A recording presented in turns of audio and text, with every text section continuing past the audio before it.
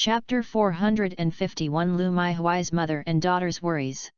Lu Meihuai's words made Zhou Zheng fall into deep thought.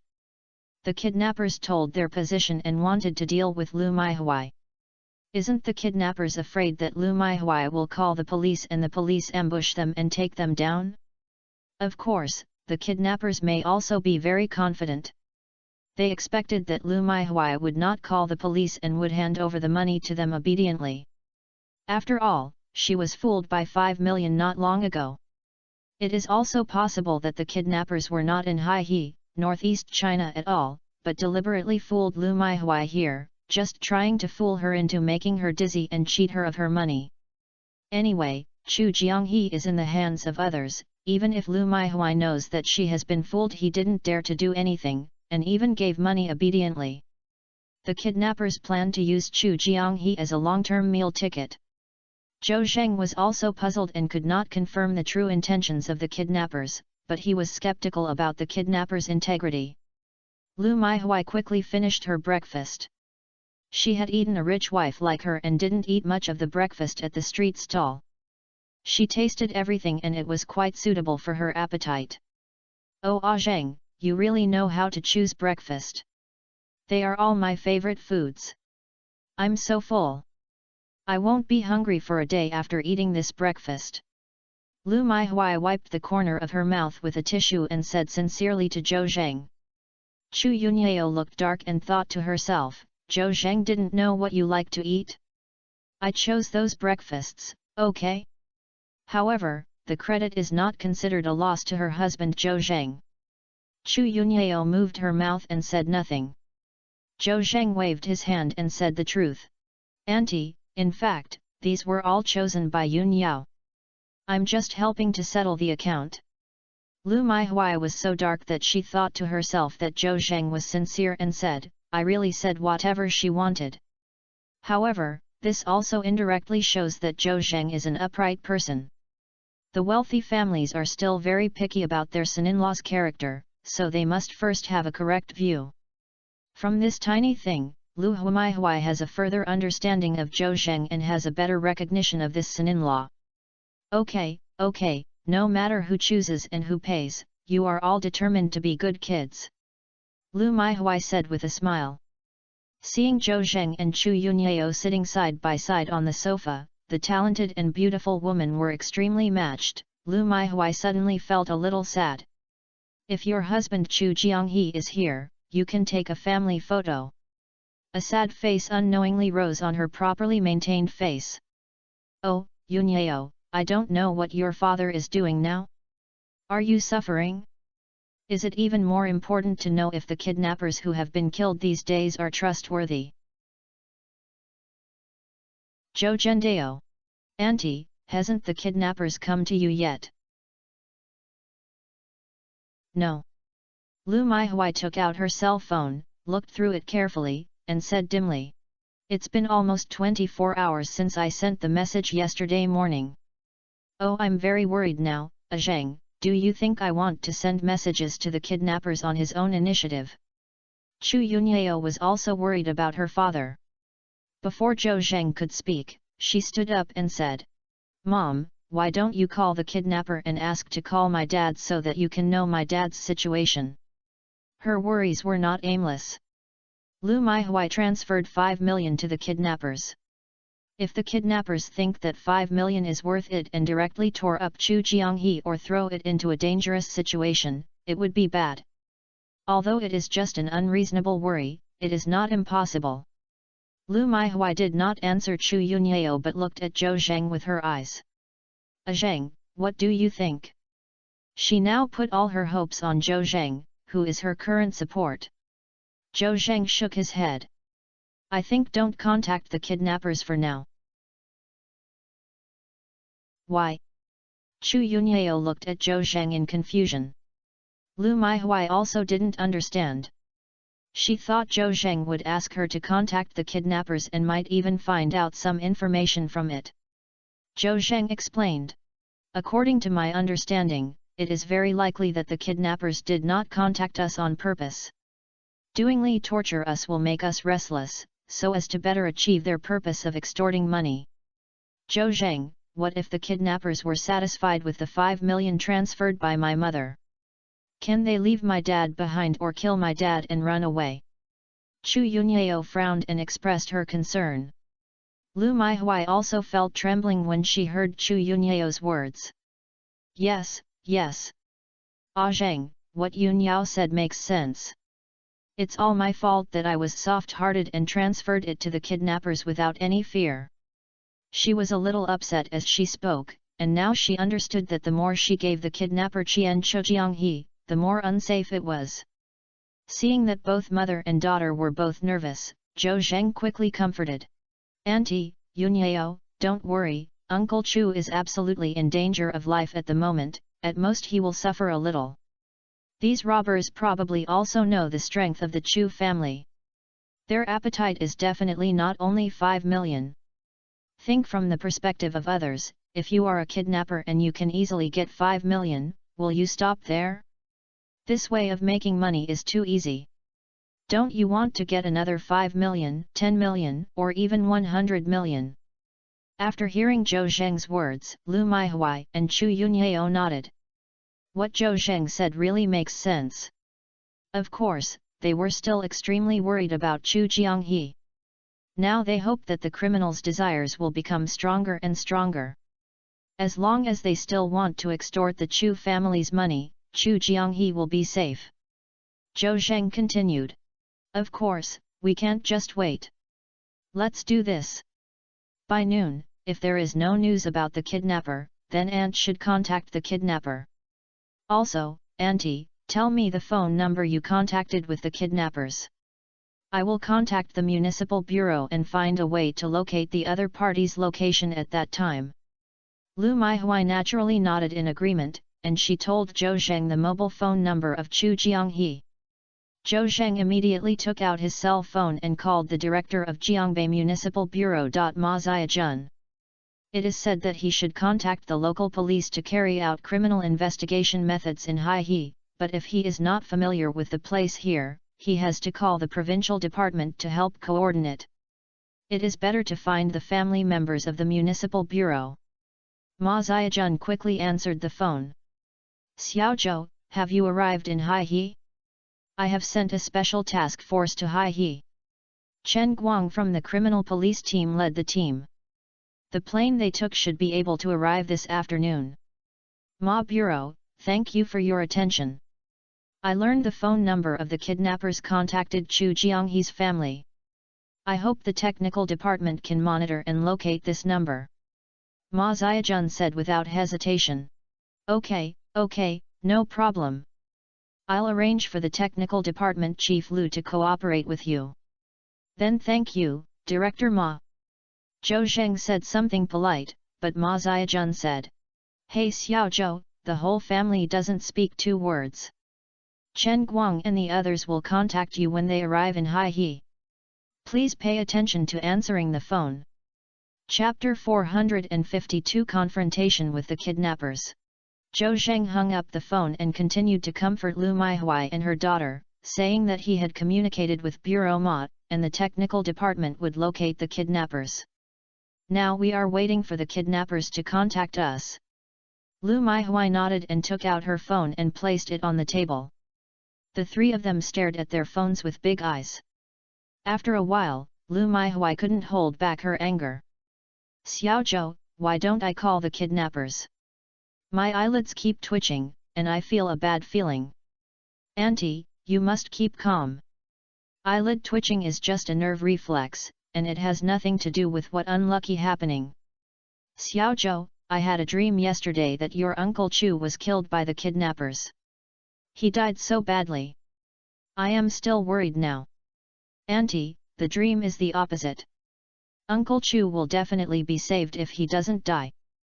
Zhou Zheng, the son-in-law, is really responsible. She is restless in the face of Lu Maihui and has always relaxed her heart. At 11:30 in the morning, even Zhou Zheng couldn't hold back, the kidnapper finally came to the message. Ding! The prompt sound from the phone made everyone excited and nervous. Everyone stood up. Lu Maihui picked up the phone on the table, took a look at the message, and her face changed color and handed the phone to Zhou Zheng. Zhou Zheng took the phone, and Chu Yunyao also came over.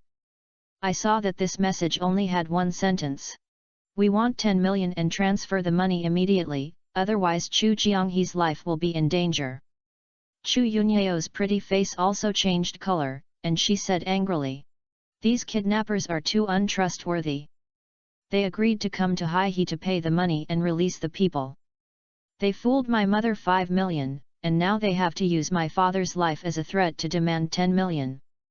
They don't mention the release of my father. They are simply a bunch of people who have no integrity to talk about. Zhou Zhendao. Yunyao, you don't have to be angry. If the kidnapper is of good quality and trustworthy, he doesn't have to do such a bad thing. Xiaozhou, what should we do next? Lu Maihui was very anxious. The kidnapper's words frightened him. If Chu Jianghe was really torn to pieces, the Chu family would be finished. Zhou Zheng waved his hand. Auntie, no, the kidnappers are scaring you. They will never tear up the money tree of Uncle Chu. Lu Maihui is still worried. But Ah Zheng, Auntie is afraid. Auntie doesn't dare to take your Uncle Chu's life as a bet. Auntie, you have to keep calm, otherwise we will be in a passive state. Next, I will reply to the kidnappers and ask them why they are not trustworthy. If they cannot guarantee the safe release of Uncle Chu, they will not even get a single son. As he said that, he handed the phone to Lu Maihui. But Xiaozhou. Lu Maihui's hand that took the phone trembled when she heard Zhou Zheng's words. What if the kidnappers are angry? What if they really kill Lao Chu? Zhou Zheng shook his head. It was indeed a mystery to the authorities. Lu Maihui dared not be tough with the kidnappers, and she couldn't blame her even for being in trouble. After all, she was worried about her husband Chu Jianghe's safety. Zhou Zheng reached out to grab the phone again. This is how Auntie, I'll send a message back and forth. Lu Maihui nodded, but still instructed Zhou Zheng. Xiaozhou, you should be more at ease when you are young and energetic. Don't really anger the kidnappers. Don't worry, Auntie, I have my own sense of responsibility. Zhou Zheng edited a piece of information and sent it to the kidnappers. The language is soft and hard, and I have discussed the conditions with the kidnappers. He expected that the kidnappers would definitely not be able to help but reply to the information when they saw the information, and the Municipal Bureau Technical Department was monitoring the mobile phone number and did not know if they could be located through text messages. However, as long as the kidnappers send text messages frequently, they expect to be able to locate the kidnappers sooner or later. Sure enough, the kidnapper replied to the text message quickly, and naturally he threatened again, and he would tear the tickets if he didn't give the money. Zhou Zheng replied to the message that he could give money, and he would pay the money with one hand and let him go.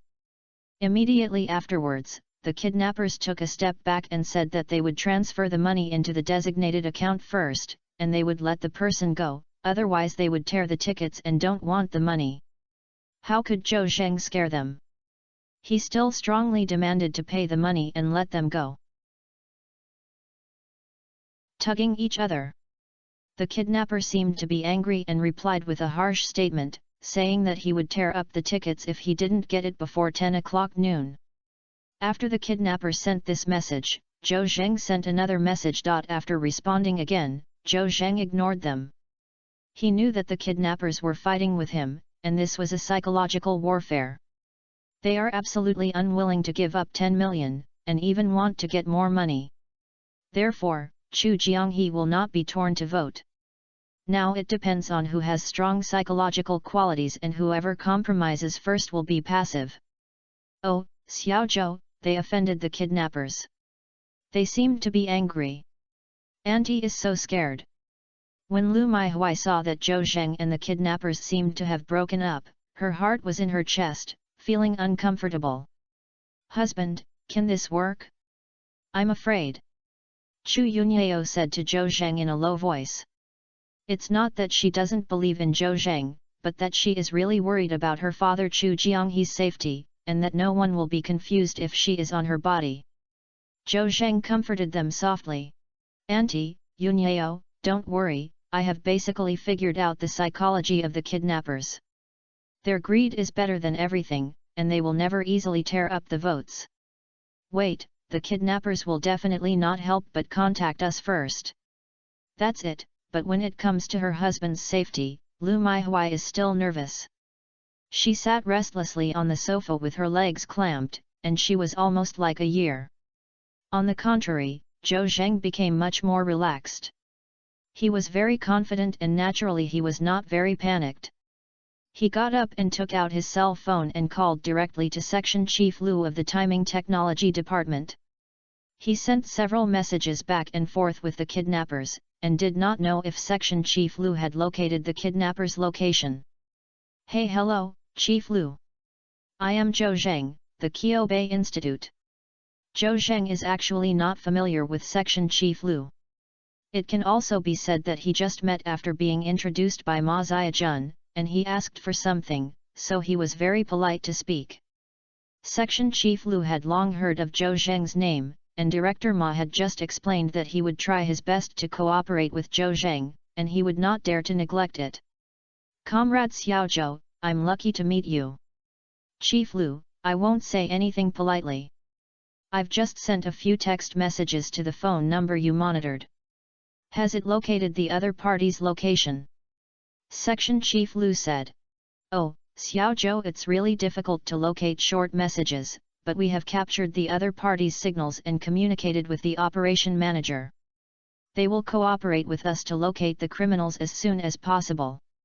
Section Chief Lu said a lot. It is nothing more than that it is difficult to locate the kidnappers, but they will overcome it and try to find the location of the criminals as quickly as possible. What else can Zhou Zheng say? It's useless to be anxious, so I can only hope that Section Chief Lu will complete the task as soon as possible. Yunyeo, Zheng, I'm so nervous. I have to go back to my room to rest. I'll inform me if I have any news. After Lu Maihui said that, she went back to her room. Zhou Zheng and Chu Yunyeo are still waiting meticulously for the information about the kidnappers. Chapter 453, Psychological Warfare, Lu Maihui can't hold back. Zhou Zheng and Chu Yunyeo were waiting in the living room for the kidnappers to contact them first. This time it was 12 o'clock at noon. I ate a lot of breakfast in the morning market in the morning, and the two of them were not hungry at all. Seeing the minute hand on the wall slowly reaching 12:30, there was still half an hour before the kidnappers threatened to tear the ticket. Chu Yunyeo couldn't sit still anymore, and stood up, pacing back and forth in the room like an ant on a hot pan. I thought I could relieve my nervousness by walking, but I didn't know that I became more and more annoyed as I walked. Husband, there is still half an hour left, and there is still no news about the kidnappers. Will you be so angry that you have torn my father's vote? At this time, Zhou Zheng felt a little uneasy. After all, he boasted about Haikao and the kidnappers would definitely compromise. He is not a worm in the other party's belly. If the kidnappers are all stubborn and really tear Chu Jianghe in anger, there is no possibility of it. After all, they have already obtained 5 million, and 5 million is not a small amount, and it is enough to spend a while. But Zhou Zheng knew that Chu Yunyeo could panic and Lu Maihui could panic, but he could not panic. After all, he is the only man among the three, and the spiritual pillar of Lu Maihui and Chu Yunyeo. Moreover, Zhou Zheng felt that he would not expect it to be wrong, and the kidnappers would never give up that 10 million, and Chu Jianghe would not be in danger of his life for the time being. Zhou Zheng said calmly with a face full of calmness. Yunyeo, don't worry. Now it is the critical moment of psychological warfare. As the saying goes, 100 miles away, we must withstand it. If we live in Bengbu and contact the kidnappers actively or even agree to their requests, we will be passive. If the money is given to them, the people will not come back. These kidnappers will continue to use the same trick again. On the contrary, if we hold it tight, they will be passive and lose in momentum. We take the opportunity to take the initiative, and can lead the kidnappers' nose, or even delay time. Once the technical department has positioned their position, they can catch them all in one go. Uncle Chu will be rescued at that time, otherwise, relying solely on believing that the robbers will give them money is like a fool. Zhou Zheng said a lot, hoping that Chu Yunyao would be calm and not lose his links at critical moments. He also knew that it was related to Chu Yunyao's father's life and death, and no one would calm down if he was on him. But there is no way, some negative emotions must be endured.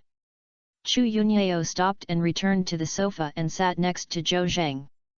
Husband, what you said makes sense, and I don't believe you, but I'm just worried and I'm too nervous. Zhou Zhenji grabbed his hand and said, Wife, I can understand your mood. Don't worry, I'm here. Chu Yunyao gently nodded and subconsciously leaned his head in Zhou Zheng's arms. Zhou Zheng's arms were like a sheltered harbor, and Chu Yunyao could get temporary tranquility when hiding inside. She slowly closed her eyes. Zhou Zheng stroked her long hair with his hands, and looked up at the clock on the wall. It's 12:45. The kidnappers were really calm and had not taken the initiative to contact him. All right. Then fight to the end. Zhou Zheng was fully prepared and expected that the kidnappers would be unable to hold on. Just then. Ding! A sound came from the phone. Here comes the message. The kidnapper must have been unable to resist sending a message. Zhou Zheng's eyes lit up, and a faint smile appeared on the corner of his mouth. Humph! These kidnappers were indeed as expected. Chu Yunyao raised her head from Zhou Zheng's arms, and showed a look of surprise and nervousness on her face. Husband, is the kidnapper coming to message? Zhou Zhendao. It should be true, they can't hold back anymore. Let me see what I'm going to reply. Zhou Zheng said as he picked up his phone and clicked on the message. Chu Yunyao did not dare to speak out, nor even dared to read the information content. Her heart suddenly started to be beating violently, for fear that the messages the kidnappers would be irritable, such as they were so angry that they tore Chu Jianghe torture him. Huh? What does this mean? Zhou Zheng was stunned when he saw the message of the kidnapper reply. Husband, what are the kidnappers saying? Is my dad okay? Chu Yunyao heard Zhou Zheng's muttering softly, and she couldn't hear anything from his tone. She didn't dare to take the initiative to stretch her head to read the information, so she asked. Zhou Zheng handed the phone to Chu Yunyao. Wife, the kidnapper just replied a few words, but they did not mention Uncle Chu. Chu Yunyao couldn't help but look at the screen, and saw that the message read. You are calculating the current affairs. Recognize current affairs? What does it mean? Chu Yunyao was also confused. Husband, the kidnappers spoke inexplicably, as if we were forced to surrender by them. But we ignored them. Zhou Zheng scratched his head. Wife, what are you saying? The kidnappers' words reveal their pride, which is a bit abnormal. Why do they reply such words? Can you? Zhou Zheng suddenly had a bad premonition. Did the kidnappers succeed and someone gave them 10 million? Chu Yunyao said confidently. Is it impossible? Who would be so kind to give us money to the kidnappers? Besides, only the three of us know about this, and only my mother knows the kidnappers' account. Zhou Zheng seemed to have thought of something and suddenly sighed. Wife, I think you'd better ask your mother. Husband, what do you mean? Chu Yunyao is also smart and seems to have realized something before she finished speaking. Husband, what do you mean is that my mother gave the kidnapper 10 million? How is that possible? Didn't my mother agree to it? Is it yours? At this time, the door of the suite opened and Lu Maihui slowly walked out. Facing Chu Yunyao and Zhou Zheng, Lu Maihui lowered her head embarrassedly. Seeing Lu Maihui's appearance, Chu Yunyao felt that Zhou Zheng was exactly what he expected, so she stood up and asked. Mom, have you transferred money to the kidnappers? Lu Maihui looked up, wanted to speak but stopped, but finally nodded. How many have you beaten? It won't be 10 million, right? Lu Maihui nodded. Chu Yunyao suddenly became excited. Mom, what do you ask me to say about you? Didn't you agree that everything will be followed by Zhou Zhang? Yunyao. Lu Maihui looked up and said with grievance. Aren't I afraid that the kidnappers will get angry and really tear your father the vote? I was sitting and lying in the room just now. When I thought about my father and I overcame so many years, it is possible that the yin and yang were separated by two separate people. I kept crying. Mom is really scared. There is no news from you, so I made this bad decision and transferred money to the kidnappers without authorization. Oh! Chu Yunyao sighed lightly. He Chang was not like this, so he could naturally understand Lu Maihui. By the way, have the kidnappers replied to the message? Chapter 454 I will give you another 10 million and let you go. Zhang, Auntie didn't listen to you, Auntie apologizes to you. But you also have to understand the aunt's difficulties. When Lu Maihui saw Zhou Zhang sitting on the sofa with a sad expression and did not talk to her, she felt a little embarrassed and quickly apologized to Zhou Zhang. Lu Maihui destroyed Zhou Zhang's plan and thought she could turn passive into active, but now it seems that she has failed. The kidnappers get 10 million, which will become even more aggressive and aggressive. But what else can Zhou Zhang say after this? After all, Lu Maihui is Chu Jianghe's wife, and the family is a family, and the money is also from the Chu family. In addition, Lu Maihui is an elder, so Zhou Zhang cannot complain. But I was really unhappy and said, bow twice. Auntie, to be honest, I never expected you to give money to the kidnappers. In fact, the kidnappers have to compromise at the critical moment. Maybe we will win after waiting for more than 10 or 20 minutes. Alas! Forget it. Already this is the case, and, don't blame yourself. Lu Maihui's face turned red. She felt that Zhou Zhang was definitely uncomfortable, but she felt that she was not wrong, so she changed the topic. By the way, Zhang, have the kidnappers replied to the message? Before Zhou Zhang could speak, Chu Yunyao held his cell phone and shook in front of Lu Maihui. Mom, the other party replied to the message, but it was just a singular tone. Lu Maihui saw the information on her phone and her face turned pale. Yunyao, the kidnappers didn't say when and where did you release your dad? Chu Yunyao smiled bitterly when she heard this. Mom, no. I think you're thinking too much. If the kidnappers are really honest and trustworthy, they won't fool you 5 million. Now that I'm fine, I'll throw another 10 million in. I don't know my dad's message at all. Mom, how much money do you have? Lu Maihui said ashamed. I have transferred part of the company's liquid cash, about 30 million. But don't worry, Yunyao will not make any mistakes in the company. Good guy. Chu Yunyao took a breath of cold air. No wonder my mother was generous, she actually transferred 30 million. Of course, in order to save my father, even the Chu family went bankrupt. However, money is not spent like this. Even if you lose money, you can't save it. This is the saddest thing. Now things have made 15 million yuan in advance. My mother is really messy. But this is human nature and nothing wrong. Chu Yunyao sighed and shook her head without saying a word. Yunyao, did the kidnapper really say nothing else? It shouldn't be. Lu Maihui seemed to have luck in her heart. She gave the kidnappers 15 million, and she has been compromising again. The kidnappers must have a polite relationship. It should be content to let others go, right? Not yet, why don't you take a look? Chu Yunyao handed the phone to Lu Maihui. Lu Maihui looked around and was a little excited. He angrily called the kidnappers. Sorry, the phone you dialed is turned off. Sorry, the phone you dialed. After a while, a mechanical electronic sound came from the receiver of the mobile phone. The kidnappers are shut down. This. Lu Maihui felt a dizzy moment, and it really cost her wife and soldiers. How could this happen? The kidnappers shut down. These guys who got killed by thousands of swords. Lu Maihui felt sad, and her whole body seemed to have been drained of all her strength. She fell on the sofa in dismay. Mom, Mom! Chu Yunyao was startled and hurried forward and hugged Lu Maihui's neck. Don't scare me. If you lose 15 million, you will be gone. Let's find a way to save your father. What if you fall down?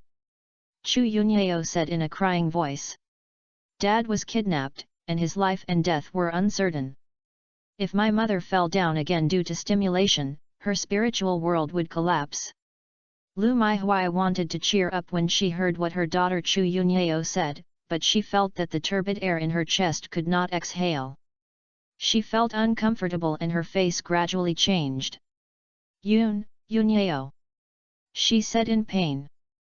Zhou Zheng knew that Lu Maihui was angry when she saw this situation.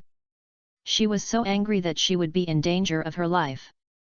Yunyao, hurry up, help your aunt and let her face up. Zhou Zheng said as he took out the needle capsule from his pocket, took out an 8-inch golden needle, and quickly inserted it into Lu Maihui's chest after disinfection. Nowadays, Zhou Zheng carries needle capsules and medical alcohol with him all day in case of emergency. The long golden needle flashed a few golden lights on Lu Maihui's chest, and Zhou Zheng was soon stabbed into her chest.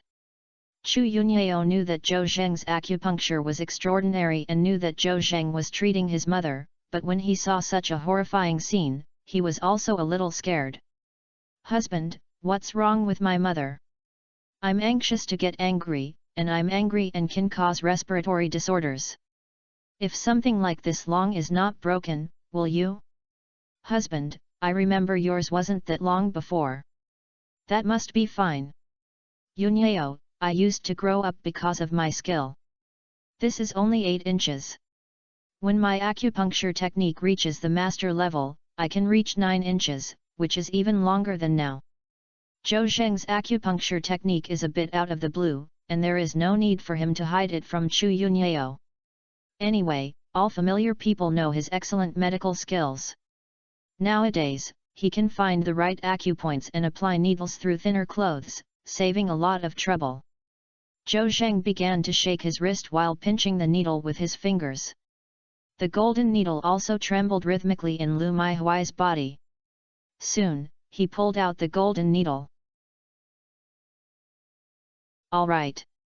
At this time, Zhou Zheng heard a prompt sound of proficiency in his acupuncture technique. If he had less than 100 proficiency, he could upgrade to the master's level acupuncture technique. At that time, Chu Yunyao's mediocrity can be completely cured, and the two of them can complete the family. Of course, there is a certain chance to save Chu Yunyao's grandmother when going to the capital. Zhou Zheng felt excited. Chu Yunyao opposite her opened her eyes wide and was full of surprise. It took only 1 minute for Zhou Zheng to get the needle out to pull it out. She was shocked. This is too fast, right? Can you cure your mother well after so much time? Chu Yunyao was a little suspicious. Hi. At this time, Lu Maihui let out a long sigh. Oh, I almost suffocated to death just now. Chu Yunyao asked quickly. Mom, how do you feel? It's much more comfortable than just now. Ah Zheng, I have to thank you for saving my aunt. Who did you learn this from? So many things look scary, but it feels quite comfortable when you pierce in. Zhou Zheng said with a dark face. Self-taught. Lu Maihui was nothing serious, and Chu Yunyao also felt relieved. However, I don't know how to solve the problems facing them. The kidnappers shut down. It is possible that I feel that the money is enough. If the kidnappers remain so silent, they will soon be able to run away. As for Chu Jianghe's life and death, it depends on the other person's mood. Lu Maihui and her mother were both confused, and Chu Yunyao kept begging Zhou Zheng if she could think of a solution. Zhou Zheng contacted Chief Lu of the Municipal Bureau's Technical Department to inquire about the progress of his positioning. Section Chief Lu apologized that there is not much progress at the moment, but everyone is still working hard. Zhou Zheng hung up the phone and shook his head. Now he can't count on others anymore, he can only count on himself. Zhou Jianghe is in danger of life at any time, so we have to find a way quickly. Zhou Zheng thought about it and picked up his cell phone and sent a message to the kidnapper. Let Zhou Jianghe be released, I will give you another 10 million. Chapter 455 Life and Death, in a moment. After Zhou Zheng sent a message to the kidnappers, he put his phone on the table. He felt that the kidnappers would still turn on the phone, and he would be moved when he saw this message. Husband, what message did you send to the kidnappers? Chu Yunyao saw Zhou Zheng typing with his cell phone, and expected that he was sending a message to the kidnappers, and couldn't help asking. Zhou Zhendao. I said that we could give them another 10 million if we let Uncle Chu go. What? Chu Yunyao was surprised. She never expected that Zhou Zheng would compromise with the kidnappers. Husband, these kidnappers are a group of untrustworthy scumbags. They have blackmailed 15 million, but my father is still alive and dead. Even if he gives them another 10 million, he will be a meat bun to beat a dog. This is a bottomless pit. We can't throw money into it anymore. Yunyao is right. Next to him, Lu Maihui also echoed. Originally, she was still lucky and thought that the kidnappers were somewhat humane and would release them after paying the ransom. But she was cheated by the kidnappers for 10 million. Lu Maihui regretted it in her heart, and she was wiped out with a trace of luck. She no longer trusted the kidnappers, and even hated her deeply. So, she didn't want to give money to the kidnappers for nothing. Zhou Zhendao. The kidnappers don't seem to want to contact us now. I suspect that they have received 15 million and it has exceeded their expectations. Once the kidnappers meet Uncle Chu, it will be very dangerous. After all, the money is obtained, and the hostages are no longer important to them. We don't know the specific situation of Uncle Chu. Have he seen the true face of the kidnapper? If you have seen it, the chance of the kidnapper killing people and silence them is much higher. Even if you don't see the true face of the kidnapper, the possibility of being released is not high. It mainly depends on the mood of the kidnapper. To put it bluntly, it's just a matter of thought. Therefore, Uncle Chu's current situation is the most dangerous, and the kidnappers may tear up their votes at any time and disappear. What? Old Chu is very dangerous at the moment. When Lu Maihui heard this, her originally sad expression turned into terror again. She grabbed Zhou Zheng's arm. Ah Zheng! Your Uncle Chu can't die. How can I live if he dies? The Chu family is over. You have to find a way to save him. I know you have any objections to him, but he will not die. After all, he is Yunyao's biological father. For Yunyao's sake, save him. Zhou Zheng's words frightened Lu Maihui. She was frightened and crying, begging Zhou Zheng to find a way to save Chu Shanhe. At this moment, she broke her defense, and her days of running around and fear of gains and losses made her collapse. Pooh! Lu Maihui collapsed in front of Zhou Zheng with her legs weak. Zhou Zheng quickly looked in hands, and lifted her up and placed her on the sofa. Aunt, what are you doing? Don't be so sad. Mom, don't worry, Zhou Zheng will find a way. I have someone to tell my dad the truth and say that he can live to more than 80, and my dad will definitely not have any trouble. Chu Yunyao felt uncomfortable when she saw her mother collapse and hurriedly comforted her. Zhou Zheng also continued on the side. Auntie, to be honest, the divisor is that there are too many uncertain factors now. In order to increase his Uncle Chu's chance of survival, I had to send a message to the kidnappers and give them another 10 million. I want to use money to tempt them. As long as they turn on the computer before they are unfavorable to Uncle Chu, they will definitely not hurt Uncle Chu for the time being, and at least they have to wait until the money is obtained before talking. Chu Yunyao nodded. She is also in a mess now and her mind is no longer changing. What Zhou Zheng says is whatever he says. Anyway, he believes in Zhou Zheng. What Zhou Zheng said must make sense. The old father's life can only be entrusted to him. Lu Maihui leaned on the sofa and said. But Ah Zheng, as Yun Yao said just now, there is no credit to tie up these kidnappers. Even if they did not kill Lao Chu for this 10 million, they might even tear up the tickets once they got the money. Zhou Zhendao. I know they have no integrity, but there is a word called pull. The kidnappers are greedy for money.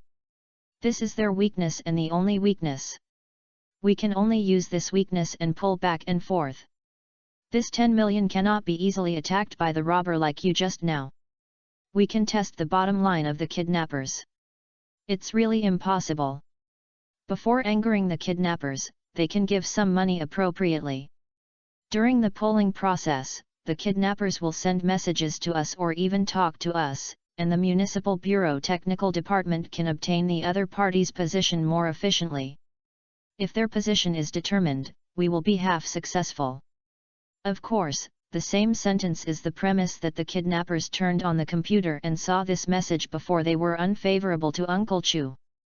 Also, I hope that when negotiating with the kidnappers, my aunt will not interfere, and I will not be able to stop sending money to the other party without any hesitation. In short, everything will be listened to me. Ah, I'm just listening to you, I'll do whatever you want. Now, Zhou Zheng is the backbone of the Chu family, and Lu Maihui dares not make decisions without authorization. Okay. Then you keep your heart in your stomach and wait for the information about the kidnappers with peace of mind. I have a premonition that they will reply to the information soon. Zhou Zheng didn't know whether he was confident or deliberately comforting Lu Maihui. Anyway, his chest was patted loudly, which made Lu Maihui collapsed and she had some hope. The golden shield is made with passion. Suddenly, a loud ringtone of cell phone echoed in the room. The three of them were shocked. After all, they were all waiting for the information about the kidnappers. Zhou Zheng said embarrassedly. I'll answer my phone. He took out his cell phone and looked at the caller ID. It was Fan Xiangdong's phone number. What phone call did team leader Fan call me? Could it be that he reminded that the last competition in the provincial selection competition is about to begin? Zhou Zheng thought that the THREA-day holiday would end tomorrow, and the third event of the trial competition would be held the day after tomorrow. He answered the phone and a familiar voice came from the receiver of the phone. Xiaozhou, I'm Fan Xiangdong. Hello, team leader Fan, why did you call me if you have time? Look at what you said, I won't call you if I don't have time, right? Haha, you are my team member, and I, as a team leader, have to care about it, right? Fan Xiangdong already knew what Zhou Zheng hurriedly left the provincial capital. It turned out that his father-in-law was kidnapped. He said a few polite words and then asked. Xiaozhou, how is your situation? On average, not very optimistic. Okay. The trial competition is about to begin the day after tomorrow. Can you come back and participate on time? Team leader Fan, I probably have to stay away. I have greeted the ancient hall and the others. At worst, I will abstain from it. Oh, that's a pity. With your ability, winning is no problem. By the way, do you need any help? See what can I help? Thank you, team leader Fan, I don't need to help. Zhou Zheng waved his hand and continued. You bring our team well, especially Lao Su, that boy. Before he finished speaking, Fan Xiangdong said angrily. I'm also talking about it.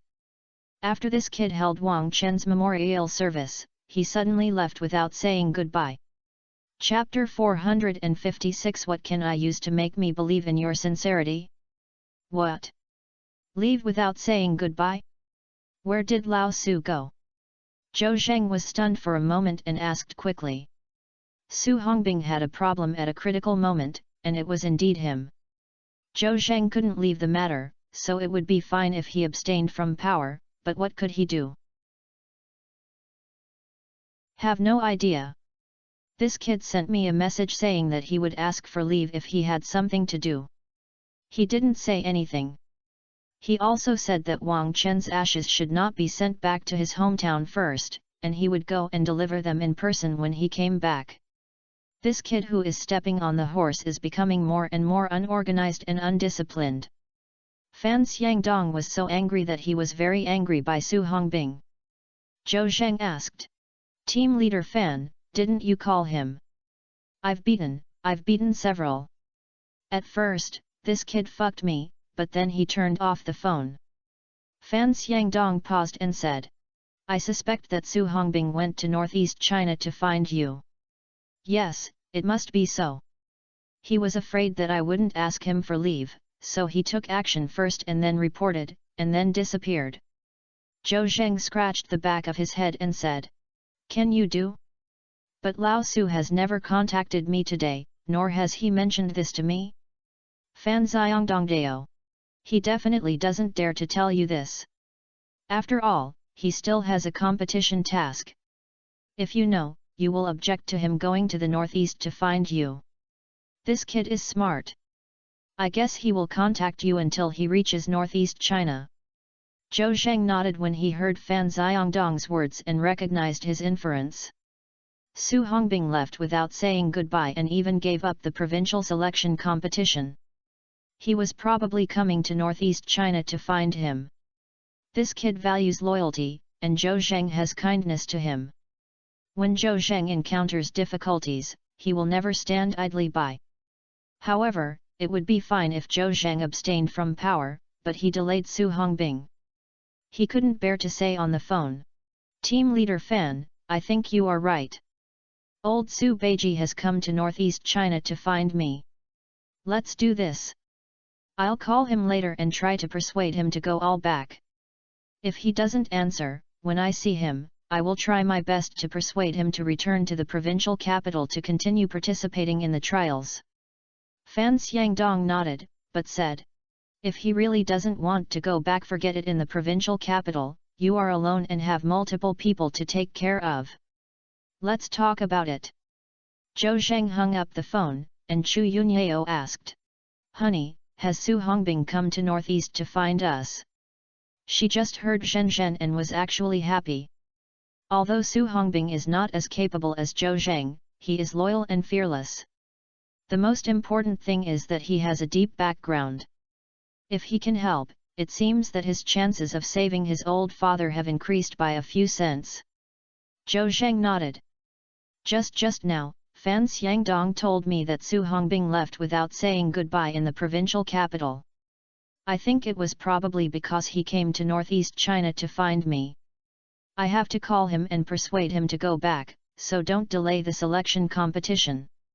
Chu Yunyao pouted, as if she didn't want Zhou Zheng to drive Su Hongbing away, but she also knew that she shouldn't be too selfish, so she didn't say anything. Zhou Zheng dialed Su Hongbing's number. After a while, the other party's phone was prompted to turn off the phone. Zhou Zheng thought that Su Hongbing should be on the plane, and this kid should take the initiative to contact him when he landed. Zhou Zheng put down his cell phone and focused his attention on Lu Maihuai's cell phone. More than 10 minutes have passed, and the kidnappers have not replied to the message. It took only 1 minute of Chu Jianghe to be in danger.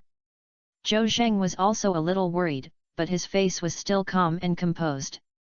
Chu Yunyao and Lu Maihuai were naturally anxious. Especially Lu Maihuai, who was sitting on pins and needles and pins and twisting around the sofa. How could she look like a noble lady? Zhou Zheng felt that it would be okay for them to remain nervous like this, so he asked. It's already 2 o'clock in the afternoon. Everyone is hungry. Why don't I go out and buy some food? Husband, don't leave. Zheng, don't go, we're not hungry. Neither Chu Yunyao nor Lu Maihuai wanted Zhou Zheng to go out. It seemed that he had left him and left his support. Only Zhou Zheng and the others could be more calm, otherwise they would be worried. Zhou Zheng smiled. You are not hungry, I am hungry, too. Let's do this, I won't go out to eat noodles, just order takeaway. Everyone eats a little, the body is the capital of the revolution, and it must not be broken. Zhou Zheng took out his mobile phone, opened the Eat Bulletin Eat app, and started ordering food. What do you want to eat? I heard that northeastern cuisine is always delicious, and the portions are large, including pot dumplings, bean-stewed pork ribs, etc. Don't you want to taste it? In no mood. No appetite. Lu Maihui and Chu Yunyao both expressed their rejection. Zhou Zheng looked dark. Don't do this. I understand everyone's mood. Forget it, I won't ask any more. Let's do it according to my own taste. Zhou Zheng found a restaurant with a good rating on the app. He ordered 4 dishes and 3 bowls of rice, but it actually cost less than 100 yuan. This northeast currency is indeed different from the money from other places, and it is spent on real scriptures. In 40 minutes, the takeaway was delivered, and the plastic bag contained several large boxes full of them. Zhou Zheng took out the lunch box and placed it on the table, and opened it one by one. A scent suddenly filled the room. Especially the sweet and sour taste of the refrying meat makes people unable to help but drain the water after smelling it. Although Lu Maihui and Chu Yunyao were anxious and irritable and had no appetite, their stomachs were roaring when the fragrance aroused. Auntie, Yunyao, the food is fragrant, wash your hands and have a meal. Zhou Zheng said with a smile. Lu Maihui and Chu Yunyao looked at each other, stood up, went to the bathroom to wash their hands, and came back to sit in front of the table. When they arrived, they said they wouldn't eat or not to eat, but now they were drooling at the food, and the two of them felt a little slapping and embarrassed. Zhou Zheng thought nothing had happened before, and happily helped them open the outer packaging of disposable chopsticks and handed them to the two of them one by one. Auntie, Yunyao, eat while it's hot. The two nodded embarrassedly, lowered their heads and started to squeeze the rice. The northeastern cuisine is indeed very large, but it can't stand Zhou Zheng's ability to eat. He ate most of the 4 dishes. Just as the 3 of them finished their meal. Ding! Lu Maihui's cell phone rang, and the kidnapper replied to the message. Everyone's hearts were trembling, especially Lu Maihui and Chu Yunyao. The mother and daughter were breathing a long sigh. As long as the kidnappers reply to the message, there is hope. Zhou Zheng opened his phone and clicked on the message, and the above sentence was still. If you give another 10 million, you will definitely let people go, do what you say. This tone is probably embarrassed by the kidnappers and emphasize integrity. Of course, Zhou Zheng and his group sneered at this. Anyway, none of them believed that the kidnappers could be honest. If they hadn't used 10 million as bait, the other party might not have replied to the message. Zhou Zheng nodded. The kidnappers were jealous of money and seemed to have successfully delayed them. He picked up his phone and thought about it and replied. You have broken your promise. What are you going to make me believe in your sincerity? Chapter 457 Draw a big pie of 30 million. Zhou Zheng questioned the kidnappers, you have broken your promise, so why are you talking about integrity? I don't believe you now. After a while, the kidnapper replied with an extremely arrogant tone. Haha, I can't help but believe it or not. Chu Jianghe's life is in our hands. If you want him to survive, you have to transfer money for us. Otherwise, wait to collect the body from him. After reading this message sent by the kidnapper, he smiled. These kidnappers are reusing the same trick, thinking that the threat will be effective. After all, the old man who threatened Chu Jianghe in the past 2 days' mom, has already earned 15 million. Originally, they thought 15 million was enough, so they wanted to throw away the phone they contacted Lu Maihui and then make Chu Jianghe. However, the second leader of the kidnapper thought that he could treat Chu Jianghe as a long-term meal ticket. After all, he had already forced Chu Jianghe to learn that his industry was more than 10 billion, and compared with 10 million millions, it would be a drop in the bucket. So after a while, he persuaded the kidnapper's boss to turn on his phone and found the message Zhou Zhenfa. The second in charge of the kidnapper was even more proud and thought that the other party had surrendered again. He didn't know that the person they were facing had changed from Lu Maihui to Zhou Zheng. If Lu Maihui saw this message, she would be 100% furious and could not bear it. She would obediently transfer money to the kidnappers. Zhou Zheng was not Lu Maihui, nor was he scared. He replied directly. Don't say 10 million, I will give you another 30 million, but I can't afford it. But I need to see your sincerity. Understand? Zhou Zheng Sushi's words were not polite at all. With the tone of questioning, he immediately couldn't punish the kidnappers. Hold the grass. Why did the other party's tone change? From being submissive to being tough, it was like a different person. The kidnappers were very angry and the consequences were serious. I originally thought that I would stop talking about it, but I would just tear up the votes and do whatever I want. Aren't you awesome? Then let you taste the awesome price. But 30 million is too tempting. 15 million has been obtained, isn't it good to get another 30 million? Besides, 30 million is not a bragging thing, the Chu family can take it out. For the sake of money, the kidnapper had to put aside his temper and replied. We will definitely let the money go if 30 million is received. We will never go back on our word this time. Transfer the money. Zhou Zheng saw the kidnapper's reply, sneered, typing and scolding. Are you stupid? Don't understand what I'm talking about? 30 million can be done. Ask again, what do you want to make me believe your sincerity? After writing, click to send directly. Chu Yunyao was paying close attention to Zhou Zheng's conversation with the kidnappers. Seeing that Zhou Zheng dared to scold the kidnappers, he was suddenly shocked. How dare he? Good guy. If the kidnappers are angered, the hostages will be the disadvantage. Chu Yunyao pulled Zhou Zheng's arm and said worriedly. Husband, are you, the message you replied too much? Will it anger the kidnappers? Zhou Zheng smiled. Yunyao, the kidnappers will definitely be angry when they see it. After all, no one wants to be called a fool. Puff. Chu Yunyao suddenly didn't hold back, and then stuck out her tongue. Oh husband, what you said is so ugly. Zhou Zhendao. I'm very angry with the kidnappers, and I'm not relieved when I scold them. Zhou Zheng was really angry with the kidnappers and tied up Chu Jianghe, which caused Zhou Zheng to fail to complete the provincial selection competition and failed, otherwise he would definitely get a place in a national competition. Zhou Zheng is also sure to get the ranking when participating in the national competition, and then his career will go further and his ideals will be realized faster. The kidnapper who killed Qiandao disturbed Zhou Zheng's ideas and plans. He wanted to find the kidnapper's location now and rake them all in one round. Chu Yunyao then showed a worried expression. Husband, the robber is angry, my dad. Don't worry. Yunyao, the robbers didn't dare to do anything to Uncle Chu when they were angry. I drew a big cake of 30 million for them. Even if they were greedy, they would endure it. They couldn't just let them threaten us, we could also threaten them. Really? Yunyao, you should believe me. I have a clear idea that I will not send Uncle Chu to a desperate situation. Chu Yunyao said.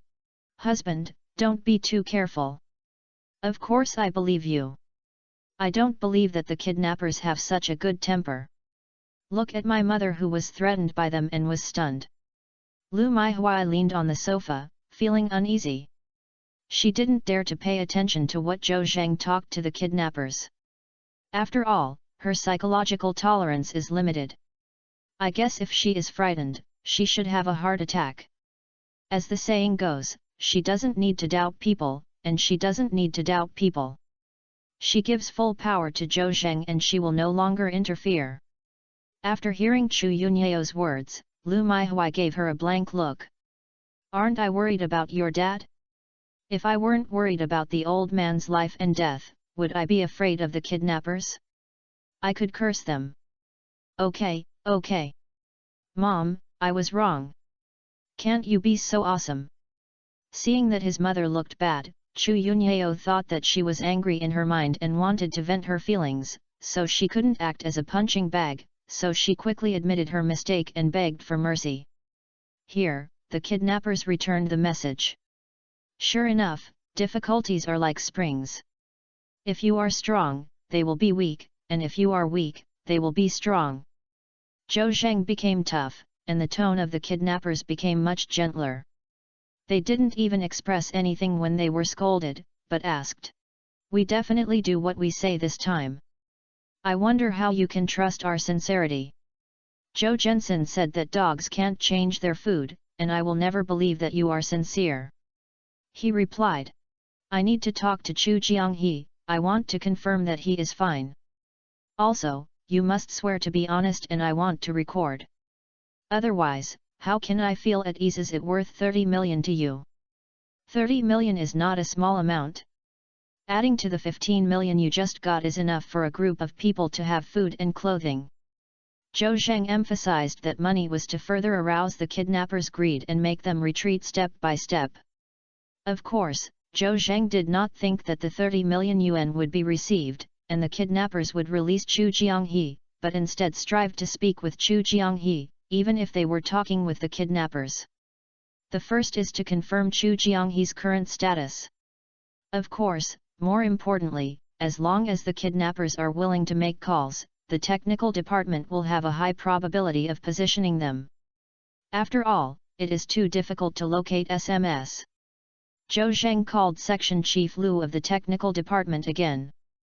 "Tell him that he might get the opportunity to call the hostages, and hopes that the technical department can seize this opportunity and locate the kidnappers."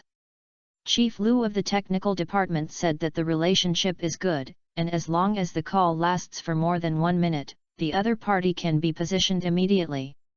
1 minute. Zhou Zheng felt it was a bit difficult, but as long as there was a glimmer of hope, he would do his best to do 100 times the effort.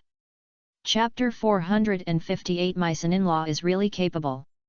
After finishing the call with Chief Lu of the Municipal Bureau Technical Department, Zhou Zheng was waiting for the kidnapper's response. He boasted to Section Chief Lu, saying that there is a high probability that he can speak to the kidnappers. Section Chief Lu also said confidently that as long as the call lasts for more than 1 minute, he will be fully confident of being positioned as the kidnapper. In 1 minute, soon, I smoked half a cigarette, brushed a nose, and even had no time to urinate in the bathroom, and it was over in 1 minute. Of course, 1 minute can be very long, just like talking to Chu Jianghe or the kidnappers next. It's not easy to persevere for 1 minute. The kidnappers are not stupid, nor will they let Chu Jianghe talk unlimitedly with the outside world. Besides, whether the kidnapper can agree to the call is also between the two. Zhou Zheng could only hope that these kidnappers would be blinded by profit and generally reduce their wisdom for money. After a while, the kidnapper wrote back. Zhou Zheng clicks on the message. "Kidnappers, it is not possible to call. We can ask Chu Jianghe to send a voice to prove that he is very good, and he has not been abused by us, nor has he been torn to death." Zhou Zheng immediately replied. "No. I need to call in real time. Who knows whether the voice you sent is true or false?" This time the kidnappers returned quickly. "Who are you? Why are you so tough? You are not Chu Jianghe's wife, and she will definitely not say such things. Or maybe you are Chu Jianghe's wife, but what you say is taught by others. Have you called the police? Are the police by your side?"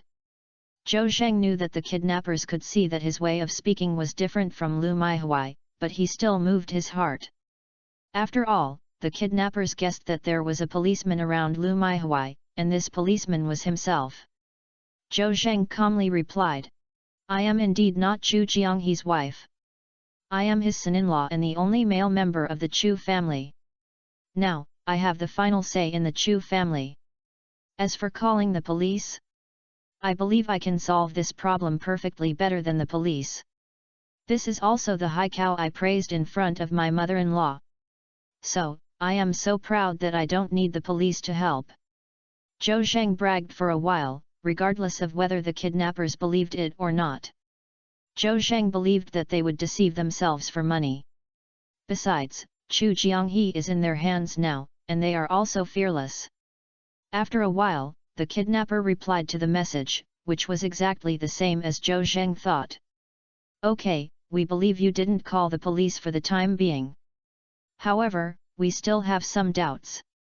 You are the only male member of the Chu family now. If Chu Jianghe dies, it will be of the greatest benefit to you. Will you save him sincerely? Zhou Zheng was amused. It seemed that the kidnappers were really greedy. They were even afraid that Zhou Zheng, the son-in-law of the Chu family, would be ambitious and would choose not to save Chu Jianghe if they wanted to dominate the Chu family's family business. He replied to the kidnappers. At the beginning, I really hoped that he would be killed by you, but I praised Hai Cao in front of my mother-in-law and wife. I would be embarrassed if he died. So, I have to save him, but if you are too much, we will break up.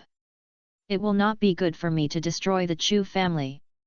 What's the use of me if I want a living father-in-law? If the talk breaks down, you will be willing to tear the votes. If I lose someone once, but it is a wise choice to get the Chu family's property. You decide what to do. If you want money, let Chu Jianghe call us first. If you don't agree, then you will break up. Just kill him. I call the police and leave this matter to the police. I have to be busy taking over the Chu family's property. Zhou Zheng said something like a real thing, and he talked a lot. The kidnapper was confused by his words, and he couldn't tell the difference between real and fake for a while. However, they felt that it seemed that they threatened Lu Maihui, and then threatened the Chu family's son-in-law, and seemed to be less effective. This kid might want his father-in-law to die. But putting Chu Jianghe away is equivalent to helping this kid. In the dark, the kidnappers felt that Chu Jianghe would never be able to touch him, so why should he help this kid? So, the kidnappers' arrogance suddenly went a lot, and they became more polite to Zhou Zheng. Brother, of course we want money. Otherwise, we will give us another 30 million yuan and release the person immediately after the account is arrived. Swear to God that whoever doesn't let go is a bastard. Zhou Zheng glanced at him and replied. Don't swear to the sky, I don't believe it. If you choose money, it's okay, but the same thing is true. If you ask him to call my mother-in-law and my wife, you have to show sincerity. That's it. I won't go back if I'm not going to bother with it. If it weren't for my wife and mother-in-law I am crying, who has the time to compete with you idiots? The information was called, but the kidnappers did not reply for a long time. Just when Zhou Zheng thought the kidnapper was scolded by him and stopped replying in anger, his cell phone suddenly rang. I took a look at the number and it was Chu Jianghe's mobile phone number. Lu Maihui and Chu Yunyao were immediately excited when they heard the ringtone of their phone. Zhou Zheng said seriously. Auntie, Yunyao, the kidnappers I have fooled are willing to let Uncle Chu talk to us. After a while, you guys say, try to delay the time, and the Municipal Bureau Technical Department will be able to locate their position in 1 minute. Really, Ah Zheng? Lu Maihui almost cried with joy when she heard this. After all, after Chu Jianghe was kidnapped, she didn't know whether he was alive or dead, and she didn't talk to him. She sent 15 million yuan to the kidnappers, but she didn't get any information. The choice was to send a few messages, and the kidnapper actually turned on the phone. Good guy. My son-in-law is indeed capable and deserves to be a policeman. Lu Maihui glanced at Chu Yunyao and thought to herself that it was fortunate that Yunyao did not listen to her parents' words that day, so she resolutely got married with Zhou Zheng. Her eyes are indeed good. If you listen to your parents and marry a rich second generation who is of equal status, if something happens to the Chu family, the rich second generation will have no choice but to be helpless or even ignore it directly.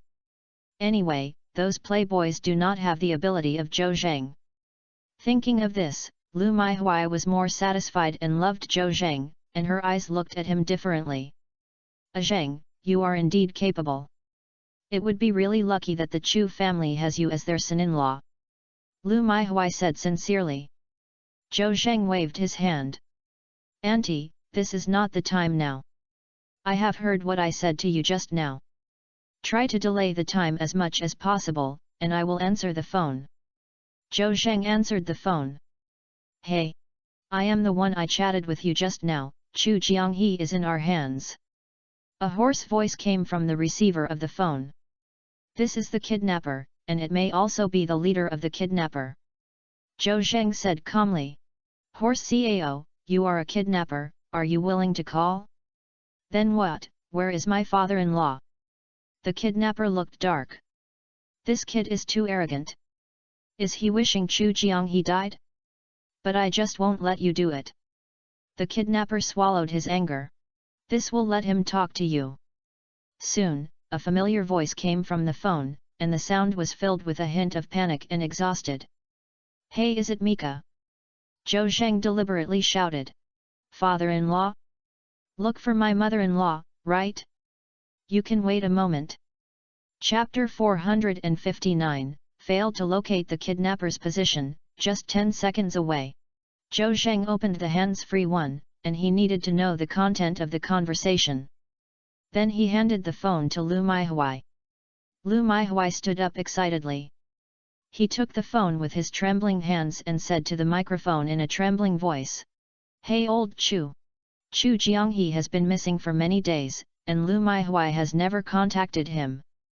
Now he has a conversation again, and it really feels like a different life. Chu Jianghe on the other end of the phone was like a dream. After being kidnapped by the kidnappers, Chu Jianghe was a little unbelievable at first. Why did the plot in the TV movie happen to him? But facing the vicious kidnappers, he had to face reality as he suffered a lot. 2 days ago, he was beaten and hungry again. Chu Jianghe felt that he could not get through it, so he might have to explain it to this place where he was unfamiliar with his own body. He didn't even know where he was thrown away. But today the kidnapper actually asked him to talk to the outside world.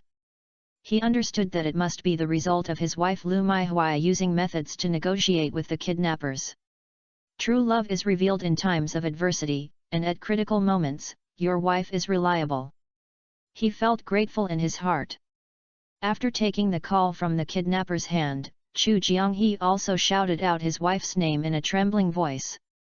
Then a familiar voice came from the phone that he didn't want to hear. This person is actually Zhou Zheng? How could it be him? Chu Jianghe was puzzled, but he soon understood that his wife would definitely discuss with her daughter Yunyao when she knew about this.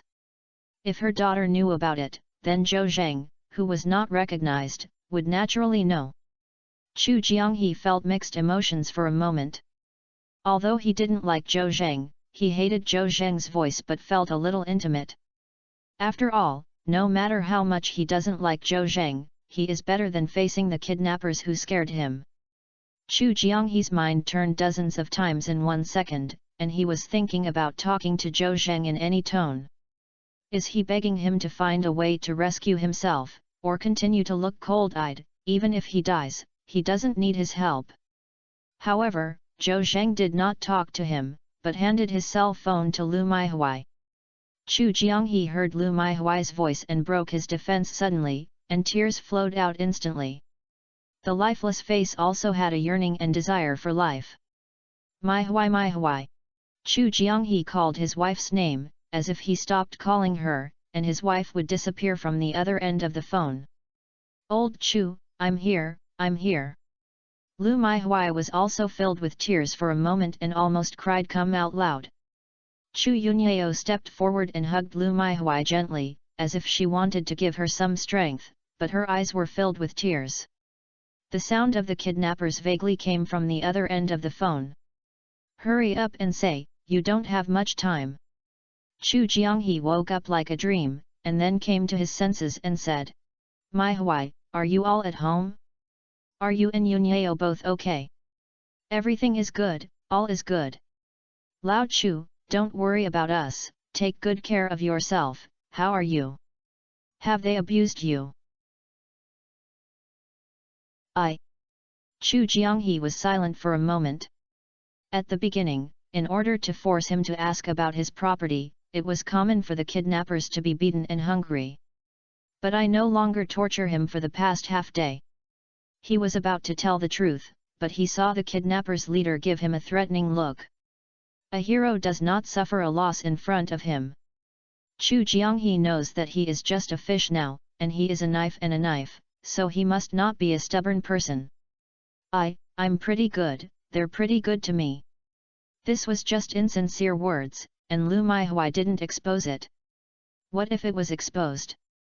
After breaking the casserole, Chu Jianghe's situation will not change at all, and it may even bring disaster to him. Old Chu, you have to take care of yourself. We have been trying to find a way to redeem you. Maihui, thank you. Old Chu, I just did something that my wife should do. If you want to thank you, please thank Zhou Zheng. Xiao Zhou has paid too much for your work, he did. Lu Maihui wanted to say something, but the other party hung up the phone. Of course, she didn't think it was Chu Jianghe who hung up. Even if he didn't like Zhou Zheng, he wouldn't hang up the phone. She could only say that the phone was forced by the kidnappers. Zhou Zheng also had a feeling of heart. Mad. The kidnappers were really thief and deliberately hung up the phone. They also knew that continuous calls were not good for them. Anyway, the kidnappers will not completely trust others when they are cunning. Zhou Zheng thought that Lu Maihui could delay for 1 minute, but now it seems that he is not optimistic. He hurriedly asked. Auntie, look at the call history. Has the call lasted more than 1 minute?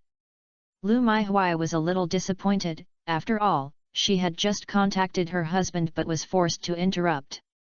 Hearing Zhou Zheng's voice, she quickly clicked on the call record, looked at it twice, and showed a disappointed expression on her face.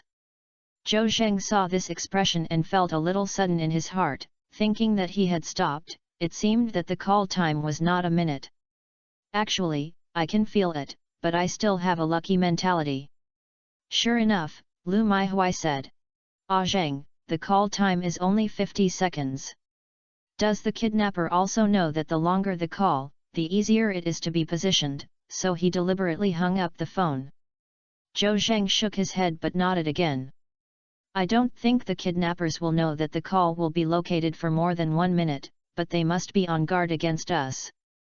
They know that the longer the call, the more unfavorable it will be for them, and they are not 100% sure that we did not call the police. In short, this is a group of very cunning kidnappers. Then Zheng, what should we do next? Old Chu's voice sounds very tired, and he must be in a bad state. Lu Maihui said worriedly.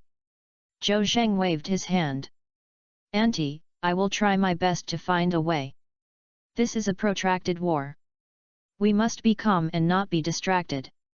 Uncle Chu may suffer, but compared with life, what's the point of suffering? Chu Yunyao also said. Mom, Zhou Zheng will find a way, and he will definitely rescue my dad. Zhou Zheng was still very pleased with his wife Chu Yunyao's support and belief. He said. I will contact the Chief Lulu of the Technical Department of the Municipal Bureau immediately.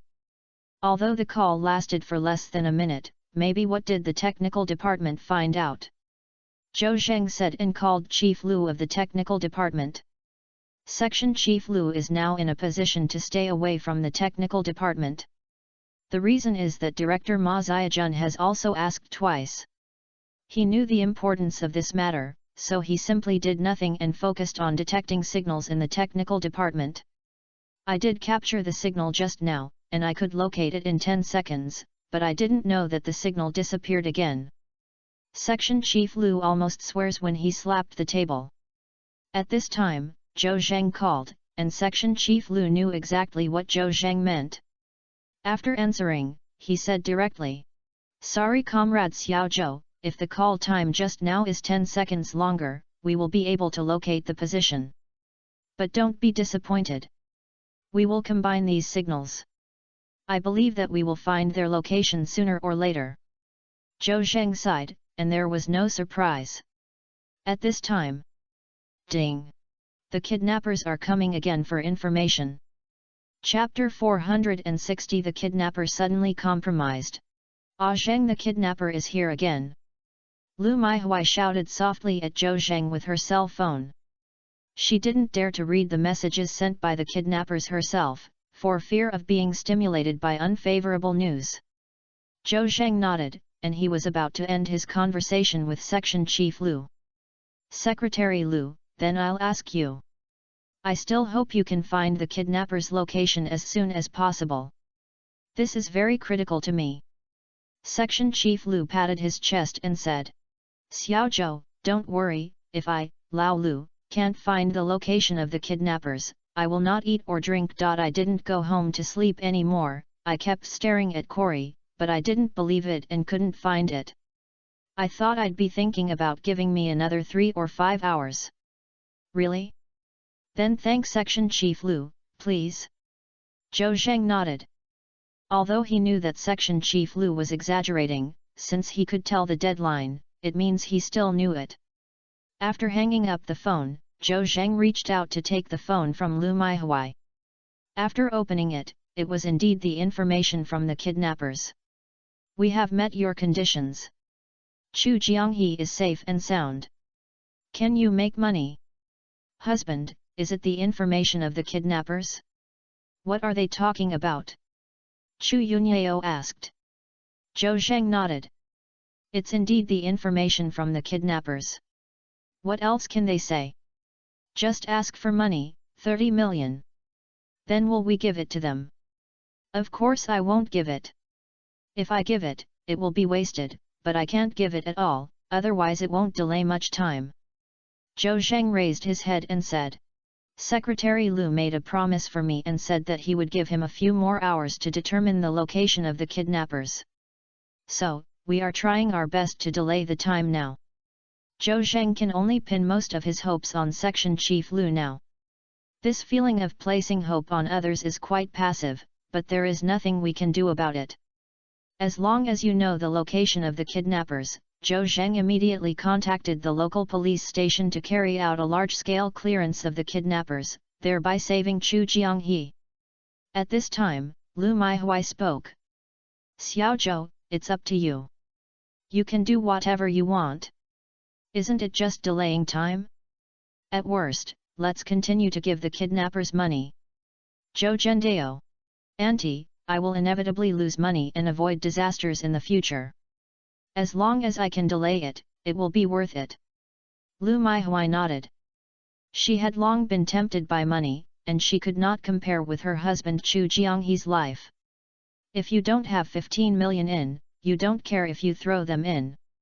Zhou Zheng took his cell phone and started replying to the kidnappers.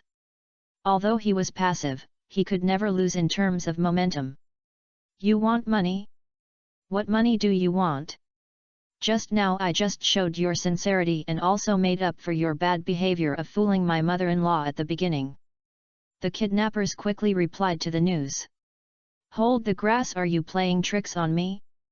You have to know the consequences of offending us.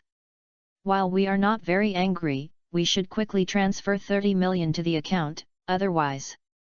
Zhou Zheng looked at this message and seemed to have a scene in front of him that the kidnapper was angry and smoked. It is probably the first time they have encountered such a difficult family member of the meat ticket. Otherwise, what's going on? Tear the tickets, right? You can't even think of a single child if you tear the tickets, and it's not bad for me. Just do whatever you want. Zhou Zheng confidently edited a message and sent it back. This time, the kidnappers were even more angry when they saw this message. They wished they could destroy Chu Jianghe. However, Zhou Zheng had already revealed to them that he hoped that Chu Jianghe would die. Everyone is smart and thinks that Zhou Zheng must not be used by him. Moreover, if you kill Chu Jianghe, you can't get it. If you don't kill, you may squeeze out some money. The latter is more attractive. They had to be led by Zhou Zheng. How do you believe us?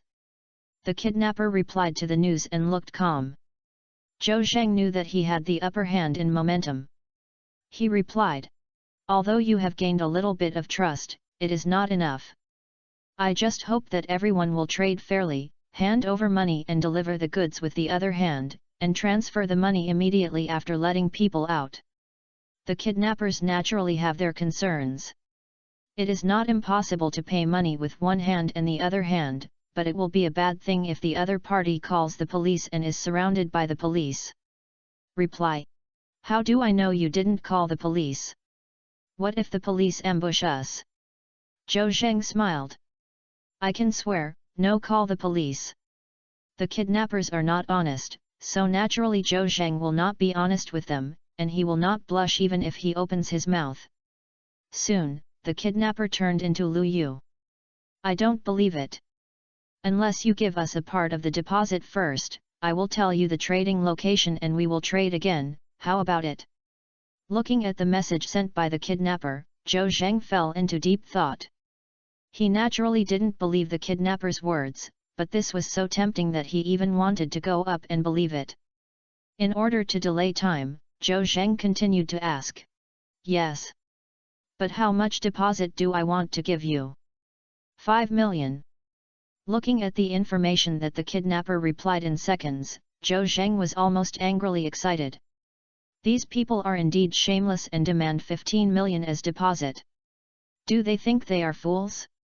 Impossible. I'll give you a deposit of up to 30,000 yuan. He asked for a price to pay it back locally, and Zhou Zheng directly lowered it from 15 million to 30,000 yuan, which he thought it was a bit ridiculous. The kidnapper replied angrily. Are you insulting us?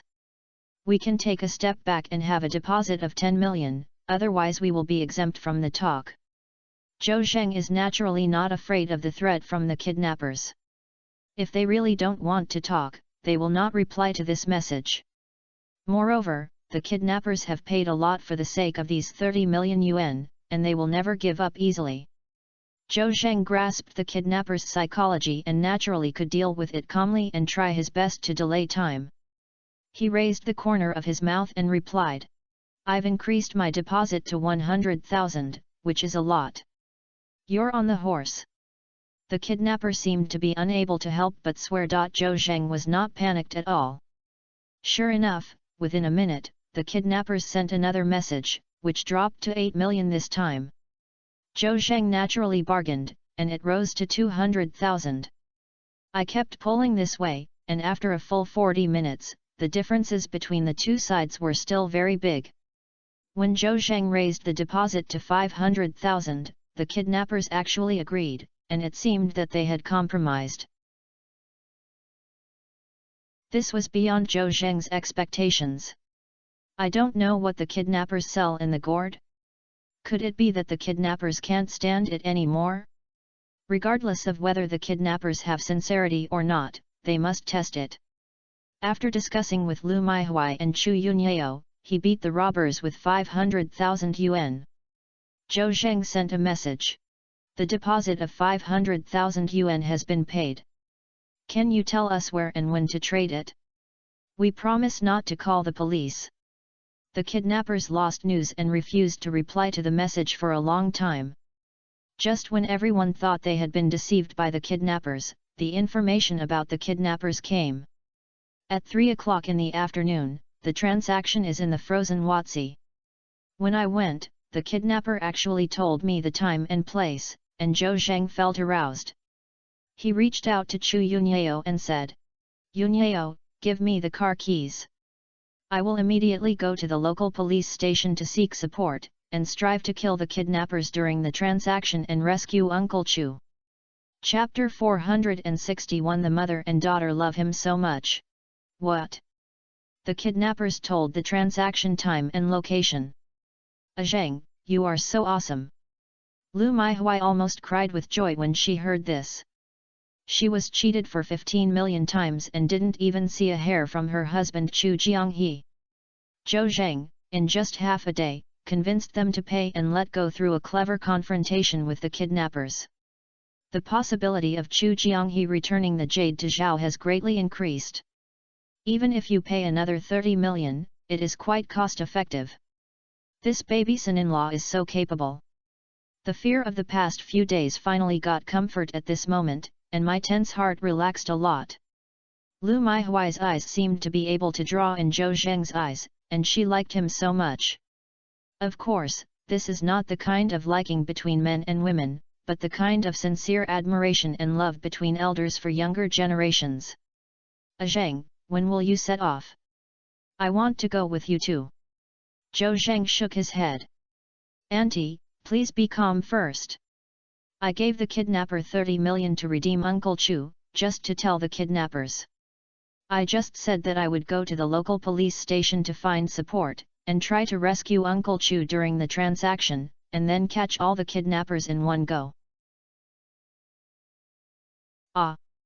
Zheng, is that too dangerous? The kidnapper is not a good guy. If something happens, your Uncle Chu will be in danger. It's better not to call the police and give them the money. Our family is not short of tens of millions. As long as people can come back safely. Zhou Zheng waved his hand to her. Auntie, don't worry, I can do everything, I will definitely ensure that Uncle Chu is safe. Besides, I am a policeman. How can I just compromise and even let them go when facing criminals? Of course, the most secure way is to transfer the money to the kidnappers and wait until Uncle Chu is safe before encircling and suppressing the kidnappers. If it's just that, the kidnappers may escape, leaving hidden dangers for future social security. What Zhou Zheng said makes sense, of course it starts from his professional perspective. But Lu Maihui has her own perspective on things. But Xiao Zhou, I, a woman, don't have a very high profile. I just hope Lao Chu can return safely. Chu Yunyao said aside. Mom, don't say it now. Don't you listen to Zhou Zheng? The opportunity was won by Zhou Zheng, and he won't harm my father. Just keep your heart in your stomach. Okay, Mom won't say it. Lu Maihui felt that she seemed a bit too much to press Zhou Zheng against him just now, so she didn't say anything. Zhou Zheng turned his head to look at Chu Yunyao and gave him a grateful look. It's 2 o'clock in the afternoon, and the kidnappers said they had a 3 o'clock deal, so there was not much time left for him. Lu Maihui was chattering around and said something uneasy. Zhou Zheng couldn't ignore her and had to explain to her patiently. In fact, she was quite anxious. Time is life. He also has to go to the local police station to apply for support, and those who are not familiar with the place must go through some negotiations. Fortunately, Chu Yunyao rescued him in time, and Lu Maihui stopped pestering her and said this and that. Yunyao, you and your aunt stay in the hotel first. Hurry, give me the car key. Husband.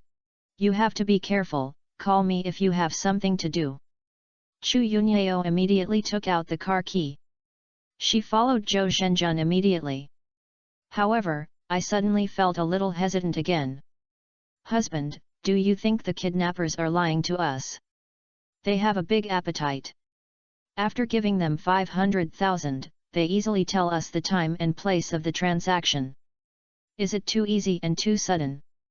Chu Yunyao's words made sense, but Zhou Zheng also felt it was a little sudden. However, even if the kidnappers were playing tricks and lying to them, Zhou Zheng could not remain indifferent, he had to go. What if it is true? He faced Chu Yunyao, smiled and said. Yunyao, you are very smart, and I am very pleased to be able to get these things. In fact, I have some guesses, but I have to go there.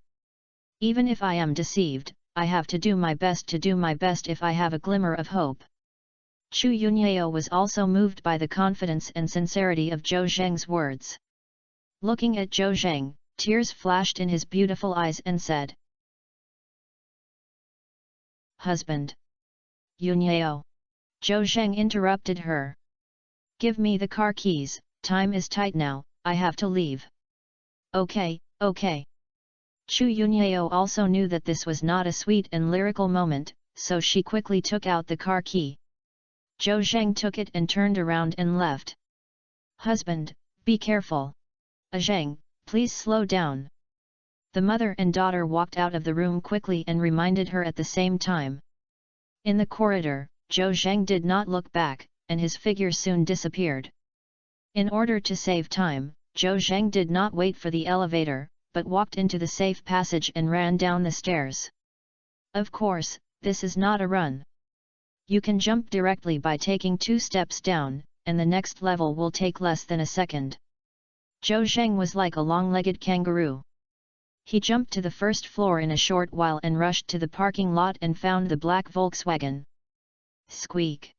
After starting the car, the black Volkswagen rushed towards the municipal bureau as if he had taken aphrodisiac.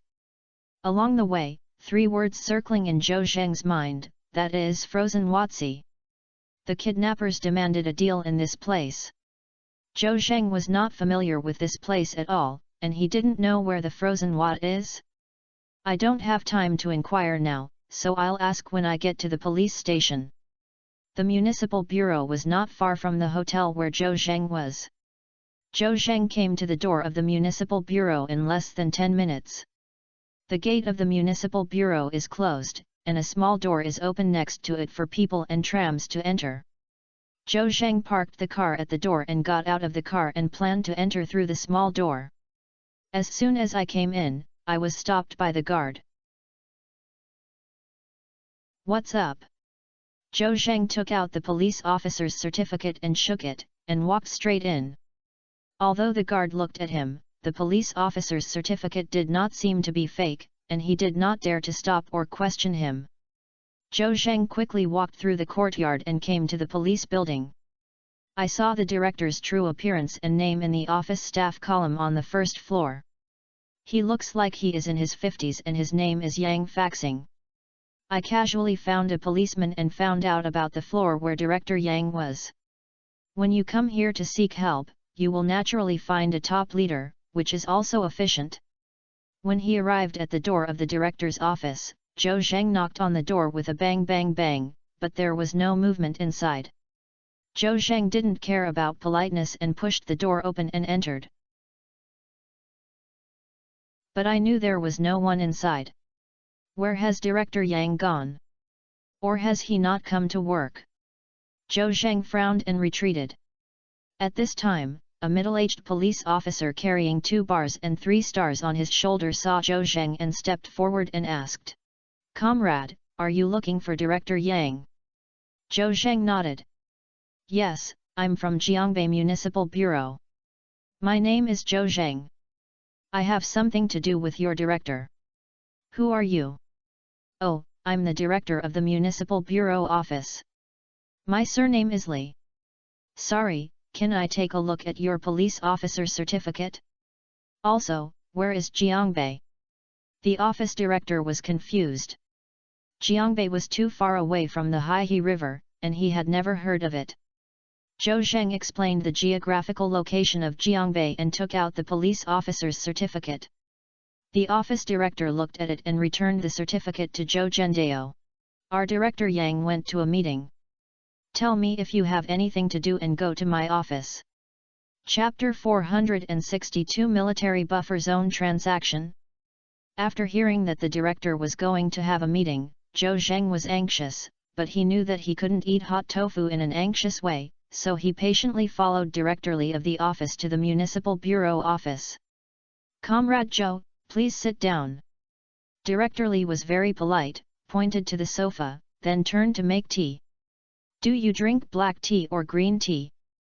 The director just gave me 2 taels of jasmine tea yesterday. It's very fragrant. Do you want to taste it?" Zhou Zheng looked dark and thought to himself that I had something urgent to do, so I was not here to drink tea. However, Zhou Zheng has to be enthusiastic and polite. He quickly waved his hand and said politely, "Director Li, thank you.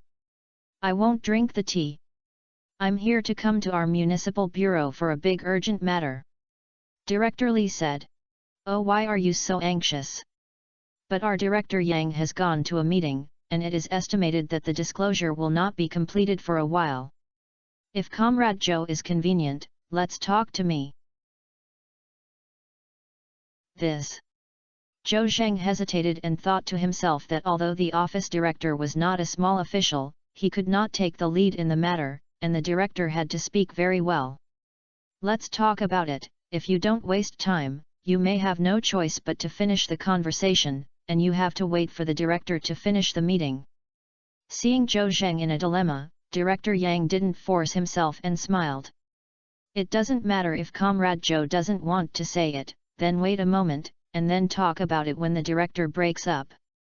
"Director Yang, it's not that I don't want to say it, but that this matter has to be decided by Director Yang. Is that serious? Director Li looked up at Zhou Zheng and then said. To be honest, the director will not finish this meeting in a while. You are like this, nagging me. If I think it is really important, how about notifying Director Yang to go to the conference room? Zhou Zhensen said that this is also a solution. He is not familiar with the place here and cannot rashly break into the conference room. Someone has to inform Director Yang. So, Zhou Zheng no longer concealed it and simply introduced the story to Director Li. After hearing Zhou Zheng's words, Director Li also had a preliminary understanding of this matter. A police officer from Jiangbei Municipal Bureau came to Haihe from thousands of miles away and came with a mission. This courage and wit are really admirable when facing the kidnappers calmly. But I don't know what the Jiangbei Municipal Bureau is thinking. Why did he send a policeman? Isn't this a joke? Director Li asked in confusion. Comrade Xiaozhou, why did your leader send you alone? Zhou Zhendao. We have a task force. I left early and there are a few brothers who will arrive almost tomorrow. I thought the kidnappers would not trade with me for the time being, but I didn't expect that they actually agreed. For the sake of the safety of the hostages and the capture of all these criminals, I came to our municipal bureau for help. Director Li nodded, and actually felt a little bit of secret joy in his heart. He felt that this was the credit that came to his door.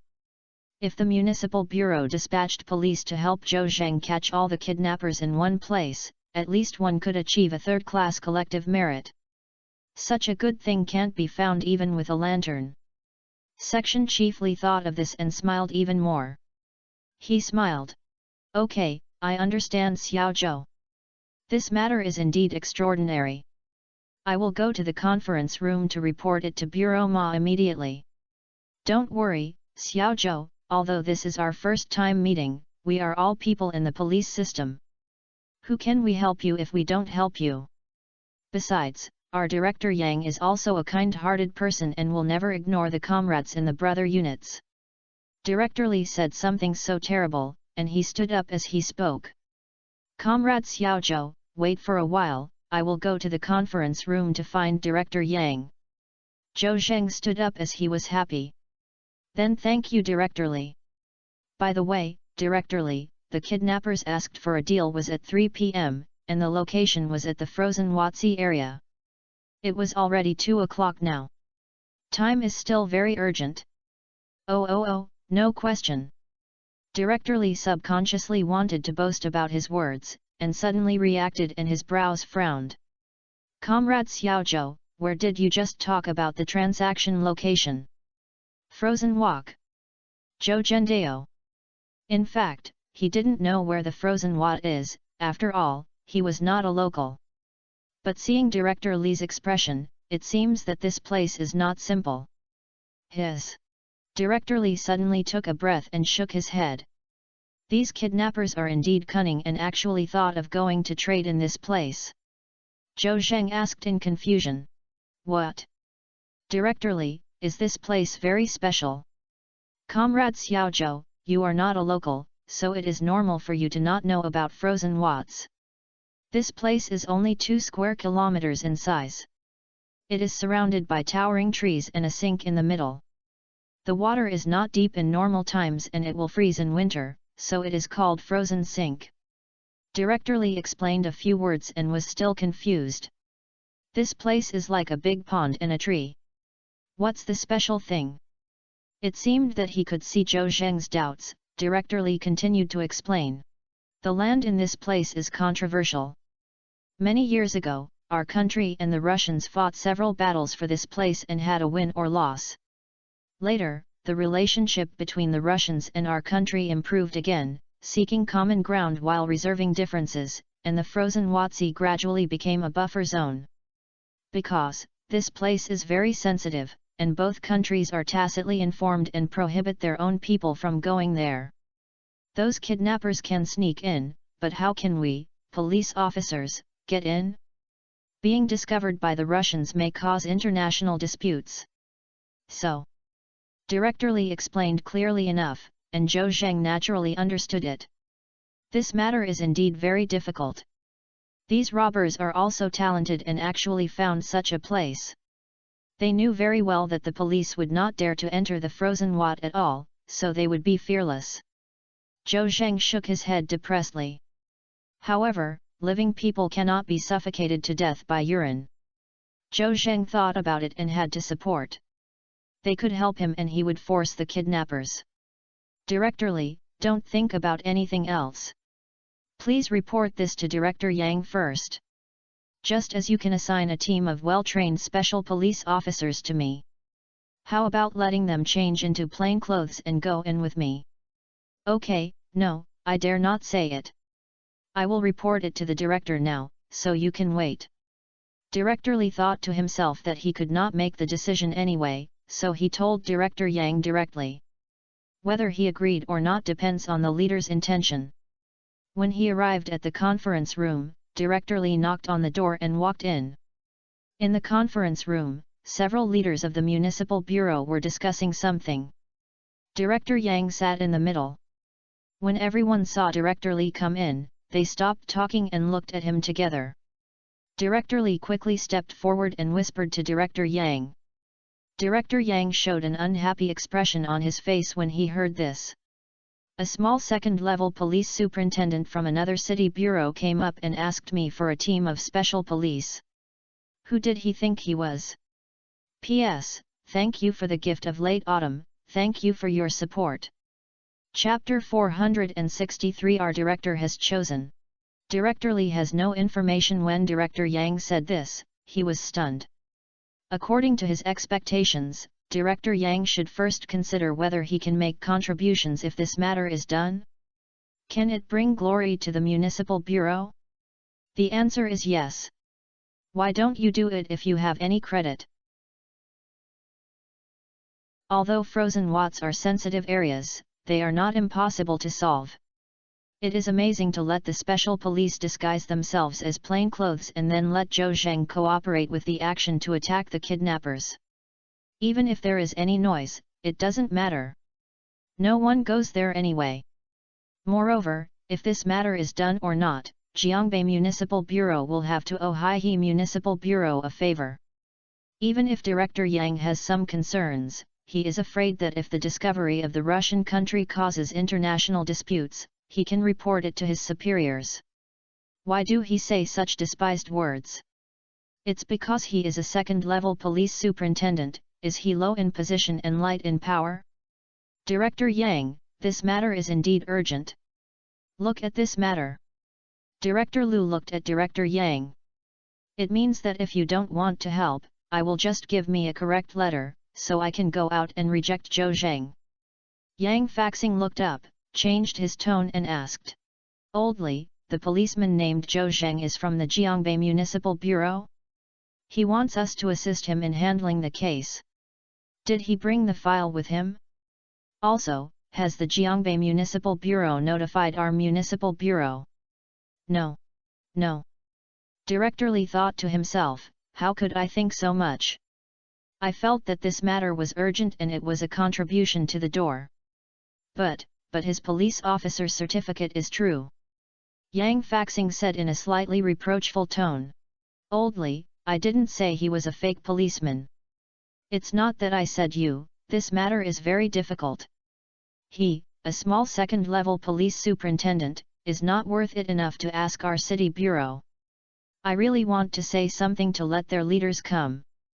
Director Li sighed in his heart, and then he realized it. Director Yang is good everywhere, just to save face. When is this still valuing formalism and bureaucracy?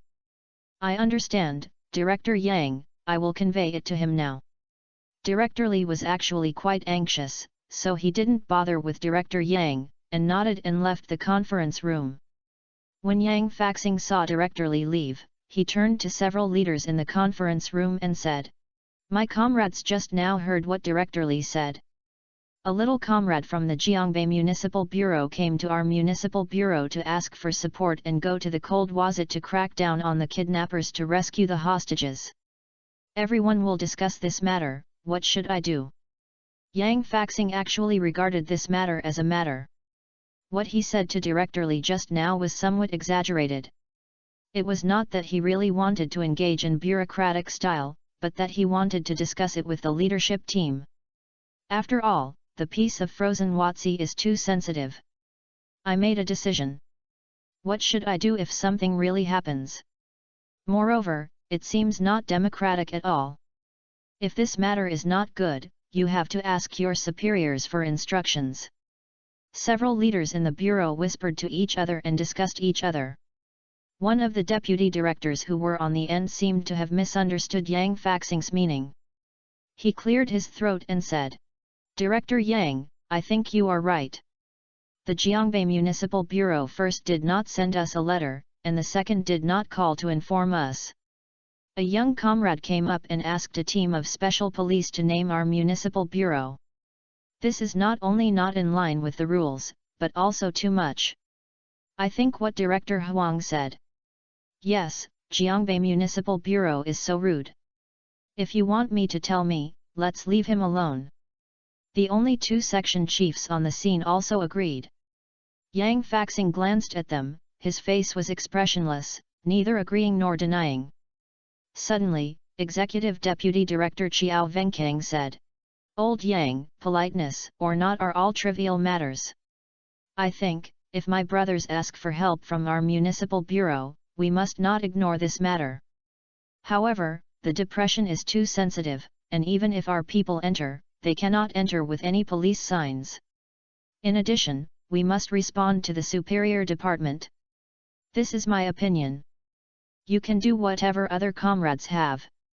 Yang Faxing nodded. Sure enough, the executive deputy director Lao Chiao was knowledgeable and could understand what he was thinking. Everyone wants credit, but it is not good to be able to make you feel bad if you can't eat meat. You can't take action without permission and you must report it to the superiors. After the above decision, the municipal bureau will go to implement it. If the above does not agree, then no one can do anything about it. Everyone saw Yang Faxing's expression of approval on his face and thought to himself that Deputy Director Chiao had gone into the crack of Director Yang's heart. However, what they said was indeed reasonable, so they all expressed their agreement. I think what Director Chiao said makes sense. I think so. Okay, let's all for today's meeting. I'll call the leaders above to ask for instructions. Yang Faxing said as he stood up and returned to the office alone. Picking up the red landline on the table, thinking for a while, and dialing the phone number of Secretary Wu in the city. Although Yang Faxing was the top leader of the municipal bureau, he did not call the provincial department. Mainly, although he, as the director, is under the dual leadership of the municipal party committee and the provincial department, is still more under the leadership of the municipal party committee. After all, the municipal party committee has the final say in the personnel appointments, and the provincial department only gives guidance and has no right to decide. Besides, Yang Faxing is also a part-time deputy mayor, so he naturally follows the city first, the top leader of ventilation. Secretary Wu Yang Faxing called, but after hearing the situation, he made a quick decision. He must help with the Jiangbei Municipal Bureau, but he didn't want the police here to enter the frozen Wat. After all, that place is too sensitive. Secretary Wu is about to step down. His current thinking is to not seek merit but to be unforeseen. It would be better to be conservative. Not only that, he also asked Zhou Zheng from Jiangbei not to enter the frozen Wat, and could send more police forces to surround him outside. As long as the kidnappers are trapped there, unless they run to Daimao, they will all be arrested sooner or later. Okay, I understand Secretary Wu. Yang Faxing felt that Secretary Wu was more conservative than himself, but when his superiors spoke, he had to execute it. Here, Director Li hurriedly came back from the conference room and simply expressed Director Yang's meaning to Zhou Zheng. Of course, he said it very tactfully. Xiao Zhou, are you carrying the file? Also, how can you handle the case alone? You are not unaware of the rules, but at least two people will have to be said. Zhou Zheng was a little confused. Why did he suddenly mention this now? He said to Director Li. Director Li, I came in a hurry and didn't bring the file. My colleague is rushing here and maybe he will arrive tomorrow. Oh. And, why didn't your municipal bureau send a letter to our municipal bureau and call us to notify us? Zhou Zheng was originally anxious and thought that Director Li would take action immediately after reporting to the director of the municipal bureau here. But Director Li came back and talked about something useless. He couldn't help but say anxiously, Director Li, what do you mean? Director Li didn't plan to hide it from him either. Comrade Xiaozhou, hurry up and notify your city bureau leaders and ask him to give our city bureau a phone number or something. Our director has chosen. Chapter 464 Who can tell Secretary Wu to change his mind? What? The director has chosen it. Zhou Zheng was stunned for a moment and thought, you can't, the director of the city bureau is just because of this. Is his belly so small? The answer should be no. Zhou Zheng naturally would not foolishly think that Director Yang of the municipal bureau would use this perfunctory or even delay his time. There must be a reason for this. Director Li may only convey Director Yang's superficial meaning. Zhou Zheng didn't know what Yang faxing sold in the gourd. But what people say makes sense. I blame myself for being too anxious and thought Hai-He Municipal Bureau was Bai-He Municipal Bureau. It was indeed a bit abrupt and unruly when I suddenly came to ask for help. Zhou Zheng nodded and did not ask more questions, so follow the normal procedure. He took out his cell phone and called Ma Xiaojun, director of Jiangbei Municipal Bureau. Ma Xiaojun just woke up after lunch break, stretched his waist and the ringtone of his cell phone rang. Look at the caller ID on the screen, that is Zhou Zheng's number, and quickly pick it up and answer it. Hey Xiaozhou. Hello, Director Ma, I am Zhou Zheng, this is the case. Zhou Zheng briefly told the story, but he did not add fuel to the fire, but just said that he hoped that Bureau Ma could contact Hai-He police and let them pay attention to our case. When Ma Xiaojun heard this, his heart moved and felt a little angry. I thought to myself, what is the Hai-He police going to do? Still making a name for yourself? But thinking about it, if a small policeman suddenly came to another municipal bureau and called him to see him and asked him to allocate the police force to cooperate with his actions, he would be unhappy. According to the rules, the Bai-He Municipal Bureau should indeed say hello to the Hai-He Municipal Bureau. Ma Xiaojun stopped his anger and nodded. Xiaozhou, this is my negligence. Master Ma, it's not your fault, it's because I'm too anxious. But it won't work. The kidnappers asked for a 3-point deal. Now it's almost 2 o'clock, and the more time goes on, the more unfavorable it will be.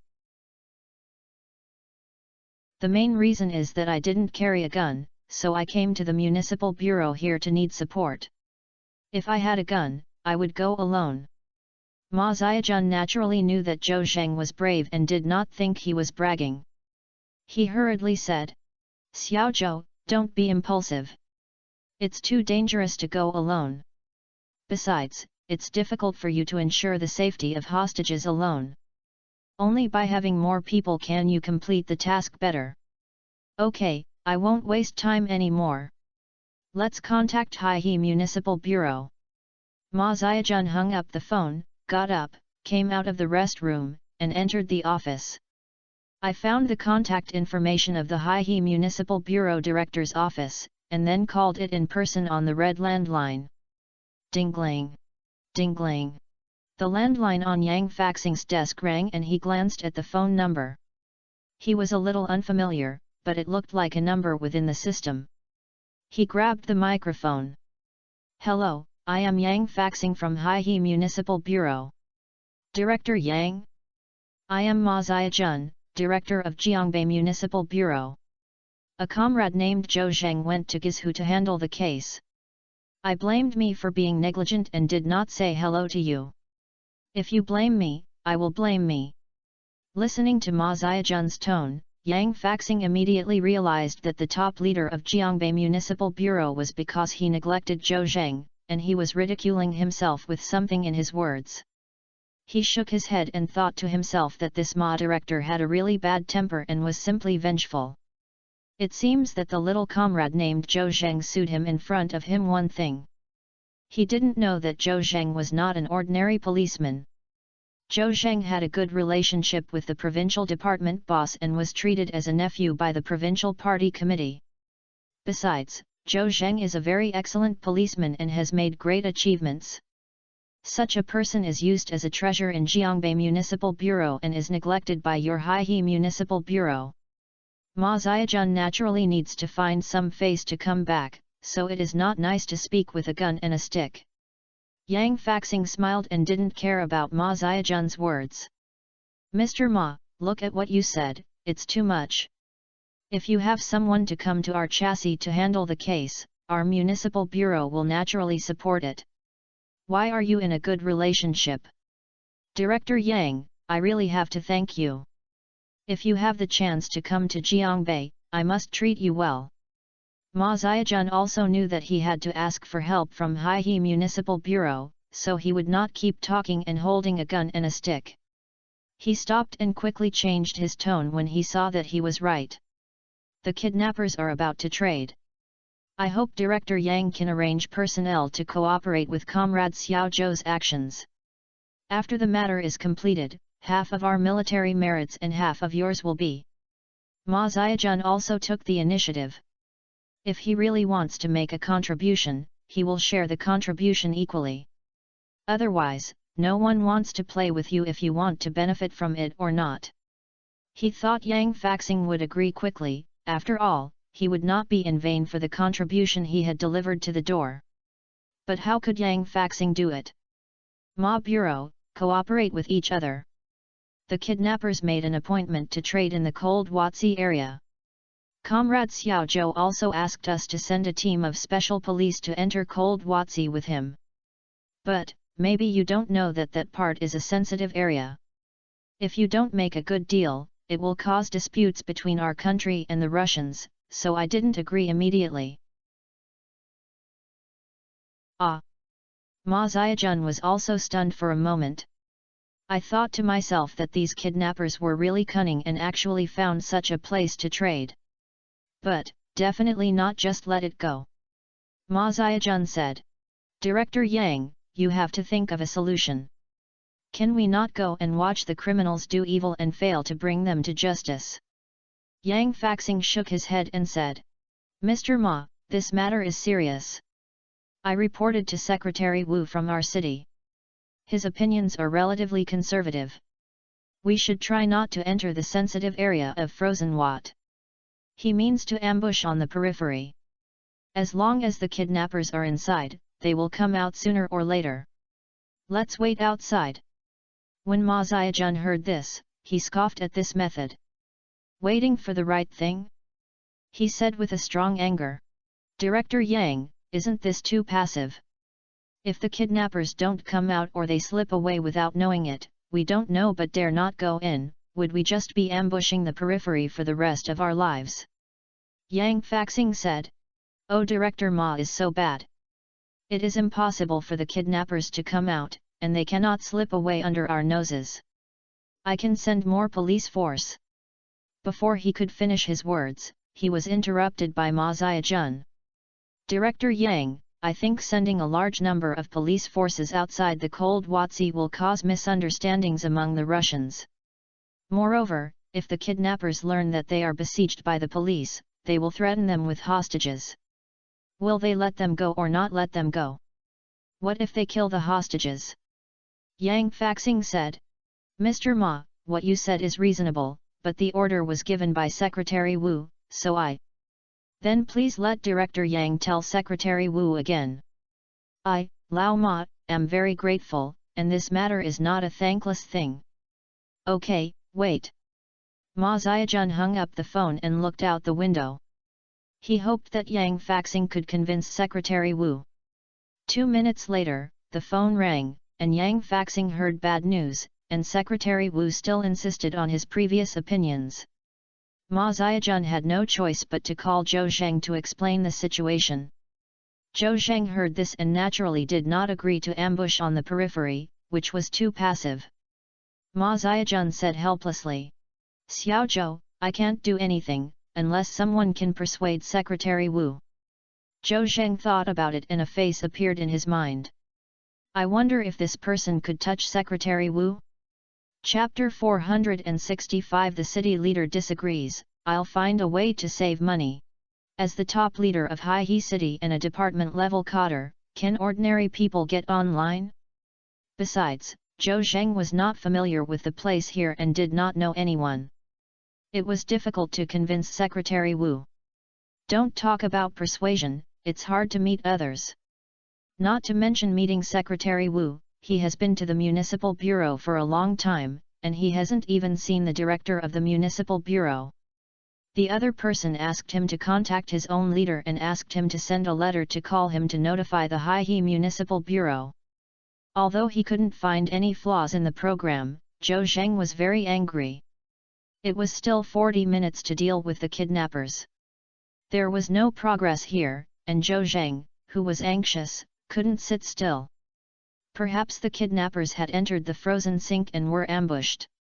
After all, whoever arrived first took the advantage of the favorable terrain would be able to better observe and utilize the environment, and those who arrived later would naturally become passive. However, there are many difficulties and the application for support is not working, so it is not easy for Ma Ziajun to come forward. Now this matter can be said to Secretary Wu of the Municipal Party Committee. Secretary Wu said he did not want everyone to enter the depression. Although he used a very plain tone, no one dared to do anything wrong even if he gave an order. Zhou Zhensin said that he had no weapons in his hand. If he had a gun, no one would ask for anything. He went into the frozen wad alone and ran into the kidnappers. As long as they are caught off guard, they will definitely be able to destroy the opponent and rescue Chu Jianghe safely. Unfortunately, there is no if.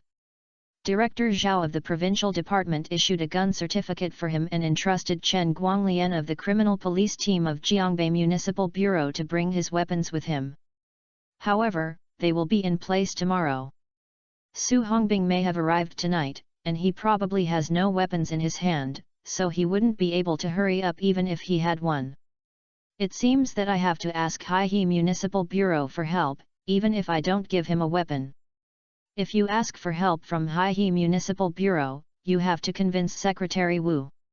He can't even speak to the director of the Municipal Bureau, let alone Secretary Wu, which is trapped in a vicious cycle.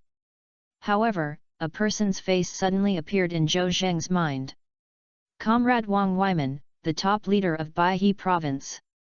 Zhou Zheng saved Wang Weiman's daughter-in-law Shui Sivan, and it can be said that he has kindness to Wang Weiman's family. Moreover, he and Wang Weiman's father, Mr. Wang, were also very familiar with each other. Wang Weiman and Wang Lao both regarded him as his nephew and his grandson. To be honest, Zhou Zheng never thought of doing things through the Wang family, solving personal difficulties, and even getting promoted and making money. But today, it involves his wife Chu Yunyao, and Zhou Zheng had no choice but to ask for help from Wang Weiman. Although Wang Weiman is a chief official and is much higher than Secretary Wu in terms of rank, the two are not in politics in the same place, and they even have no intersection with each other. Besides, this is also a behavior of going through the back door. I don't know if Wang Weiman is disgusted or not. Can he help him? If possible, will Secretary Wu listen to Wang Weiman? These are all unknown numbers. Zhou Zheng was also unsure. Alas! No matter what, let's do it. If it really doesn't work, I can only show off my courage. I went to Yanwazi alone to fight the kidnappers with bare hands. Zhou Zheng made the worst plan and took out his cell phone and wanted to call Wang Weiman, but hesitated when he called out his address book. The main reason is that I have never troubled Wang Weiman once, and I am a good person in the province, so I must be very busy every day. I suddenly called for help. Isn't it a bit abrupt? Otherwise, let's talk to his son Wang Ziming first, and make some indirect attacks, and ask Wang Ziming to tell his father. Zhou Zheng, who has always been upright, also had a twist of his stomach. There is no way, I was forced.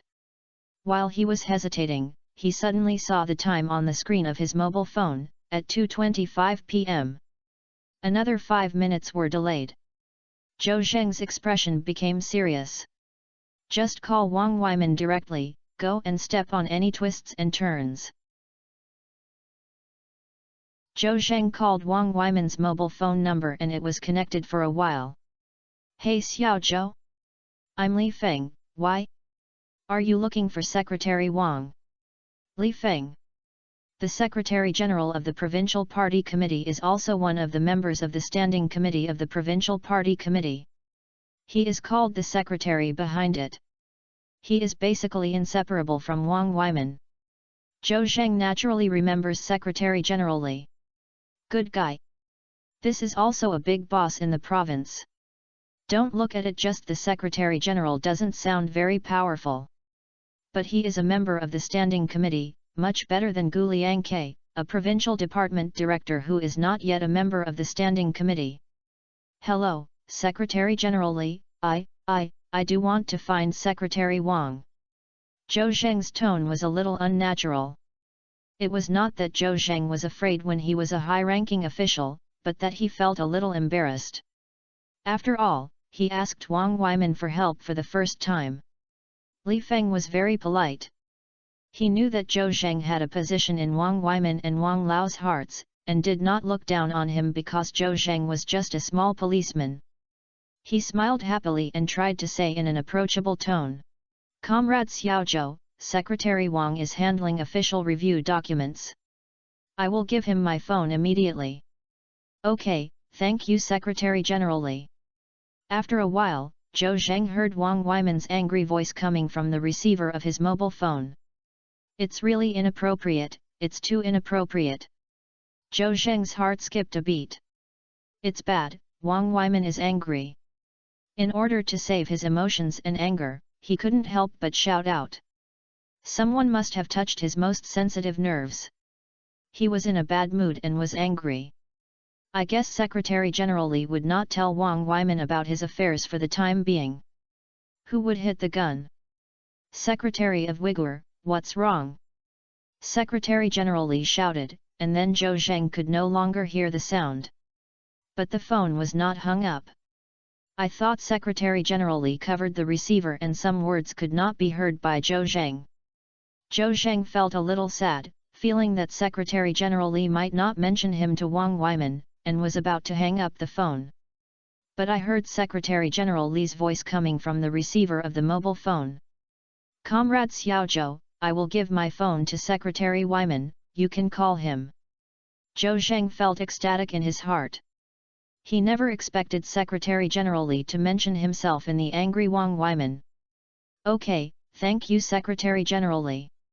Zhou Zheng suppressed the joy in his heart and said. Soon, a familiar voice rang out in the phone receiver. Hey Xiao Zhou, I am your Uncle Wang. Why? I'm not busy anymore. Call me if I have time. Zhou Zheng felt half relaxed when he heard Wang Weiman's words. Wang Weiman's tone was peaceful and gentle like the spring breeze and rain, and it would not remind people of him losing his temper a minute or two ago. Zhou Zheng quickly said straight to the point. Uncle Wang, I'm in the northeast, there is something very tricky, I want to ask for help from you only after I have no choice but to communicate with the government here. Wang Weiman said in confusion. Xiao Zhou, why did you go to the northeast? I know all the leaders of the 3 northeastern provinces, especially the one in Jilin province, who has a close relationship with me. Tell me, what the hell is it? Wang Weiman had already thought about it in his mind. As long as it was not too much, he would communicate directly with the province and help Zhou Zheng solve it as soon as possible. Chapter 466 The Veteran Takes Action. Uncle Wang, that's the case. Zhou Zheng quickly repeated the process of the event in concise language as much as possible. Wang Weiman breathed a sigh of relief after hearing this.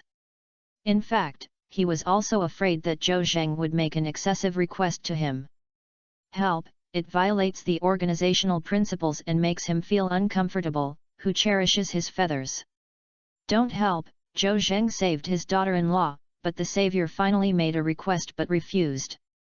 It sounds ungrateful. When Wang Weiman learned that this was the case, he was very convinced that although this matter was Zhou Zheng's private matter, it was also a matter of fighting criminals. Uncle Wang, the kidnappers asked for a 3-point deal, but now it's already 2:20, and time is imminent. But Secretary Wu does not allow the local police to enter the frozen Wat. Of course, he can't care about me, but I don't have weapons myself. I can't face the kidnappers alone. The main reason is that there are hostages in their hands and are afraid of throwing weapons. Zhou Zheng gave Wang Weiman another joke.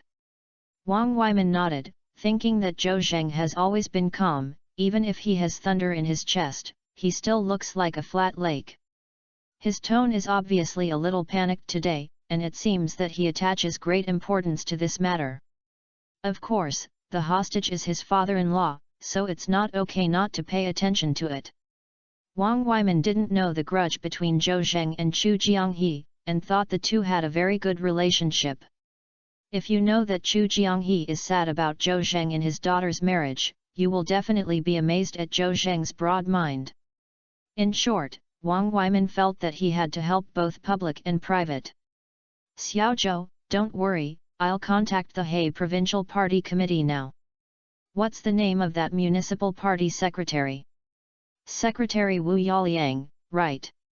Wang Weiman wanted to find the Black Province directly, communicate the matter, and then persuade the Black Province to do work for Secretary Wu, or think of a good idea. The hostages must be rescued as soon as possible, and the kidnappers must be caught in one place, and they must not stand by and watch. In fact, he was not sure. Although he is a provincial chief official, he is not as good as a county official now. It's not Jiangbei's territory, and he doesn't even count. Hayes Hung is a general friend, and it is not certain whether others listen to him or not. However, as a big boss in the province, Wang Weiman naturally would not show any timidity. He should communicate first, and then think of a solution if he doesn't work. Xiao Zhou, do this first, wait for my news. He was about to hang up the phone, but suddenly, something seemed to have come to mind in Wang Weiman's mind. He hurriedly said, Xiao Zhou, don't hang up the phone. Zhou Zheng's heart moved. Uncle Wang, I didn't hang up the phone, is there anything else? That's it. Wang Weiman cleared his throat and said, I don't think I have to come forward for this matter. To be honest, He Sheng is a general friend of me. Even if there is any progress after I communicate with him, he has to go to Wu Yaliang to communicate. The most efficient thing is to communicate directly with Wu Yaliang, but I am not suitable for me, after all, I am not the supervisor.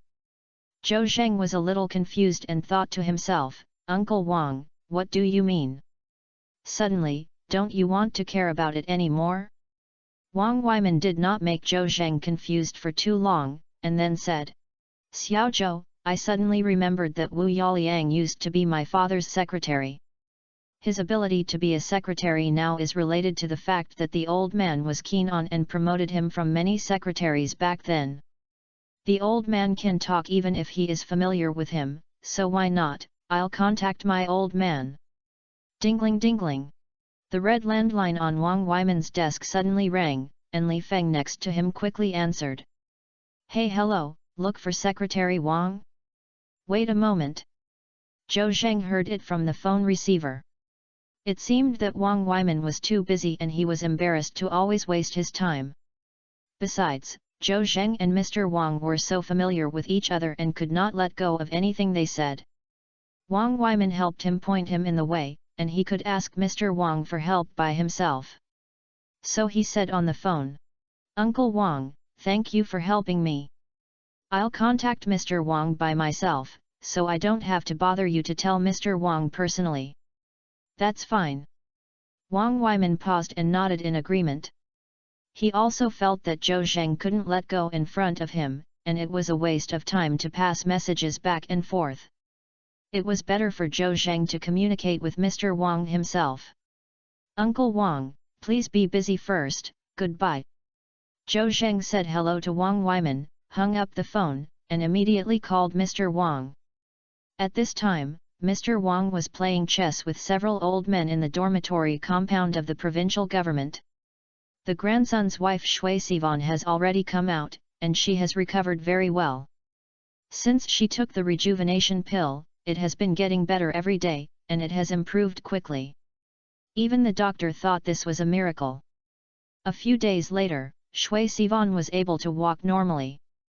The hospital was too boring, and the smell of sushui was unpleasant, so I asked to be discharged.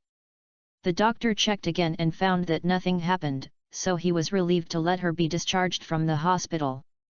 After being discharged from the hospital, the family hired a confinement nanny to take care of the child. Wang Ziming took a picture. Gu Shui Sivan actually doesn't need to take care of her. She feels that her physique is much better than before. Mr. Wang also returned home and continued to live a peaceful life in the past. He felt relieved when his granddaughter-in-law and great-grandson were both healthy. As for the old man, he doesn't ask for this or that when he is old, he just wants his whole family to be safe and healthy. Hearing the ringtone of the cell phone, Mr. Wang took out his cell phone and took a look. Xiao Zhou. Old Wang turned to the old men around him and said, "Stupid chess guys, I won't play with you anymore." Hey Lao Wang, what are you doing? If you win, you will run away without moral integrity. Mr. Wang smiled and came to a quiet place and immediately answered Zhou Zheng's call. Hey Xiao Zhou, are you no longer busy? Remembering to call the old man. Zhou Zheng talked to Mr. Wang a lot more casually, and he didn't hide it and went straight to the point. Old Wang, you guessed wrong, you're busy. To be honest, I'm asking for something. Oh, look at what you said. You saved Shui Sivan and my great-grandson. I have long regarded you as a family, and the family doesn't speak two words. Speaking of Shui Sivan, Zhou Zheng had to ask a few questions. After all, for Shui Sivan some time ago, he was racing against the god of death, and it was really not easy to save him. By the way, how is Sivan? Have you been discharged from the hospital? I'm out of the hospital. Sivan and the child are both good. Ziming has been arguing about asking you to come to your house as a guest and entertain you. Old Wang, it's better to wait for another day as a guest. I called Uncle Wang just now and he said I'll ask you for help. Okay. If Xiao Zhou has something to do, please tell me quickly. When Mr. Wang heard that Zhou Zheng had something to ask for help from his son, he suddenly realized that he had encountered a big problem and asked quickly. Zhou Zheng also briefly retold it to Mr. Wang. When Mr. Wang heard this, he muttered, Wu Yaliang, Xiao Wu. He worked as a secretary in front of me many years ago. He is very down-to-earth and capable, but he is timid and conservative. Let me do this, Xiao Zhou, I'll call him immediately. Even if he is the top leader of a certain city now, he has to sell me an old face. Chapter 467 Ginger is still the hottest. Mr. Wang patted his chest on the phone and made a promise. Zhou Zheng also relaxed and breathed a sigh of relief. It is said that Zhang is still so hot. According to Mr. Wang's tone, he convinced Secretary Wu that he should be indifferent. Zhou Zheng nodded and thanked Mr. Wang for waiting for the good news. Mr. Wang did not delay and opened his mobile phone address book to find Wu Yaliang's contact information. He still remembered that Wu Yaliang called him personally last year and asked a few words about him, the old leader. He municipal government, Wu Yaliang sat in the office, looking at the familiar decorations all over the room, feeling a little reluctant. He will retreat to the second line in a few days, and he will definitely feel uncomfortable from the peak of power in the city to the power vacuum period. Wu Yaliang was a little depressed. It was not that he was obsessed with power, but that he would be much more relaxed when he went to the second-tier work. However, he did not like to be idle and do nothing, but liked a busy life, which would make him very fulfilled. No matter what, he successfully withdrew from the political stage. When the power is handed over, Wu Yaliang is very cautious, afraid that something will happen, and he will never take risks if he can be conservative. Yang faxing from the municipal bureau just called him and said that a policeman from another place asked the local municipal bureau for support to crack down on the kidnappers to rescue the hostages. His first reaction was that there was no problem. If he could help, he would definitely help, but when he heard that the location was Frozen Wat, he immediately changed his mind. Good guy. The Frozen Wat is a buffer, a sensitive area. If Daimao is alarmed, a policeman here will go in. This is a matter of being in trouble. So, Wu Yaliang refused. Even though Director Yang called and asked again, he still responded with confidence that the police could not go to the cold wadi, but could only move around. Wu Yaliang didn't take this matter seriously or not, thinking about how to adapt after retreating to the second line. At this time, one of the two mobile phones on the desk rang. This is his private cell phone. Wu Yaliang's heart moved, he glanced at the caller ID, and the expression on his face immediately became respectful. Old Wang's phone number. Wu Yaliang picked up his cell phone and stood up to answer the call. He said with a gentle attitude. Hello, Mr. Wang.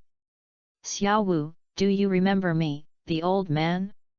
Calling you won't delay your work, right? No, no. Mr. Wang, how could that be? I didn't expect you to call me personally. This is my honor. It's good if you don't. Mr. Wang said with relief. From Wu Yaliang's tone, we can feel that he is still very respectful to Mr. Wang, and did not ignore and underestimate him because Mr. Wang had already retired. From this point of view, Xiao Wu still has a conscience. Of course, Wu Yaliang has this attitude, because Mr. Wang is his old leader and has the kindness of knowing him. If he has a little conscience, he will know Mr. Wang's kindness for the rest of his life. Secondly, although Mr. Wang had retired long ago and his political influence was gone, his son Wang Weiman was a tyrant in a province. The most important thing is that he was working in the second province.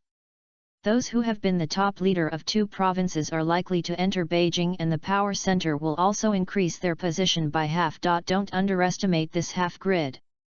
I wonder how many provincial and ministerial officials stop here. After Wang Weiman was promoted, Wu Yaliang calculated that he could not reach the age of real retirement.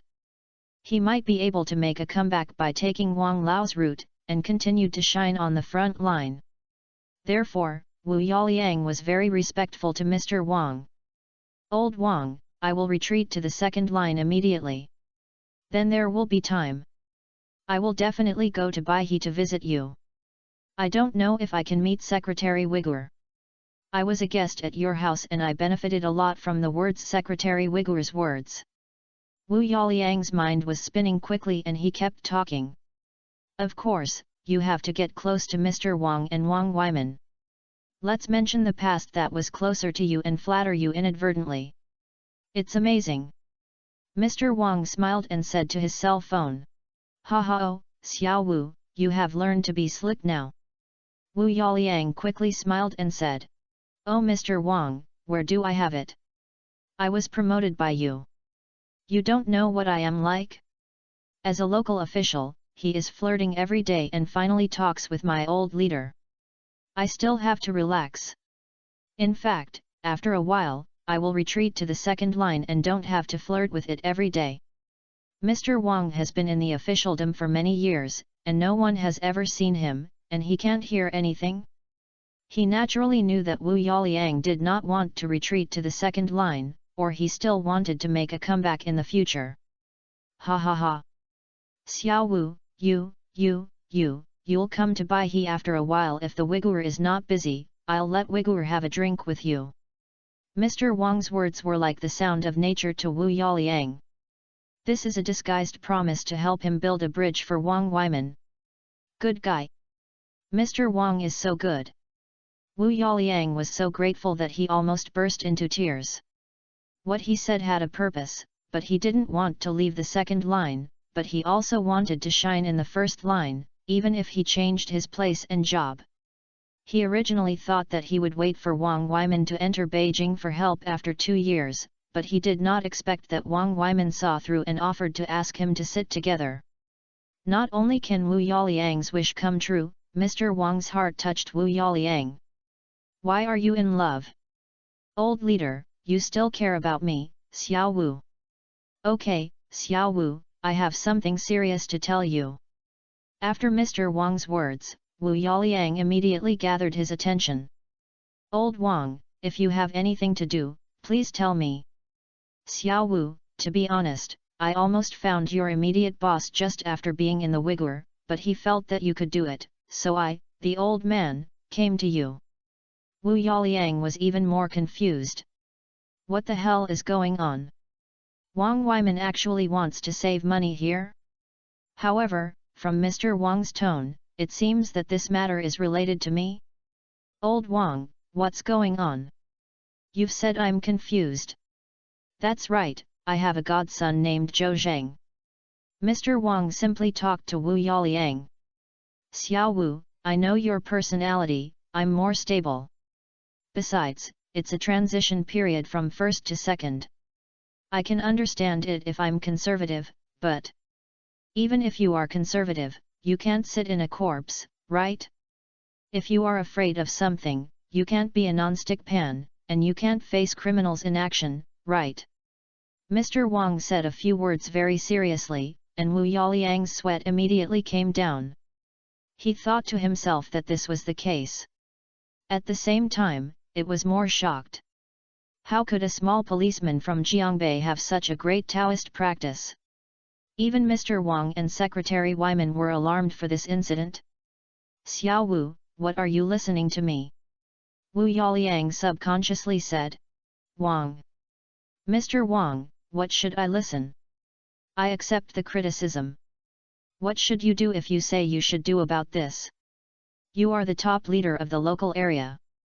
You are here to make a decision. I just give you a suggestion. The criminals must be arrested, and the hostages must be rescued safely. I think we should cooperate with Zhou Zheng. Yes, yes, yes.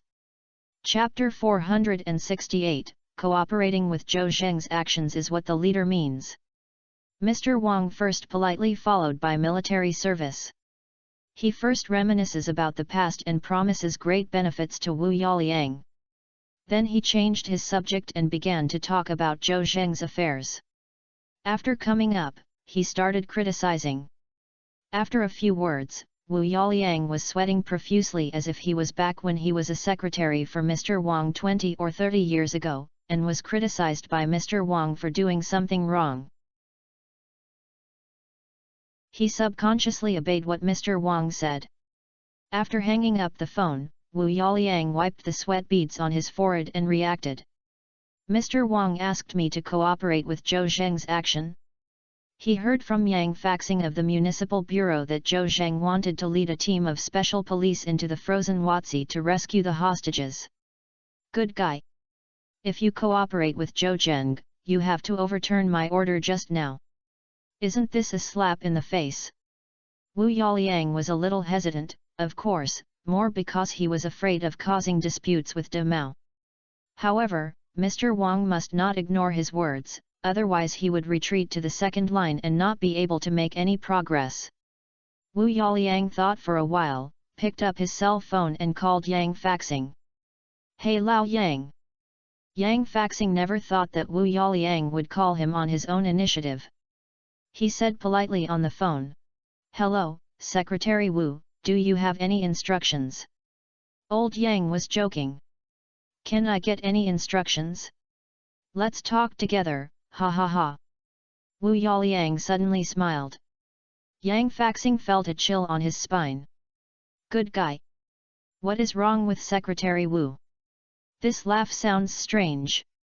Fortunately, Wu Yaliang smiled twice and stopped laughing, and then said seriously. Old Yang, if the Municipal Bureau arranges several special police to cooperate with Zhou Zheng's operation to freeze, how likely will it be discovered by the Russians? What? Secretary Wu, have you promised our Municipal Bureau to send police forces to cooperate with Zhou Zheng's action? Didn't you strongly oppose entering the frozen Wat just now? Yang Faxing asked in confusion. What? Wu Yaliang was a little embarrassed, but was embarrassed to get angry. "Old Yang, I thought my decision was a bit arbitrary just now, so I thought about it carefully. We cannot do anything because we are afraid of something, and we are afraid of taking responsibility. That is an extremely irresponsible manifestation. Although I am about to retreat to the second line, I must also stand in the last shift. These kidnappers must be eliminated, and the hostages must be rescued safely. Of course, the premise is that the Russians cannot be alarmed, so. Old Yang, answer my question. How many special police do you think we can sneak into the frozen wadi to cooperate with Zhou Zheng's action to avoid being discovered by the Russians?" Wu Yaliang's words are very different from what he said just now. Just now, he kept warning Yang Faxing not to cause trouble. "Don't try as long as there is a little risk. Anyway, you should do less and make mistakes. If you don't do it well." But after a while, Wu Yaliang changed his mind. "Good guy." This thought changed quickly enough. Yang Faxing didn't think that Wu Yaliang's thoughts had changed. "I thought about it and felt that my decision was a bit arbitrary" was just a perfunctory word. Wu Yaliang must have been influenced by the outside world.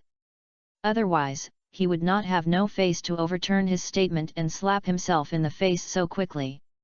It seems that the people who influence Wu Yaliang have a great status, at least above the main hall.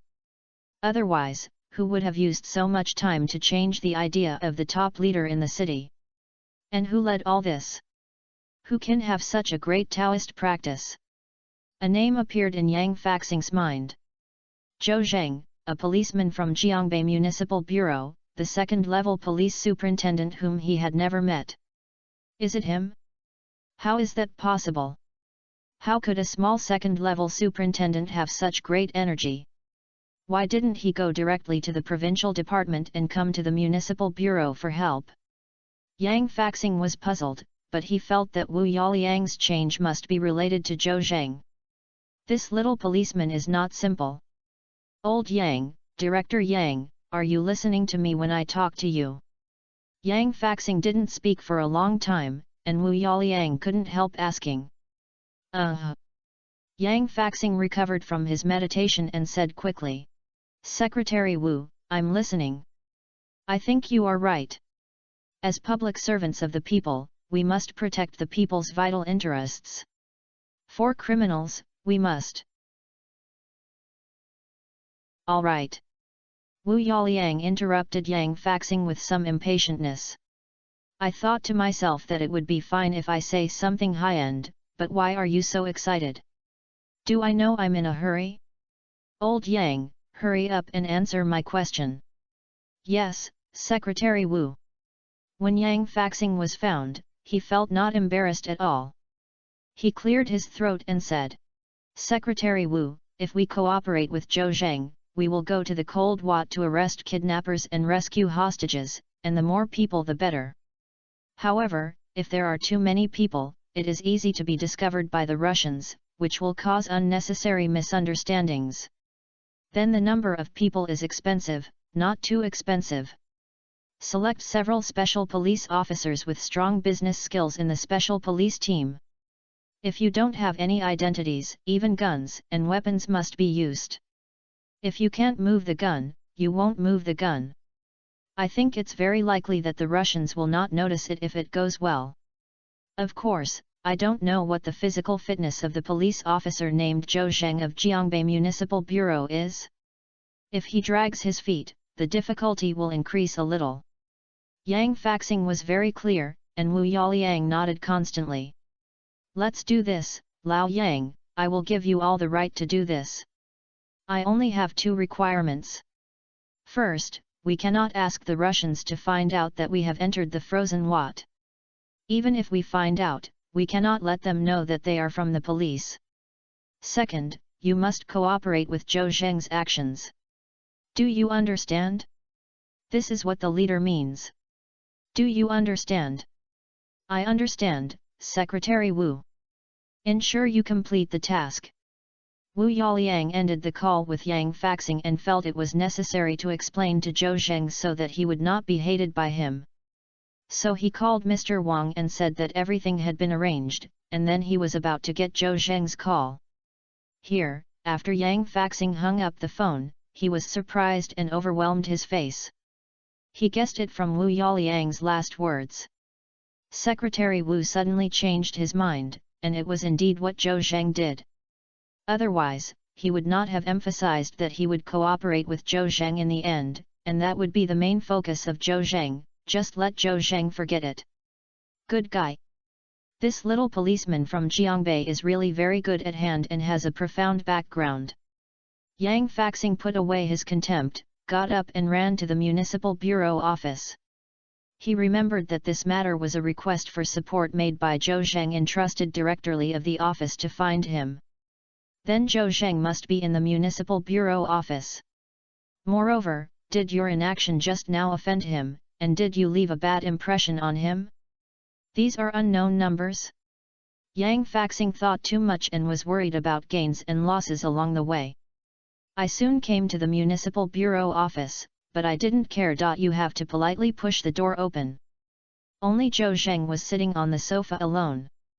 At this time, he was calling with his cell phone. Secretary Wu, you are so polite, don't say sorry to me.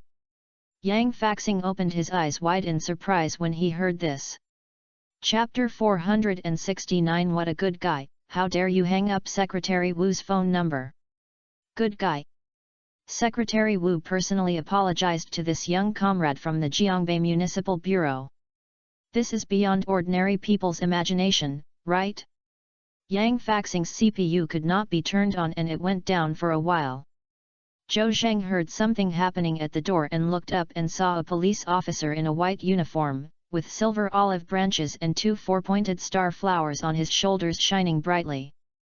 Second-level police supervisor. I think this is Yang Faxing, the director of Haihe Municipal Bureau.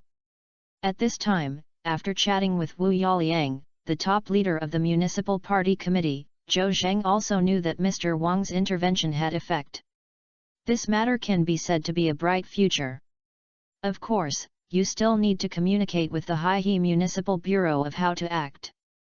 Time is tight, and Zhou Zheng has no time to chat with Wu Yaliang. He said to his cell phone and microphone. Secretary Wu, why don't you do this first? Let's talk if you can't wait until you are busy. Okay, Xiao Zhou, I won't waste your time. You can do it first. Zhou Zheng nodded and hung up the phone. Yang Faxing was shocked again. Good guy. He actually dared to hang up Secretary Wu's phone number? Moreover, Secretary Wu seemed to apologize to him on the phone. Oh my god! This young man is against the will of heaven. Yang Faxing has also seen strong winds and waves, but his face is shocked, but his face is calm. However, he became awe of Zhou Zheng. Seeing him hung up the phone, he quickly stepped forward and looked kind. You are Comrade Xiao Zhou, are you? I am the director of Haihe Municipal Bureau. My name is Yang Faxing. I'm really sorry for being too negligent just now. Yang Faxing grabbed Zhou Zheng's hand and shook it. He spoke soft words first as soon as he came up, and he didn't feel embarrassed at all. Even Wu Yaliang apologized to him, and it was not embarrassing to say a few soft words. Besides, they did ignore Zhou Zheng just now. Zhou Zhenxiai pulled out his hand from Yang Faxing, thinking that the director was too polite. Director Yang, don't say anything like this, it's a shame to the boy. Just now, Secretary Wu also told me that he agreed to enter the depot and that the municipal bureau would send some police forces to support me. Yang Faxing hurriedly said. Yeah, I know, our municipal bureau will definitely cooperate with you. But, although we can enter the depression, for unnecessary trouble, we must conceal our identities and other things, and we cannot bring anything about our identities. Also, the number of people can't be too many. How do you think we have cooperated with 6 people here? The number of people is a little smaller, but I will choose those brothers with excellent skills, one with more than a few. Zhou Zhendao. Director Yang is intent. In fact, just give me 2 special police officers with excellent professional abilities. When I rescue the hostages, they will be responsible for protecting the safety of the hostages. Leave the rest to me. Also, I need weapons, at least 1 gun and 1 dagger. Yang Faxing frowned when he heard Zhou Zheng's words. Zhou Zheng actually only had 2 people, and he was only responsible for the safety of the hostages. Leave the rest to him, isn't he too much? Although he felt that Zhou was bragging, Yang Faxing was embarrassed to expose him. Xiao Zhou, don't take it lightly. How can 2 people use it? I think you think there are few people who cooperate with the 6 people. But our conditions are limited, and the frozen watts are indeed very sensitive. We cannot mobilize too many people. Zhou Zheng nodded. Director Yang, I understand your difficulties, so I won't add too much pressure to you, just give me 2 people. When Yang Faxing saw that Zhou Zheng insisted that only 2 people would be forced, he would no longer force him. At the same time, he had a new understanding of Zhou Zheng.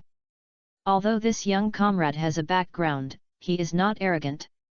Although he was neglected just now, he does not hold grudges. The most important thing is that he can consider others, not the kind of person who is forced to do so. Just as Yang Faxing was thinking about it himself, Zhou Zheng urged. Director Yang, please arrange it quickly. There is not much time left for us. Hey, arrange it now. Director Yang just finished speaking, someone pushed the door open and came in. The person coming was Director Li of the office.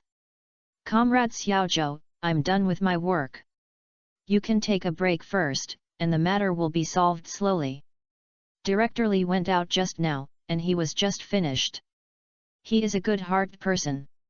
He felt that Zhou Zheng would not achieve what he wanted today, so he wanted to comfort him. After all, he ran to the northeast all the way, but he couldn't do anything, which was definitely depressing. Director Li closed the door and turned around and saw Yang Faxing, and was stunned for a moment. Director Yang, you are here. Yang Faxing nodded. Old Li, I'll make a call if you occupy your office. Oh Director Yang, you are joking, just use it. Yang Faxing no longer said anything and started to make arrangements. He called the captain of the special police team first and notified him to lead the 30 special police officers with excellent skills to gather around the Cold Watsi area immediately, and not to drive a police car, but keep a low profile. In addition, let him choose the 2 most powerful special police, put down all the identities, and report to the municipal bureau in casual clothes. There will be special tasks arranged later. Lu Qi, the captain of the special police team, received a call and felt that the municipal bureau had made a big move. He immediately started to order troops and generals, and arranged 2 of the most powerful members of the brigade to go to the municipal bureau. The remaining 30 people took IVCO with civilian license plates to the outside of the frozen walls. Yang Faxing called the special police brigade. Next to him, Director Li was stunned. According to Director Yang's opinion, this is going to go to Frozen Wazit to perform the mission. Didn't Secretary Wu refuse to let him in just now? Why did you change your mind so quickly? Director Li looked at Zhou Zheng and thought to himself that this guy used some means, otherwise Secretary Wu could change his mind so quickly. Director Li was thinking about it in his mind, and Yang Faxing next to him suddenly said to him, Old Li, have all the guns and other things in the society we cleared out last time destroyed. Ah? Oh. Director Li was stunned for a moment and came back to his senses and said quickly. No, it's not time to destroy it, it's all stored in the municipal bureau's arsenal. That's good. Director Li quickly called Chief Hu of the equipment department and asked him to open the door with the keys of the arsenal. I want to choose a few weapons. Yes. Director Li nodded, his heart full of doubts. I wonder why Director Yang used these confiscated weapons to do what? He didn't know and didn't dare to ask more questions, so he quickly called Chief Hu. After a while, Director Li put down his cell phone and said to Yang Faxing. Director Yang, I have notified Section Chief Hu, and he said he should take the key to the arsenal immediately. Okay, I understand. Yang Faxing nodded and looked at Zhou Zhendao. Comrade Xiao Zhou, let's go to the arsenal together and pick a handy weapon. The mission is special, so you can't bring police firearms to avoid unnecessary trouble. Chapter 470. Anyway, his background is unpredictable. Zhou Zheng hurriedly said politely. Director Yang, I understand. Thank you for your strong support. Haha, Comrade Xiao Zhou, you are polite. When you first came, I was having a meeting. I really couldn't get out of it. I was so negligent. Don't care.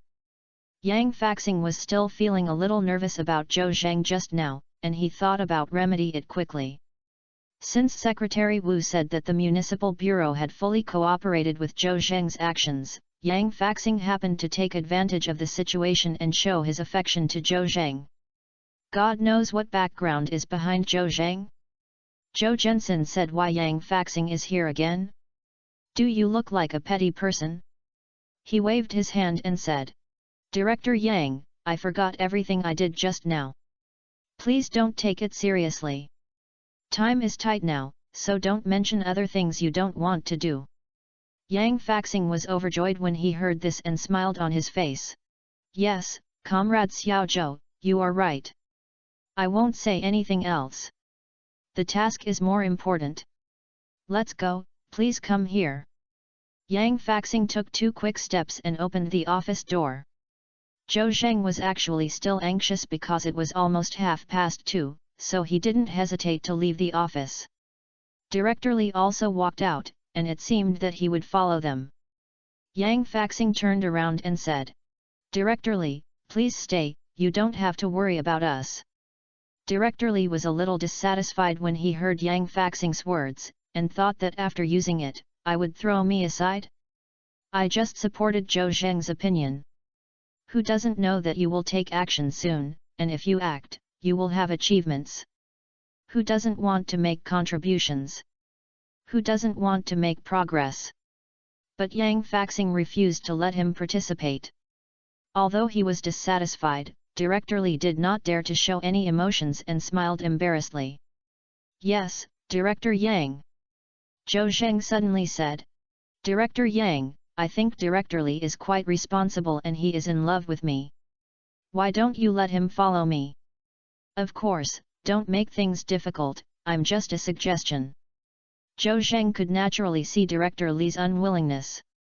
Moreover, when he first came to Haihe Municipal Bureau, the first person he came into contact with was Director Li, and Director Li did not neglect him because Zhou Zheng was a small policeman from another place. On the contrary, the person who helped him pass the message to Yang Faxing did not play a substantial role, but it can also be said to have helped Zhou Zheng a lot. At least Director Li's attitude is positive. Zhou Zheng would never be such an ungrateful villain. He put forward his own opinions to Yang Faxing, although he was a little abrupt, he couldn't care. Director Li helped him, and he had to help him. Yang Faxing only hesitated for half a second and immediately nodded in agreement. Since Comrade Xiao Zhou has spoken, I have nothing to say. Old Li, go with us too. It doesn't matter if Director Li is the one who is young and Director Li is the one who is on standby anyway when he goes there. It's only Zhou Zheng and 2 other special police who actually get into the frozen Wat.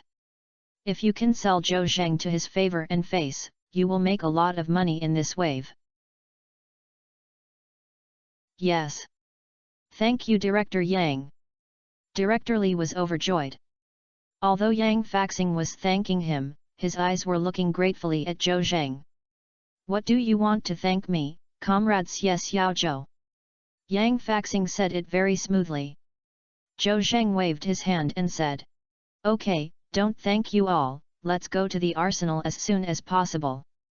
Who will lead the way, too? I will lead the way, Comrade Xiao Zhou will come with me. Director Li volunteered and walked in the front, with Zhou Zheng and Yang Faxing following closely behind. Then, this scene appeared in the corridor of the Municipal Bureau Police Building. Director Li of the office was trotting in front of him, not knowing what was important. Behind is a strange young handsome guy, and behind is Director Yang of the Municipal Bureau. Director Yang smiled at the handsome guy, which made everyone speculate. Who is this handsome guy? Director Yang's son. Don't talk nonsense, Director Yang's son is in high school. I've seen him. That's an illegitimate child? Or why are you so close? You don't want to get through any more? Shut up. I think this young handsome guy is more like a guy from above. How could Director Yang be so polite to a young man? Hey, it makes sense. This guy is really from the ministry if he can't make a fuss. Such a young man works in the ministry and has a bright future. Okay, don't envy. Some people are born in Rome, and some are born in mules and horses. And you, my friend, hurry up and work. Director Li ran quite fast and soon brought Zhou Zheng to the arsenal. A first-level police inspector with a short body had opened the door to the arsenal. He was looking around with the key in his hand. It was Section Hu. Section Chief Hu is just a section chief, but his qualifications are so old. Even the director of the Municipal Bureau Yang Faxing was his apprentice back then. He saw Director Li at first sight. Yang Faxing behind him. He skipped Zhou Zheng directly and waved to Yang Faxing. Director Yang, are you doing something? I hurriedly called me to open the arsenal, why are there any tasks? Due to time constraints, Director Li did not explain to Section Chief Hu, so he didn't know what task he was going to perform. Yang Faxing did not answer Section Chief Hu's question, but instead held Zhou Zheng's hand intimately. Master, let me introduce you to you. This is Zhou Zheng, a police officer from Jiangbei Municipal Bureau. Just call him Comrade Xiao Zhou. Xiao Zhou, this is Section Chief Hu and my master. Hello, Chief Hu. Zhou Zheng nodded to Deputy Director Hu. Time was tight and he didn't want to waste time. He turned around and said to Director Li. Director Li, please take me into the arsenal. Ah? Oh.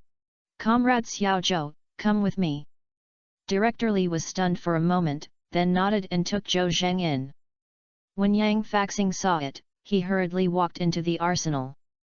Section Chief Hu was a little confused and grabbed Yang Faxing's arm. Hey, Director Yang, what's going on? Who is this guy just now? Why is he so arrogant? Also, how dare you let him in the arsenal of outsiders? Yang Faxing patted Deputy Director Hu's hand. Master, Xiao Zhou is not an outsider. Our municipal bureau should cooperate with him in carrying out the mission and come to the arsenal to pick the guys who are easy to use. I will tell you what specific tasks are coming down. He came alone. Ah! Deputy Director Hu was even more puzzled. It's not Director Yang. He looks like he's only 20 years old and has no hair on his face. Where are their leaders? I didn't come, he came alone. But let us cooperate with the orders given by Secretary Wu. Do you think I will listen? Ah! Section Chief Hu was surprised when he heard this. Secretary Wu's order? What does this kid have to do with Secretary Wu? Yang Faxing said. Then I don't know. Anyway, his background is unfathomable. Master, I won't chat with you anymore. I have to accompany Comrade Xiao Zhou to pick up weapons. Chapter 471 Go to the trading location. The arsenal mentioned by Yang Faxing is actually, to be precise, the police arsenal of the Municipal Bureau. According to regulations, police agencies at all levels need to set up police weapons arsenals to store and reserve police weapons in use. The police arsenal of provincial police agencies shall not be less than 200 square meters, while the Haihe Municipal Bureau belongs to the Municipal Police Agency, and the police arsenal of about 100 square meters. Zhou Zheng followed Director Li quickly into the police arsenal. As soon as I entered the door, I saw a bunch of weapons neatly placed on the ground.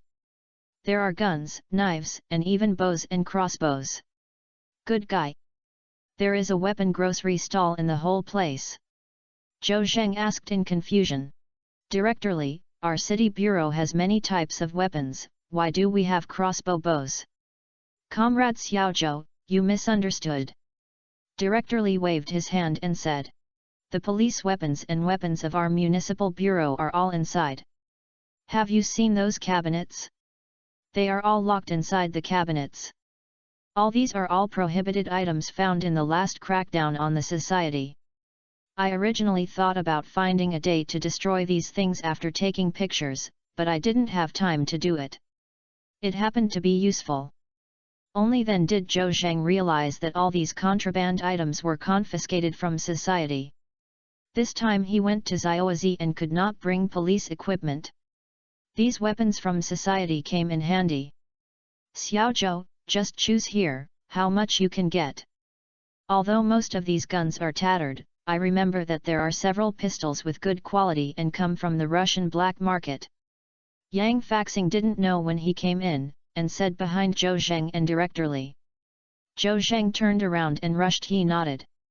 Director Yang, then I'm not polite. After he said that, he squatted down and began to select weapons. He has the skill of master-level gun specialization. No matter what gun it is, he can recognize it at a glance, and he is also familiar with the advantages and disadvantages of the model parameters of this gun. Of course, let alone use it skillfully. Zhou Zheng casually glanced at the weapons on the ground, and caught a USP pistol at one glance. This kind of gun is powerful and uses 9mm bullets. The most important thing is to see that the appearance is not so worn.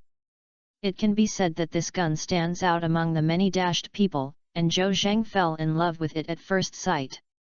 Picking up the USP, Zhou Zheng looked at the rifle carefully, and the wear was not serious.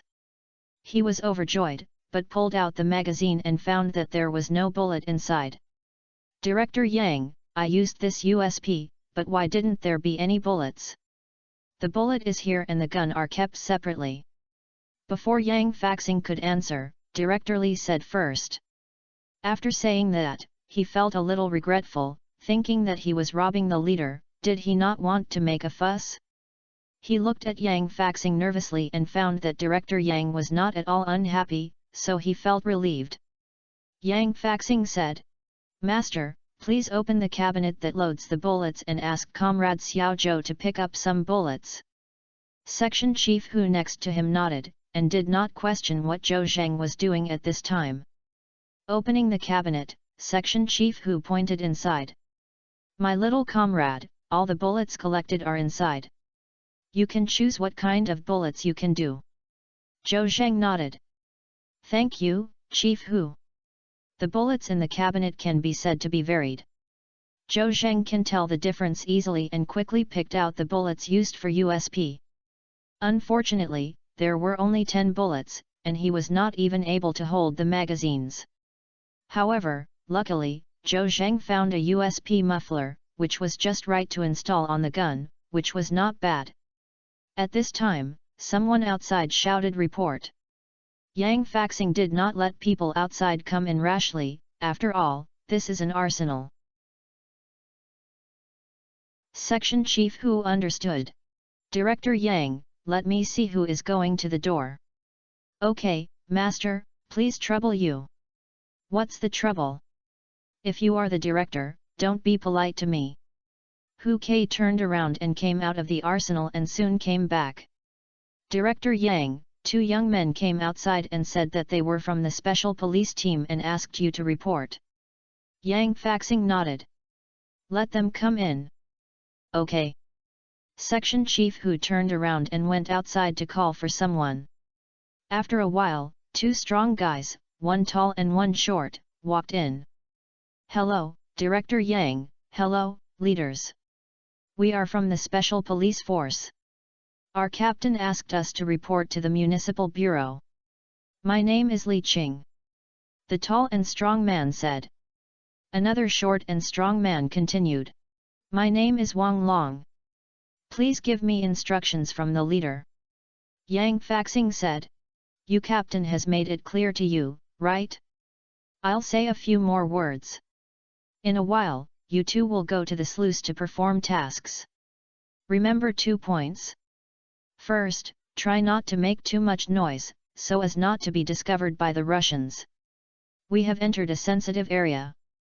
Even if we discover it, we cannot expose our identity. Second, we must cooperate with Comrade Xiao Zhou. Yang Faxing pointed at Zhou Zheng and then said, when performing the mission, he is your leader, with Xiao Zhou as the main focus. In short, he has the final say. Did you understand? I understand. The two of them looked at Zhou Zheng and found that this guy was very young. I couldn't help but wonder, why did I become a leader at such a young age? But when the director spoke, the two of them naturally had to abide by the order. Xiao Zhou, do you want to say a few words to these two comrades? No. Zhou Zheng waved his hand. You guys, you can choose weapons first, and we will get to know each other on the way. I will briefly tell you what you are responsible for. Let's choose first. Yes. The two nodded and began to select weapons on the ground. Everyone chose a gun. Of course the quality and grade were far inferior to Zhou Zheng's USP. Zhou Zheng picked up another sharp Yingji Sha knife to use it for melee defense. Due to the special nature of the task, the bulletproof vest cannot be carried, which greatly increases the danger. Zhou Zheng naturally would not be afraid, and the other two buddies from the special police team were young and energetic, and there was nothing to be afraid of. After preparations were completed, the three of them were ready to set off. Yang Faxing quickly arranged an off-road vehicle with a civilian license plate. He originally wanted to go with him. Director Li said, Director Yang, you are the director and should be at home to plan. I think you don't go to the front line. I'll take a trip for you. Zhou Zheng also agreed with Director Li's meaning. Yang Faxing thought about it and found that it was useless to go by himself. It would be better to take care of anything in the bureau, so he nodded in agreement. A black off-road vehicle drove Zhou Zheng and others to set off. After leaving the municipal bureau compound, it was not easy to walk on the road. Zhou Zheng looked at his watch and asked anxiously at nearly 2:40. Director Li, how far is it to Frozen Wazi? Actually, it's not far away, as long as there is no traffic Jamie can arrive before, but if there is a traffic jam, it will be impossible. The driver drove the car carefully, and Zhou Zhensin said that the speed was not good. Turning around and saying, Brother, come down, I'll drive. Chapter 472 Meeting with the Special Police and Prepare for Action. The driver was Yang Faxing's full-time driver Xiao Lu. Yang Faxing also wrote down the book, contributed his driver, and also told him to be careful to serve Zhou Zheng. The driver knew that Zhou Zheng was not an ordinary person, so he was naturally cautious when driving, for fear that Zhou Zheng would be dissatisfied with the unstable driving of the car. But Zhou Zheng wanted to drive himself because he was slow to drive. Is it appropriate? The driver Xiao Lu heard Zhou Zheng's words and looked at Director Li in a blink of an eye. Director Li should be the biggest official in this, so let him make a decision. Director Li did not even hesitate and made a quick decision. Xiao Lu, listen to Comrade Xiao Zhou, come down. Oh. The driver Xiao Lu also listened to the advice and did whatever his leader asked. He leaned over and just got out of the driver's seat and found that Zhou Zheng was waiting for him outside. Damn, it's so fast. When did you get off the bus? The driver muttered in his mind that he gave up his driver's seat and got into the back row. Zhou Zheng got on the main driving and immediately turned on super driving. Director Li, time is tight, I want to overtake all the way, you all help me sit.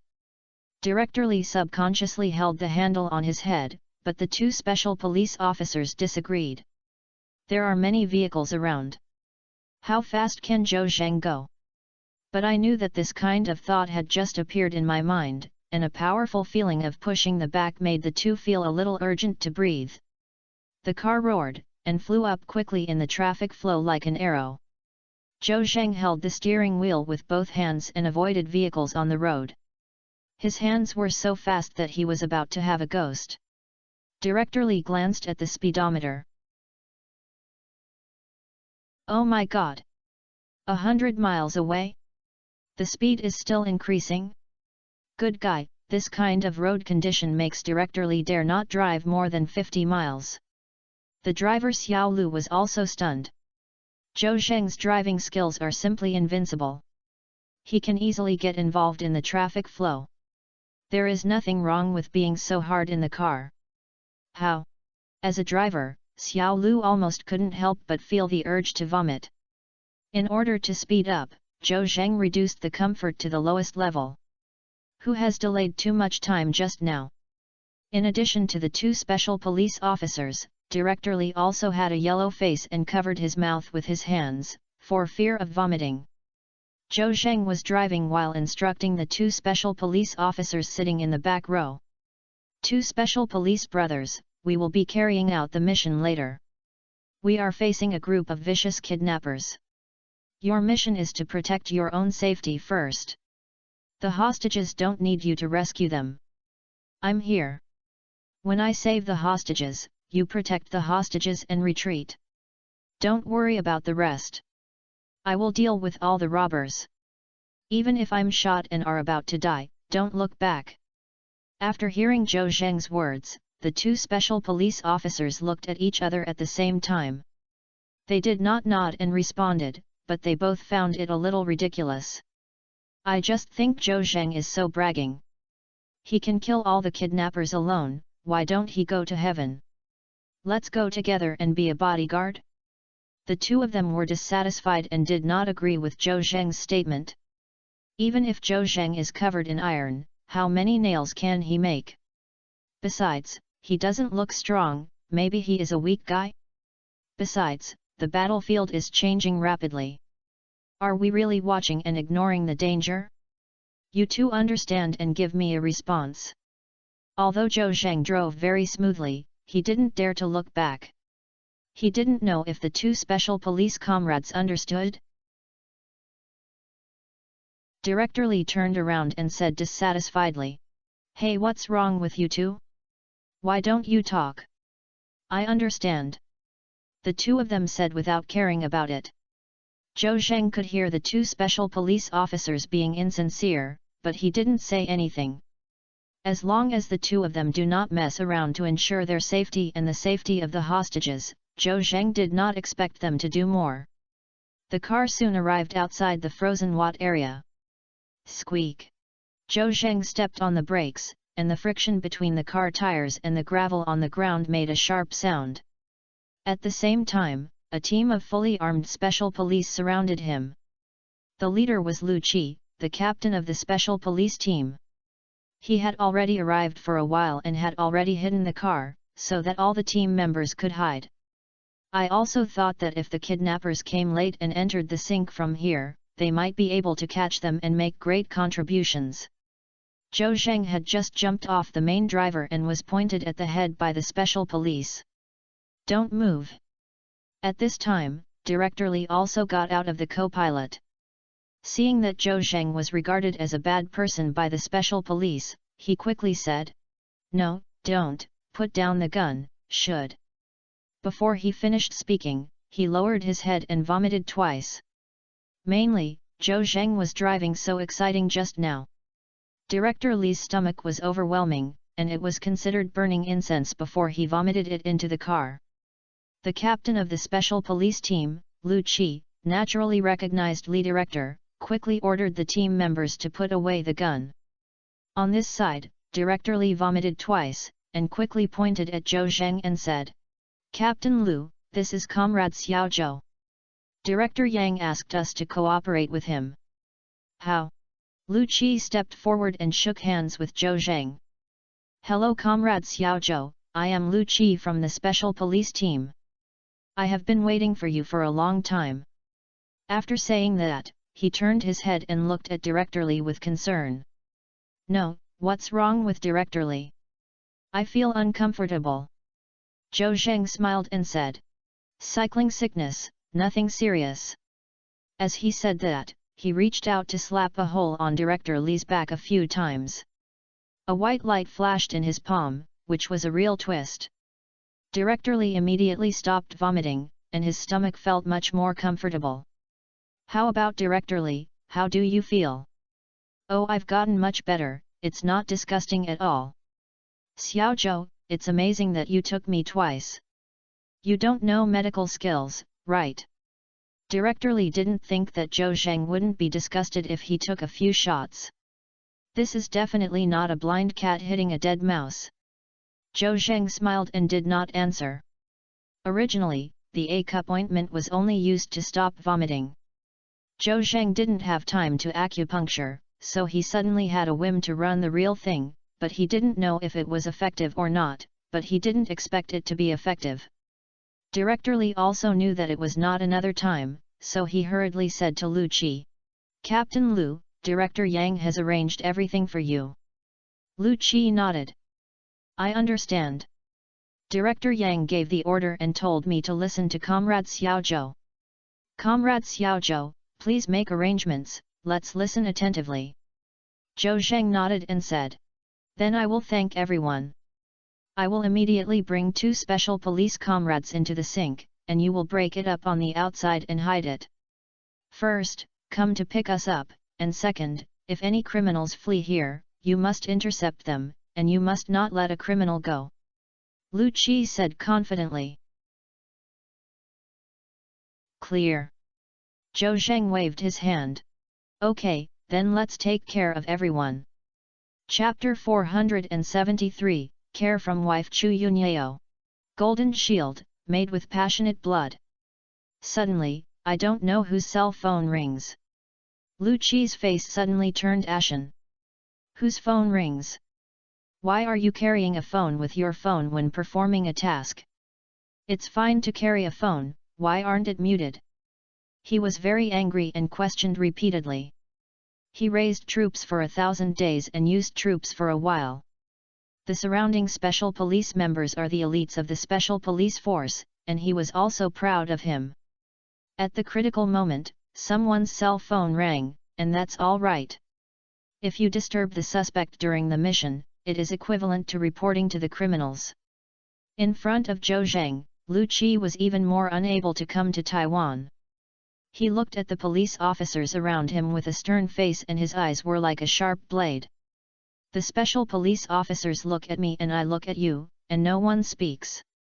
They think Team Lu looks angry and the consequences are serious, and some are too unlucky. Just when Lu Qi was about to get even more angry, Zhou Zheng said embarrassedly. Captain Lu, don't be angry, sorry, my phone rang. Ah! After a brief surprise, Lu Qi changed his expression as if he had changed his face. Comrade Xiaozhou, why didn't you say it earlier? Then hurry up and take it, don't delay things. Zhou Zheng was raising his phone while complaining about himself. He knew he was anxious and forgot to silence his phone. If this phone call goes into the frozen sink, it will ring again. Good guy. That will definitely alarm the enemy, it will be too late to regret it. I took out my cell phone and wanted to hang up, but after all, there was not much time left, and there were still 7 minutes left before 3 o'clock. After taking a look at the caller ID, it was his wife Chu Yunyao's phone number. Zhou Zheng hesitated for a moment or answered the phone. If you don't accept it, Chu Yunyao doesn't know how anxious she will be. Hey husband, where are you? Chu Yunyao's slightly anxious voice came from the phone. Zhou Zheng said calmly. Wife, I'm about to go inside to save Uncle Chu at the periphery of frozen Wazi. Really? Husband, you couldn't go there alone, right? No, the Municipal Bureau Special Police Team cooperates with me. Don't worry, I will definitely rescue Uncle Chu. Husband, if you meet the robbers, if they keep their promises and are willing to let my father go, we can give them money. Don't fight with the robbers and be careful of safety. Chu Yunyao knew Zhou Zheng's temper. When facing criminals, she had to catch them all.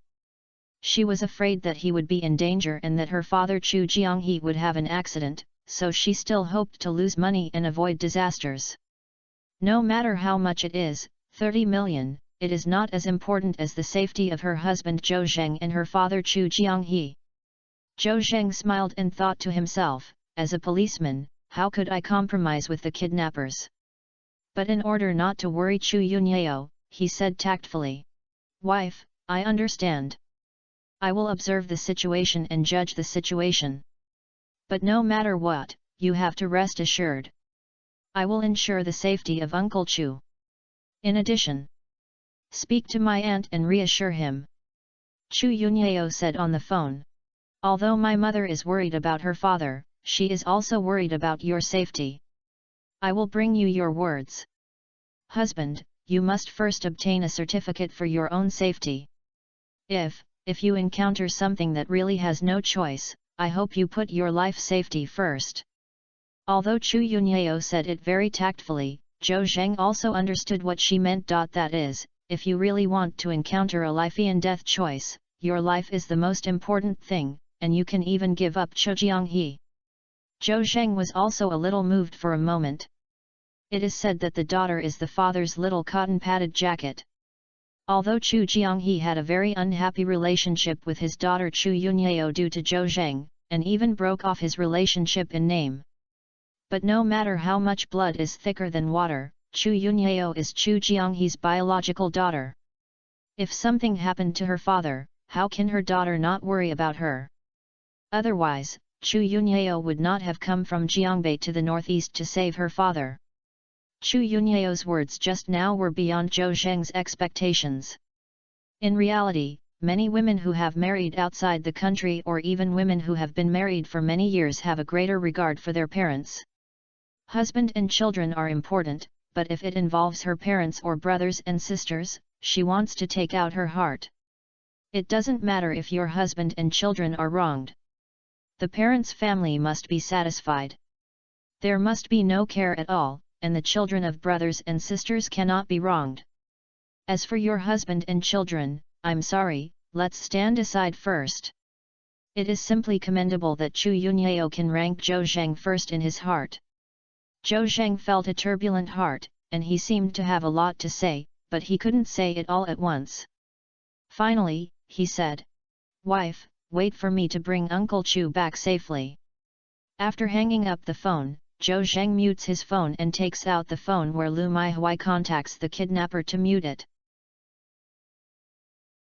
He did not forget to bring this mobile phone when he went out. After all, it was the only tool that could contact the kidnappers.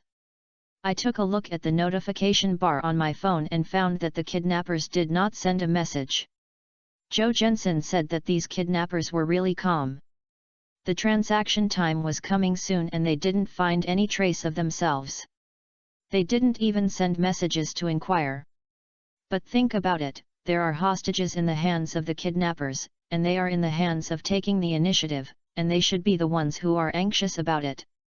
Zhou Zheng installed his phone and explained to Lu Qi next to him.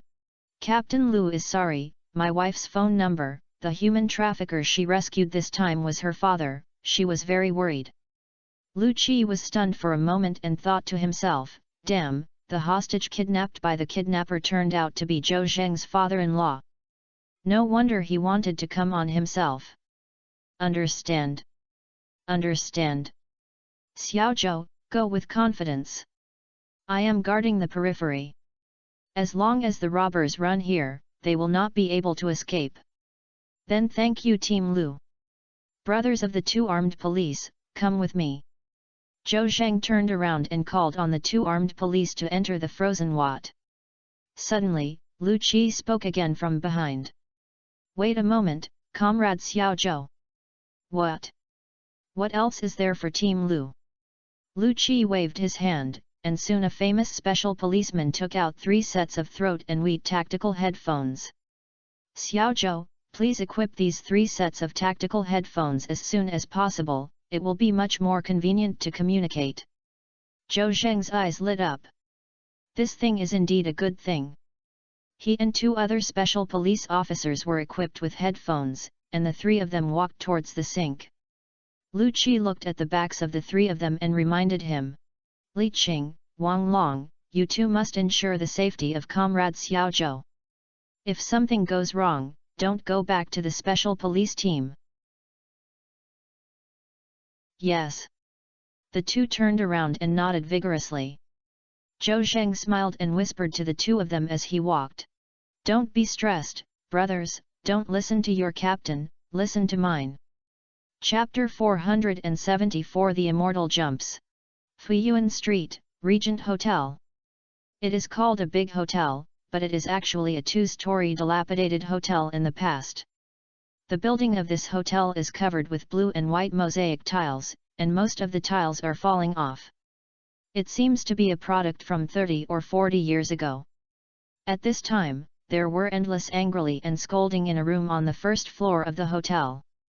There were 7 or 8 people crowding in the small room, making the cramped space appear even smaller. I'm so arrogant, I won't admit it now. The 3 of you who were trampling on the horses together ruined me. They were such a group of animals. If my brother and others hadn't come to save me, I wouldn't have been killed by you. A plump young woman wearing a grey windbreaker on the upper body and a high heel on the lower body with black stockings on the lower body, with an angry face, pointed at the 3 men sitting on the bed and cursed loudly. Next to them, 3 strong men with bare shirtless and dragon-painted dragons and tigers were staring at the 3 men sitting on the bed. Each of them held a bright mountain-cutting knife in their hands. The blade was obviously polished and shone with a sharp light. If you cut it down with one knife, you will see a big hole in the body of a person with skin and flesh. The 3 men sitting on the bed were Hwazi and his group who came to Haihe to trade arms with the Russians. The 3 of them tied up Lu Jindu who was beating and scolding Hwazi on the train. Because of time, they knocked Lu Jindu out and buried him alive before they could squeeze out the ransom. After packing up Lu Jindu, the information of the Russian seller also told them the transaction location and time. The location of the last transaction was frozen Hwazi. Hwazi knew that it was a buffer zone and a sensitive area between countries. In order to prevent problems before they happen, and to be afraid that the Russians would be bad, Hwazi planned to rush to the frozen wadi in advance to make preparations to move forward and retreat freely. Of course, before the troops moved, the food and grass came first. The 3 of them agreed to have a full meal before going. It was not yet noon, and it was still early. I found a hotel on the side of the road that looked pretty good, and the 3 of them put in white bread car. After entering the store, Hwazi took the menu and ordered a lot of hard dishes, such as pot buns of meat, sauce elbows, pork slices, pork ribs stewed with beans, mushrooms stewed with chickens, etc. I don't want to drink any more. There are still important things to do later. The 3 of them ordered a pot of good tea for 100 yuan. There is a poor family and a wealthy family. Besides, these desperados are not short of money and dare to spend money. After all, no one knows one day they were arrested by the police and ate peanuts. This business is good and it will soon be out of place. Soon, a plump young woman wearing stockings and high heels came, saying that she wanted to share a table with these 3 brothers. Hwazi originally wanted to refuse, but the 2 lustful pussy Lao Wu and Fatty suddenly became straight and he kept saying yes. Seeing that the meal had been halfway through Hwazi, he thought he would leave quickly, so he didn't chase the young woman away. After thanking her, the young woman took off her windbreaker and exposed the light blue sweater inside.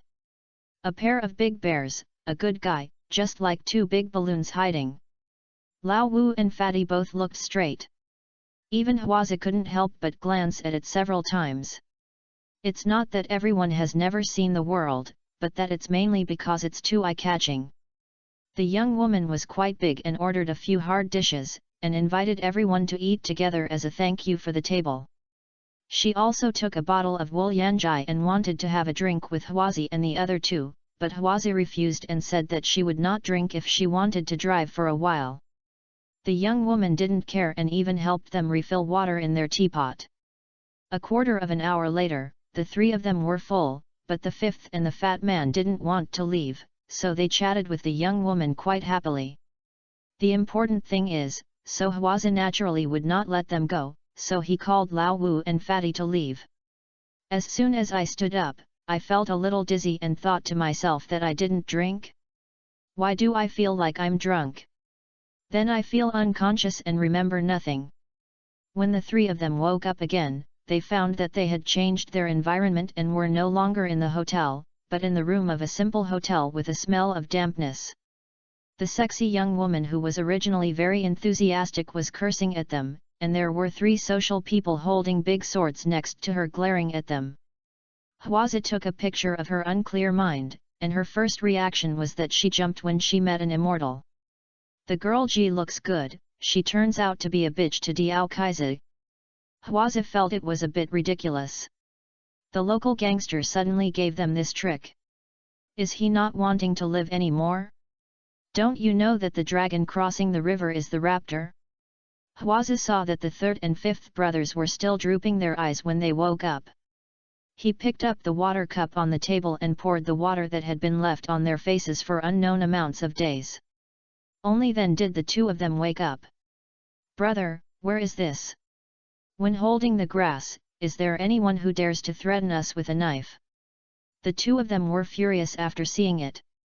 Hwaza said, it seems that we met a fairy and jumped. Grass. Lao Wu has a bad temper and reached out to touch the pistol next to his waist. After a while, he felt empty and remembered that the pistol was put on the van. The fat man was even more stunned. He stood up and fisted naked to fight against the three big men. Hwaza knew that a hero would not suffer any loss in front of him, and that the strong dragon would not suppress the local snake, and there was still something serious to do, so he grabbed the fat man. Don't be impulsive, you two, look at how much money you have in your pocket, give them all, and lose money and avoid disaster. After saying that, Hwaza smiled at the three big men. Brothers, I'll admit defeat today. I'll give you all the money we have. How about letting us brothers go? We will never call the police. Ha ha ha. The three big men suddenly laughed arrogantly. The plump young woman said, you three poor guys are pretty bachelors. They only have more than 8,000 yuan on their horses. What about those who pay for beggars with such a little money? Let me tell you, at least 100,000 yuan, and this matter can be done, otherwise, hi. The fat man flipped his pockets and found that his wallet was gone. Brother, my wallet is gone and they have flipped it away. Lao Wu also said. So much. Hua Zixin said that these guys were really impatient. Fortunately, his pistol was hidden in his underwear, otherwise they would have been touched. At this time, he still didn't want to have any trouble, so he stood up and nodded and said, brothers, you have taken all our money. We don't want it anymore. It's almost okay. Make a friend and I'll invite you to drink somewhere else. A big man with flower arms tattooed pointed a knife at Hwazi and cursed. Hold the grass. Are your ears deaf? I tell you, don't think about leaving if you don't have 100,000 yuan. Hwazi said. Not a buddy, you are extortion. If I call the police, I will guarantee that you will not be able to take advantage of it. So, I'll transfer another 10,000 yuan to you. Can we clear the two of us? He used both soft and hard skills, so he wanted to fool him and get out quickly. Who knew that the flower-armed man would not even use Hwazi's trick? Okay, you're next door. Let me tell you, it's useless even if you call the police, the director of the nearby police station is my buddy. He transferred 100,000 yuan to us, otherwise he would break his leg and believe you. Chapter 475, One person rewards you with a peanut. The big man who was cursing the street heard that Hwazi had an accent from another place, and the unfamiliar ones could not eat him. He took the police station director to tell the matter and scared Hwazi. A gangster in society like him does know the director of the police station because he has gone in too many times, let alone the director. Many police officers are familiar with each other.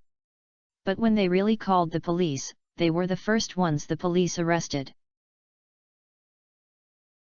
Of course, they expected that Hwazi, a foreigner, would definitely lose money and avoid disasters. Seeing that he was wearing ordinary clothes, he looked honest, and he was the best at extortion and extortion of honest people like this. "You're on the horse." Lao Wu's lungs were about to be furious, and he got up and was about to fight the man with a flower arm. He has done all kinds of bad things in kidnapping and killing people. Today, he was blocked by a few guys in a small hotel with knives, and the boss was scolded by others. Who can stand this grievance? Although he didn't carry a gun on his body, he was furious and had to fight with the man with a naked fist. "Old Fifth." Hwaza turned his head and scolded him. "Stop it." The man with a flower arm waved the big knife and gestured. "With the grass, there are still people who are dissatisfied? Believe it or not, I will kill you."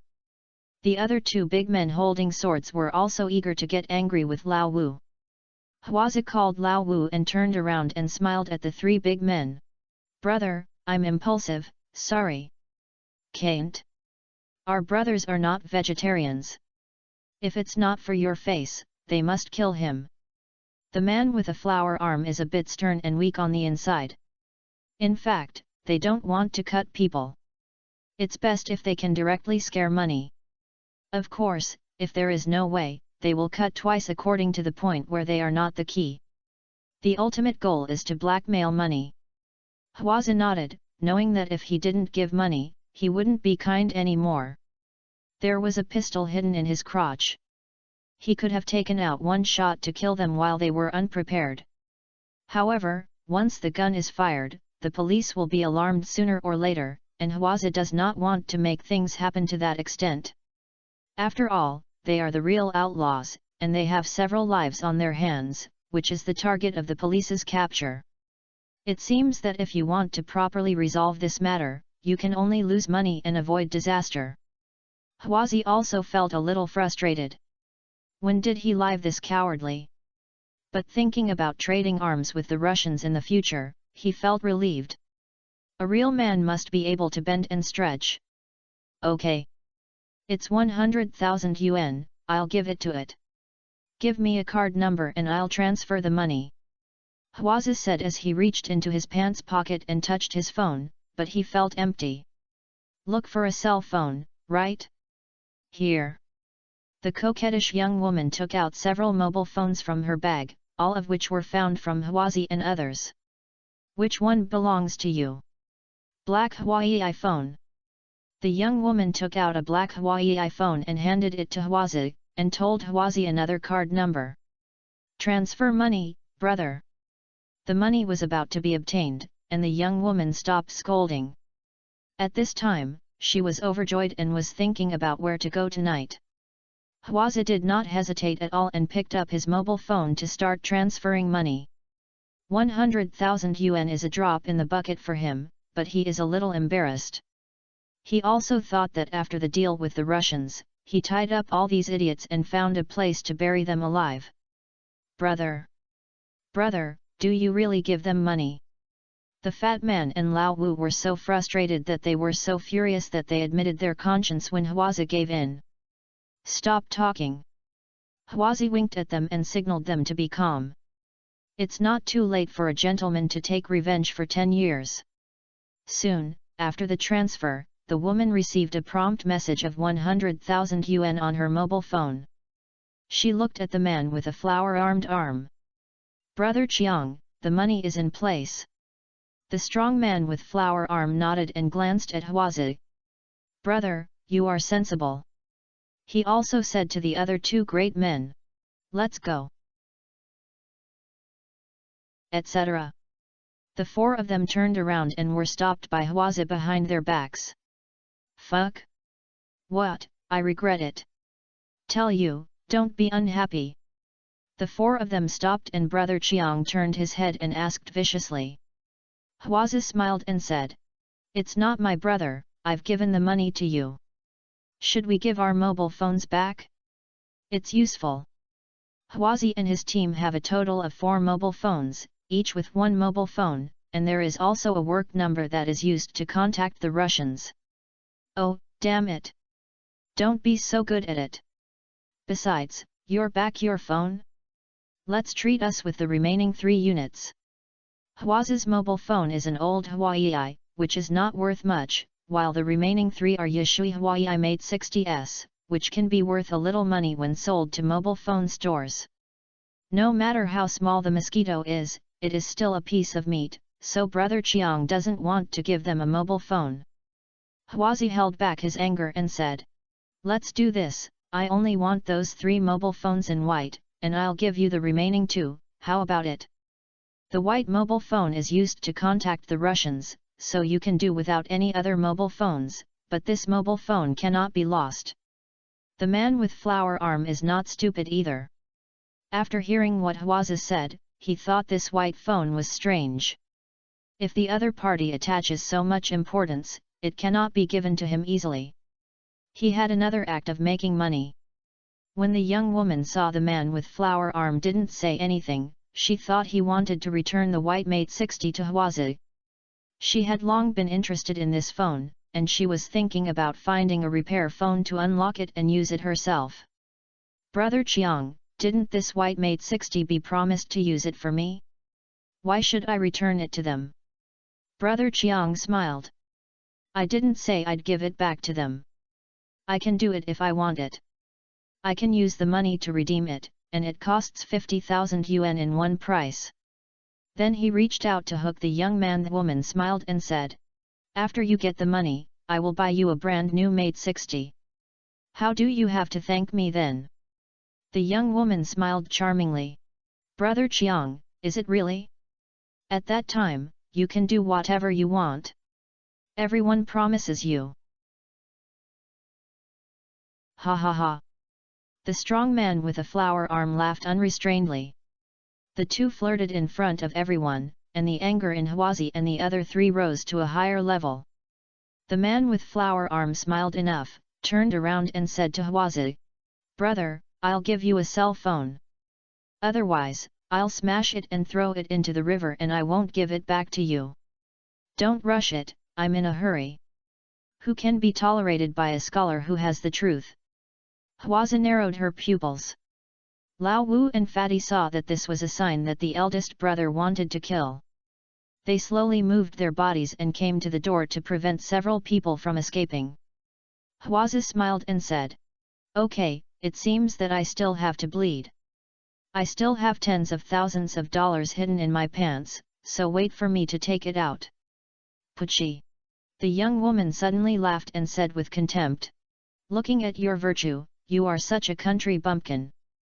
Are you still hiding money in your underwear these days?" Hwazi was not annoyed, and still had a simple smile on his face. "Aren't you afraid of losing it and being robbed? But you still succeeded." As he spoke, he reached into his pants and took out a black pistol. Then the silly smile on his face turned into a grim smile. "Everyone! There is no money left, how about giving you a peanut to you?" Chapter 476, Kill Without Blinking. Lao Wu and Fatty moved towards the door when Hwaza took out their pistol. They were blocked at the door at the first time because they were afraid that these people would run away. "Either don't do it, just do it if you want to do it." All of them were outlaws, each of them was cruel and ruthless. When Hwaza took out the gun, he had already sentenced these 3 men and 1 woman to death in his heart. Lao Wu and Fatty also cooperated tacitly. The boss took out his gun and was going to start.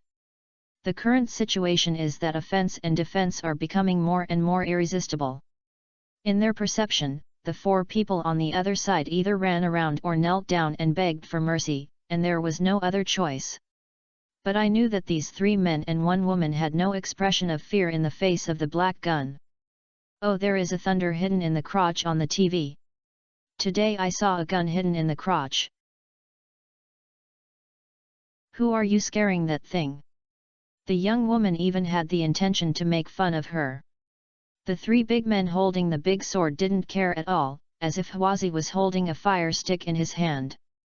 Hwazi no longer had the weakness and kindness he had just now, and shouted angrily, "Shut up, put down the knife, and return the phone to me, otherwise I will beat you to death."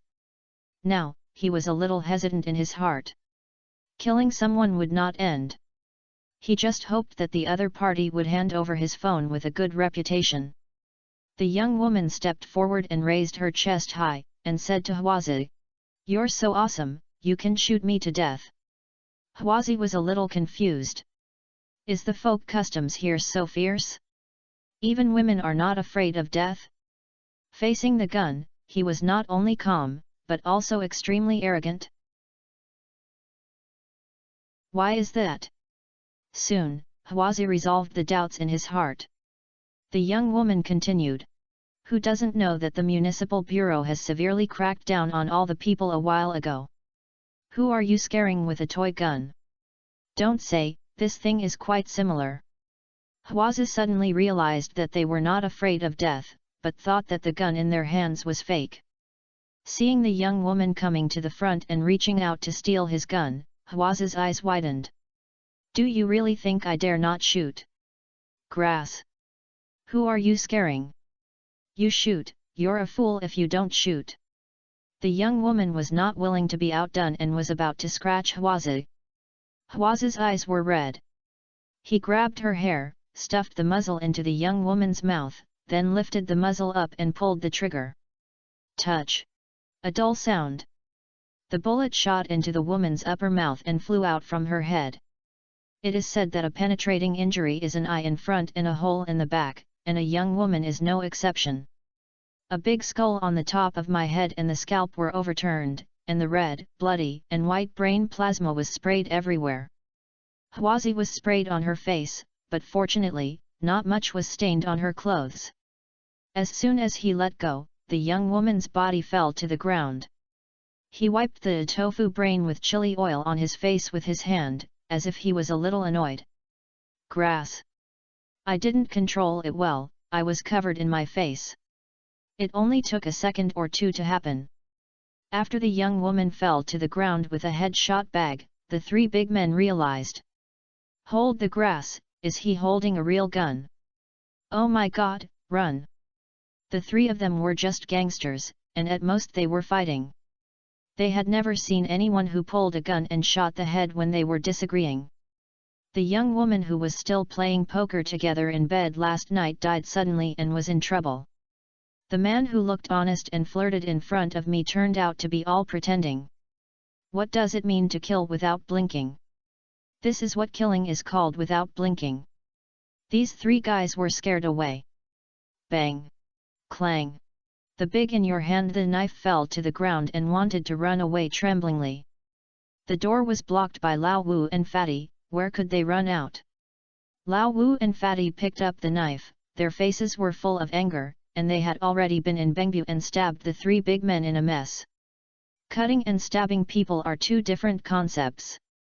The former may be as fast as he can get dozens of punches, while the latter may be as hard as he can get one.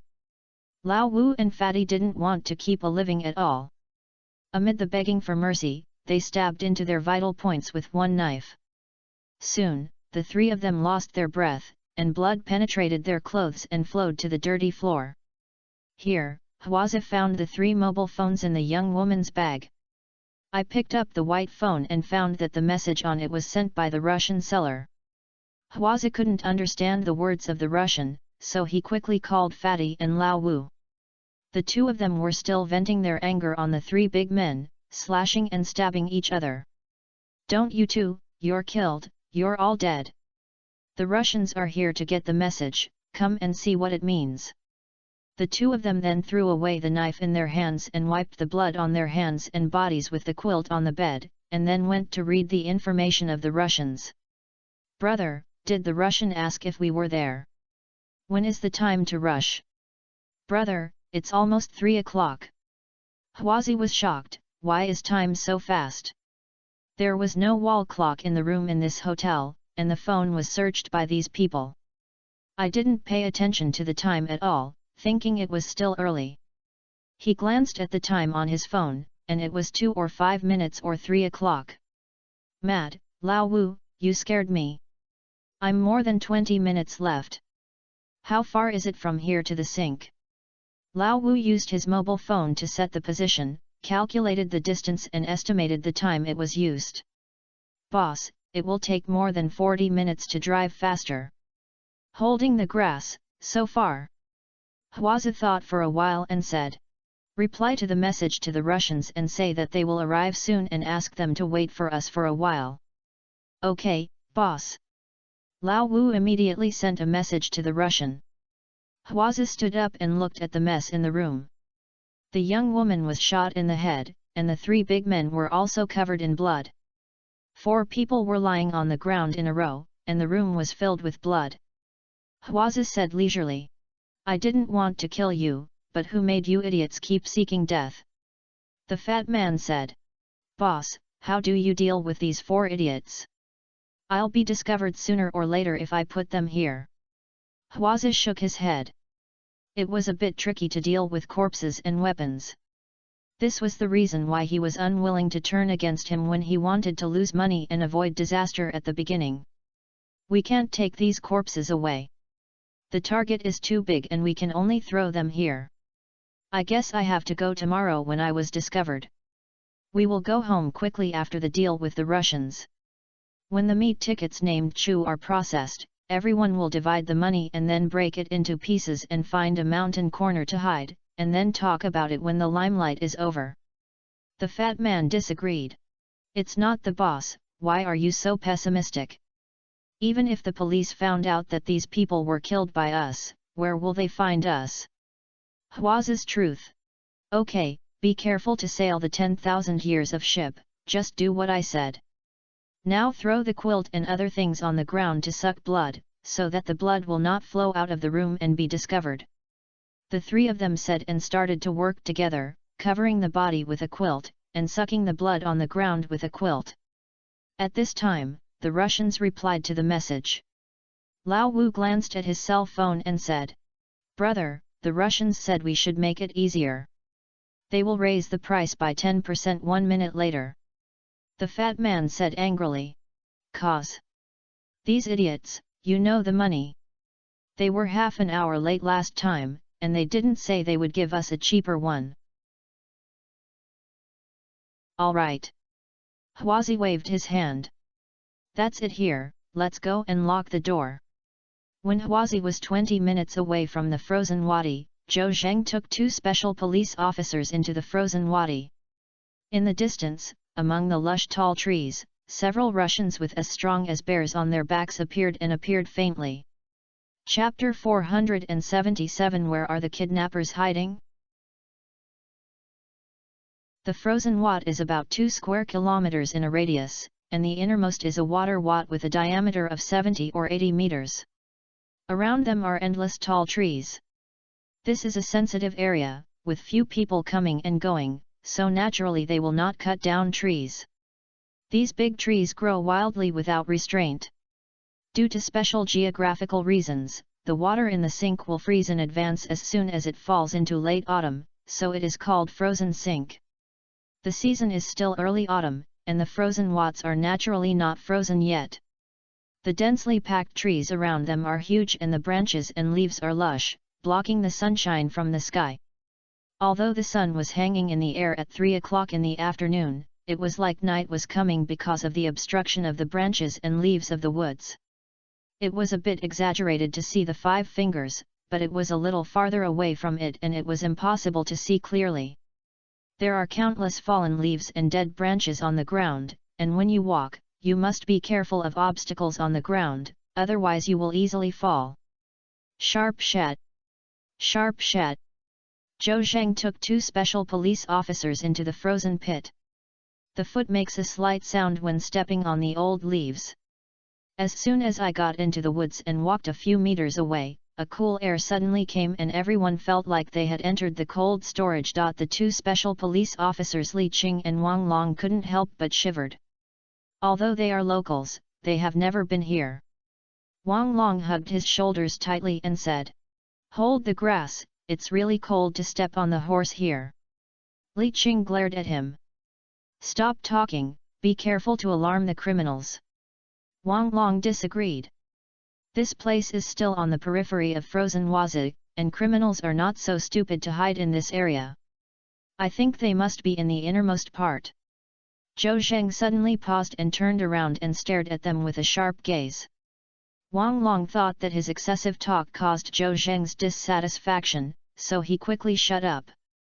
Li Qing was embarrassed to expel Wang Long in a low voice. "Comrade Xiaozhou, this is what Lao Wang is like, he is so stupid. I promise to be optimistic about him and not let him speak nonsense." Zhou Zheng suddenly smiled on his serious face. "It doesn't matter, there should be no one nearby.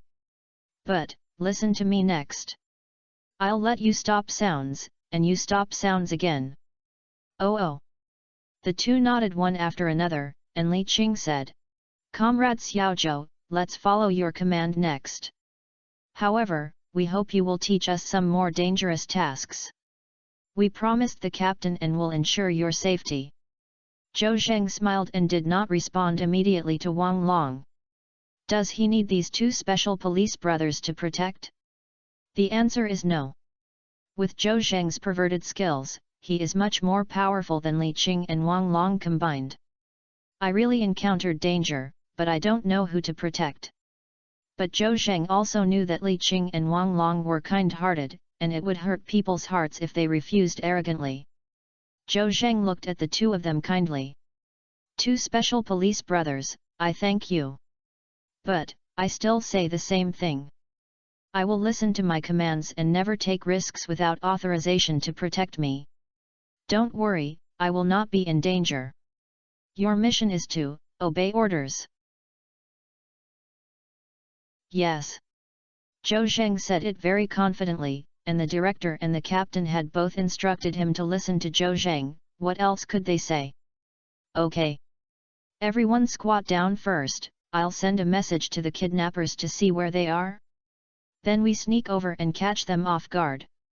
Zhou Zheng said, squatting behind a big tree, and Wang Long and Li Qing also came up to squat down. "I'm here, the money is in place, where are you?" Zhou Zheng used Lu Maihuai's cell phone to send a message to the kidnappers. He deliberately said that the money was in place, just to quickly trigger the robbers' response. But I knew that the three of them waited for 5 minutes, but they did not receive any information from the kidnappers on their mobile phones. Why didn't the robber respond? Don't they want money anymore? Zhou Zheng believes that the kidnappers are greedy and will respond immediately when they mention money. After all, they can feel at ease when they trade early. Besides, 3 o'clock has passed now, so it is logical that if you don't contact the kidnappers, you will also be in a hurry to contact yourself. What are these bastards selling in the gourds? Zhou Zheng thought to himself, but he couldn't guess it. "Xiaozhou, how about it? What did the kidnappers say?" Li Qing and Wang Long asked in a low voice. Zhou Zheng shook his head. "I sent a message saying that the money was in place and asked where they were. The kidnappers did not respond. Shouldn't it?" The two of them looked disappointed. Originally, they thought they would start fucking with the kidnappers soon, and these two people were a little excited.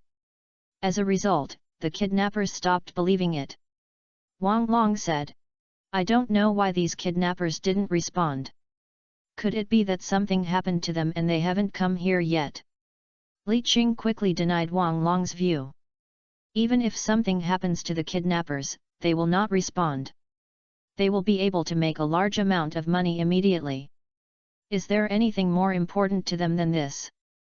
It is possible that they deliberately did not think about letting us go, or it is possible that they did not think about integrity and transactions." Li Qing guessed for a long time and said that, without any basis. Wang Long actively thought, "Comrade Xiaozhou, do you think the kidnappers realized some danger, or have they seen through the fact that we are policemen, hiding in a corner of the frozen pit?" Zhou Zheng thought about it and then analyzed. It shouldn't be true. The kidnappers are not gods. How could they realize that the police are dealing with them? Unless there is an insider in the city bureau. Wang Long and Li Qing said quickly after hearing this. Impossible. Apart from our special police team, there are several leaders of the municipal bureau who know this. If there are any insiders, our municipal bureau will be terrible. Afraid that the two of them were disgusted with misunderstandings, Zhou Zheng quickly explained. Don't be serious, I'll just give an example, the possibility of having an insider is 0. Maybe these cunning kidnappers have become more concise and deliberately do not show up first, just want to test us. Li Qing said. I think what we should know most urgently now is whether the kidnappers are in the cold what. Don't that kind of plot often appear in the movies? The transaction location proposed by the kidnappers at the beginning was fake, and they were afraid that the victim's family would call the police, so the police raided in advance to catch them all. It makes sense. Zhou Zheng nodded. But how can we know if the kidnappers are in the cold what? Unless you search a little bit in the woods. This is not an easy task for the three of them. Zhou Zheng suddenly had an idea. He had hawk eyes and perspective. The skills should be fully visible after opening them.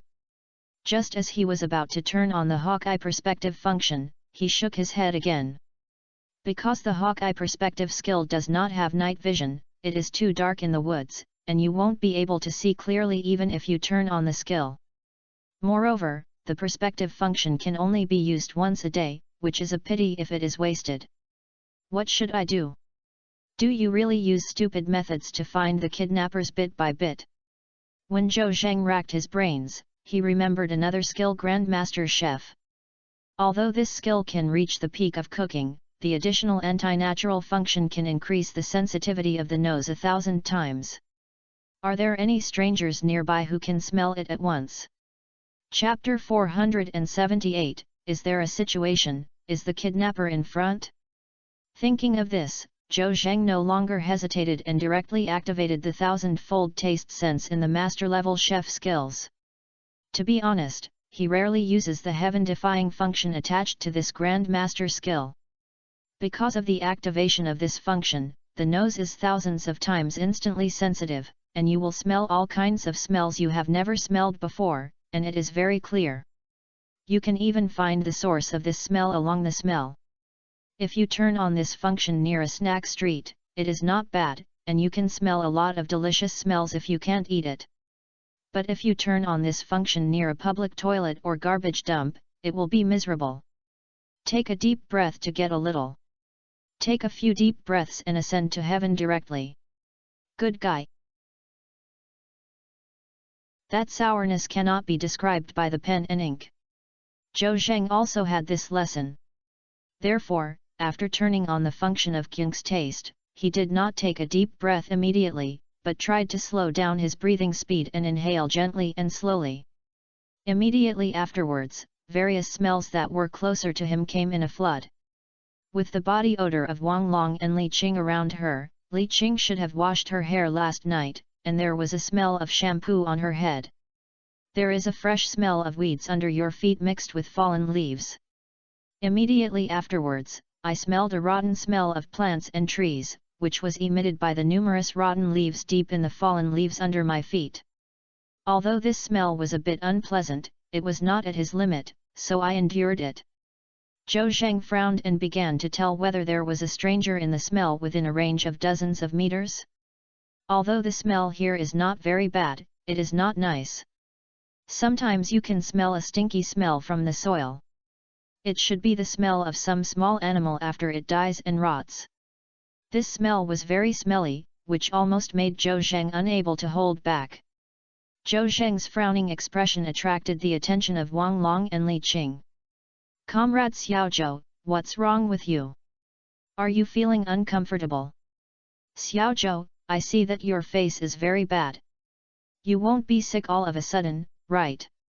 Zhou Zheng waved his hand and let out a long sigh. I'm fine, I just smelled a stinky smell, which made me so disgusting. Smell.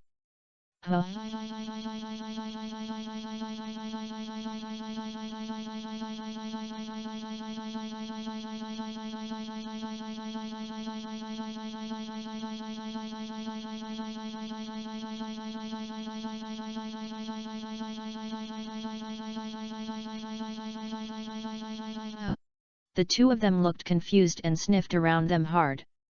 Naturally, they couldn't smell any odor, and only smelled a fresh smell. After all, the air around them was full of tree air. Xiaozhou, I think you are really sick, so where is there a stinking smell? It's Xiaozhou. I only smelled a very fresh smell. The air in the forest is quite good, and there is no smell at all, okay. Zhou Zheng smiled but said nothing, thinking that you were not worried. Of course you could only smell the ordinary smell. Of course he would not explain to the two. But it can be confirmed that there is no one within a radius of dozens of meters. Zhou Zheng stood up and said, 2, let's go find the kidnapper's location and come with me. After saying that, he walked forward swagger. It's not Xiaozhou, you are too arrogant here, right? Li Qing grabbed Zhou Zheng's arm and said worriedly. If the kidnappers are hiding not far ahead, will we be exposed at once? Haha. Zhou Zheng smiled and picked up Li Qing's hand. Brother, I have a premonition that the kidnappers are not here, and they will not find us. Follow me, don't worry. Zhou Zheng walked forward quickly. Wang Long murmured to Li Qing. Old Li, will Xiaozhou be alert to the enemy like this? He is too careless, right? If the kidnapper sees him, the idea of hitting the other party will be disappointed, which will make it difficult to rescue the hostages. Besides, it's dark and lit up here. We're just rushing around like a headless fly. Do you know where the kidnapper is hiding? Li Qing also shook his head helplessly. Oh, what can we do? The director and the captain both told us several times to let us listen to Xiaozhou. Seeing that Xiaozhou looked confident, we could only follow him all the way to the dark. What are you two procrastinating? Keep up! Zhou said in front and behind. The two looked up and found that Zhou Zheng had fallen far away, because they could no longer see Zhou Zheng's figure and could only hear his voice. Damn Xiaozhou, where have you gone? We can't see you anymore. Li Qing and Wang Long were panicked. Why did Zhou Zheng run away in a few seconds? The visibility in the woods was less than 10 meters, which means that Zhou Zheng had already run 10 meters away. His speed is too fast now? A rustling footsteps suddenly appeared in front of the two of them again. The two were startled. Oh my god! Wang Long said in surprise. Xiaozhou, do you know how to Lingbo Weibu? Why did you come and go without a trace? He didn't know that Zhou Zheng had the ability of a king of melee combat, and since he practiced the hidden dragon art to the second level, his physical fitness has developed rapidly. If he operated really well, his physical fitness would be even more exaggerated. Zhou Zheng did not explain, but waved his hand. 2 special police brothers, follow me closely, we have to find the kidnapper's location in the shortest time. Oh! The two of them stopped asking and followed Zhou Zheng closely.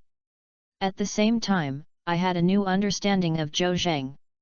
Although I didn't know how Zhou Zheng fought, the two of them felt ashamed of their physical strength and speed. Zhou Zheng moved forward quickly, raising his nose and smelling it, trying to find the specific location of the kidnapper. I have suffered a lot along the way. Of course, the most common thing is the smell of rotten leaves, after all, it is everywhere. After walking for several minutes, I still couldn't find the smell of the kidnappers. Wang Long and Li Qing were nervous. After all, walking so swaying, it was easy to be discovered by the kidnappers hiding in the dark. However, the magical thing is that I have never encountered kidnappers along the way, and I don't know if it's good luck or bad luck.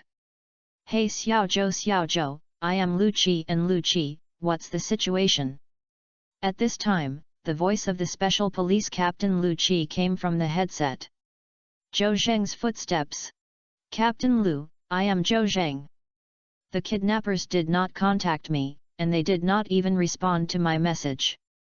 I am now taking 2 brothers from the special police team to find the traces of the kidnappers. What?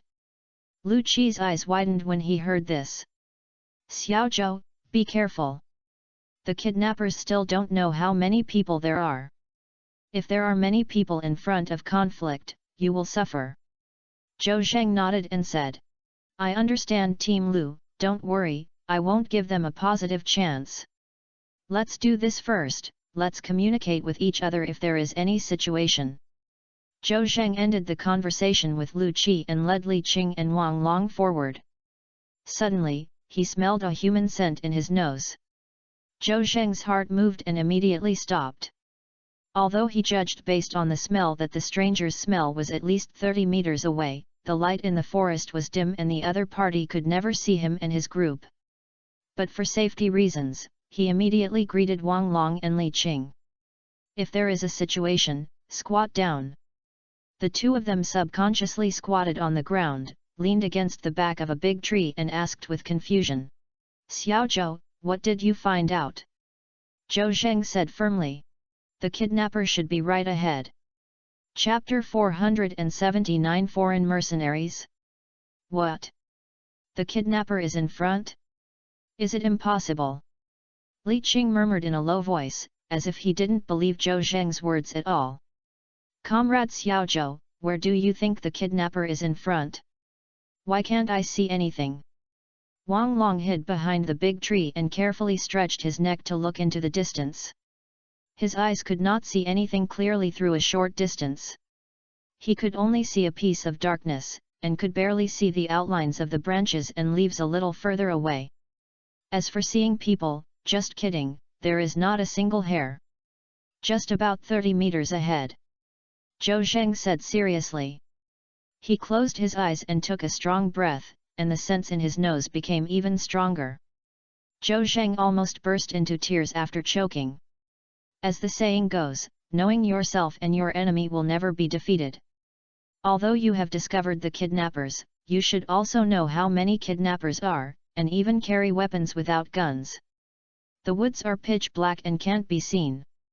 It is easy to be discovered by observing them secretly. It is a good choice to smell them by smelling them.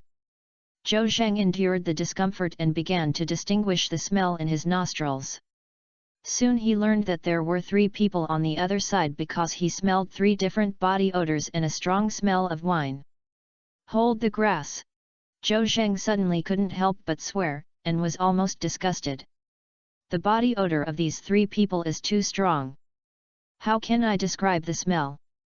It is like wearing smelly socks for severe sweating for a month, throwing them into the septic tank and soaking for a month.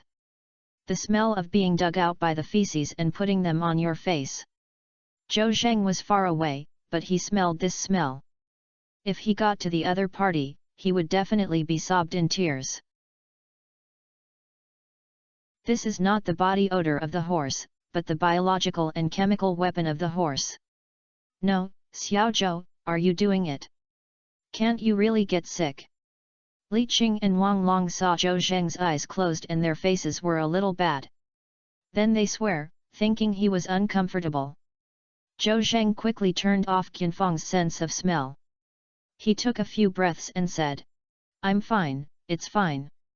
I suddenly felt a little disgusted just now, but now it's much better. After distinguishing the smell just now, Zhou Zheng was able to draw a rough conclusion about the other party's situation. That is, there are 3 people on the other side, and they are most likely foreigners, because the Chinese people do not have that heavy body odor. Although they have few people, there are many people who have brought them several guns and daggers. He even smelled the explosives and preliminarily determined that the other party was carrying a grenade. Zhou Zheng sucked his teeth. He felt something was wrong. When he spoke to the kidnappers, he could be sure that the other party was a Chinese. Then why are the kidnappers in front of them foreigners? Could it be the mercenary found by the kidnappers? However, where did the kidnappers have the ability to hire foreign mercenaries? Did they know that the transaction with them was a trap set by the police? Even if they know, they can just not trade, but they still have to work hard to find mercenaries to do what? Want to fight with the police? The Long Kingdom is a forbidden place for mercenaries, and few mercenaries dare to come to the Long Kingdom to do things. What's the use of giving more money? I only come with a fool who has the fate. Zhou Zheng quickly denied this idea. The most important thing is that he did not smell the Chujiang He. Nothing matters is important when Chujiang River is not there. Zhou Zheng determined that the three people on the other side were not kidnappers at 80%. As for who they are, Zhou Zheng naturally couldn't guess. However, these foreigners are definitely not good people when they enter here with guns and grenades. I don't know what evil things these people are doing here. Zhou Zheng was inevitably disappointed without finding the robber, let alone Chu Jianghe. Should these suspicious guys be cleaned up first and then continue to look for the location of the kidnappers and Chu Jianghe? Zhou Zheng thought for a while, but he was still unable to make up his mind for a moment. As a policeman, he did not want to indulge these foreigners in sabotage, but he did not want to waste time or alarm the kidnappers when dealing with these foreigners. This was equivalent to a failure for Zhou Zheng. Forget it, let's take a detour first. People are selfish. This time Zhou Zheng decided to make a private decision first and then public. He planned to bypass these three foreigners and continue to find the location of the kidnappers, and wait until he could kill all the kidnappers and rescue Chu Jianghe, and then turn around to deal with these three foreigners. Of course, if they run away, just think they are lucky. Thinking of this, Zhou Zheng whispered. Two special police brothers, come with me, let's go over there. Li Qing asked in confusion. It's not Xiaozhou, didn't you say the kidnappers are right in front? Why don't we go over and kill them, and we have to go in another direction? Actually, Li Qing didn't believe that Zhou Zheng guessed the location of the kidnapper, but since he said so, he shouldn't go over and see what the length is. Zhou Zheng proposed to take another route, which made him confused. Wang Long was too lazy to worry about his brains, and Zhou Zheng said he would do whatever he wanted. He said to Li Qing, "Old Li, why do you have so many questions? Xiaozhou told you to go whatever you want. I'll go, do you think I'm like you don't have any brains?" Seeing that the two of them started to talk, Zhou Zheng smiled and said, "Stop arguing, too, be careful to alarm the three guys in front of you." Li Qing said, "Xiaozhou, is it true? Is there really someone in front of you? Why don't I believe it? Why don't we go over and take a look?" Zhou Zhendao. Those three people should not be kidnappers, at least they don't have the hostages I'm looking for. Moreover, it's dangerous for them to be equipped with weapons, so I plan to bypass them. Really? Li Qing looked up at Zhou Zheng. "Xiaozhou, how do you know so clearly? If it's really like you said, then these people are not good birds, why don't we deal with them first?" Before Zhou Zheng could speak, Wang Long said, "Old Li, you are stupid. What if you deal with others and startle the kidnappers and run away? Maybe the kidnappers are hiding around? Besides, our target is the kidnappers and not others, but... Comrade Xiaozhou, is there really anyone in front of you?" Even Wang Long, who doesn't like to think, thinks that Zhou Zheng's words are unreliable. After all, He Buletin Longdong and others can't see anything clearly. How could Zhou Zheng know that someone is there? Zhou Zheng didn't want to waste too much time explaining, and of course it was not easy to explain. He said perfunctorily, "Then what, no matter whether there is anyone or not, we have to get around here and follow me." As he said that, he turned his head and walked in the other direction. Just then, "Oh!" a scream rang out. Chapter 480 Zhou Zheng plans to pick three. This voice was loud or small, at least dozens of meters away in the quiet forest. Zhou Zheng turned around and saw Li Qing shaking his palm, and a snake that was only about 1 foot long was firmly biting on his palm. The snake bit him and it seemed to hurt, otherwise he wouldn't have shouted. Zhou Zheng was shocked and hurried forward. "I saw that the snake's head was soldering iron, and I could tell at a glance that it was very toxic." Zhou Zheng reached out and pinched the snake's 7 inches and squeezed it hard, then loosened the snake's mouth, and Zhou Zheng shook his hand and threw the dead snake away. Looking at Li Qing's hand again, it was swollen, black blood oozed out of the wound, and a black line had spread to his wrist. Zhou Zheng frowned. The venom of this snake is too powerful. The most difficult thing is that he heard the rustling footsteps in the distance. It should be Li Qing's cry that alarmed the three fully armed foreigners. "Old Li, Lao Li, damn, are you okay?"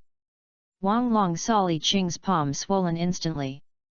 The most terrifying thing was that there were holes bitten out by the poisonous fangs of two poisonous snakes on his palm. At this moment, black water was flowing out. The color of the blood was contaminated, like ink. Shocking. I'm fine. Li Qing is very strong-willed, so he naturally doesn't want to be looked down upon. He stubbornly said that he was fine, but found that his arms could not be lifted, and his mouth was numb and his words were not smooth. "Hold the grass," I said. "It's okay, your face looks like it's covered with a shadow." Wang Long was right. Li Qing's face was pale, but in an instant, it turned grey to the naked eye. Zhou Zheng was skilled in medicine and naturally understood that this was the snake venom entering the blood and transporting it all over his body. The skin on his body must be of this color. It is difficult for ghosts and gods to cure it after a long time. "Old Li, Lao Li, please hold on, I'll take you to the hospital right away." Wang Long couldn't help but say when he saw Li Qing's body begin to tremble. At this time, he threw all the tasks aside, and if he didn't take Li Qing to the hospital immediately, he would definitely be in danger of his life. Zhou Zheng carefully observed Li Qing. At this time, he had fallen into a coma and his body twitched involuntarily. I couldn't help but take a breath of air conditioning. This snake venom is too domineering. Generally, after being bitten by poisonous snakes such as the more toxic golden ring snake, silver ring snake, etc., the victim will die within 1 to 2 hours without treatment. After being bitten by a venomous snake with a slightly weak toxicity, if not treated, you will die within 2 to 3 hours. If the victim is weak or has multiple chronic diseases, he may die within about 10 minutes. Li Qing is a young, strong, and well-trained young man. At this time, he was bitten by a poisonous snake and was on the verge of death within just over 10 seconds. Zhou Zheng was not surprised. After all, this snake venom was simply blood-stricken. If Zhou Zheng is not here, Li Qing will undoubtedly die, even if he is sent to the hospital in time. Fortunately, Zhou is by his side, and his superb acupuncture can save his life. Zhou Zheng was about to take out the needle pouch from his pocket, and Lu Qi's voice came from his headset. "Xiao Zhou, what's going on? I heard someone's screams in pain. Who was injured?" "Li Qing was bitten by a poisonous snake, it's very serious." "Ah!" Lu Qi was shocked when he heard this. He thought that his special police officers would be shot and injured, but never expected to be bitten by a poisonous snake. "Xiao Zhou, or send Li Qing back first. If you don't send it to the hospital in time, people will die," Lu Qi said embarrassedly. After all, not long after entering the frozen Wat, the mission was not yet ready to be executed, and a non-combat reduction came, resulting in a temporary interruption of the mission.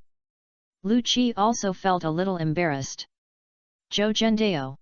Captain Lu, the snake venom he was exposed to is very strange, but I have a way to detoxify you, don't worry, and we cannot move our position for the time being. A group of fully armed foreigners discovered us."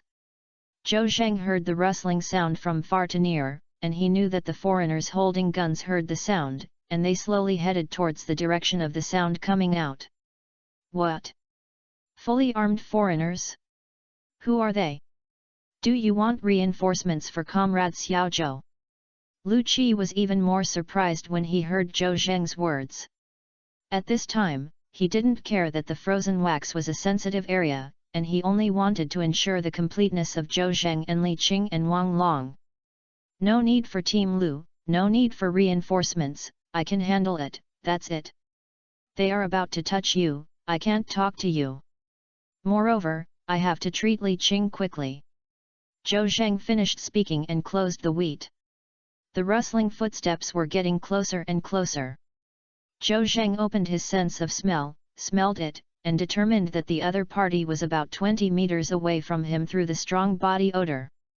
They can't be seen without concentrating the light source at this distance.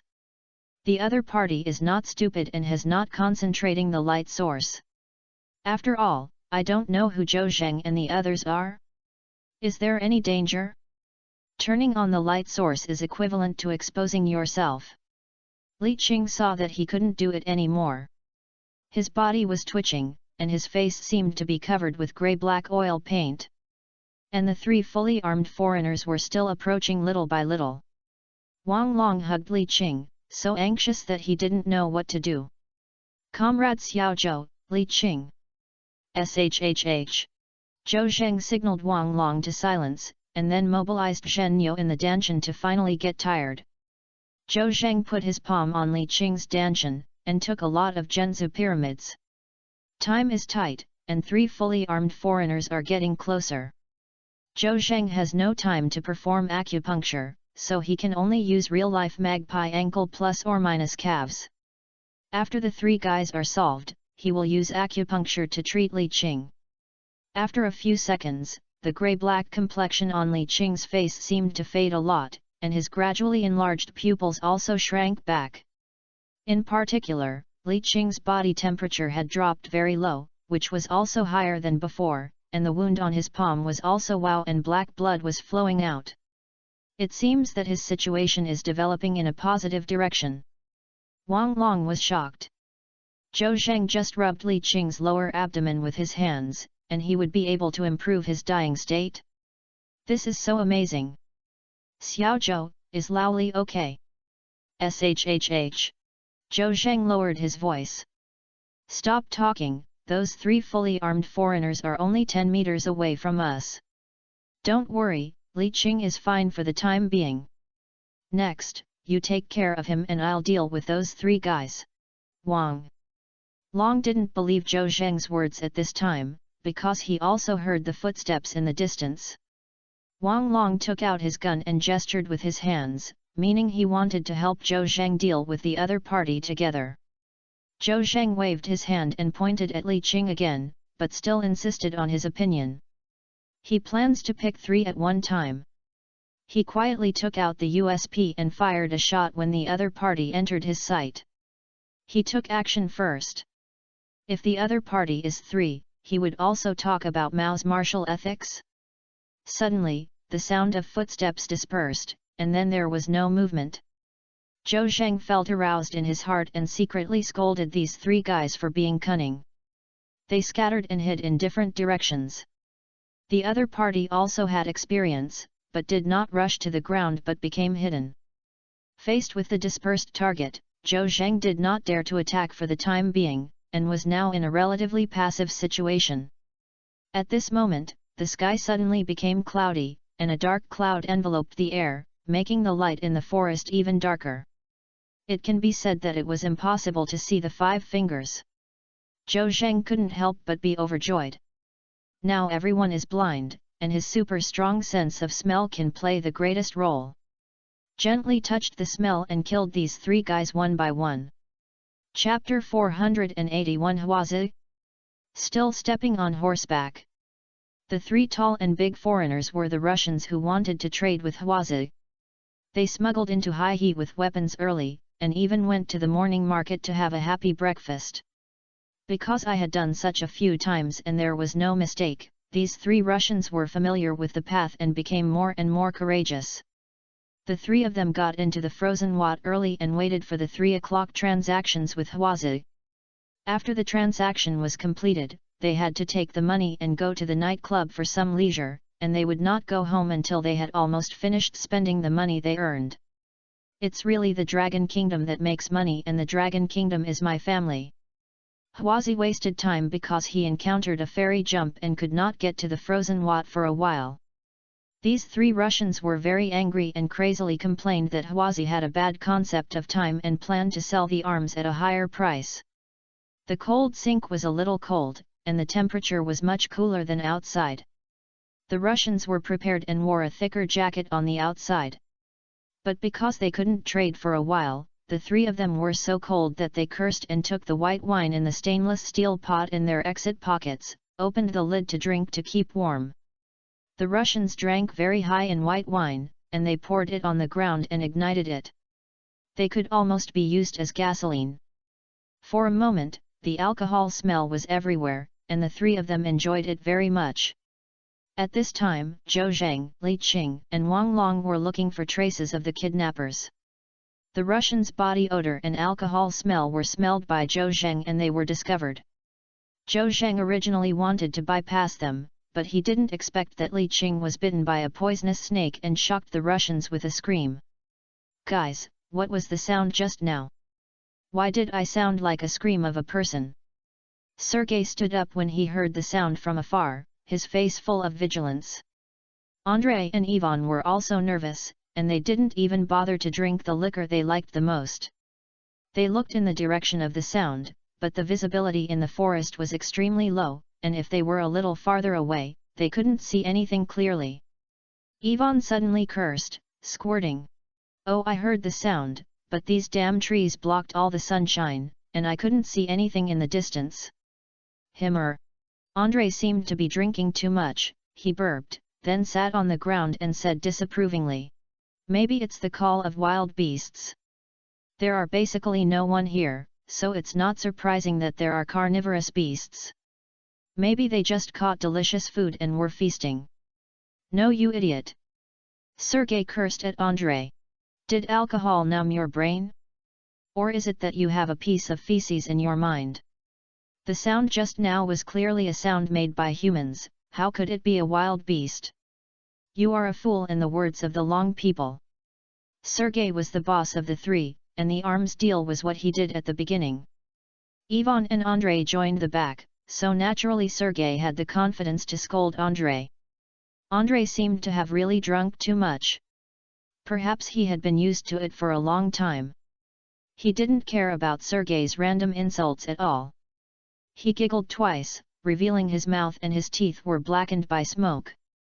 "Boss, the swear words in Longwo sound imposing, but the meaning is very confusing. Why do you use female reproductive organs to describe them when scolding people? But when praising people, why do you use cows to describe them?" Ivan wiped his red nose with his hand, as if he had forgotten the sound coming from afar. At present, he only wants to show off the awesome video he saw on the Atichuo Brother software, and wants to give Andrei some popular science. "Andrei, don't you know? Because it's so big, ha ha ha." "Big? Ha ha ha. Ivan, you are so awesome." Andrei and Ivan both laughed loudly. "Shut up, you two fools." Sergei was angry and said in a low voice. "There are definitely people over there, and I don't know who they are. What if it's the police? We won't be over. You two guys still have the heart to discuss idiots and awesomes. It's such a dog basket."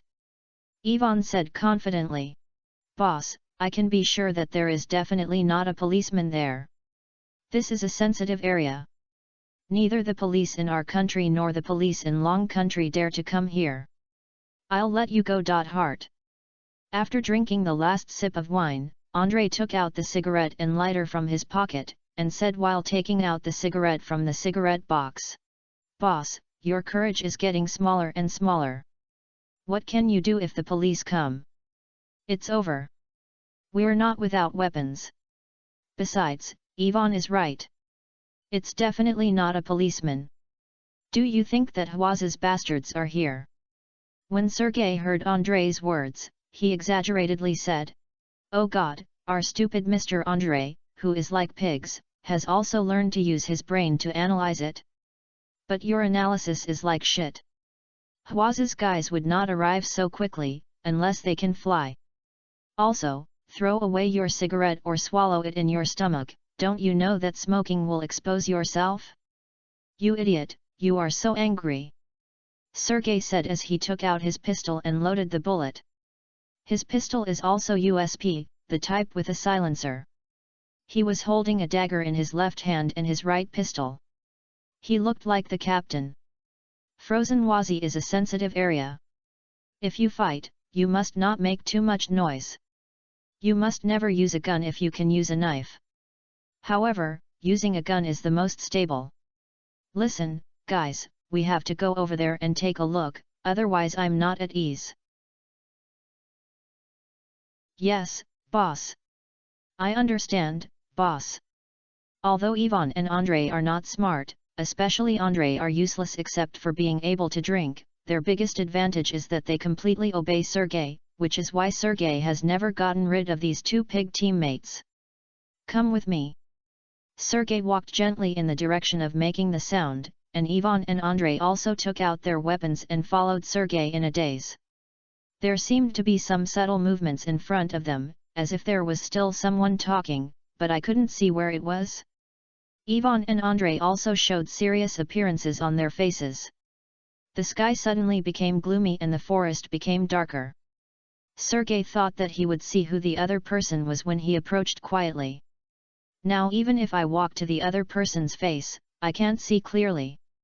He changed his strategy and ordered Ivan and Andrei to spread to both sides, and the three of them scattered and surrounded without moving. Sergei concluded that there were more than one person 10 meters away, and it is highly likely that he was an enemy but not a friend. He told Ivan and Andrei not to take it lightly, nor to turn on the light source, to conceal and carefully identify the sound, and to shoot at any time if the situation is wrong. The other party seemed to have no movement, as if he had already left. Sergei was nervous just now and was about to wipe the sweat beads on his forehead with his hands. Suddenly, a lightning flashed through the sky. The forest was clearly photographed. He saw an Asian man's side figure 1 meter in front of him. At first glance, he looked quite familiar, just like the dealer Hwazi. Sergei felt relaxed and a name popped out of his mouth subconsciously. Hwazi. But the other party cursed. Hwazi? I'm still on Horsesia. Chapter 482 Kill 2. Andrei naturally knew that the people of Long called them Russians behind their backs, and that annoying business partner Hwazi dared to call them Russians in person, not once or twice. Zhou Zheng had a slight similarity to Hwazi. Lightning only took a moment, and the surroundings continued to fall into darkness. Andrei only saw Zhou Zheng's glance, and then thunder came. Andrei is face-blind and even thinks that as long as men in the Dragon Kingdom have the same face, they are almost the same. He mistakenly thought Zhou Zheng as Hwazi. Zhou Zheng felt that this Russian knew a lot, and even knew the nickname of the famous cigarette in Long Kingdom, and Mazi that matched Hwazi could not help but appear in his mouth. Of course, I don't know why this Russian had to carry cigarettes with him when he met. Andrei heard Mazi as Mazi, and then he became more sure that the other party was their business partner Hwazi. Therefore, he lost the minimum vigilance of Zhou Zheng, and even wanted to stretch out his arms to give the other party a fake enthusiastic hug. Suddenly, a figure flashed in front of him, and Zhou Zheng instantly flew past him and came to his back. Andrei thought to himself that Hwazi was so fast, and he missed him in a dark way. I am here. Just as I was about to speak but couldn't speak, I felt a little cold in my neck, as if a sticky liquid was seeping out. Just as I was about to reach out to touch it, my whole body seemed to be drained dry. Immediately afterwards, the cracks on Andrei's neck became bigger and bigger, and blood rushed out like money. Andrei's pupils dilated, and he seemed unable to believe that his throat was cut open by anger. He didn't tell until his death that the other party was not Hwazi. He felt incredible. I wonder why his partner killed him? He wanted to warn Sergei, but he couldn't use any strength. Ho ho! 1 or 2 painful and slight sounds in my throat. Pooh! Andrei, who was 1.9 meters tall and weighed more than 200 pounds, fell to the ground with a bang. The dagger in Zhou Zheng's hand was like a red bead, still dripping blood downwards. One blow will kill. Zhou Zheng knew that the other party had weapons and had already dispersed to encircle him. And Li Qing's the snake venom was still waiting for him to relieve it, although it replaced part of his blood with real blows and temporarily protected his heart. But snake venom is very powerful. If acupuncture is not used in time to force out snake venom, it may leave sequelae. The situation was urgent, and Zhou Zheng also wanted to end the battle quickly. He took various methods of defeating, used his sensitive sense of smell to identify the opponent's position, and then suddenly started to kill the opponent. He had to leave no backup to deal with dangerous elements, otherwise he would be in danger. The lightning in the sky just now exposed his position and the other party, which he had unexpectedly expected. After Zhou Zheng succeeded in one blow, he quickly rolled in a tactic and avoided aside. Because the lightning just now exposed his approximate location, he was afraid that the other two Russians would see it, and then shoot at him. This was not fun at all. However, Zhou Zheng thought too much. Sergei and Ivan did not pay attention to Andrei. Their eyes were always in front of them, and the two guys did not notice Zhou Zheng at all. When they heard Andrei's body falling to the ground, they focused their eyes here. Zhou Zheng was already hiding behind a big tree at this time. Even if the sky flashed again, he would not be discovered by these two Russians. After the thunder, the forest fell into darkness again. Sergei could not see anything, and he asked softly in the direction of Ivan. "Ivan, what's the sound just now?" It came from Andrei. "Ivan Deo.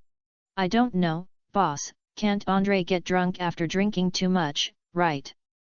"Fuck." Sergei believed Ivan's words a little, because Andrei often had similar things, and it was not once or twice that he could make things happen when he was drunk. Ivan shouted in Andrei's direction. "Andrei, what are you doing? If you fall asleep, be careful to kick your ass." Sergei said angrily. "Ivan, you idiot, aren't you afraid of being exposed when you speak so loudly? Don't you know if there are enemies in front of you?" Ivan said again. "Boss, your voice is not small. If it is exposed, we will also expose it together. Besides, Andrei also made a sound, and he was exposed long ago. Besides, we have a gun in our hands, what are we afraid of? Why do you say so much? I really want to block your mouth with your grandma's smelly socks." Sergei cursed at Ivan a few times, and then ordered. "That guy Andrei can't get up, I'm a little worried about him. Ivan, I order you to go over and check his situation. By the way, help me kick his ass hard." "Boss, I will do what you said, and I will definitely kick his butt to swollen," Ivan said as he moved slowly in Andrei's direction. The forest was too dark. Ivan took very small steps and moved very carefully, because if he was not careful, he would easily trip over the branches on the ground or even hit the big tree. Now, he felt something seemed to be in front of him, and thought it was a tree. He was about to go around him, but suddenly his heart suddenly became cold. A piercing pain made him open his mouth and want to shout. But someone covered his mouth. "Woo woo woo woo." Ivan struggled violently, and in a few seconds he lost his strength, and then his pupils dilated and lost their luster. "Ivan? What's wrong with you, Ivan?" This time Sergei kept watching this side, and although he couldn't see it, he heard Ivan's struggle. He didn't care about exposing himself and shouted loudly. But no one responded to him. Click! There was another lightning in the sky, and the forest was brighter once again as daytime. Sergei's pupils dilated and he saw the unforgettable scene in this life. Ivan and Andrei fell to the ground with pale faces. Next to them was a young man from Long, with blood dripping from the dagger shining in his hands. No. Sergei immediately understood that his two companions were killed by this dragon kingdom. Although two idiots can get two share of money after they die, Sergei can't help but feel sad and resentful. He raised the USP and was trying to hit Zhou Zheng. Biu bia biu. The USP equipped with a muffler made a muffled sound in the dark, but there was no fire. After more than a dozen bullets were shot, Sergei felt that no matter how powerful the other party was, he would not survive, but for safety reasons, he quickly changed into a magazine filled with bullets. Crazy! A heavy rain fell from the sky.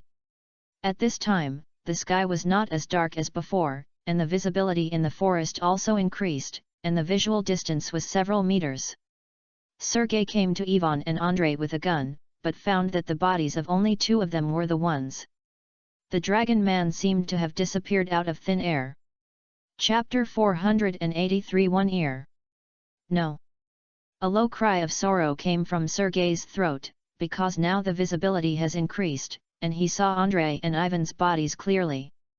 One was smeared on the neck, and the other was slashed in the heart, all of which were killed with one blow. The two of them lay quietly on the ground with pale faces, never making any sounds again.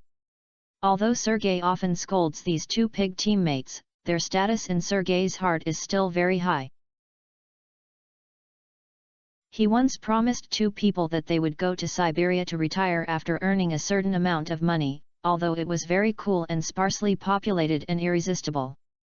But now everything is over. Sergei's eyes instantly turned red, and the anger in his heart increased 10 times 100 times. The long man who killed Andrei and Ivan must die. I used USP to shoot continuously just now, and I don't know if I killed the opponent. If he happens to be killed, he will be lucky. If he is injured, Sergei must torture him well, so that he will die if he is not as good as death. Sergei roughly checked around and found several bullet holes in the tree, but did not find the guy who killed Ivan and Andrei. He disappeared as if he was invisible, without even a drop of blood. Sergei was a little depressed, but more nervous. He doesn't believe in ghosts and gods, and the other party is absolutely impossible to be a monster. One shot that fails to hit the other party for more than 10 consecutive shots can only explain two reasons. The first reason is that Sergei's shooting skills are so bad that he shot all 10 shots away. The second reason is that the other party's physique is very abnormal, and its speed, reaction, and strength are amazing in all aspects. But is his gunshot stink? The answer is no. Sergei once went to the EU battlefield and received special military training. Although his military level is average, he also has certain attainments in shooting. At least the fast-fire pistol fire is qualified. Then, there is no big problem with Sergei's marksmanship, so there is only a second possibility. The other party is a master, an abnormal master. He was able to escape in the rain of bullets and disappear in an instant. Sergei had only seen such a perverted person in the novels of Dragon Kingdom translated on the website. In reality, he doesn't believe that there is such a person. After all, the protagonists in the novel are all silly. However, the situation just now subverted his views, so Sergei's anger was suppressed by anxiety in an instant. Suddenly, Sergei felt a chill on his back, his hair stood up, and a huge danger seemed to be approaching. He also had this feeling on the battlefield of EU, and it was this sixth sense that allowed him to avoid the fatal blow of the opponent's sniper. Sergei felt creepy again, and he didn't even think about it and quickly lie down and rolled in tactics, hiding behind the big tree beside him. Pang! I heard a muffled sound in my ears, and then I secretly observed the position I was standing just now. The trunk of a big tree behind was shot in one eye with a bullet, and several grey flesh burst out. His heart trembled, and he estimated the height of the gun hole on the tree. Sergei found that if he had not dodged, his head would be his hit. Sergei's forehead was sweating coldly, and he was afraid of death. If it weren't for his sixth sense of help, he would have been shot by the other party. The other party must be staring at him in the dark. This time I avoided the cold gun, and I will be so lucky next time. Sergei was impatient and desperate to break the deadlock. He forced himself to calm down and knew that if he turned around and ran away, he would definitely die. And what are your own advantages? They are the AK-47 and more than a dozen grenades in the bag. The other party can dodge the shooting of the pistol, but it will definitely not be able to avoid the crazy strafing of the semi-automatic rifle. At that time, throw these dozen grenades out at once, and you won't believe that you won't be able to kill him.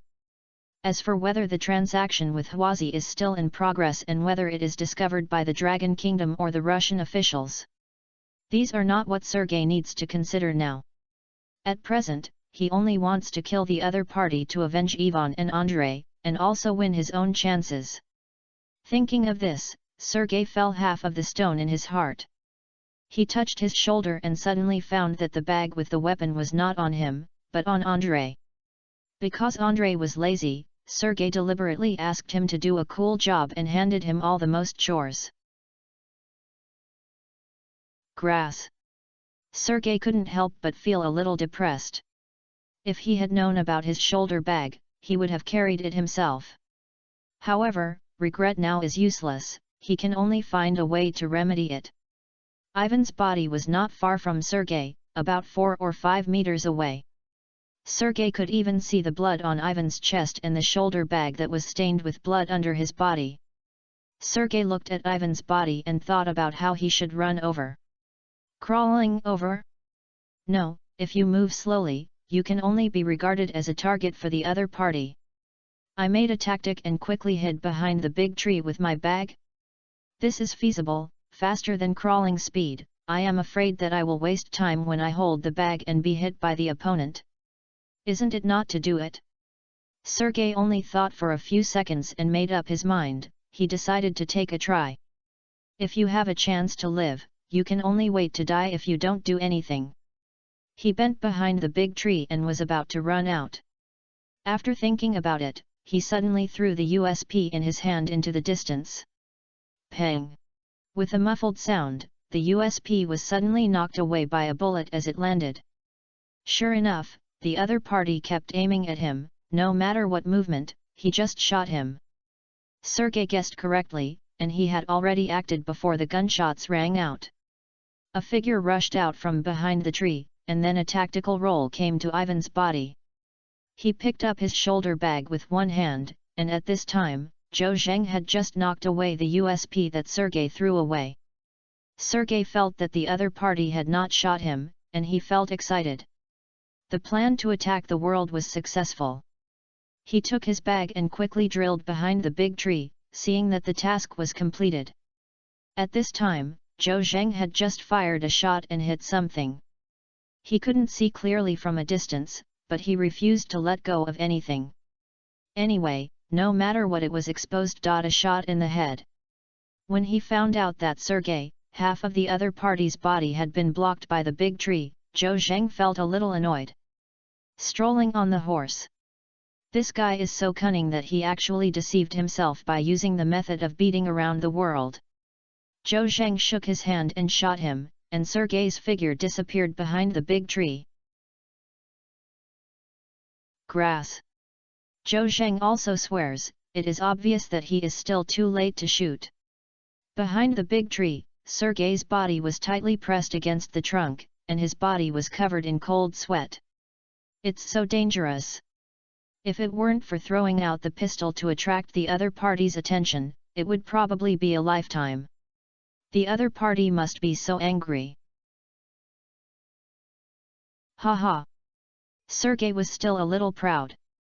Suddenly, I felt a burning pain in my ears, and I reached out to touch my right ear, and my heart suddenly spasmed. Most of the bullets in his right ear were blown away. Now, he became an ear.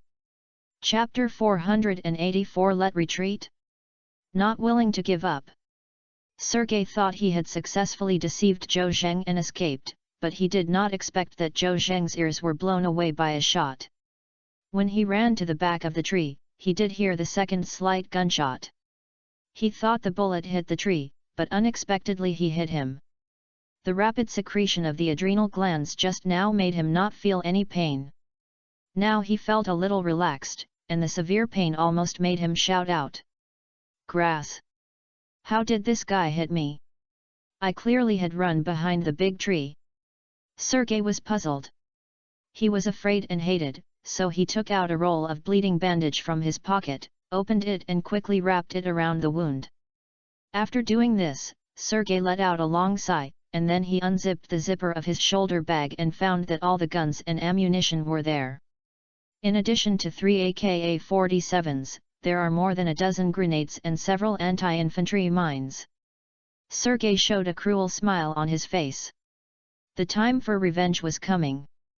He took out an AK-47, inserted a bullet-filled magazine, and cross-bodied his backpack, and was about to stand out from behind the tree. Next moment, he will be the most beautiful boy in this area. Zhou Zheng was a little annoyed by Sergei's trick of beating the world. He could have suppressed him with a USP and then killed him. It will appear in seconds. Unexpectedly, he couldn't kill him even after changing the position. At this time, the other party was hiding behind the tree and could not see him at this angle. Zhou Zheng decided to change the angle. Just as he was about to move his position, Sergei suddenly showed up, and Zhou Zhensin said that this was seeking death. Just as I was about to raise my gun to shoot. But he knew that the other party was ready to open fire in advance, and AK-47 spit out a series of fire snakes at the muzzle. Da-da-da-da-da-da-da. Sergei did not aim at shooting with his eyes, but chose to shoot with his waist. Hold the grass! Zhou Zheng naturally realized the danger and immediately rolled on the ground several tactics. Chirky chirp! The bullets were shot around Zhou Zheng's previous position, splashing balls of fallen leaves and withered branches on the ground. After a shuttle bullets went down, Sergei didn't know if he hit Zhou Zheng. He removed the used magazine and replaced it with a new magazine. As soon as he pulled the bolt, his body trembled and his arm felt a pain. He looked down and saw that his arm was shot. This shows that the other party was not only not beaten to death, but also had the ability to fight back. Sergei's bloodiness was awakened. He wanted to turn Zhou Zheng into a honeycomb coal now. He shouted, and walked slowly towards Zhou Zheng without fear of death, pulling the trigger while walking. Da da da! Zhou Zheng just took advantage of Sergei's magazine changing, but he only hit Sergei in the arm when he wanted to hit the heart. Zhou Zheng was also a little depressed and puzzled. This was impossible. His shooting skills were blessed by plugins, so there would never be such low-level mistakes. It can only be said that there is a problem with the firearm. He remembered that he checked when he saw this USP. The rifle was not worn seriously and the gun was original. That's just that there's a problem with the bullet. Zhou Zheng leaned over and picked up a shell on the ground and looked carefully. Sure enough, this is a 9mm bullet made by an underground factory, not made by a regular arsenal, and flaws are inevitable. Sergei started shooting again, and even if Zhou Zheng was powerful, he was suppressed and could not raise his head. Soon, 30 bullets were shot all over, and Zhou Zhensin said it was time for me to fight back, right? Fortunately, I killed the 2 of them first. As long as the other party had 2 survived, each of them would shoot AKA alternately, which was really difficult for Zhou Zheng to deal with. When shooting alone, there will always be times when the firepower is insufficient. Isn't this opportunity here? Zhou Zheng looked up and saw that Sergei had walked only 7 or 8 meters away from him. Just after saying that he had shot the head, he suddenly saw something flying over his head. Sharp the grass grenade.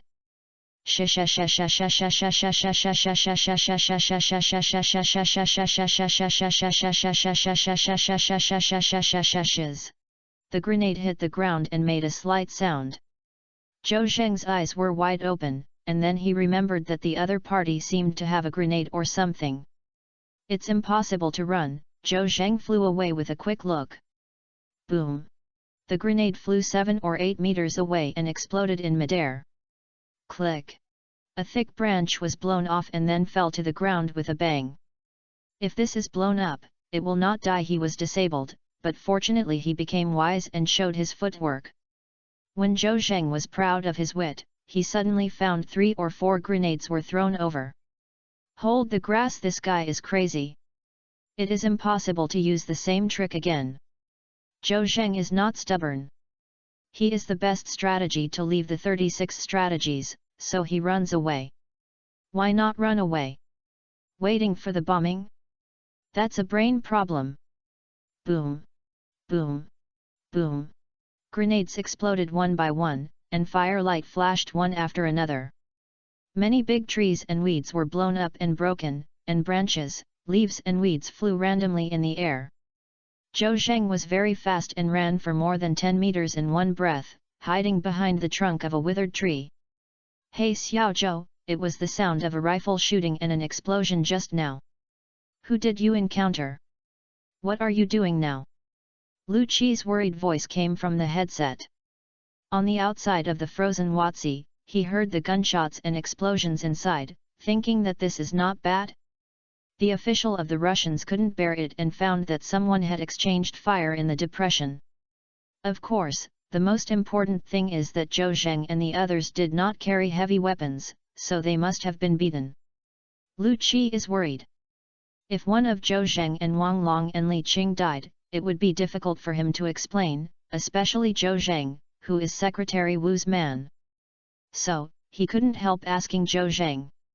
If Zhou Zheng doesn't answer, maybe Lu Qi will lead the team in. Fortunately, Zhou Zheng responded soon. Captain Lu, I have a fight with those 3 foreigners. I killed 2 and one of them. He has heavy firepower, but I can kill him soon. Ah! Lu Qi was confused. True or fake? Is Zhou Zheng so fierce? However, as long as Zhou Zheng was not injured or even sacrificed, everything would be fine. Immediately afterwards, Lu Qi said with a serious expression, Xiaozhou, the gunshots and explosions that were just here are very likely to alarm the official of the Russians. I think you should withdraw. The official of the Russians may negotiate with our country, and even send people to the frozen wadi to check. I can leave a handle to cause international disputes. Captain Lu, I understand, but I haven't found the kidnapper yet. Xiaozhou, national affairs are the most important. Moreover, after such a big disturbance, I suspect the kidnappers had already run away. After pondering for a moment, Zhou Zheng said helplessly, Okay. I understand. After packing up this guy, I will take Li Qing and Wang Long out. That's it. That's it, but Zhou Zheng was willing to. Chapter 485 Sergei was captured alive. The thing Zhou Zheng was most worried about happened, and the guy on the other side used heavy firepower.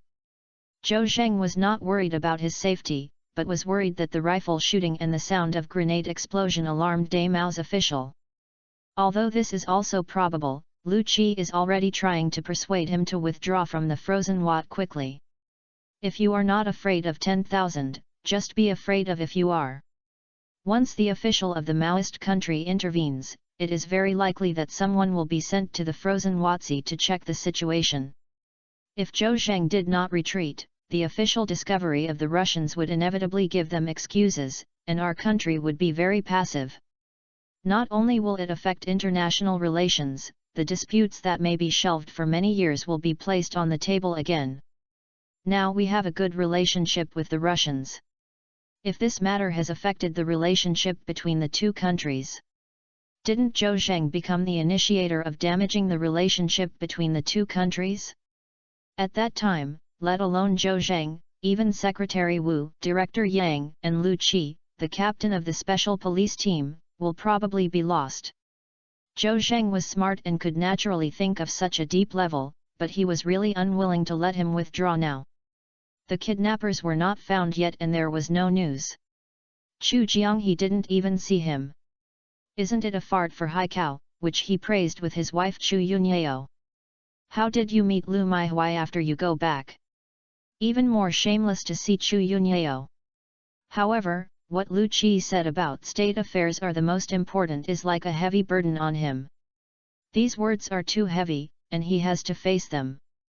But think about it, even if the official Mao was alarmed by the sound of gunfire, it would take time to check it out. If I seize the time to kill that guy just now, then quickly use 1,000-fold sense of smell to find the kidnappers and Chu Jianghe.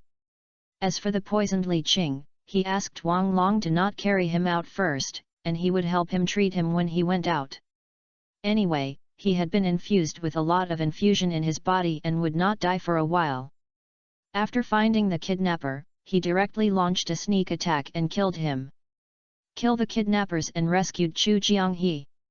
The forest was dark and it was raining again. It was so suitable for sneak attacks.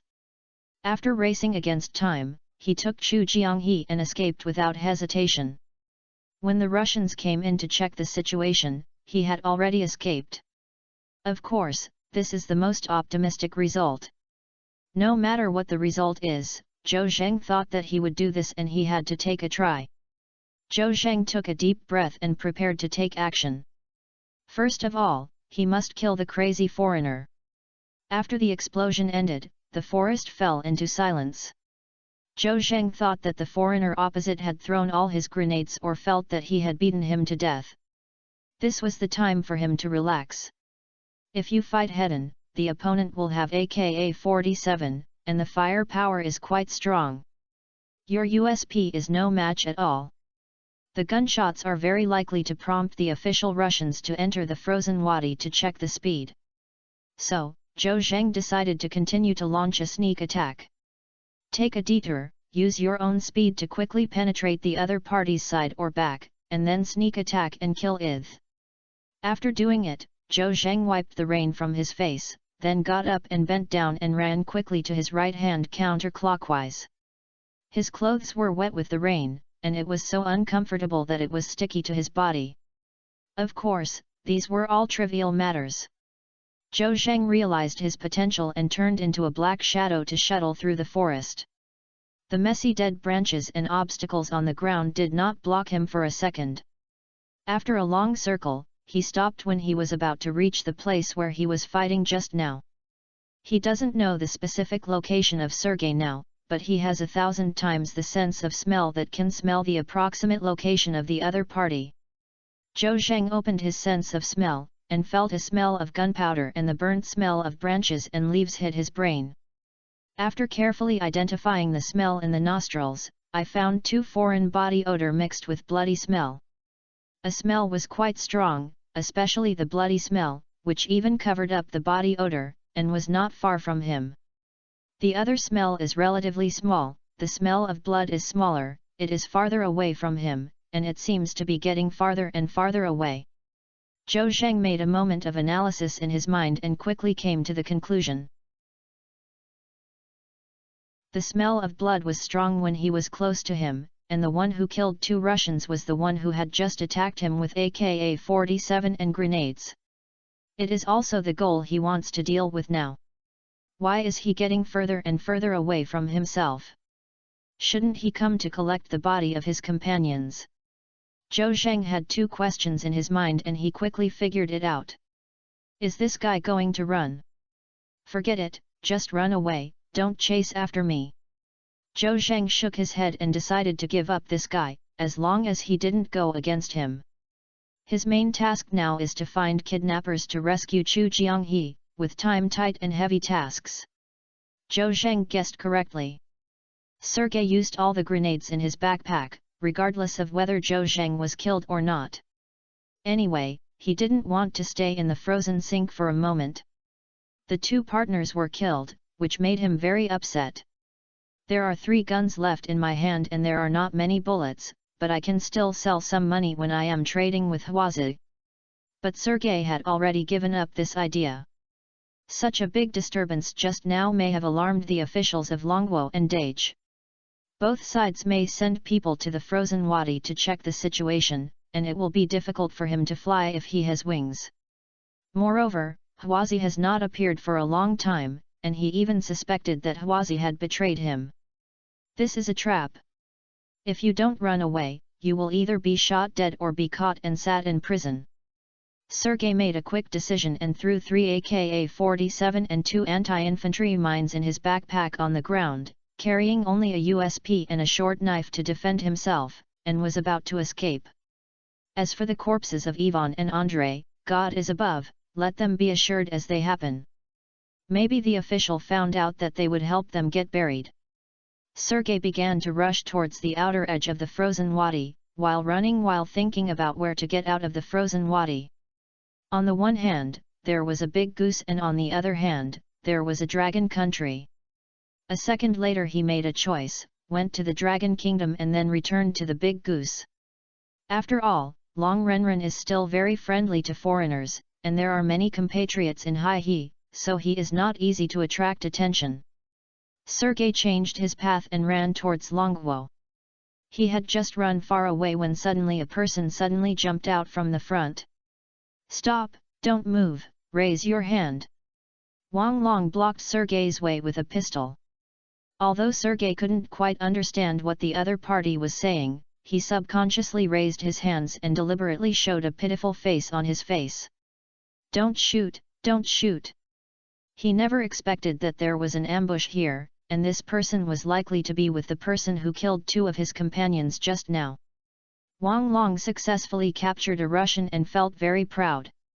He was visiting Li Qing to protect him, but he didn't expect this guy to come straight to his face. Contact Zhou Zheng immediately with the headset. Xiao Zhou, I caught a Russian with blood on my face.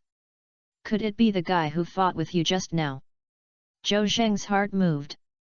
It should be careful, this guy is very fierce. Chapter 486. Are you a prisoner still want to kill Huazi? Officer Wang, I'll arrive soon, you must be careful. This guy is very dangerous. I was suppressed by him with heavy firepower just now and couldn't raise my head. Zhou Zheng said that Sergei was cruel and ruthless, and he was not talking nonsense out of thin air. Just by throwing the grenade like crazy, leaving behind his companion's body and running away resolutely. Zhou Zheng reminded Wang Long a few words and immediately ran towards him. Since you have caught this guy, you can't let it go, and you'll deal with it first. Here, Wang Long waited for the rabbit, and the credit was delivered to him by himself, which made him feel a little fluttering. He took Zhou Zheng's advice as a warning. I thought this Russian was that powerful? Is that so powerful, and can I easily capture myself? Look at his now terrified look, which has nothing to do with the word ruthless. Sergei did show a fearful expression on his face, raised his hands and kept saying words begging for mercy in his mouth, and even a few tears were squeezed out of the corners of his eyes. He really cheated him for pretending to be cowardly. Wang Long, at least Wang Long doesn't care about him.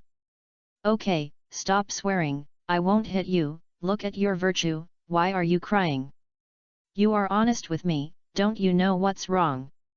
Wang Long didn't even take out the handcuffs and put them on Sergei. Mainly because Sergei looks too timid, but he is still ruthless in this way? Isn't this like a client who was arrested for soliciting prostitution? Just as Wang Long wiped the rain from his face, Sergei suddenly burst out and kicked the pistol in Wang Long's hand away. This kick was quick and accurate. Wang Long felt that several fingers were squeezed by them, and they were painful and swollen. He didn't know where the pistol had flew. Ah! He exclaimed in surprise. I never expected that this cowardly Russian would suddenly hurt people. Mad. I was deceived by this guy's performance. At this time, Wang Long woke up like a dream, and felt a little regretful that he didn't listen to Zhou Zheng and was careless. However, as an outstanding member of the SWAT team, he is not a vegetarian either. The pistol was kicked away and remained calm in the face of danger. He posed for a pose to fight Sergei. Sergei fans had no intention of fighting with Wang Long at all, and escaping was his only idea now. He didn't know the other party's identity, nor did he know how many people there were. Anyway, it is more dangerous to stay here for one more minute. Sergei turned around and ran 2 steps. Wang Long chased after him unyieldingly, reached out and grabbed his arm, trying to twist his arm behind him. Who knew that Sergei's arms were so thick that Wang Long couldn't grasp them at all, let alone twisted them behind him. Sergei did not want to spend time on Wang Long because he had a premonition of danger approaching. Rush footsteps came from afar. Could it be that the guy who killed his 2 companions was not dead at all? He is back? Sergei was up and down, otherwise he would have taken out his pistol and shot Wang Long. Wang Longjian couldn't handle Sergei, and the guy wanted to escape. He pulled out the dagger from his waist and chased him and stabbed Sergei in the back. Sergei had heard the footsteps long ago, and dodged the attack sideways, then hit Wang Long with an elbow. It was too late for Wang Long to hide, so he hurriedly used his left hand to block his side face. Pang! With a muffled sound, Wang Long felt his head tremble, and his eyes were filled with little stars. He was unsteady and sat on the ground. Sergei weighed more than 200 pounds and had extremely strong arms. If this elbow hit the temple and did not die, he would be disabled. Even though Wang Long protected his face with his arms, he shook his head into a slight concussion. Sergei spat with contempt, turned around and ran away, but he never thought that one foot was inconvenient to move. He looked down and was furious. He found that Wang Long had handcuffed his wrists and his ankles together. "My grass mud horse at you and #and." Wang Long's operation made him spit out the Dragon Kingdom dialect on the spot, of course it was all swearing. Wang Long was bleeding from his mouth and nose, and looked up at Sergei but smiled. "Mister, I want to run away, but I have no way." Sergei was furious but no longer angry, and a smile appeared on his face, but a cruel smile. "Man, I won't kill you, but I will cut off your wrist, you forced me."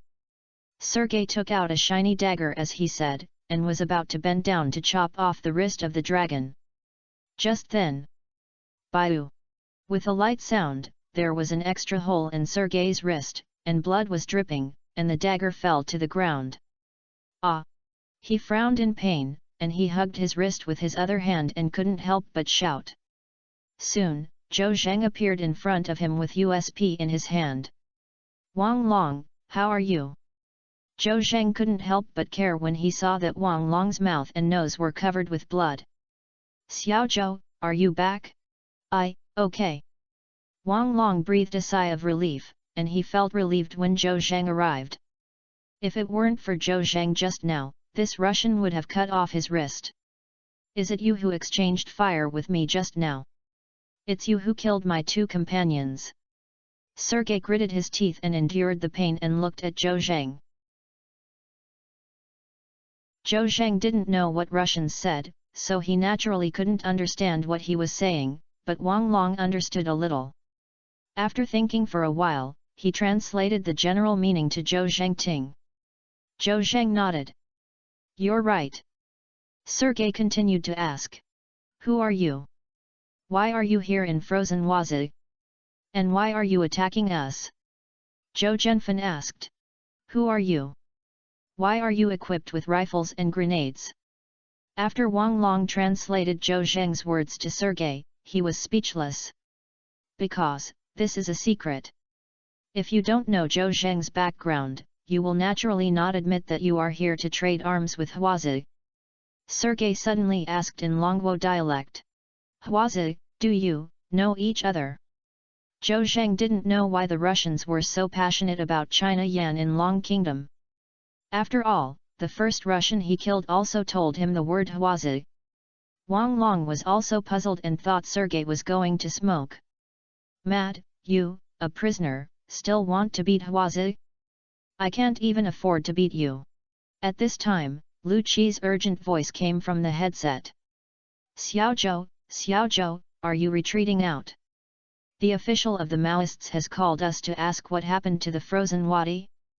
They have sent people and plan to enter the frozen wadi to check. The above means to ask you to retreat quickly and never leave any excuses for the Russians. Zhou Zheng's heart moved when he heard this.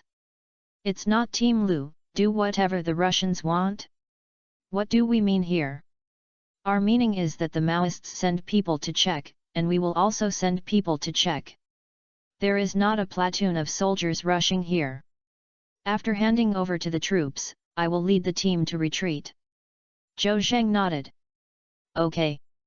I'll take Li Qing and Wang Long and the others back right away." After turning off the headset, Zhou Zheng said to Wang Long. "You take Li Qing out." "Where are you, Xiao Zhou?" "I'll go find the kidnappers again, and then come out." Chapter 487, Give me a stick and give me a sweet date. Zhou Zheng was still unwilling to withdraw just like this, and he didn't want to give up just like this. He wanted to work harder and leave no regrets. "Xiao Zhou, I think you should not be so persistent. Let's go out together, but you dare not disobey the orders above. After all, this has risen to the height between countries. If the official of the Russians finds out and makes excuses, your future will be completely ruined." How could Zhou Zheng not understand the seriousness of it? If it was really like Wang Long said, not only himself, but also Director Yang and Secretary Wu would be implicated. Even Wang Weiman dared not say that he could save himself, and even if he couldn't make a fuss, he would cause big trouble for Mr. Wang. However, for his wife Chu Yunyao, he still wanted to fight. Moreover, he also calculated the time, and believed that the Russian officials would not enter the frozen Wat so soon. If they wanted to send people to the frozen Wat, they had to negotiate with the Long Kingdom. It just happened that he could use this time to quickly circle the sink. As long as the Chojiang River was in the frozen sink, he could use his 1,000-fold sense of smell to find him. The frozen Wat is not big, and you can smell a very far-reaching smell with 1,000 times of smell. I have just explored a region, and it should be fine to explore the remaining area within 10 minutes. Even if you can't find Chu Jianghe, there is no regret. Take a step back and say that even if the official Maoist sent someone in, Zhou Zheng could run out without revealing his whereabouts. Therefore, in the face of Wang Long's persuasion, Zhou Zheng did not make any consideration and directly rejected it. Wang Long, I know you are for my own good. I feel at ease. I will never commit suicide or implicate others. By the way, you untie the handcuffs on your hands first. Wang Long's hands were handcuffed to Sergei's ankle, and he was still lying on the ground. Sergei held his wrist, who was shot in one hand, and his face was pale and he didn't dare to move, because Zhou Zheng's gun was still pointing at him. Wang Long said, "Xiao Zhou, I can't uncuff my handcuffs." "You're right. This guy is very powerful. If it weren't for you, I would have been killed by him. So, it's better for me to be handcuffed with him." Zhou Zheng waved his hand and said with awesomeness, "It's okay. He is indeed very powerful, but he is also my defeated man, and I'm pointing a gun at him now. I originally thought that one shot would kill him, but it might be useful to catch a living. This guy is tall and strong. I plan to ask you to take him out and hand him over to Team Lu first." Wang Long hesitated for a moment, as if he felt that this task was a bit difficult. "But Xiao Zhou, I still have to take Li Qing out. How can I watch this guy? It's not that I don't want to do what you said, I'm afraid that if this kid runs away." Zhou Zheng smiled and gave Wang Long an idea. "You can handcuff this guy and order him to carry Li Qing on his back, and then you escort him with a gun and keep a good distance from him. You don't listen to whatever he says. If something is wrong, you will kill him directly. I believe he dare not play tricks." "Oh, this is a solution." Wang Long gave a thumbs up when he heard this. "Xiao Zhou, you can really come up with ideas. Not only are you physically and professionally strong, but you are just now." Zhou Zheng waved his hand and said, "Okay, it's not easy to praise me anymore. Time is tight and the task is heavy. You can quickly uncuff your handcuffs." "Okay." Wang Long took out the key from his pocket, opened the handcuffs on his wrist, and opened the handcuffs on Sergei's legs and wrists. Sergei was a little confused, thinking that the other party was conscientious and wanted to let him go, and a hint of joy appeared on his face. However, after thinking about it, he felt that it was impossible. The other party would definitely not let him go for no reason. They were not so kind-hearted. After all, he just killed Zhou Zheng and Wang Long. Sure enough, Wang Long stood up, spit out a mouthful of blood, and said to Sergei in Russian words, "Bring your hand over, hurry up." Sergei naturally refused to listen to him, but he did not dare to resist, so he found a reason. "My hand is injured, I can't move." "No, you have to turn your hands on your back, do you understand?" "Oh God! I'm going to die. Can you pity me, my dear sir?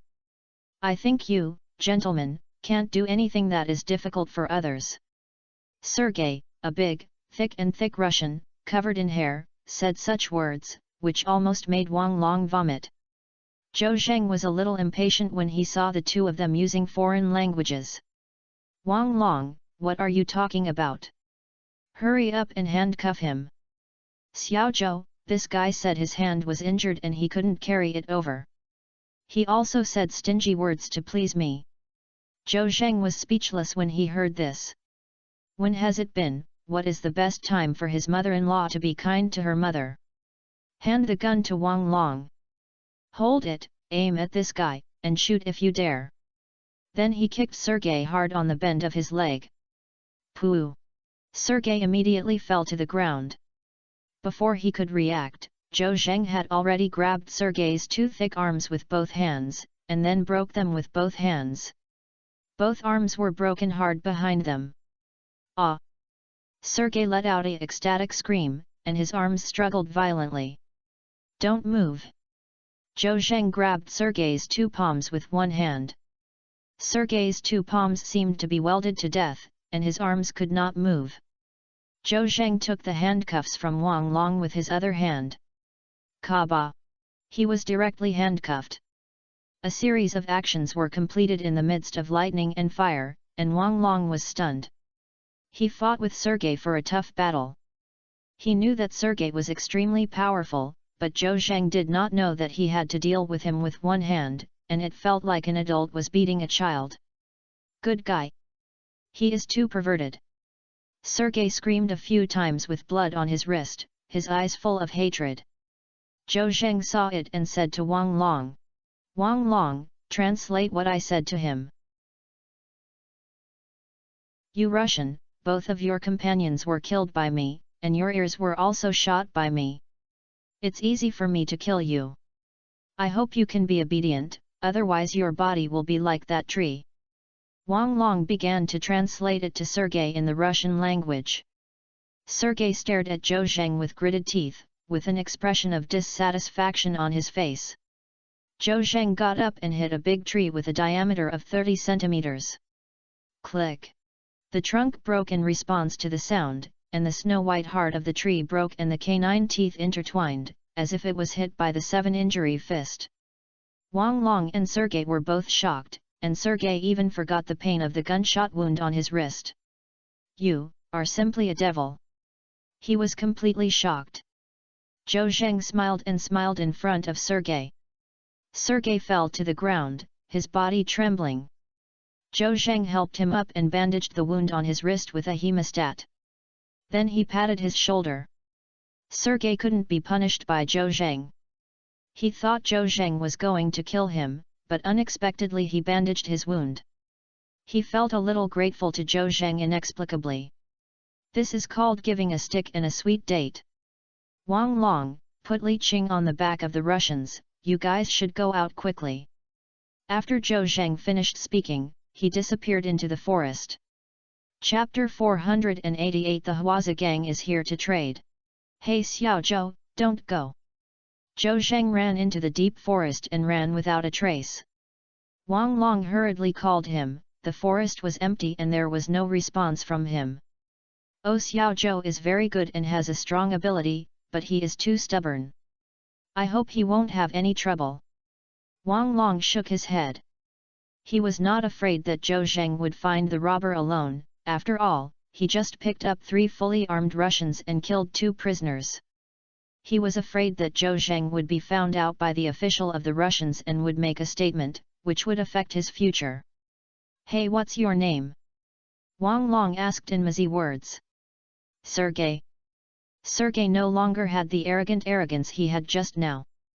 He was convinced by Zhou Zheng and accepted the fact that he was the other party's defeated general.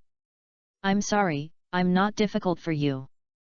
Please help me carry my companion out," Wang Long said as he helped Li Qing, who was still unconscious in the grass. "Oh sir, can you let me go if I help you carry him out? Let's talk about it." Wang Long didn't tell him the truth, and gave him a slight answer, and then added another sentence. "Even if you won't let you go, do you still have the right to choose?" "Okay sir." Sergei shrugged helplessly. Indeed, he is now like fish on the chopping board, without the slightest ability to resist. "Bend down and hurry up." Wang Long also wanted to leave the frozen Wat quickly and couldn't help but urge him. Sergei bent over obediently, and Wang Long placed Li Qing on his back. Because Sergei was handcuffed on his back, he could not hold Qing, and Li Qing was in a coma and would not hug Sergei's neck. As long as Sergei got up, Li Qing would slide down. "Oh sir, this won't work, he can't stay on my back. You might as well open my handcuffs and I hold him with my hands." I swear I will never fight back, and I will not run away. Faced with Sergei's sincere expression, Wang Long didn't believe a word. My race will have different intentions. This guy is a wild beast, and only a fool can open the handcuffs. You're thinking too much. I won't uncuff your handcuffs. You just bend over and walk quickly. Wang Long used USP to shake in front of Sergei's eyes. Sergei's eyes stopped rolling. Sir, don't do this, I promise you. After saying that, Sergei didn't dare to play tricks anymore. Li Qing bent over and walked forward with a coma on his back. Wang Long held Li Qing with his hands behind him, for fear that he would fall down and fall to the ground. Suddenly he was stunned. Broken. The USP is still in hand. This is Zhou Zheng's gun. Good guy. Zhou Zheng left in a hurry and even forgot to bring the gun. If this is done, wouldn't it be more difficult to deal with the kidnappers? Wang Long wanted to return the gun to Zhou Zheng, but Zhou Zheng had already disappeared. Where can I find him? But thinking about this is good. Maybe Zhou Zheng found out that he forgot to carry a gun, so he retreated and stopped looking for kidnappers in the frozen wharf. Thinking of this, Wang Long also gave up the idea of returning the gun to Zhou Zheng, and devoted himself to escorting Sergei to the outside of the frozen wadi and met with Lu Qi. Outside the frozen wat, Lu Qi hid in the dark and looked at the forest not far away with anxiety. The superiors issued an order asking him to inform Zhou Zheng and others to evacuate from the cold wadi immediately, and to retreat after the handover is completed. He repeatedly notified Zhou Zheng to let him evacuate. Zhou Zheng agreed on the surface, but Lu Qi heard a lot of unwillingness from his tone. But what if you are unwilling to give up? I believe that Zhou Zheng will definitely recognize the situation and take Li Qing and Wang Long out of the frozen wat as soon as possible. After a while, Lu Qi was still a little worried and planned to call Zhou Zheng again. At this time, the walkie-talkie in his hand rang. Team Lu, we found a white bread with a Black River license plate, heading towards you, and it is about to enter the outer periphery of frozen wadi. This is the message from several secret whistles released by Lu Qi. White van. Come to freeze the walk. Lu Qi was also full of questions. The area of Jiaowazi is a sensitive area. In the past, sentries were guarding, and almost no one came here all year round. Later, the superiors felt that the sentrymen would be put away in such a way, so they withdrew the post. Even if they were removed, there was basically no one here. What is this van going to freeze Watsi? Xiaoli, can you see who is on the van? Captain Lu, there are 3 men on the van, and they look like ordinary people. Okay, I understand. You guys keeping a watch and contact me in time if you have any situation. By the way, a platoon of soldiers will come over later and notify me then. Clear. Lu Qi put down the walkie-talkie and thoughtful. Could it be that some ordinary people came to play in the cold wat because of curiosity? No matter what happened, take the car down and ask. After all, the cold wat was not peaceful this time. These 3 men came here at this time, which seemed a bit suspicious. Of course, Lu Qi still feels that it is more likely that they will hit by chance. The 3 people on the white van were Huazi, Fatty and Lao Wu. After killing the 3 men and 1 woman who were doing immortal dance, the fat man and Lao Wu changed into clothes, then drove the car to the wild and burned all the bloody clothes.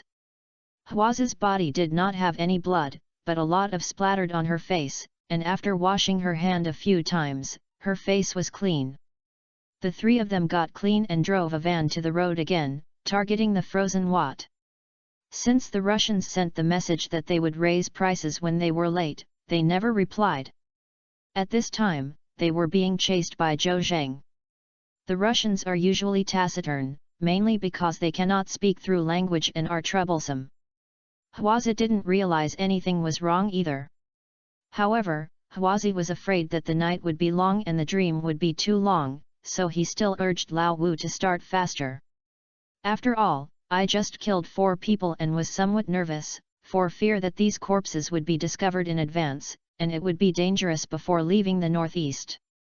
Lao Wu was also anxious and wanted to step on his feet into the fuel tank. In this way, sparks and lightning were all the way, and finally arrived near the frozen Wat. Fifth, please drive quickly. Huazi was still urging him while sitting in the passenger seat. Lao Wu said, "Boss, there is the frozen Wat in front of you, we're here."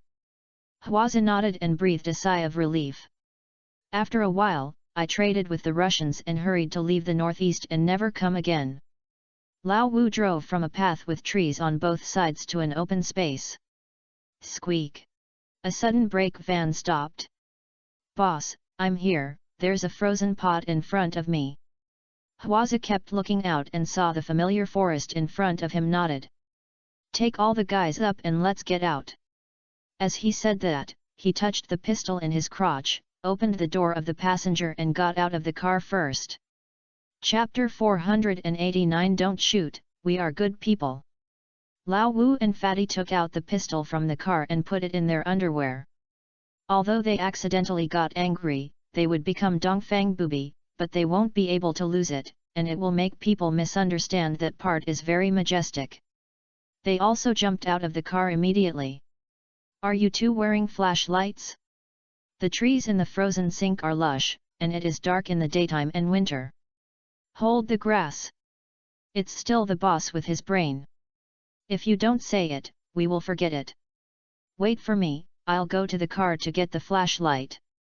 The fat man smiled and quickly got into the car and searched for the flashlight.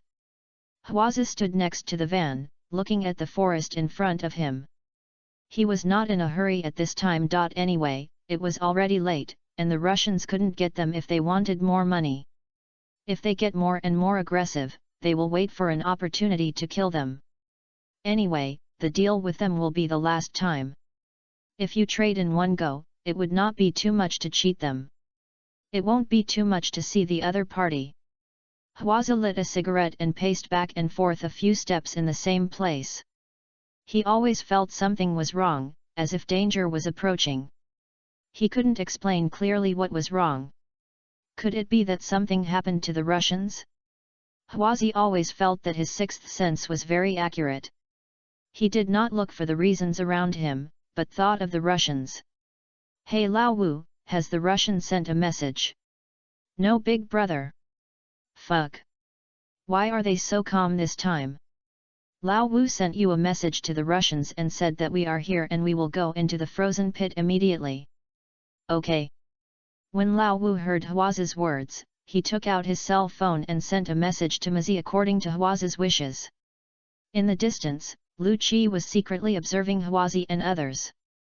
"But I can't see where the other party is coming in a while. It feels like the common people who have entered here by mistake." A squadron leader next to him asked. "Captain Lu, what should I do with these people? Should I arrest you now?" Lu Qi was also afraid that these guys would run into the frozen Wat again. No matter whether it was purposeful or unconscious, the special police team would have to send people in to find them. If they found it, it would be a bad thing if they couldn't find it all at once. He strongly hoped that the army would come and replace their special police force. After all, he had been carrying out domestic tasks and was elevated to the country and the country. Lu Qi was under a lot of pressure. Thinking of this, Lu Qi nodded and said, "You can try it out with great fanfare first. If something is wrong, take it off and be careful. If there is no problem, let them leave here quickly." "Yes. The people from the first squadron come with me, the target, 3 men next to the van in front, surround them, and you can shoot if you resist." "Yes." After the command of the captain of the first squadron continued, he quickly received a response from the team members. "Let's do it." With a command, more than a dozen fully armed special police officers came out of the concealed place, jogging in a fan shape and surrounded them. At this time, Huazi lowered his head and saw the messy footprints on the ground and the marks of car tires. His face became severe. These footprints are big and small, but the sole prints are obviously exactly the same, which shows that these people's shoes are unified standard shoes, and in terms of car tire marks, they are much wider than ordinary car tires. It's like an organized group of people who have come here, and this organization does not look like it's civilian. It is very likely that it is a policeman or an army. Thinking of this, Hwazi was sweating coldly. "Boss, the flashlight has been found, let's go in." The fat man jumped out of the van and said to Hwazi with a flashlight. Hwazi shouted hurriedly.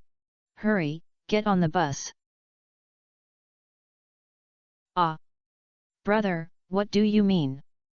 The fat man looked confused. A terrified expression suddenly appeared on Lao Wu's face. Big, brother, I have. Although he was cruel and ruthless, he had a few lives, and he felt a little trembling when he saw the police. After all, the police were born with a deterrent force against the criminals. A team of fully armed special police rushed from all directions, and no longer approached a few meters away. Everyone raised their slight rush in their hands and pointed them at Hwazi and the others. "Don't move. Hold your head and squat down." "Boss, what should I do?" The fat man was anxious and scared, and cold sweat kept flowing down his neck. The fifth brother was also feeling like he was losing his parents, and he didn't know what to do for a while. They did not expect that so many police would be ambushed near the frozen Wat. Hwazi's heart trembled for a moment, thinking that he was finished today. But after all, I have seen the world, and I still have some quality of being calm in the face of danger. After the initial panic, Hwazi started to use his mind, and countless thoughts flashed through his mind in an instant. Could it be that the murder in a small hotel was exposed, and the police came to Xiaozi in advance to ambush and wait for him? He instinctively believed that the murder was exposed. But this idea was quickly denied. The murder in the hotel will never be exposed so quickly. Even if it is exposed, the police will not be able to lock themselves up so quickly, let alone set up an ambush here. They are not gods and have no idea that they are coming to Jianghuazi to buy and sell weapons with the Russians. Then there is only one possibility. These policemen happened to be doing a mission here, and then led their own people to break in and were regarded as the suspect. "Boss, if you can't, let's fight with Tiazi." The fat man recovered and showed a decisive expression on his face. "Don't fight. Our identities should not be revealed. We are all ordinary people who come here to play, and the police will not make things difficult for us. Do you understand?" Naturally, Hwazi would not fight hard with the police because things have not been broken to that extent. Of course, if you really fight hard, you will be a complete defeat. I guess the gun was swept into honeycomb coal by the special police. Hwazi emphasized that everyone was just ordinary people. Fatty and Lao Wu understood it and nodded gently. Hwazi took the lead, and the three of them hugged their heads and squatted down. "Comrade police, don't shoot, we are good people." Hwazi pretended to be honest again. The fat man also said aggrievedly, yes. I can be a good person. We are ordinary people and have not violated the law. Why do you try us with guns?" Their acting skills were good. The captain of the first squadron waved his hand and asked the special police to put down their guns. He walked forward 2 steps. "Where are you? Why are you here?" The fat man was also brave and took the initiative to take out his ID card and handed it to the captain. "Police officer, I'm here in Hai. This is my ID card. This is my sworn brother, he comes from the capital. I finally came to the northeast and I didn't think about taking him out for fun." The fat man took the initiative to show his ID card and let the captain of the first squadron relax his vigilance.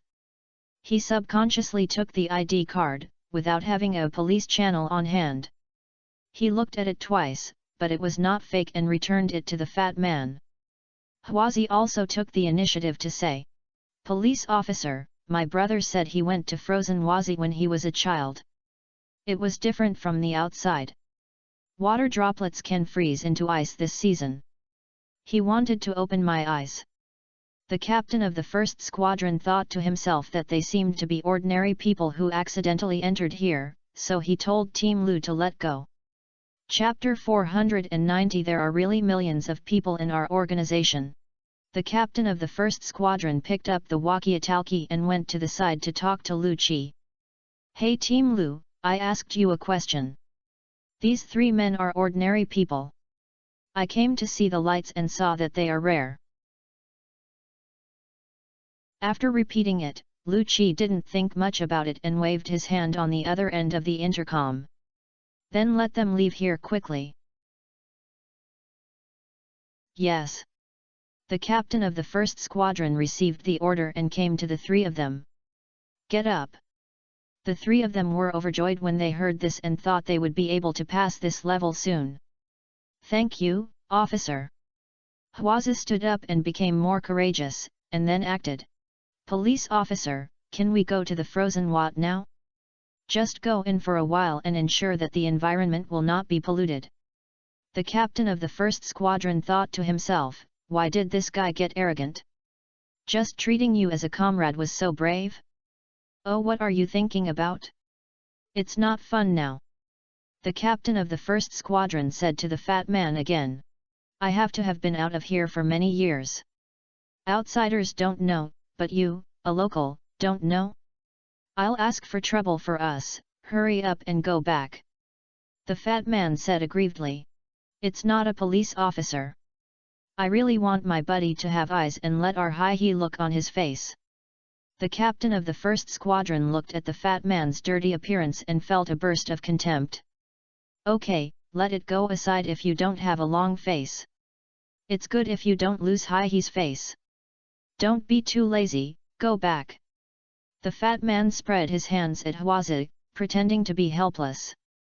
Brother, look, the police officer said he would not let him in, and I didn't call me. When I called, I said I wouldn't let you in here for a long time. You didn't believe it, and even said that I was fooling you, just because I didn't like to take you around. Look, I was nagged by the police officer for a few words. Do you believe me now? The fat man kept chattering. Huazi also entered the state. Chin chin chinj. I believe it, brother, you really didn't lie to me. If you don't let in, don't let in. Didn't you say which farmhouse is fun? Why don't we go to the farmhouse? The fat man nodded. Farmhouse fun, no one cares about this, so I'll take you to the farmhouse. Brother, you and Lao Wu get in the car first. As he said that, he nodded and bowed to the captain of the first squadron again. Police officer, I'm sorry, I apologize to you for delaying your time. No, no. The captain of the first squadron waved his hand. Go away. Okay. The fat man turned around, still with the expression he had just smiled. In fact, his face was a little bit muffled. After all, he performed in front of the police and was arrested on the spot if he failed, and he was also nervous. Fortunately, everyone's acting is more natural, so it's considered a mess. Huazi also felt relieved and grabbed Lao Wu's arm and walked towards the van. Lao Wu didn't say a word throughout the whole process. He knew himself, did not lie, and he simply said nothing if he was prone to making mistakes. Just as I took 2 steps, the voice of a squadron leader suddenly came from behind.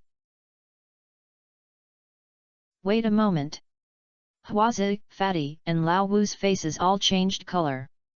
Oh no! Exposed? Did this police officer see the flaw? All 3 people had this idea in their hearts. Lao Wu lived in Bengbu, and slowly stretched his hand to his waist to touch the gun. Suddenly I remembered that the pistol was hiding in my crotch and was about to continue to reach into my crotch, but Huazi next to me grabbed his arm. Lao Wu looked at Huazi with puzzled eyes, but Huazi shook his head gently at him. Without any last resort, Huazi didn't want to fight the police hard. Because the other party was equipped with a micro-rusher and wearing a bulletproof vest, the fight really made him lose all 3 people on his side, and no one could escape. Huazi pretended to be calm and slowly turned around, raised the corner of his mouth, and barely smiled. Police, police, what else is there? Actually, I was very nervous and didn't know what I would face next. A squadron leader bent down and picked up a box of unsealed soft china from the ground, stepped forward and handed the cigarette to Hwazi. Is this your cigarette? Is it just now? I saw it falling out of your pocket. Hold the grass. Hwazi let out a long sigh in secret, and it turned out that there was no flaw. A false alarm, oh my god, I almost scared my heart disease. Hwazi's face returned to a little natural, and she said with a smile. Oh thank you comrade police officer. I just opened this cigarette, please keep it and smoke it. No, no, no. The captain of the first squadron waved his hand and said humorously. Soft, this is a good cigarette. I can't afford to smoke it normally. If I get a tricky mouth and can't smoke it again, I can't afford to pick it. But, is your smoking level high enough? The captain of the first squadron looked at Hwazi up and down again and found that his dress was very ordinary and he didn't look like a rich man. Police officer, to be honest, I didn't buy this cigarette, and I couldn't bear to buy it. This is given to me by someone else. I have always cherished it and couldn't bear to smoke it. I'm not here to see my brothers in the Northeast. I'm thinking about the road to a rich family, so I brought this box of good cigarettes with me. Hwazi had a lot of ideas and began to make up for it again. Not to mention it, it makes sense. Oh, yes. The captain of the first squadron said nothing, because he saw two people walking out of the frozen Wat. To be precise, there were three people, one big Russian carrying one on his back, and next to him was Wang Long who was entering the frozen Watsi to perform a mission with Zhou Zhang. Captain of the first squadron. Wang Long waved his hand and walked towards Sergei.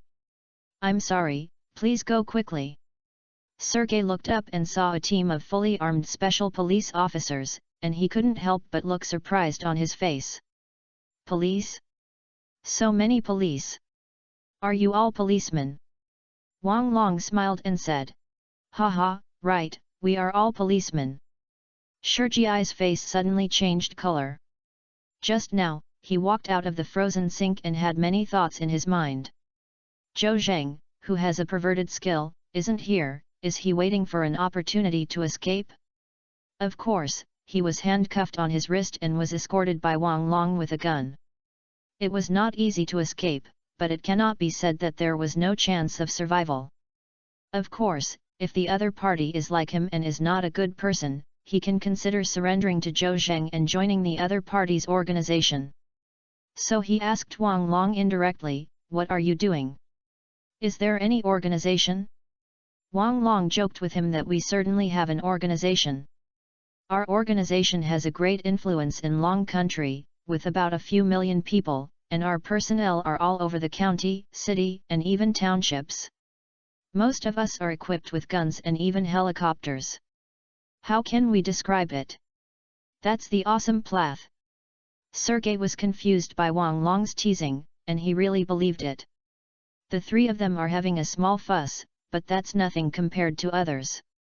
Sergei couldn't help but yearn for it. Brother, can you introduce me to the organization? I really want to participate, I will definitely do my best. You work hard first, and then talk about it. Wang Long fooled Sergei casually. When Sergei saw the special police outside understand, he immediately stopped in Bengbu. Cunning Oriental, you lied to me. Wang Long smiled and said. I have never fooled you. All I told you is the truth. There are really millions of people in our organization. Chapter 491 Even if you die, you have to take a cushion. Wang Long, are you out? What's wrong with Li Qing? The captain of the first squadron stepped forward and said. Wang Long took a breath and said. Li Qing was infected with snake venom. Fortunately, Xiao Zhou used a special method to control his snake venom, otherwise Li Qing would have died long ago. Ah! The captain of the first squadron was shocked when he heard this. I almost died after being infected with snake venom. Li Qing is a very outstanding talent in the special police force. Even the captain Lu Qi admires him very much. If he dies, it would be a pity. Seeing that Li Qing was still in a coma and his face was not very good, the captain of the first squadron concluded that Zhou Zheng did not help Li Qing cure it. No wonder Zhou Zheng is not a doctor, and he does not have anti-snake venom serum. It would be great if he could delay the treatment time for Li Qing. Come on, hurry up and take Li Qing to the hospital. The captain of the team shouted, and soon several fully armed special police officers lifted Li Qing off Sergei's body. No, don't go to the hospital first. Wang Long hurriedly stopped him. Put Li Qing in the car first. Comrade Xiao Zhou said he would wait until he came out before he could treat Li Qing. What? Xiao Zhou hasn't come out yet? How can that work? Then when will he come out? The captain of the first squadron asked anxiously. I originally thought that Wang Long and the others had come out, and they all handed over the army and returned together. What happened to Xiao Zhou? He hasn't come out yet? Is there any organizational discipline? Wang Long said. I don't know either. Anyway, Comrade Xiao Zhou told me that, and I believe him. Captain number 1 Squadron, you haven't seen me. Comrade Xiao Zhou is so powerful. What a guy, his skills are simply perverted. Okay, stop talking. The captain of the first squadron interrupted Wang Long and said impatiently. I am the captain of the first squadron, your leader, and now you have to listen to me. First of all, hurry Li Qing to the hospital for emergency treatment. Secondly, contact Zhou Zheng with headsets and ask him to evacuate the frozen Wat quickly.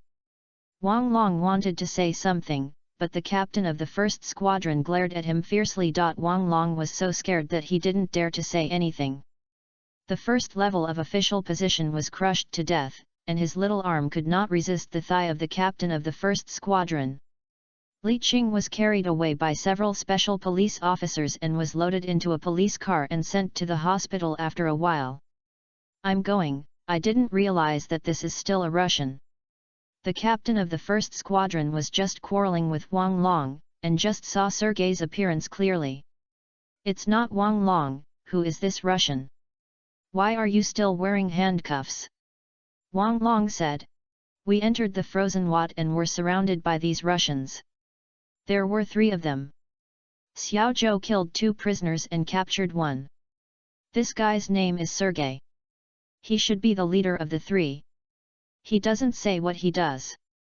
He is not a good person anyway. They carry AK-47 and grenades. Can a good person bring these? The captain of the first squadron frowned when he heard this. Wang Long, have you ever thought that what if these Russians are official people from Big Goose? Wang Long looked surprised. How could it be?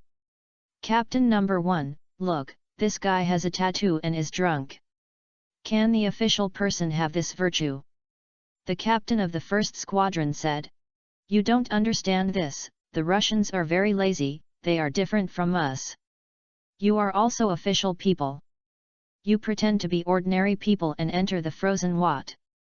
Why can't Russian officials pretend to be ordinary people and enter the frozen Wat? Wang Long patted his head. Captain of the first squadron, what you said makes sense. What will we do next? Let him go back to China? Xiao Zhou killed 2 of his companions. The good guys can't get enough to take care of them. The captain of the first squadron scratched his head when he heard this. He sucked his teeth and said, I don't know what to do, so I don't have any brainstorms. I'll report the situation to Team Lu first, and let him burn brain cells. Here, Sergei's huge body stood there, muttering constantly. The cunning Oriental people dare to lie to me. You are all liars. He now regrets not having to flee with all his might just now.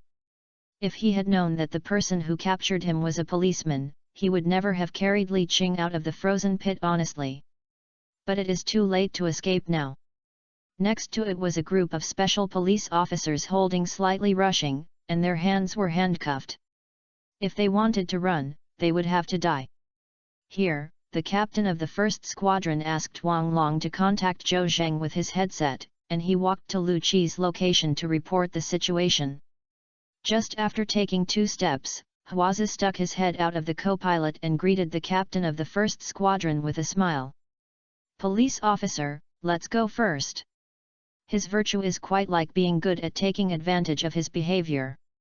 I was so happy that I was very proud. Let's see. None of these policemen can see through my identity. They are such a group of fools. The captain of the first squadron waved his hand and gave a few instructions. "Let's go quickly, don't play here in the future." "I understand. I understand." Huazi agreed to retract his head. Here, when Sergei saw Huazi, he immediately showed a complicated expression on his face. Originally, he was full of resentment towards Huazi. If this guy hadn't been late, their 3-person gang would not have suffered a fatal blow. He even suspected that Huazi betrayed them. However, I still want to survive more in my heart. I hope Huazi can save him because they have business dealings. However, when he saw Huazi greeting the captain of the first squadron, Sergei's preconceived thoughts work. He believed that Huazi had deceived them, betrayed them, and told the police about their whereabouts. Otherwise, why would Huazi be late? They were ambushed by an unknown person, and now they know that the other party is all police. Huazi must have been a tainted witness. Look at how he looks to the police, and he wishes he could be servile. Sergei stubbornly believed that Huazi received the reward from the police at the cost of his 3 brothers' lives. This must be true. Thinking of this, the muscles on Sergei's face were twisted. He shouted, "Huazi, I am a slutty horse. If you dare to betray us, I will kill you." "Huazi." Sergei spoke goose language, and only Wang Long understood it. At first he thought Sergei wanted to smoke Chinese cigarettes again, but the following words caught his attention. Wang Long suddenly felt aroused his heart. The Huazi mentioned in Sergei and the Huazi mentioned now do not refer to cigarettes. Old Xiet, who is Huazi?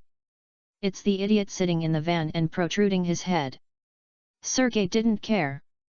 Even if he died, he had to be a cushion. "Do you know him?" "Of course I know this bitch, I am my partner." "What have you worked with?" "He bought my gun." Hearing Sergei's words, Wang Long's heart moved. This Huazi is definitely not a good bird. The white van turned around and was about to leave. Wang Long ran a few stepped forward, and stopped the front of the car, and pointed his pistol at Huazi inside. Chapter 492 Huazi's True Identity. "Brother, what should I do?" "Someone stopped our car, and he pointed a gun at us." Lao Wu, who was driving on the main driver, stepped on the brakes and the van was parked in place. "He didn't know what to do? I saw it when I stepped on the horse. He pointed it at me with a gun." "Grass. These dead sticks. What's the end of mad?"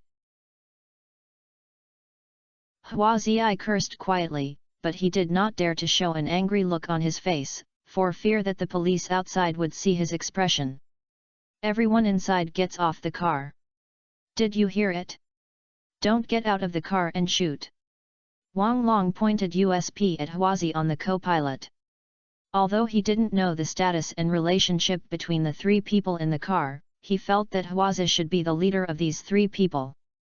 The fat man sat in the back row and heard Wang Long's drinking, his face changed color and said, "Brother, did the police find our flaws? If it doesn't work, let Lao Wu rush over with the accelerator. We still have a chance to drive away." "Yes. Let me drive over. There is only one note in front of me, and he can't stop us." Lao Wu turned his head and looked at Huazi, with an impatient look on his face. Huazi hesitated and did not decide what to do for a while. The captain of the first squadron had just taken 2 steps, and when he heard Wang Long's shouting behind him, his eyes widened. "I thought to myself, where did this guy Wang Long sing? No, Wang Long, what's wrong with you?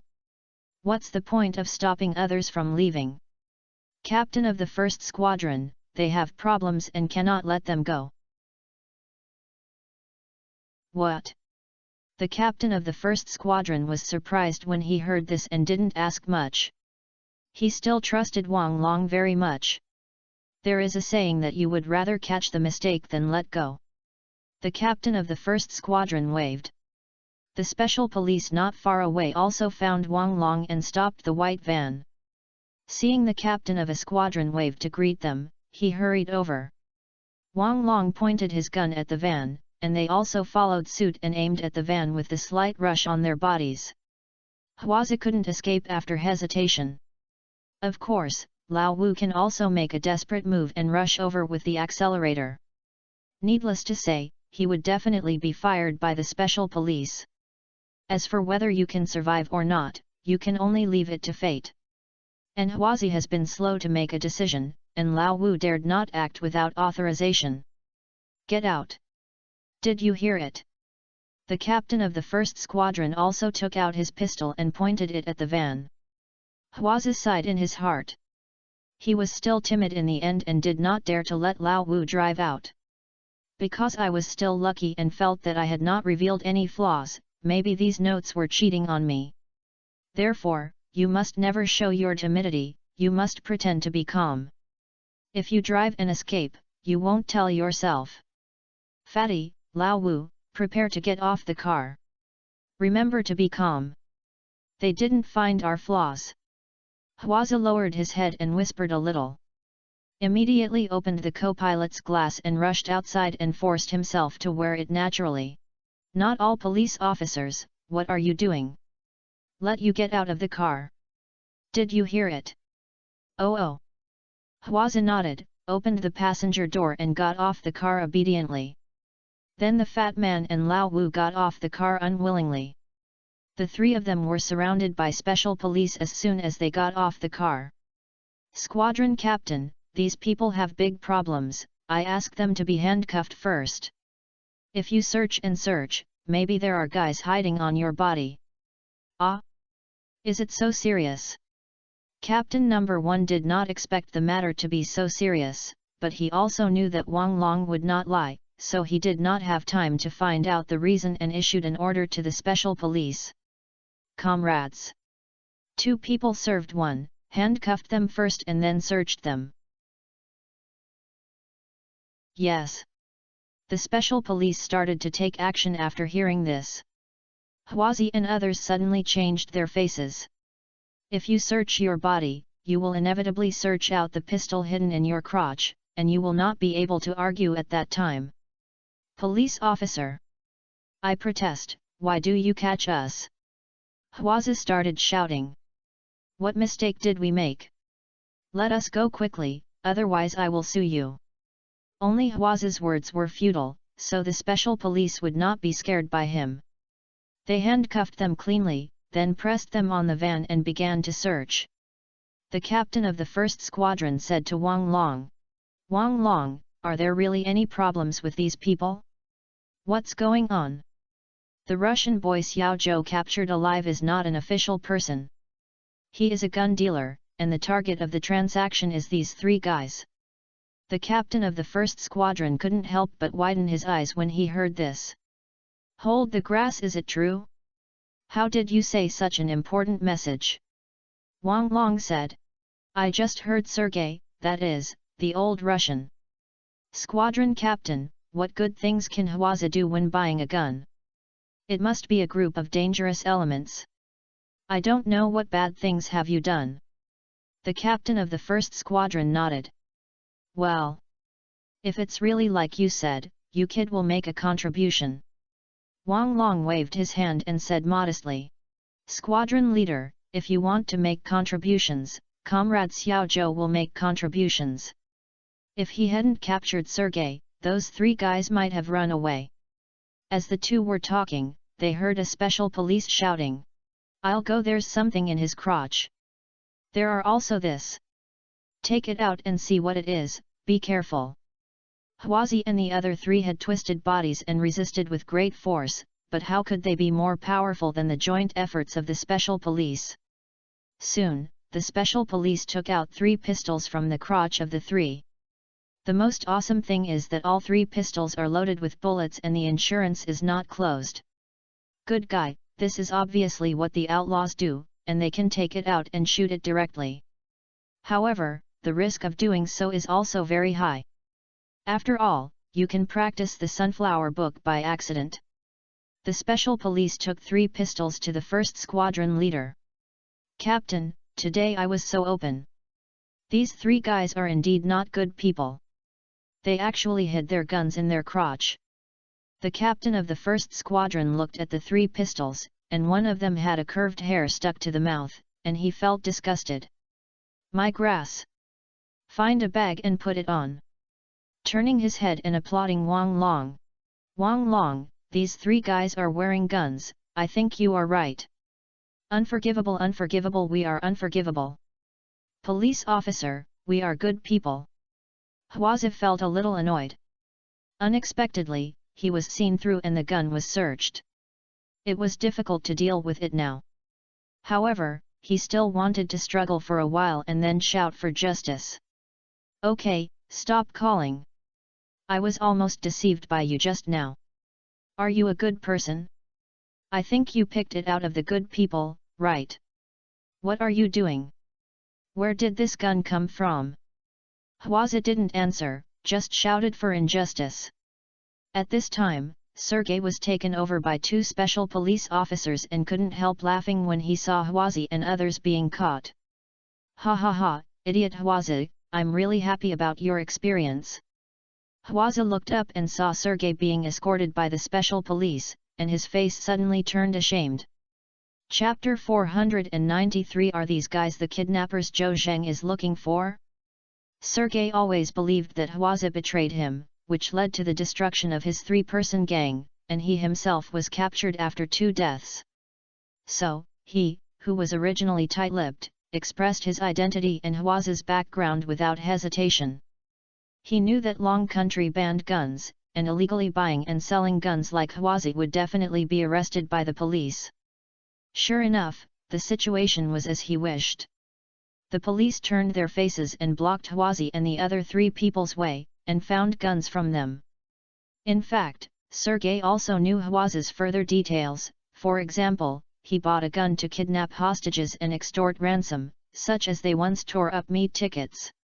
A cautious person like Hwaza will naturally not tell anyone else, nor will he disclose it to Sergei, and the 2 of them are not able to speak. But not saying Hwaza does not mean that others don't say it. As a member of the gang, Fatty can speak a little goosely, and he usually does the things he communicates with Sergei. During this period, I couldn't help bragging to Sergei, saying that we bought guns to make them bigger, stronger, and more brilliant, and kidnap them for a huge profit. In order to show that they are also cruel people, the fat man said that the meat tickets that died in their hands could not be counted. Sergei remembered that they were a group of kidnappers, and what they bought guns was to have no capital business. Although I have realized that this Oriental man is bragging, it must be based on facts. Police officer, I also want to report that this guy named Hwaza is a kidnapper. All of them are kidnappers. They killed a lot of people. Do I think I'm a meritorious service? Sergei planned to take advantage of the situation and kill Hwaza completely. Of course, some of them are also for their own sake.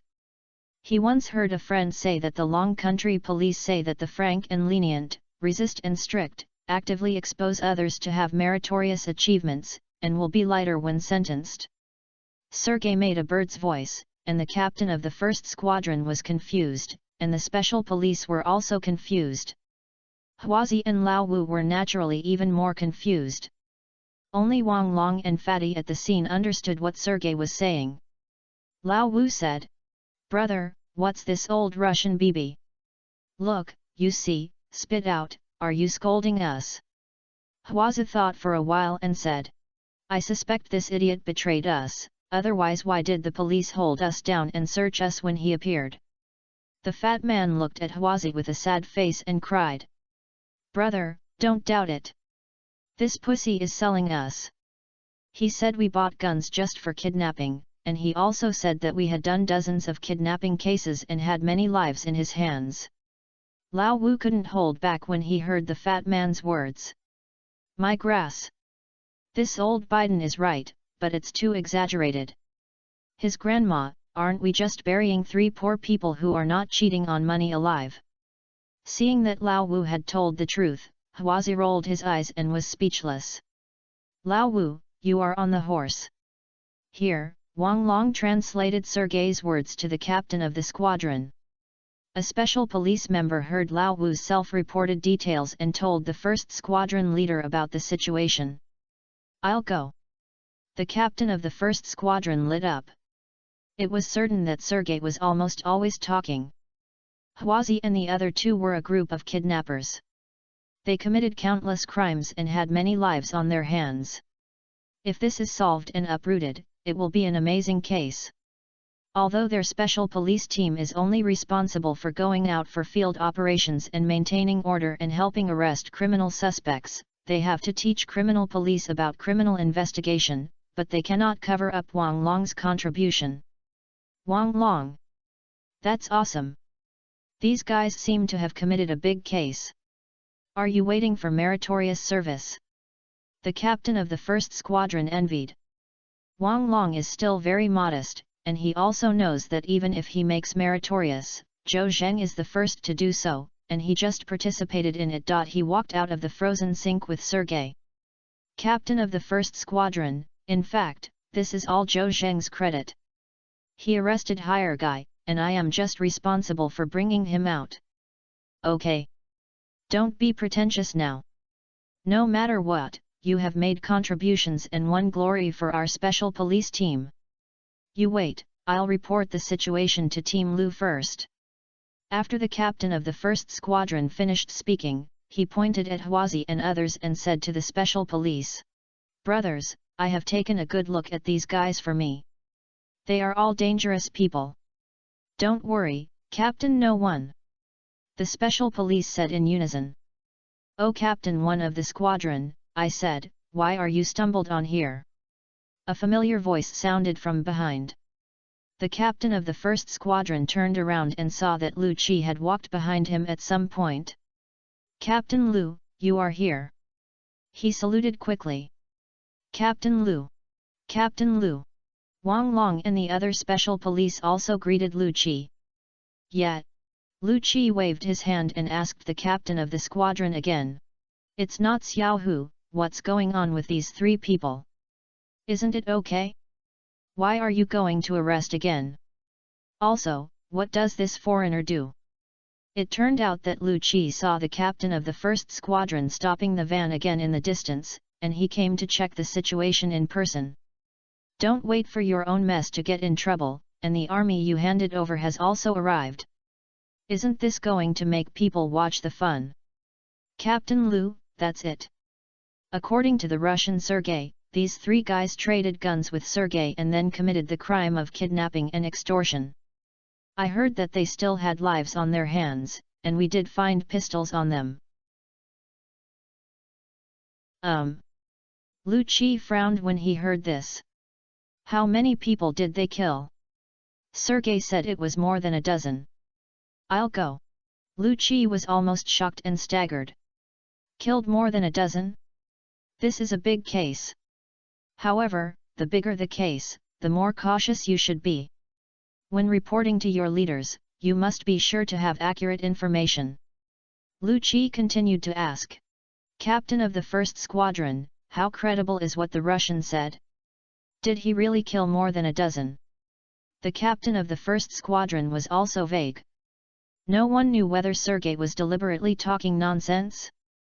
Captain Lu, I'm not sure about the specifics, but these guys can't bear the deaths of someone on their hands, and the specific situation needs further trial. Lu Qi nodded. This matter is too big and must be reported to Yang Faxing, director of the Municipal Bureau. No matter what, the special police team arrested the person and took the credit first. How to solve the case later is the criminal police team's business. Thinking of this, Lu Qi suddenly became interested and walked up to Huazi and said, What's your name? Wang Chunyua. Huazi also concealed it, and he knew that if he didn't say it, he could find out his information. Which person? Beijing. Do you know why you are arrested? I don't know, we just want to go to the freeze watt to play. We don't know if your person suddenly caught us. Lu Qi distinguished his face and color, and knew that Wang Chunyua was lying, so he sneered. Haha! Is it just fun to enter the frozen sink? What else is there? How many people have you tied up? When asked this, Lu Qi suddenly felt aroused his heart. Kidnappers? Are these guys the kidnappers Zhou Zheng is looking for? Chapter 494 So Destined. Police officer, we have never kidnapped anyone. Who is this guy who is holding a shit basin on our heads? Huazi was still making a pale defense. But Lu Qi didn't listen to him at all. Because he thought that Zhou Zheng had worked so hard to freeze the wok, and his purpose was to find the kidnappers to rescue the hostages. And Wang Chunyua and the other three are also kidnappers. Could it be them who Zhou Zheng is looking for? Otherwise, why did Wang Chunyua and others come to Xiaozi for no reason? As for his constant justification of being a good person, he wouldn't believe it. Where can anyone have a good person with a pistol hidden in his crotch?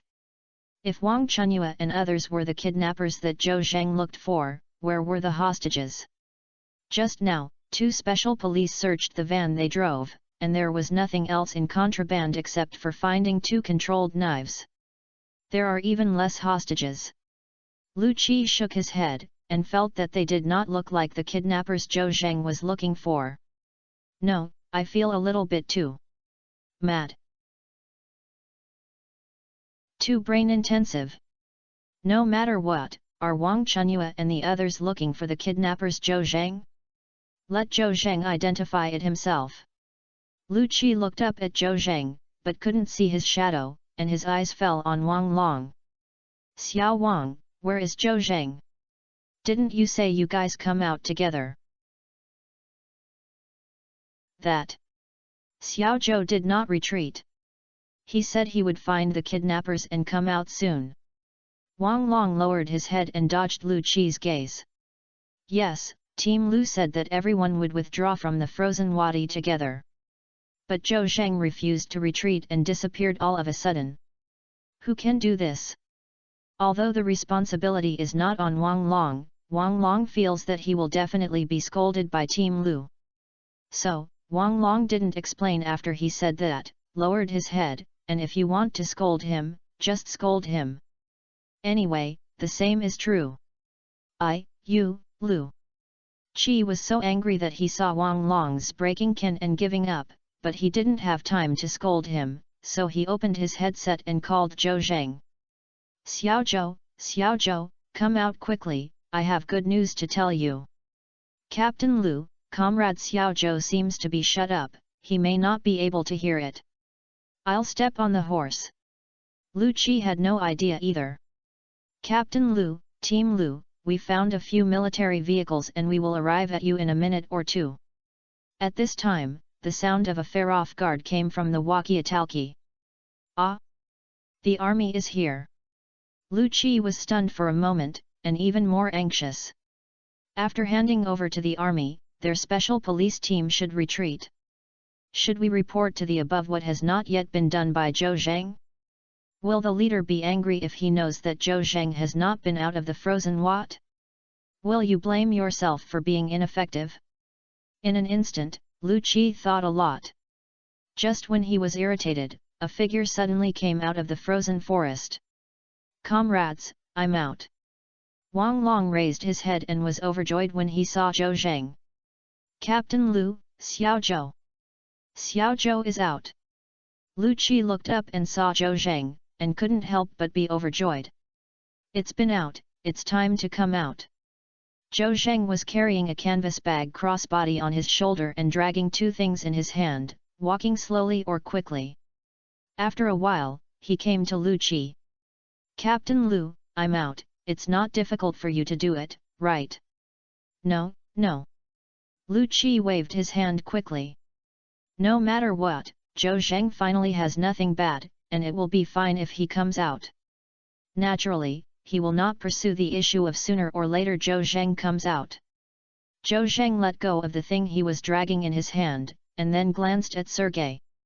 Sergei's face changed color, showing a sad look, and said sadly, "Ivan, Andrei." Everyone saw that the thing Zhou Zheng was dragging was actually the corpses of 2 Russians. "Xiaozhou, where did this corpse come from?" Before Zhou Zheng could speak, Wang Long said, "These 2 corpses are Sergei's companions. They were killed quietly by Xiaozhou when they besieged us. They were all killed with 1 blow." The special police members just heard the gunshots in the frozen Wat. They could also imagine how intense the battle was. Zhou Zheng fought for 3 and killed 2 prisoners, which was simply a pervert. Everyone's eyes were full of awe when they saw Zhou Zheng. Zhou Zheng took off his bag and showed off the 3 AK-47s inside and several anti-infantry mines. The only thing left was the canvas bag, and all the grenades were used up by Sergei. "Damn AK-47! I'll go, what's that? A landmine? Good guy, did Zhou Zheng just participated in a war?"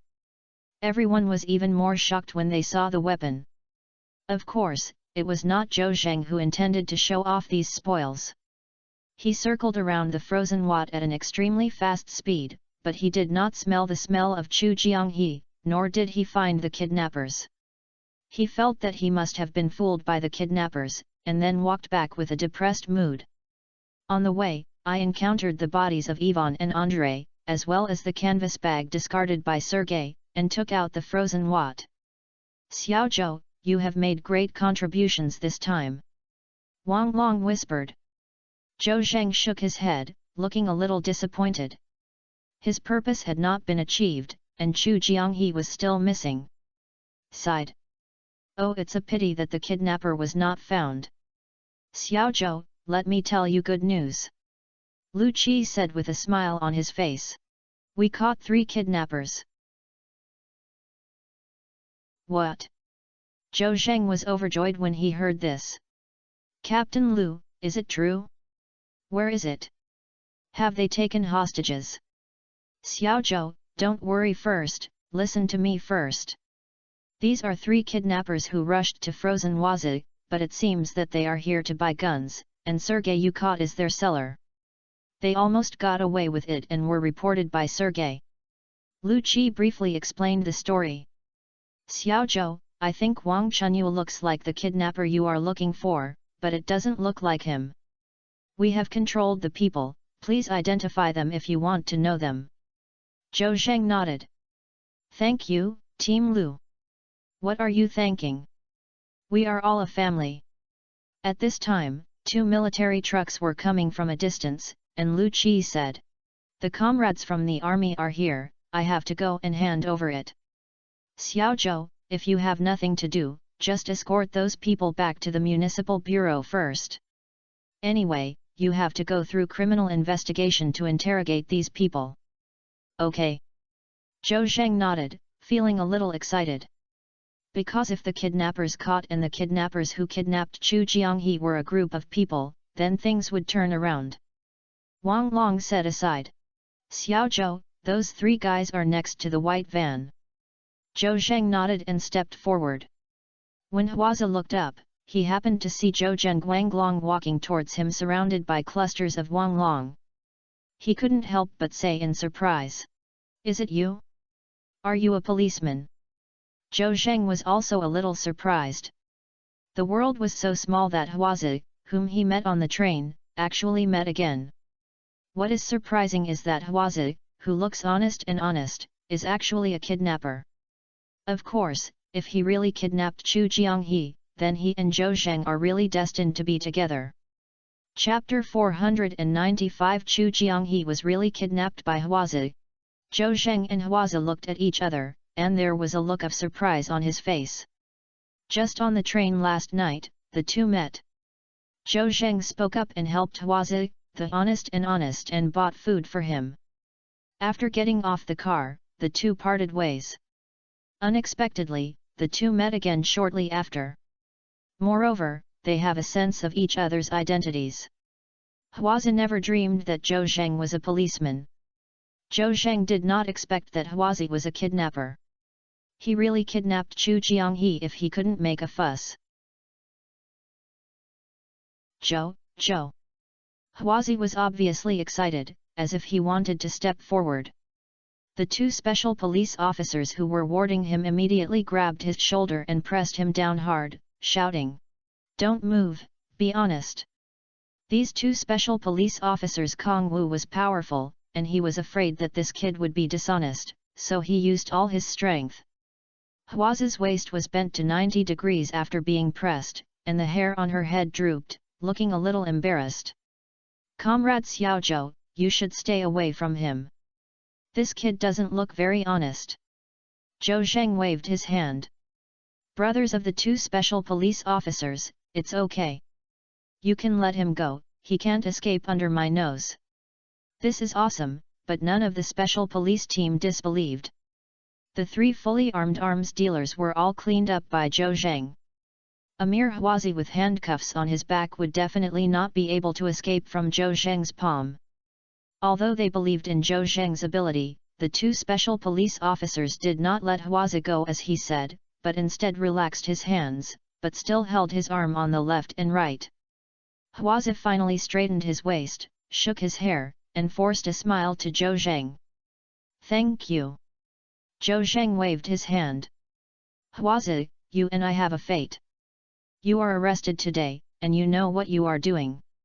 I'll ask you a few words and hope you will answer truthfully." Huazi smiled again. "Officer Zhou, if someone asks me, I won't say anything. You helped me on the train. I will not forget this kindness, Huazi, and I will answer your question as appropriate." The two special police officers next to him were also amazed. Team Lu asked the boy just now, and the boy kept calling for justice without admitting anything. All his feelings were played. Why did Comrade Xiaozhou speak so well? Look at this kid's attitude, it's much better than the dumb look he had just been. Zhou Zheng's face was full of seriousness. Although Huazi said it well and seemed to cooperate very well, how much could he believe his words? But no matter what, it is good to be able to ask for information. As for whether it is true or not, you have to use your brain to analyze it yourself. Zhou Zheng cleared his throat and said, "Are you kidnappers? Have you ever tied up the ticket?" "Yes." Huazi didn't hesitate and admitted it. "Brother, what are you doing, brother? Brother, you can't say it. We will all die if we say it." Lao Wu and Fatty heard Huazi speak and tell the truth, and immediately stopped in Bengbu and shouted loudly. Zhou Zheng glanced at them. "Brothers, let's take these two guys into the police car to take good care of them." "Okay, Comrade Zhou." The police officer who immediately escorted the fat man and the fifth brother nodded. "Go away. Don't let you two die." Matt shouts to block your mouth again. The two of them didn't want to leave yet, so they kept struggling, which made the two special police officers who escorted him very passive. "Let us go. Brother, don't say it." Pang! Pang! Suddenly, there were a few dull sounds. A special policeman took out a stick and praised the fat man and Lao Wu several times. The two of them were beaten and howled, and they didn't dare to struggle, and were taken away by the special police obediently. Huazi looked at the tragic situation of the two, but she couldn't bear it, but she had no choice. He thought to himself that even if I don't open my mouth, I will be found by the police sooner or later. It would be better to say that I am not easy to hide, which can be considered as a favor from Zhou Zheng. Zhou Zheng then asked Huazi, "How many were tied up in total?" Huazi lowered his head and said, "Sorry, I can't remember this. I just didn't want to say this," and Zhou Zheng knew it clearly and didn't ask. His main purpose was to know if Huan Huazi was the kidnapper he wanted to find and whether he had kidnapped Chu Jianghe. "Have you kidnapped someone recently?" "Recently?" Huazi suddenly thought of Lu Jindu, who bullied him on the train, and later kidnapped this guy and buried him alive without knocking out the money. However, he felt that this matter was definitely not exposed now, so he raised his head and asked casually, "Who are you talking about?" Joe Jensen said that there was a way, and he was a little anxious, so he repeated it again. "I'll ask if you have kidnapped someone recently." Hwazi admitted very poorly. "Tai, who are you trying to ask?" Zhou Zheng's pupils shrank slightly, and his voice was a little sharp. "The surname is Chu. Is there any?" "My surname is Chu." Hwazi thought about it. "Have." As soon as he finished speaking, Zhou Zheng's heart seemed to be rumbling one by one. However, Zhou Zheng also wanted to confirm in detail. "What do the meat tickets with the surname Chu look like?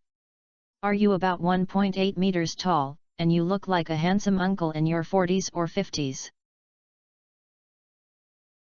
Really, he is a big man, just like that.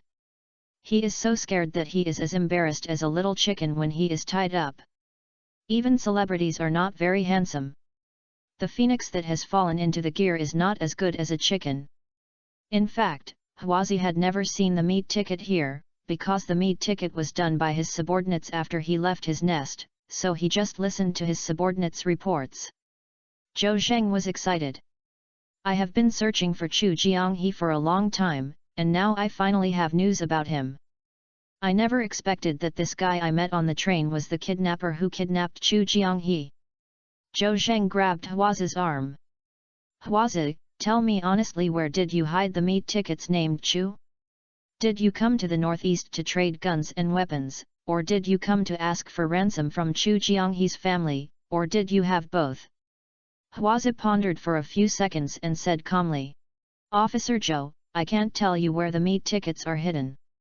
Let me tell you this, I will definitely not bring the meat tickets. My main purpose of this old northeast this time is to buy a gun." "What do you mean, is Chu Jianghe not in the northeast?" "Right. Then where is he?" Hwazi shook his head. "Officer Zhou, I can't tell you. If I say it, it's equivalent to betraying my brothers. I can tell you this because you helped me on the train, and I won't say a word if I change someone." Zhou Zheng stared at Hwazi and said seriously, "Wang Chunyue, you have to pass this level today. It is better to explain early than to explain late. It can be considered that you have made meritorious achievements. Do you have to cooperate?" "Haha, Officer Zhou, what else do you want me to explain? I have said everything I should say, don't waste your energy." Wang Chunyue said in his heart that I have so many lives on my hands, even if I make great contributions, I will die. Chapter 496 Li Qing is about to lose. "Wang Chunyue, what is your attitude? You have to recognize your current situation. Do you know if you are arrested?" Next to him, Wang Long couldn't help but shout when he saw Wang Chunyue not cooperating. "Haha!" Wang Chunyue looked at Wang Long's face full of ridicule, then lowered his head and stopped talking. "Why are you pretending to die when you step on the horse?" Wang Long was so angry that he also had a violent temper. He went up and wanted to give Wang Chunyue a few tricks, but he was stopped by Zhou Zheng. "Hey Officer Wang, forget it. This is not a place to interrogate. Let's talk about it later when you arrive at the bureau." Zhou Zheng shook his head at him. Seeing that Zhou Zheng was blocking him, Wang Long had to give up. "Hwazi, think about your own problems carefully, and you know that we can find out sooner or later if you don't tell me." After Zhou Zheng finished speaking, he stopped asking Wang Chunyue and waved his hands at the two special police officers who were custodying him. "Take him into the police car first." "Okay." Two special policemen grabbed their arms and pressed their shoulders and walked away. At this time, Lu Qi hurried over. "Xiao Zhou, how about it? Is this guy named Hwazi the kidnapper you are looking for?" Zhou Zheng nodded and said, "Captain Lu, I just interrogated it, it's almost the same as it should be." Lu Qi said happily. "That's good, we haven't had a job in vain." "Then what? I just hand it over to the military leaders, we can withdraw." Just now, I also explained to Battalion Commander Su, the military commander who led the team this time, what happened in the Cold War. We now have more information than the Russians. As he was talking, a soldier wearing a military uniform with the rank of major hanging on his shoulder came over. Lu Qi quickly introduced to them. Xiao Zhou, this person is Su Yingzhong. Bat Liman Su, this is Comrade Xiao Zhou from Jiangbei Municipal Bureau. The message I just told you was brought by Comrade Xiao Zhou. Hello. Hello. The two of them reached out and held each other together at the same time. Captain Su's face was dark and he looked serious, but he was smiling when talking to Zhou Zheng, and he was very kind. Comrade Xiao Zhou, thanks to the information you brought, we are now in charge. The Russians brought weapons to the frozen Watts without authorization to sell them. Now they have all the stolen goods. What else do they have to say? Zhou Zheng pointed to the canvas bag on the ground and the Russian Sergei said. Bat Liman Su, all the evidence is here. This Russian is called Sergei. He is the boss of this gang. There are 2 dead people there. Captain Su glanced at Sergei, who was 2 meters tall and strong, and said in surprise. How did this guy catch it? How many people have you dispatched? It's not good for us to enter the frozen Watt on a large scale and it's not good for us. Bat Liman Su, don't worry. Lu Qi smiled and said. This is all done by Zhou Zheng alone. We only got in a total of 3 people and all came back. What? Is it all done by Xiao Zhou alone? What weapon did you use? A little pistol. Su Yingzhong widened his eyes in surprise. Good guy. Comrade Xiao Zhou, how did you do it? This is really incredible. It is indeed not for Battalion Commander Su to be surprised and questioned. One person dealt with 3 arms dealers equipped with 47 aka people, with only 1 small pistol in his hand.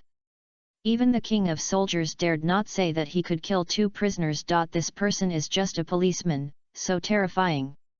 What's this? The 2 corpses on the ground were killed by Zhou Zheng with cold weapons. Sergei, this is the big man who threw more than a dozen grenades at Xiao Zhou, and Xiao Zhou was also unscathed. Next to him, Wang Long took over the conversation and endorsed Zhou Zheng without hesitation.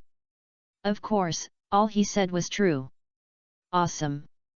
Captain Su gave Zhou Zheng a thumbs up and said in his heart. This person's situation and quality are too perverted, but it's a pity to be a policeman. He suddenly developed a love for talent. Although I knew that I would organize someone to go to Hanmusa to perform the task soon, I couldn't help but say. Comrade Xiao Zhou, would you like to come to the army? Lu Qi thought that people with ability are the focus everywhere. But it's too much for Battalion Commander Su to poach so blatantly. Although Zhou Zheng and him were not from the same municipal bureau, Battalion Commander Su's behavior made Lu Qi a little disgusted. Bat Liman Su, we are going to say goodbye, you are busy with yours. Hey, it's not Team Lu, Xiao Zhou hasn't made any statement yet. Lu Qi asked knowingly. Show your opinion? What attitude do you express? Consider joining our army? We are the Ace Army. Lu Qi's face was stern. Su Yingzhong, I'll talk about this later. No, Team Lu, you have to let Zhou Zheng speak. Xiao Zhou, what do you think?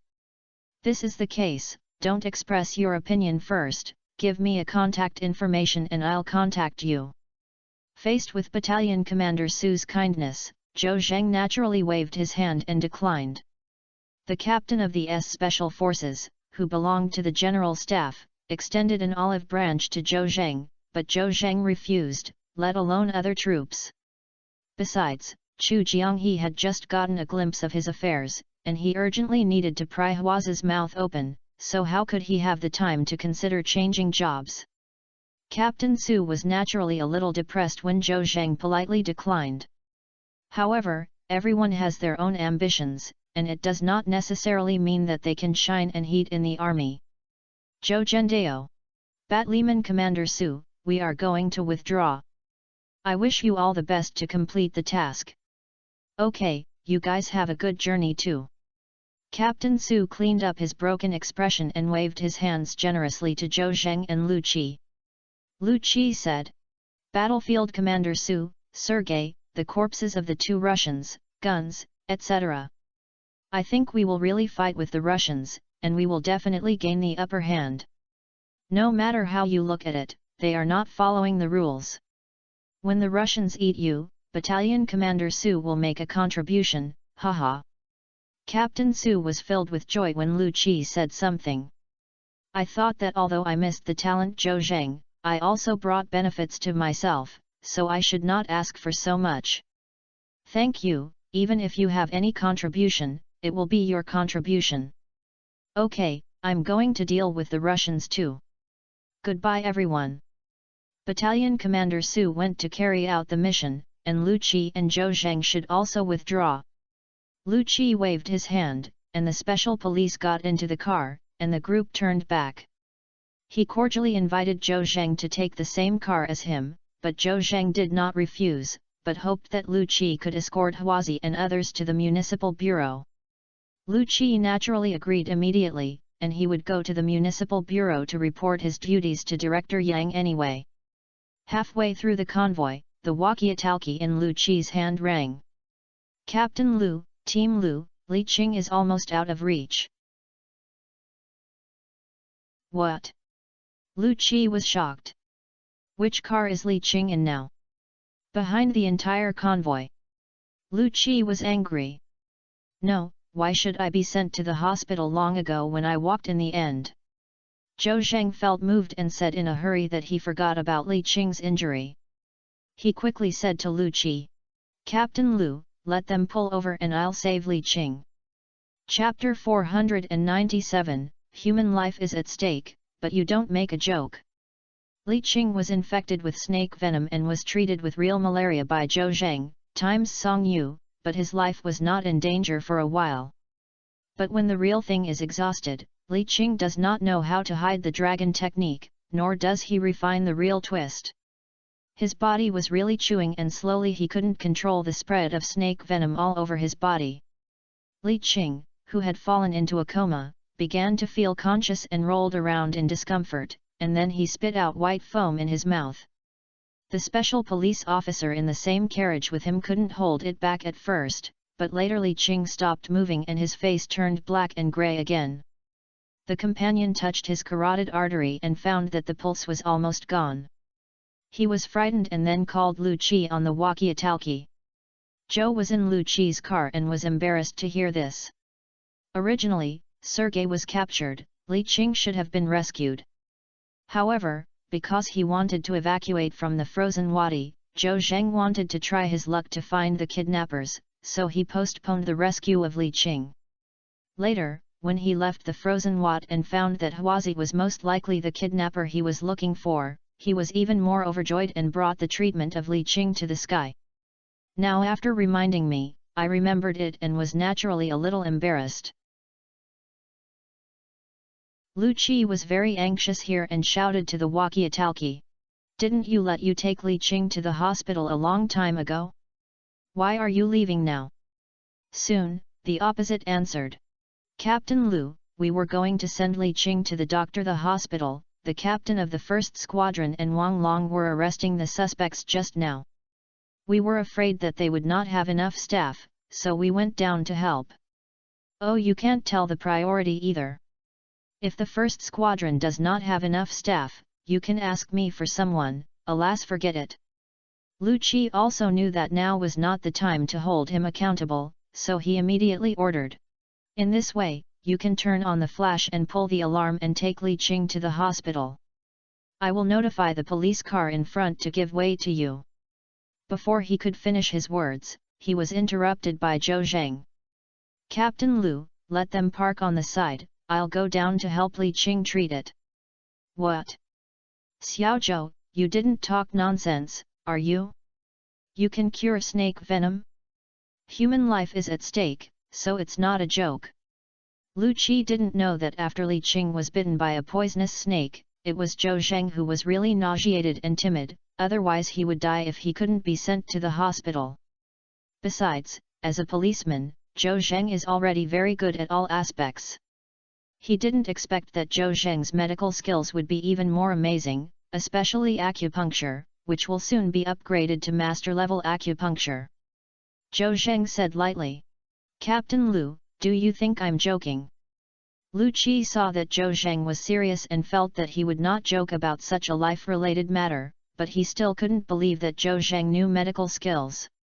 If you say you can see a little cold, it would be fine, but he said he can treat snake venom. Who dares to believe this? Even if Li Qing is sent to the hospital, he must be treated with serum, otherwise the doctor will be powerless. How can Zhou Zheng treat him? He has no medical equipment and no medicine. Can he use Qigong to treat it? Lu Qi thought it was a bit incredible after a while. It's not Xiaozhou, do you really know how to treat a doctor? It requires serum treatment to treat snake venom. Do you have that thing? Zhou Zheng shook his head and said.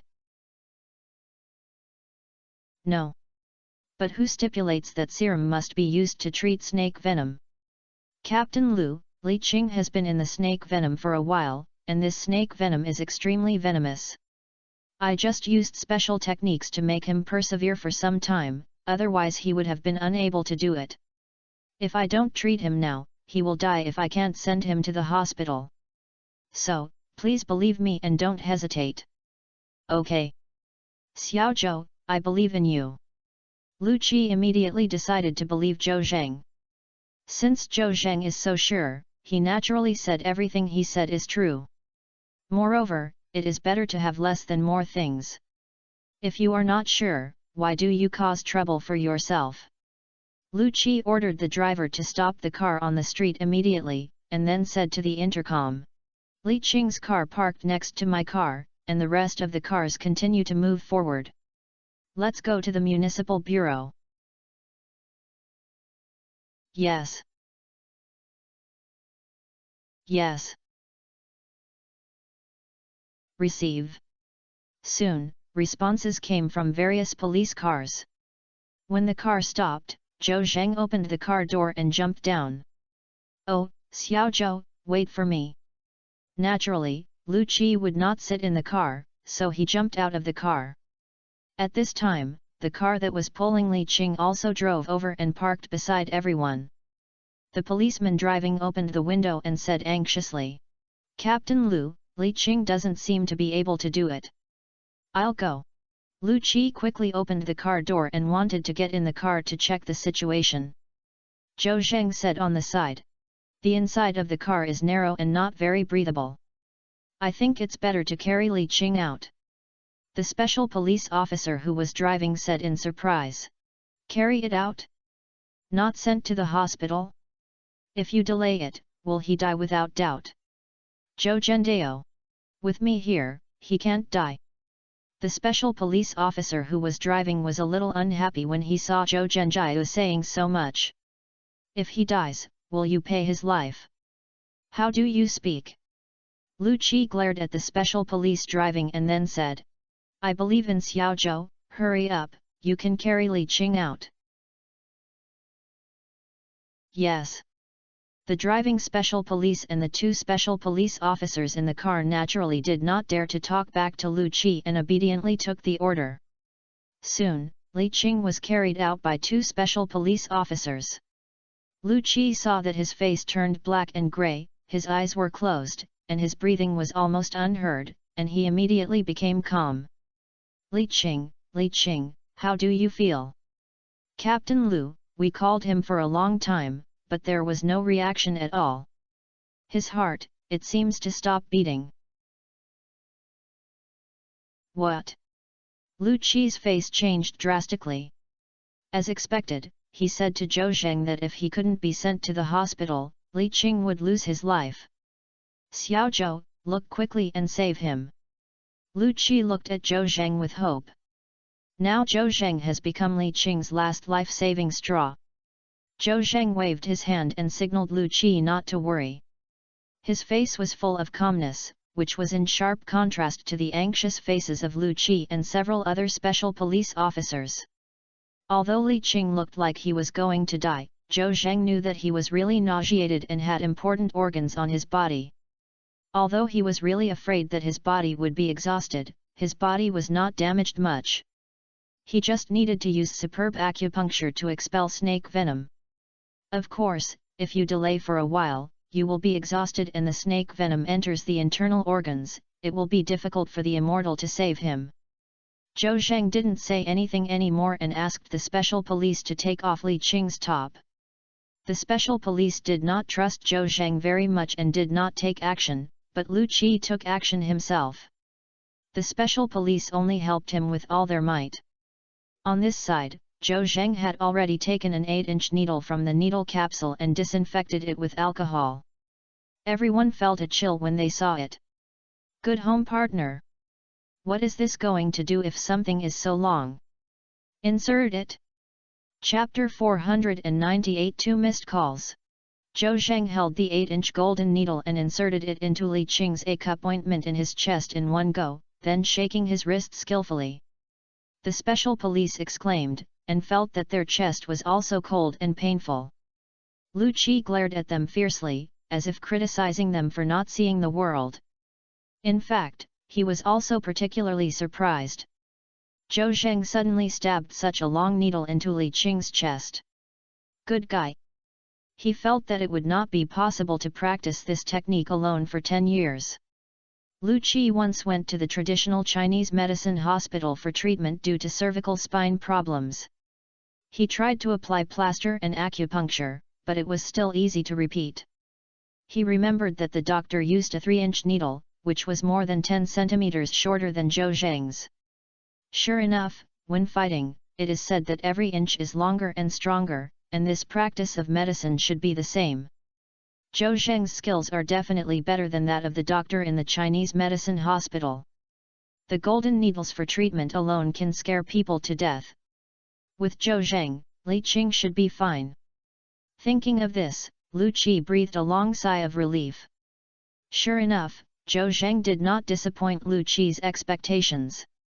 The golden needle stimulated several acupoints on Li Qing's body, and the wound he bitten by a poisonous snake began to slowly flow out of black blood. The blood water is like the color of brown sugar melting in water, turning black and red, and drop by drop onto the grass on the ground. In a few moments, the grass withered and turned yellow. Everyone was shocked when they saw this situation and whispered to each other. My God! The venom of snake venom in Li Qing's blood is so toxic, no less than sulfuric acid. Damn, it's the first time I've seen it. It's so amazing. By the way, Li Qing can last until now, it's a miracle. If someone else is the one who has been burned by snake venom, can't he be destroyed by all the internal organs? I think it's not because Li Qing has some talent, but because of Comrade Zhou. I heard Wang Long say that Li Qing was bitten by a poisonous snake in the frozen Wat, which was Zhou Zheng who helped deal with it. Wow, it seems that Zhou Zheng's medical skills are indeed not a prank. Without him, Li Qing would have died long ago. Everyone whispered, and were glad that Li Qing met Zhou Zheng, otherwise the consequences would be unimaginable. Everyone has a new understanding of Zhou Zheng.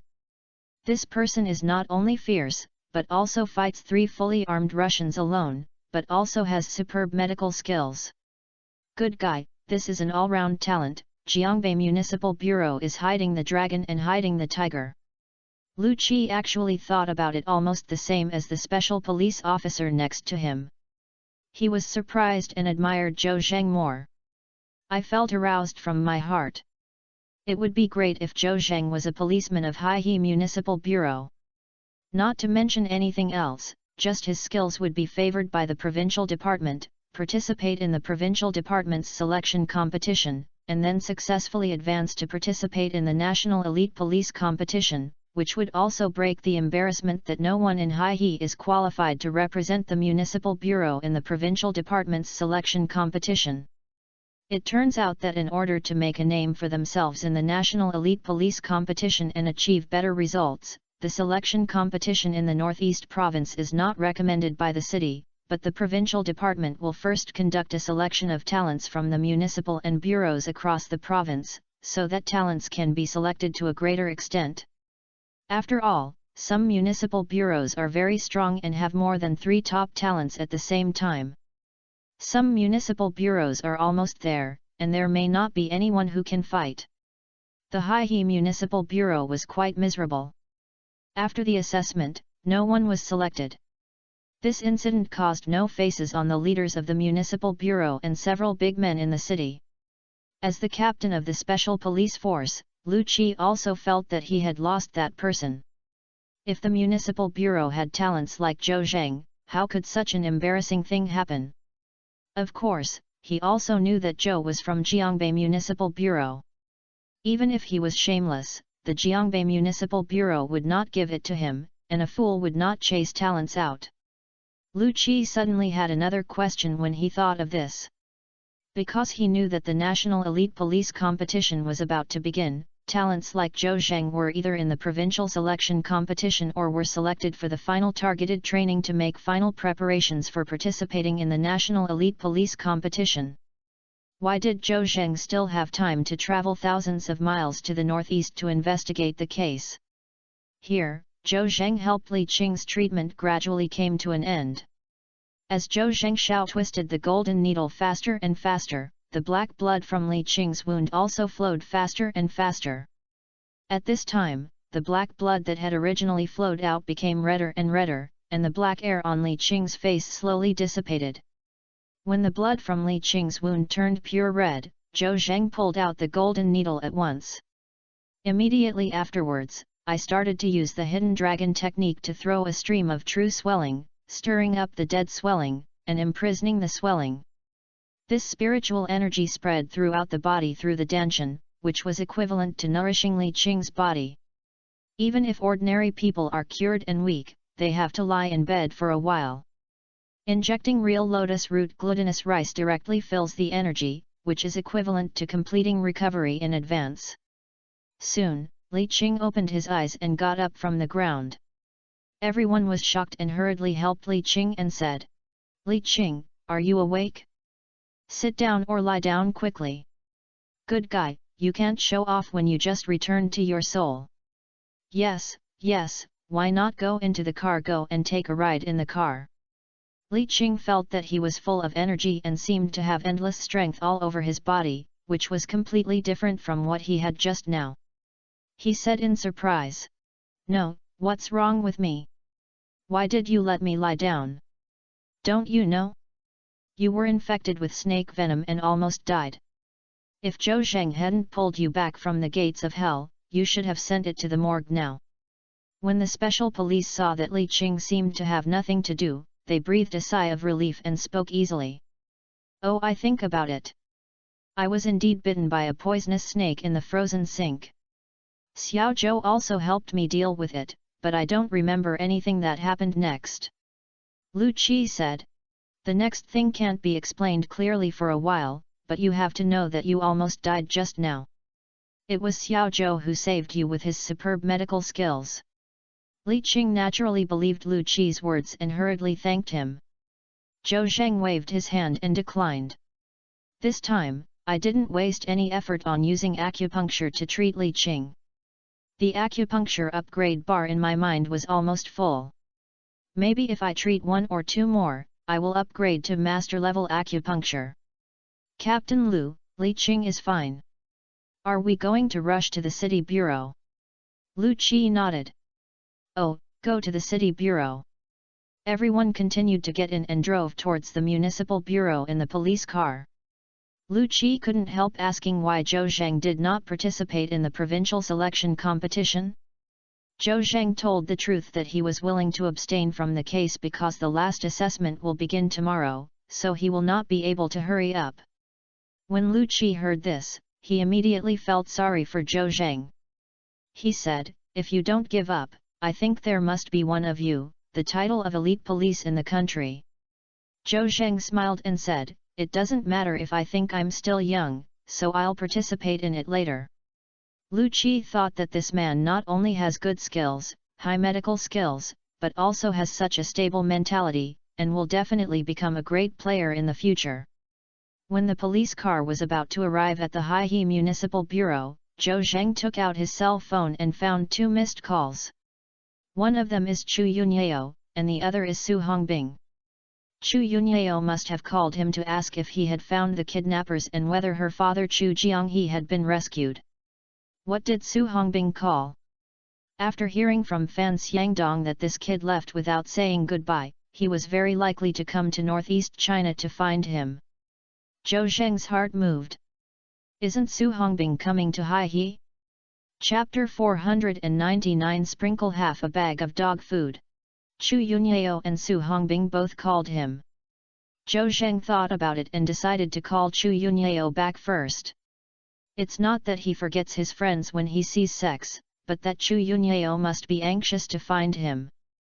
Besides, Chu Yunyao is his wife, so he is one step closer to Su Hongbing in terms of closeness. The most important thing is that he wanted to reveal some information to Chu Yunyao that Chu Jianghe was not rescued, but he caught the kidnappers who kidnapped Chu Jianghe. The rest was how to rescue Chu Jianghe. We were in a relationship with Chu Yunyao, so that the mother and daughter would not be worried. Zhou Zheng called Chu Yunyao and she quickly answered. Husband, why are you okay? I didn't answer my phone just now, but I was frightened. When Chu Yunyao came up, she did not ask Zhou Zheng whether he had rescued his father, but first cared about whether he was in danger, which made Zhou Zheng very pleased. Wife, I'm fine, don't worry, okay. Just now, my phone was silent and I didn't hear you call me. Chu Yunyao looked question-marked. Husband, is there anyone besides me who calls you? Zhou Zheng nodded with his cell phone. Yes, it was Lao Su who called me, and I didn't hear it either. Now, I saw the missed call on my phone, so I'll reply you first. Really, husband? Chu Yunyao was immediately overjoyed when she heard Zhou Zheng's words. Su Hongbing and Zhou Zheng have a very good relationship, and the two have a pure friendship. Chu Yunyao knew this. However, women are naturally sensitive and thoughtful, and pay more attention to some details. If Zhou Zheng called Su Hongbing first and then called her, it would not be said that Zhou Zheng did not love Chu Yunyao, and Chu Yunyao would not be angry about it. However, I feel a little uncomfortable. Zhou Zheng ranked her first, which greatly satisfied Chu Yunyao's mentality. After all, the two are just couples. No matter how good the relationship with others is, in comparison, others are also outsiders, so you must distinguish between inside and outside. The two of them thought of each other, and they put each other first, and were highly harmonious, so their relationship became better and more harmonious. Of course it's true, my wife. Husband, I love you. So, my wife. The two of them said about a minute, without saying a single important thing. All of them were shouting from their husbands and wives, so sweet that they were so sweet. Next to him, Lu Qi ate half a bag of dog food, but he couldn't do it anymore. He glanced at Zhou Zheng with dissatisfied eyes. The meaning was almost the same. Can you give me a way out? If you eat dog food again, you will die. Zhou Zheng smiled embarrassedly at Lu Qi and quickly moved to the topic. Wife, I went to Yanhuazi to find the kidnappers just now. What do you think the result is? Husband, what's the result? Have you found the kidnapper? Have you ever seen my dad? Zhou Zhendao. Wife, there are no kidnappers and Uncle Chu in the cold what? What?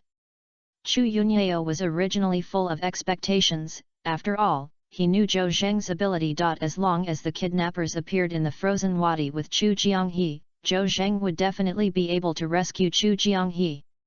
During this period, she and her mother Lu Maihui were also worried.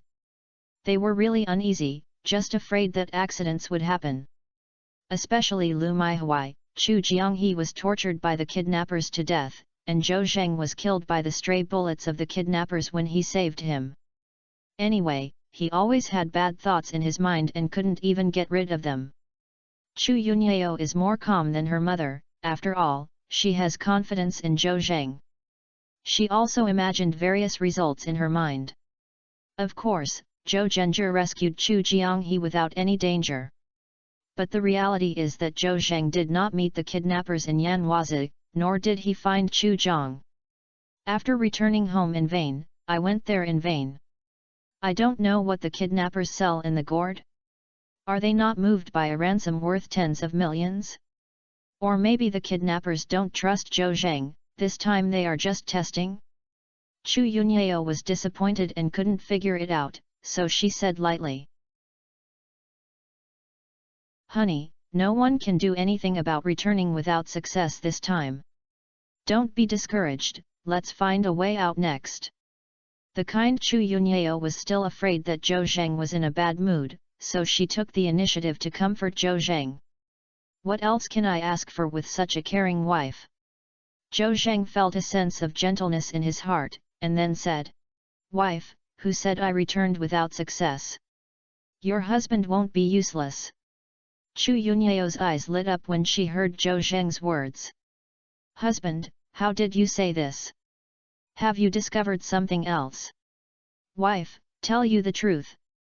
Although there were no kidnappers and Uncle Chu found in the cold Wat, we caught 3 suspicious people outside the cold Wat and probably interrogated them.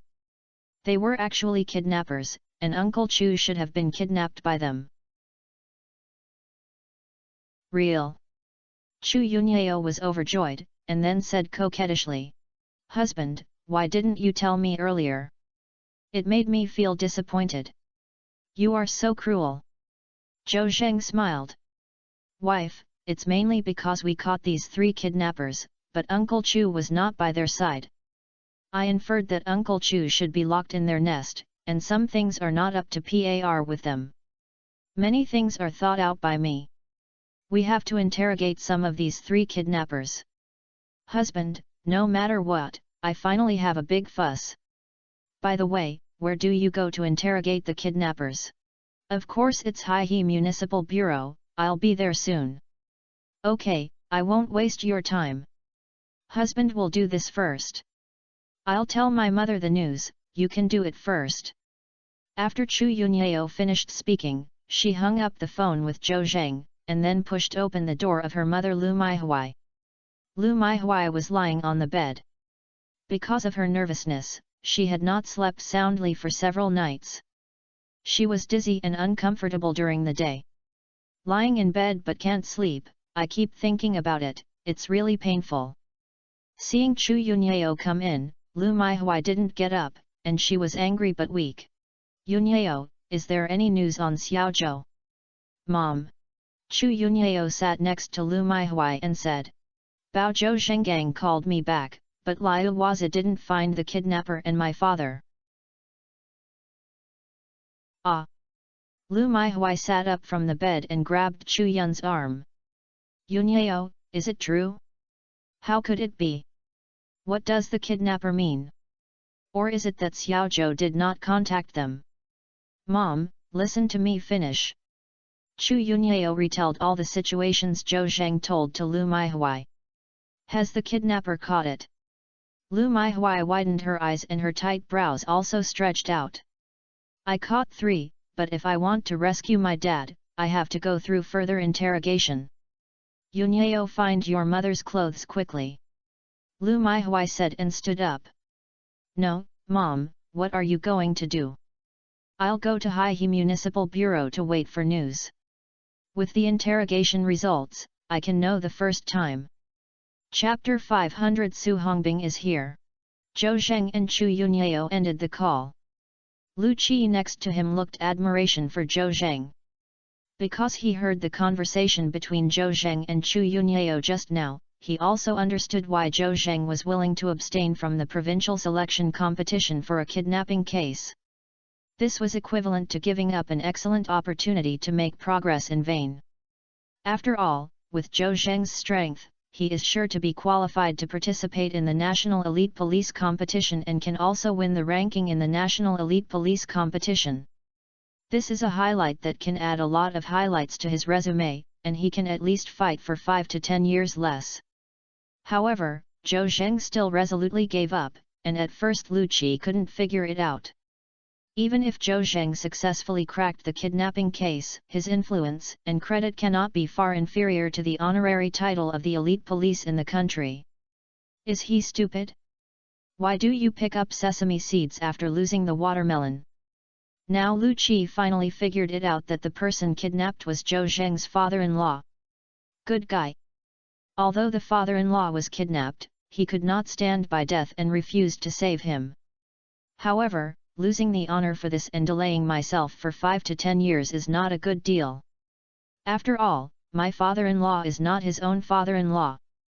Lu Qi thought about it. What would he make a decision if he encountered such a thing? In the end, he did not come up with a definite answer, but he still preferred to participate in the National Elite Police competition. After all, if he does not participate in the kidnapping case, there are police who will solve the case, and it does not necessarily mean that he will take action in person.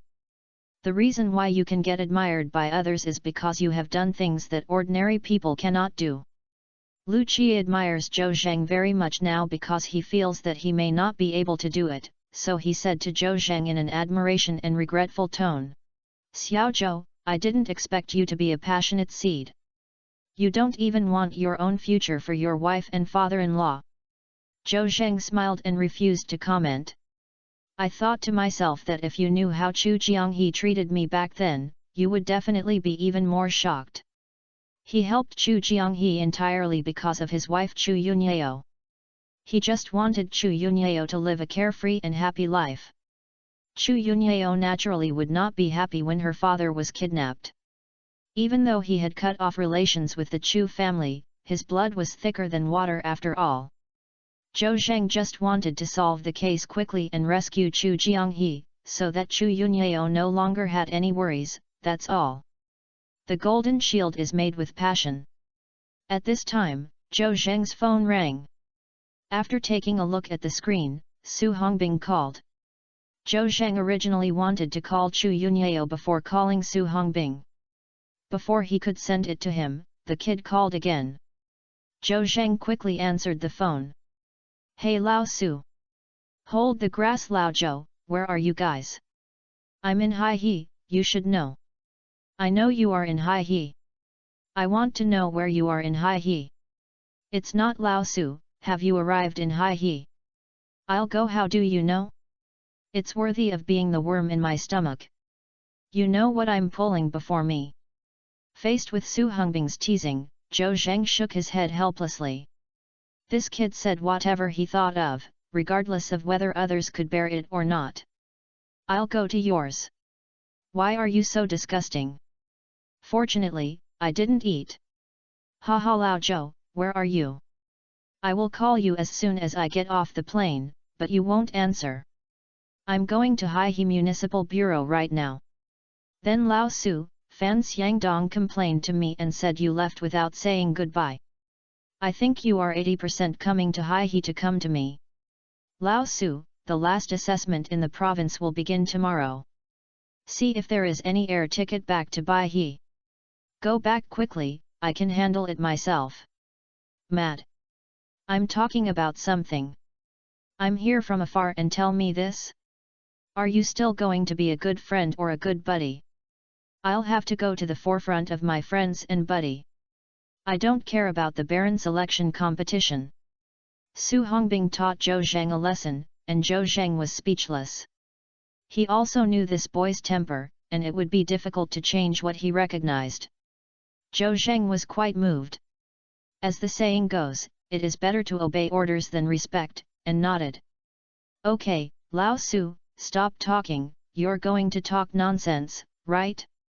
Come to Hai He Municipal Bureau by foot." Su Hongbing was overjoyed when he heard Zhou Zheng's words. He just wanted to hang out with Zhou Zheng all day long. As for the provincial assessment or the national elite police selection competition, it was not attractive to him at all. "Okay, Lao Zhou, I'll take a taxi now. I'll quit."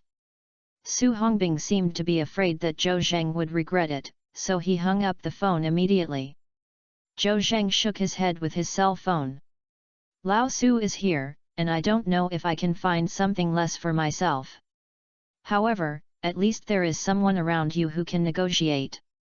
Although this kid is unruly and doesn't seem reliable, he is definitely not vague about major events. He is not bragging, but there is really someone behind it. After all, he is a second-generation official. Why are Xiaozhou, any friend coming? Lu Qi asked. Yes, this colleague just got off the plane. I just went to Xiaozi to mute my phone and didn't receive his call. Since it's a comrade from the Jiangbei Municipal Bureau, why don't I send a car to pick them up? Lu Qi thought it was the Jiangbei Municipal Bureau's special task force and planned to send a car to pick it up. Zhou Zheng waved his hand. Captain Lu is polite. You don't have to pick him up. He is the only one who can take a taxi. Oh. Lu Qi nodded, thinking that the person who came to his mind was not from the Jiangbei Municipal Bureau Task Force. This person's relationship should be good with Zhou Zheng, otherwise Zhou Zheng would not treat him as an outsider. Squeak! The police car suddenly stopped. Xiaozhou, the Municipal Bureau has arrived, get off the bus. Oh okay. Zhou Zheng opened the car door and jumped out of the police car, and found himself standing in the compound of Haihe Municipal Bureau.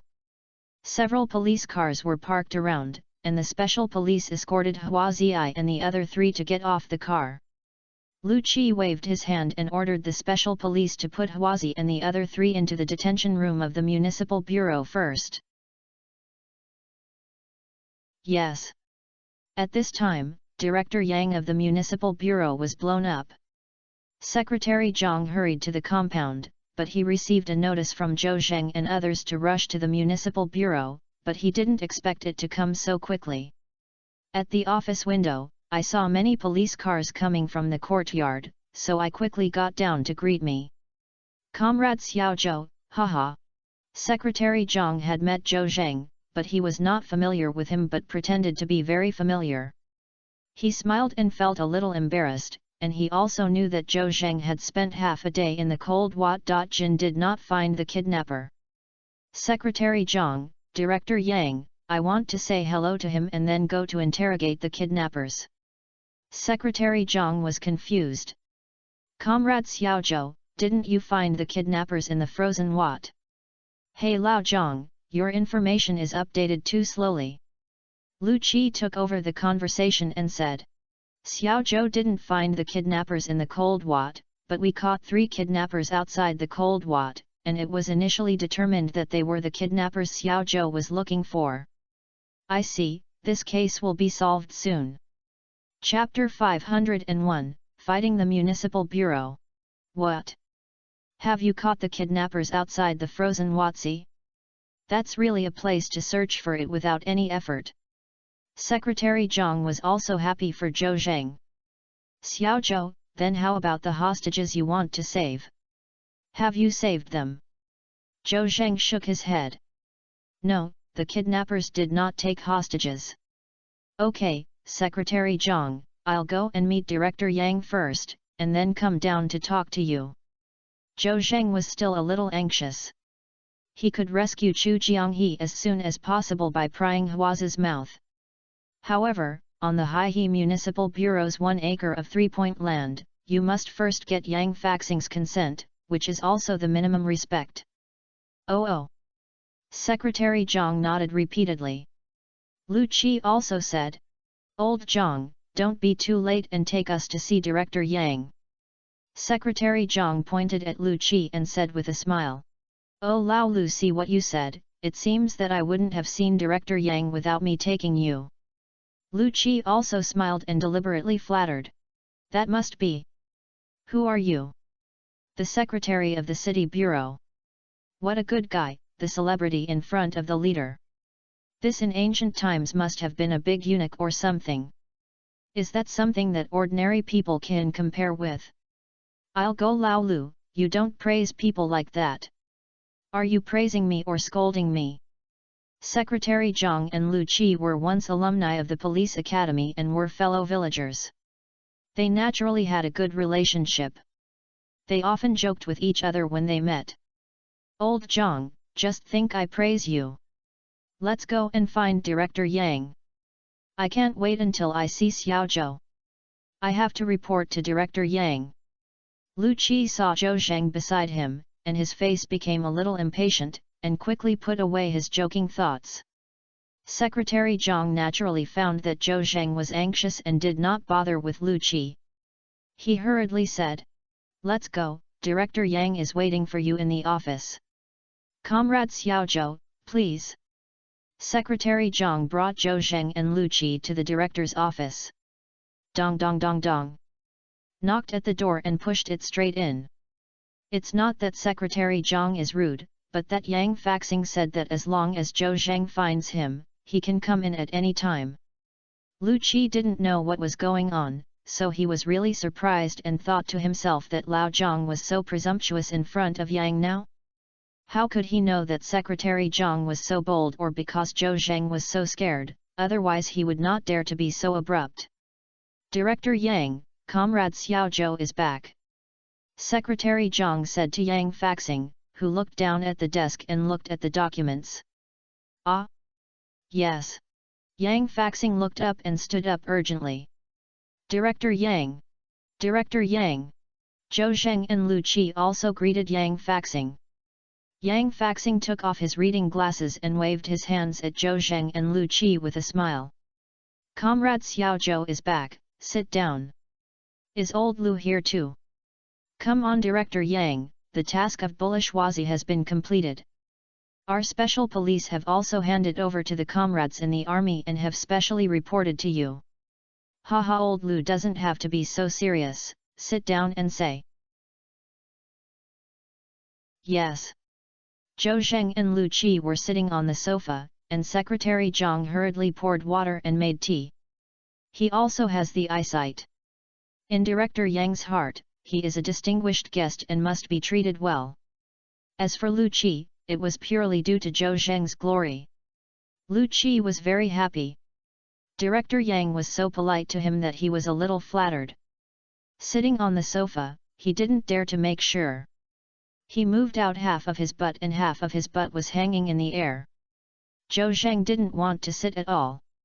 He wanted to seize the time to interrogate Huazi, but it seemed that Yang Faxing had something to say, so he had to sit down as well. "Comrade Xiao Zhou, I heard that you didn't go smoothly to the cold Huazi. I also had a conflict with a few Russians selling guns. Although there was no danger, I did not find the kidnappers in the end."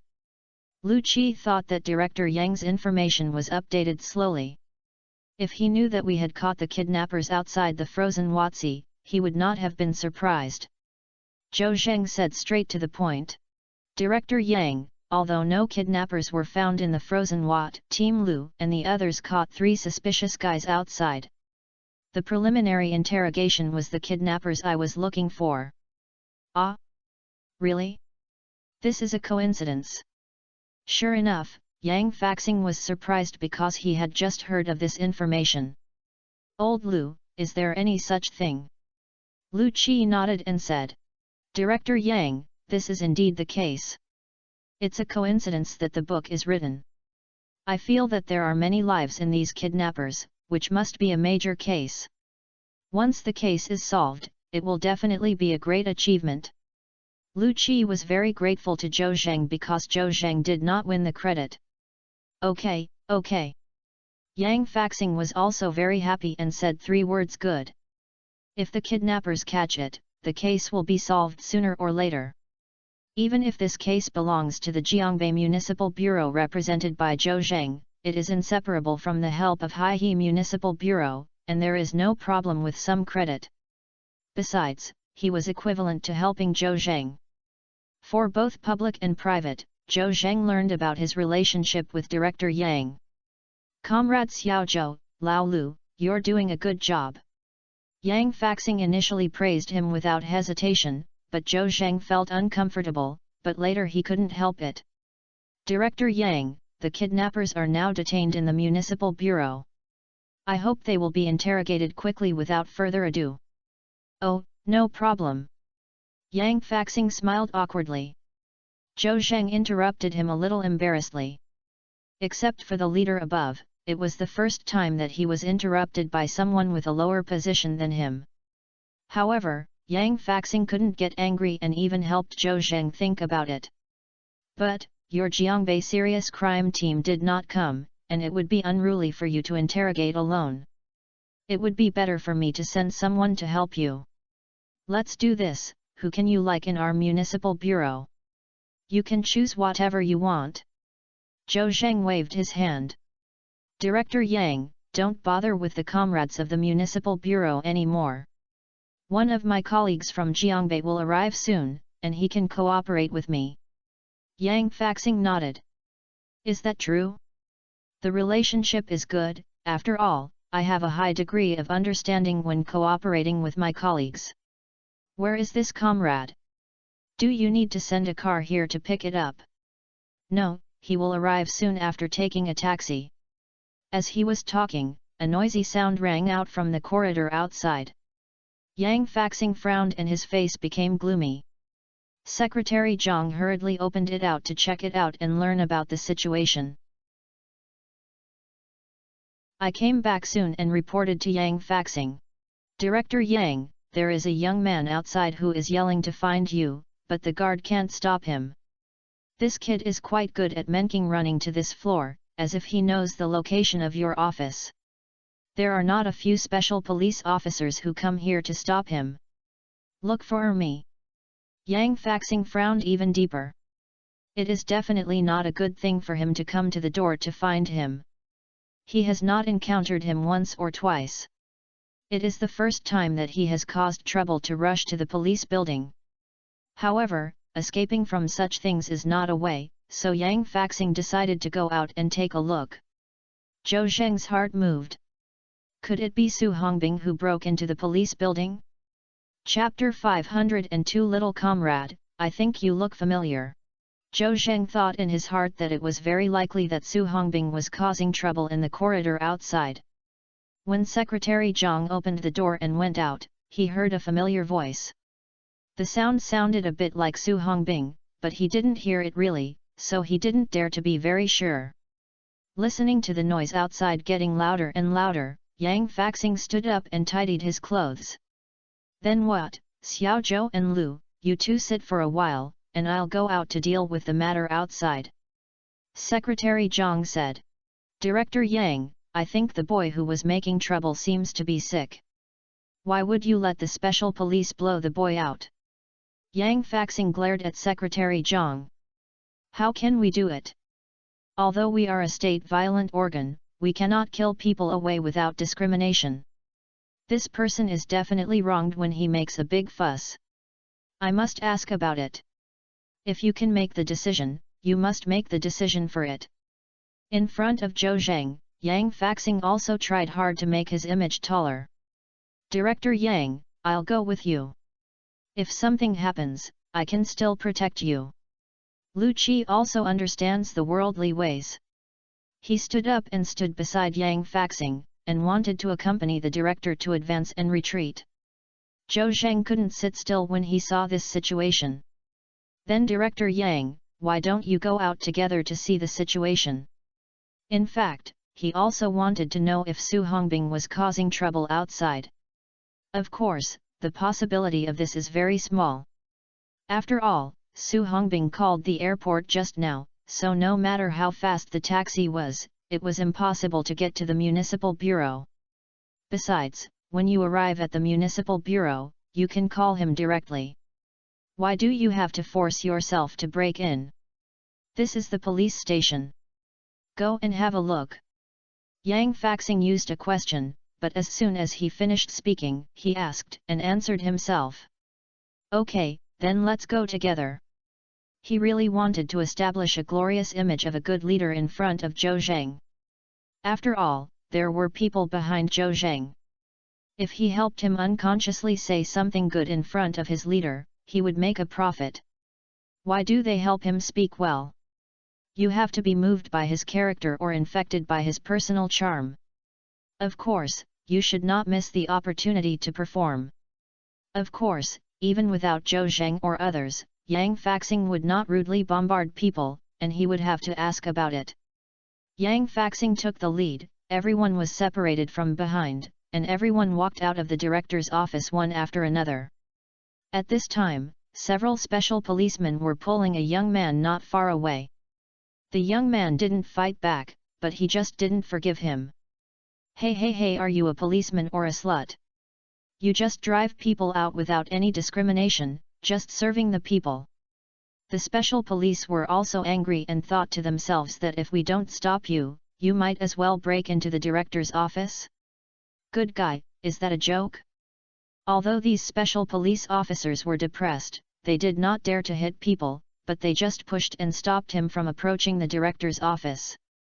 He said, "What are you going to do? If you have something to discuss, go to the yard first, don't make trouble here.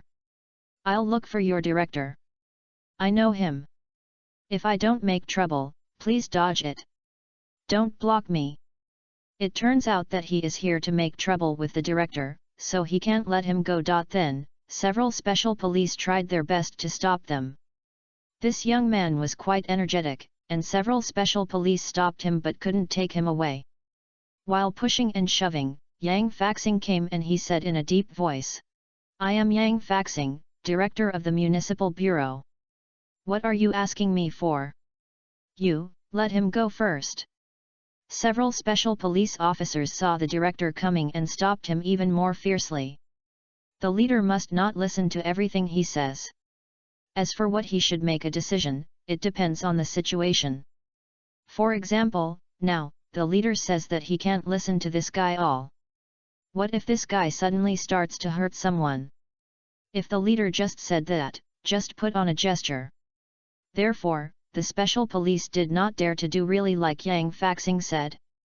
Yang Faxing was unhappy, what he said just now was the truth. "Let him go!" He shouted again, and the special police let go of the young man. But I knew that the young man stepped forward and rushed towards Yang Faxing. The special police were shocked. "It's bad, this kid is indeed crazy. If he hurts Director Yang, the consequences will be unimaginable. They also have responsibility." However, the young man was too fast, and it was too late for the special police to stop him, so they could only watch.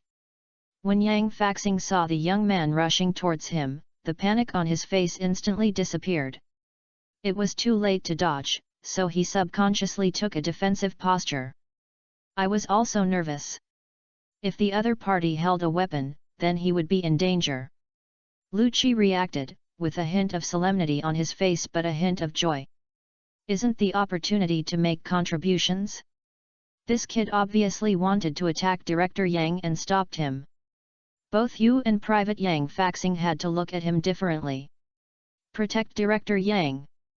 Lu Qi shouted and rushed to Yang Faxing. The young man quickly passed by the two of them without even looking at them, and ran straight to Zhou Zheng and had a confrontation with Zhou Zheng. "Lao Zhou, who has been on the horse, I missed me to death for a few days." In fact, Zhou Zheng saw clearly after leaving the director's office. It was Su Hongbing who was making noise in the corridor. "I don't know why this kid came so quickly." Su Hongbing immediately rushed over when he saw Zhou Zheng, but everyone present misunderstood that he wanted to deal with Yang Faxing. "Mad Lao Su, when you arrive at the Municipal Bureau, call me. Why do you still make trouble in the corridor when you break in?"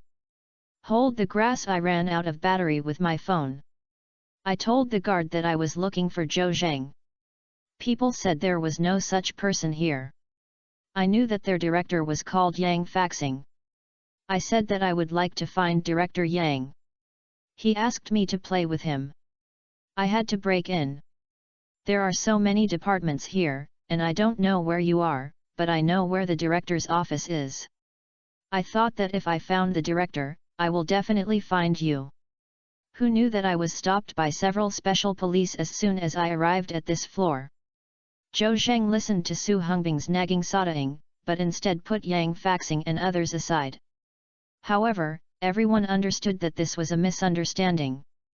This young man who broke in was Zhou Zheng's friend or colleague. Yang Faxing looked at Su Hongbing with a familiar look, but couldn't remember it for a moment. Moreover, everyone felt embarrassed when they watched Zhou Zheng chat with Su Hongbing. Lu Qi felt that Zhou Zheng's colleague was too unreliable and almost hit Director Yang. A little dissatisfied. "Comrade Xiaozhou, is this your colleague?" "Yes." After Zhou Zheng finished speaking, he turned to Su Hongbing and said, "Old Su, let me introduce you to you. This is Lu Qi, the captain of the Special Police Force. This person is Director Yang, the first commander of the Municipal Bureau." Su Hongbing smiled at Lu Qi, but looked at Yang Faxing. "Director Yang Faxing, we're meeting again." Yang Faxing didn't care when Su Hongbing called out his name directly. "Little comrade, I think you look familiar, have we seen it? Did Director Yang forget it? I followed Vice Minister Meng to Haihe Municipal Bureau for inspection the year before yesterday." "Oh." Yang Faxing patted his head and stepped forward to hold Su Hongbing's hand intimately. "Xiao Su. Look at my memory." Chapter 503, Reminiscing the Old. 2 years ago, Su Hongbing was still working in the ministry and was not sent to Baihe. A child like him who has some strength and a special family background will naturally have a higher starting point than his peers. The outstanding classmates around me stayed in the provincial department, while most of them went to grassroots police stations. Those who could be assigned to the municipal bureau were already considered as smoke from the ancestral tomb. Su Hongbing didn't care about work issues, so he seemed to be able to serve the people anywhere. Although he is a bit careless, he is not bad by nature. Many uncles and aunts in the department knew him, and some leaders even had good relationships with his family.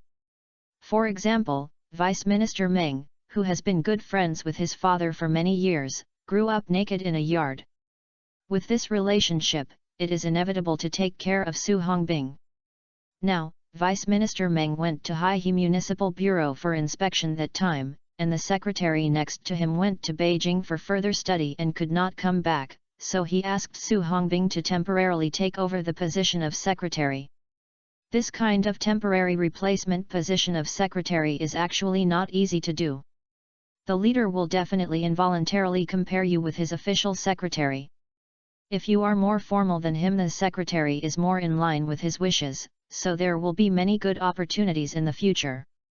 I dare not say that the future is bright, but at least I can avoid detours for a few years. If the leader thinks you are not good, then it's over.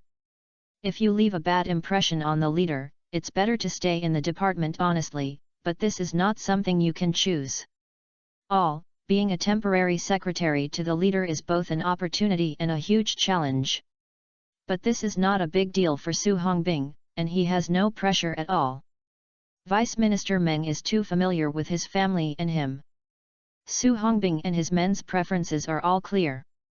Moreover, he would not deliberately cater to the leader. After all, the leader would not really treat him as his secretary. To put it bluntly, he is to take his experience and experience to gain a long experience. The temporary secretary is just a pretext for giving an example. Otherwise, how could a newcomer like Su Hongbing, who has just been in the department for a short time, go on a business trip with the deputy minister? Su Hongbing and Vice Minister Meng came to Haihe Municipal Bureau and were naturally warmly welcomed by the leaders of the Municipal Bureau. As the youngest among the entourage, Su Hongbing is also very eye-catching. In particular, Vice Minister Meng was particularly polite to him, and even cared about him, which made people feel that Su Hongbing was not as simple as Vice Minister Meng's secretary. For example, when Deputy Minister Meng was drinking tea, he would subconsciously ask Su Hongbing who was serving tea and pouring water. For example, for the first meal in Haihe, Vice Minister Meng was accompanied by the leaders of Haihe Municipal Bureau, and the entourage was naturally arranged to another private room. Halfway through the meal, Vice Minister Meng actually asked the leaders of Haihe Municipal Bureau if they had arranged meals for Su Hongbing and the others. Therefore, everyone thinks that Su Hongbing has a different relationship with Vice Minister Meng. In fact, Su Hongbing was quite disgusted with Lao Meng doing this, but Vice Minister Meng was used to it and always regarded him as a child who never grew up. Su Hongbing left a deep impression on the leaders of Haihe Municipal Bureau. However, several years have passed, and Yang Faxing has never seen Su Hongbing again and forgot about him for a while. This time, I finally remembered it with Su Hongbing's reminder. Su Hongbing is much more mature now than Su Hongbing 3 years ago. His tender face 3 years ago is obviously a raw melon seed. Now he feels like a man, but he is still so stupid even if he opens his mouth and speaks. Xiao Su, I didn't expect you and Xiao Zhou to be colleagues. Aren't you in the ministry? How did you say this? Yang Faxing asked in confusion. Hey, this year I was transferred from the ministry to the Baihe Provincial Department. I don't know which leader in the Baihe Provincial Department disliked me and brought me to the Jiangbei Municipal Bureau. Zhou Zheng and I met. We are colleagues, but we are even better buddies. Yang Faxing nodded, but did not agree with Su Hongbing's statement in his heart. Whether he was transferred from the ministry to the provincial department or from the provincial department to the municipal bureau, there was absolutely no reason behind this because the leaders disliked him. On the contrary, this is a manifestation of the leader's emphasis on you and you must cultivate you well. Do you think you were sent to the grassroots training? Actually, it's for you to go down and plating. Su Hongbing knew the pros and cons. He went to the provincial department to go to the provincial department to force his family to make a compromise. The Hubei Municipal Bureau of the Yangtze River was also the kindness of a leader. However, Su Hongbing wanted to accompany Xiao Tong in the provincial capital, so he deliberately said that a leader didn't like him. In fact, he was clear-eyed. If Su Hongbing hadn't met a good friend like Zhou Zheng at the Jiangbei Municipal Bureau, he would have been quitting, and as for what selection competition he participated in, he would have been even more disdainful. Yang Faxing didn't know the reason, so he naturally did not agree with Su Hongbing's statement. However, he couldn't argue in person, and smiled. Xiao Su, let's not talk about anything else. Come from Baihe from afar. Go to my office to rest and have tea first, and have a meal together in the evening. After saying that, he said to several special police and security guards. It was a misunderstanding just now, you guys will break up. It's Director Yang. The director spoke, and the special police and security guard nodded and said yes, and they retreated cleanly after a while. On this side, Yang Faxing invited Su Hongbing to the office to rest. Su Hongbing did not comment and looked at Zhou Zheng. He was just willing to be with Zhou Zhenni. Seeing that Yang Faxing and Su Hongbing had something to say to him, Zhou Zheng said. Then what, Lao Su, why don't you go to his office with Director Yang to rest for a while? Lao Zhou, where are you? I have something to do. The 3 kidnappers I caught must be interrogated quickly. Okay, I'll go to interrogate the kidnappers with you. You are not in accordance with the rules alone. Zhou Zhensin said why he forgot about this. He just thought that Su Hongbing came and called him to interrogate the kidnappers together. He looked up at Yang Faxing and found a look of disappointment on his face. It seemed that he wanted to reminisce about the past with Su Hongbing, but Su Hongbing didn't seem to think about it. Director Yang, why not do this? Lao Su and I will interrogate the kidnappers first. We will treat you to a meal after that. Zhou Zheng's words were obviously acquiring a dinner party. Yang Faxing became happy again when he heard it, but his face was not full of voice. Oh Xiao Zhou, you are a guest, how can you make money? I think I'll treat you. Zhou Zheng waved his hand. Director Yang, you have to be polite. You have helped me a lot. It's okay to have a small meaning for a meal, so that's all. By the way, please prepare a trial room for us. No problem. Yang Faxing waved his hand. I'll arrange for Director Li to handle it immediately. Then what, Team Lu, your people are guarding the kidnappers. I think you don't leave first, please. He Xiao Zhou interrogates the kidnappers. Yes, Director Yang. Yang Faxing is worthy of being the commander of the municipal bureau, and he arranged the matter clearly for Zhou Zheng. Zhou Zheng waved his hand and was about to turn around and leave, but he saw several people suddenly appear in the corridor. The man in the lead was in his 50s and looked like a leader. Zhou Zheng didn't know who he was and thought he was the leader of the municipal bureau. But Yang Faxing recognized the person. Isn't this Secretary Wu of the Municipal Party Committee? Chapter 504 The son of the Su family? Which Su family? Yang Faxing saw Secretary Wu from a distance and immediately smiled and walked forward 2 steps. Secretary Wu, are you here? Thank you for taking the time to come to the City Bureau for guidance. Yang Faxing almost subconsciously said these words. But I was speculating in my heart. Usually Secretary Wu would notify him in advance when he came to the Municipal Bureau. This time he came to the Municipal Bureau quietly and didn't know what he was going to do. Yang Faxing couldn't help but feel a little nervous, but seeing that Secretary Wu was full of red face, it didn't seem like he was coming to the Municipal Bureau to find fault, so he took a little more attention. Secretary Wu looked in a good mood, and he waved his hand and smiled at Yang Faxing. Old Yang, look at what you said, are you too bureaucratic? Am I such a bureaucratic person? Ha ha ha ha. Secretary Wu smiled heartily, and Yang Faxing and the few people behind Secretary Wu also laughed with him. Even Lu Qi, who couldn't speak to Secretary Wu, couldn't help but smile on his face. Only Zhou Zheng and Su Hongbing did not laugh. First of all, there is no ridiculous element in these words. Everyone laughed because Secretary Wu laughed, and Zhou Zheng and Su Hongbing were unconscious. Erlang, the 2 of them were still anxious to interrogate the kidnapper Huazi, but they were not interested in Secretary Wu. Secretary Wu smiled and wanted to say this to Yang Faxing, but when he saw Su Hongbing at first sight, his eyes lit up. Xiao Su? It's Xiao Su, why are you here? Su Hongbing had a relationship with Secretary Wu but was not familiar with him. If he hadn't been young and had a good memory, he might have forgotten this person. He said, "Hello, Secretary Wu. My friend has something to do, so I'm here to help." "Oh, what's wrong? I can't solve it, and tell me that as long as I don't violate discipline, I will definitely not refuse." Secretary Wu seemed to have a close relationship with Su Hongbing, and he patted his chest and took a big bag. Everyone was shocked, and they didn't know what the relationship between Su Hongbing and Secretary Wu was.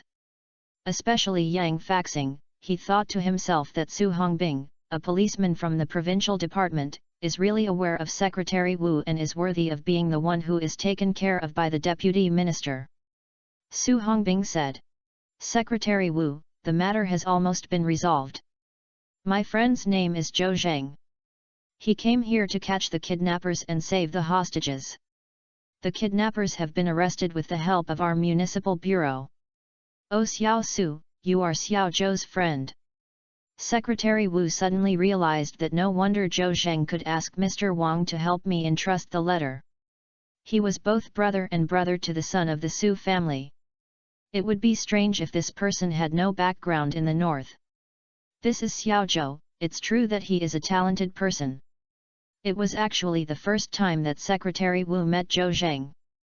Zhou Zheng is very good looking, and he is majestic and tall, but handsome. Secretary Wu felt very pleasing to him in his heart. "Secretary Wu, thank you for your support to me and the Jiangbei Municipal Bureau." Zhou Zheng also said a polite word at the right time. "Oh, don't say that, this is all right. I heard that the kidnappers have been caught, so I'm happy for you." "Then what? I have good news, it also has something to do with you." Yang Faxing boldly interrupted Secretary Wu. "Secretary Wu, I think it's better to go to my office to chat. It's always inconvenient to chat in the corridor." Secretary Wu was doing good deeds like a stream. Okay. Let's go to Lao Yang's office and sit down." When Zhou Zheng saw it, he couldn't leave any more, and he had to waste some more time. But the leaders spoke, and he was embarrassed to refuse. "Secretary Wu, please come here." Yang Faxing reached out to invite Secretary Wu, and Lu Qi trotted and opened the door in 2 steps. Regardless of whether Secretary Wu recognizes him or not, it is good to be more attentive and familiar with him. "Xiao Su, Xiao Zhou, let's go in." Secretary Wu pulled Zhou Zheng with his left hand and his right hand, and walked straight to the office. Yang Faxing and others had wide eyes, and it seemed that Secretary Wu had a close relationship with the two. No wonder. Otherwise, how could he agree to Zhou Zheng bringing people into a sensitive place in the frozen Huazi? If the trouble is not good, the Russians will find it and cause diplomatic disputes. Secretary Wu will also have to fall into trouble. Everyone walked into the office, and Secretary Wu naturally sat in the main seat, while the rest were seated according to the forefront. As for Zhou Zheng and Su Hongbing, they naturally sat beside Secretary Wu. Secretary Zhang quickly made tea and poured water and was very busy. Secretary Wu cleared his throat, and everyone looked at him, knowing that he was going to speak. Today I will say 2 points. First, this time Zhou Zheng went to hang Huazi. The matter was done and he caught 3 kidnappers. It's a happy congratulations. Secretary Wu was concise and went straight to the point, and Zhou Zheng was not so anxious. He hates the leader's speech the most, and comes up with a bunch of long nonsense, which really takes time. Wow! When everyone saw Secretary Wu pause, they quickly applauded. After a while, Secretary Wu stretched out his hands and looked downward. After pressing for a few times, everyone slowly stopped applauding. Su Hongbing showed a hint of impatientness on his face. As I came here from afar, was I listening to the leader's speech? Where can I listen to this? Secretary Wu seemed to see Su Hongbing's impatient expression, and he hurriedly said, "There is another thing, which is a happy event for the Municipal Bureau and Zhou Zheng. I won't keep it from hiding it, let alone waste everyone's time. After that, everyone should do whatever they should do." Secretary Wu was not vague and briefly explained the matter at a very fast speed, because the young master of the Su family seemed to be unable to sit still, and he could not deliberately stop. It turned out that Secretary Wu received news from the military that Zhou killed and captured the Russians who sold arms in the frozen Wat, and we also had all the information. This has made us take the initiative and the upper hand in negotiations with the Russians. Our side has won a little bit of rights and interests on the territorial issue. Although it is not much, it is also a breakthrough in diplomacy. The military and diplomatic departments proposed to ask for credit for Zhou Zheng and Haihe Municipal Bureau, and the above will be made clear next. After Secretary Wu finished speaking, Yang Faxing and others were happy. The Municipal Bureau received honor, and the face of him, the director, also had gloriousness. As a participant, Lu Qi's road from then on was much easier to go after receiving the award. Of course, most of the credit was Zhou Zheng's, and I don't know how the above will reward him. Su Hongbing deliberately exaggeratedly from the side. "Old Zhou, okay, I've just been here for a few days. I've made another contribution. I'm really late. I'll take me with me later next time." Zhou Zheng knew that he was teasing and was too lazy to pay attention to him. "Okay, shut up," Su Hongbing said. "Oh, I won't say anything if I listen to you." Secretary Wu thought to himself that Zhou Zheng and Su Hongbing were too familiar with each other. The two of them had a different relationship and they became more interested in Zhou Zheng. After Secretary Wu finished speaking, he didn't intend to waste Zhou Zheng's time and stood up. "Then what, let's do it. I have to go back to the Municipal Party Committee to handle official duties. Xiao Su Xiao Zhou, I'll treat you to a meal if I'm not busy," Su Hongbing said. "Oh, Secretary Wu, if you want to invite me, we have to invite you. I told Director Yang just now, why not choose a date for us to join us?" "Okay." Secretary Wu nodded without hesitation. Yang Faxing was overjoyed and said that Zhou Zheng was righteous enough to be loyal to Secretary Wu and could not forget himself when he had dinner. This guy is worthy of his friend. He threw a thankful look at Zhou Zheng and said, Secretary Wu, I'll give you a gift. No need, you guys go and do it first. Zhou Zheng was anxiously interrogating Huazi, but he was not polite and took the lead with Su Hongbing. After the two left, Yang Faxing suddenly asked. Secretary Wu, do you know Su Hongbing? I met him once, he is the son of the Su family. Su family? Which Su family? Chapter 505. Two women come to find Zhou Zheng. Yang Faxing was stunned for a moment and thought that the Su family that Secretary Wu mentioned was a famous rich man.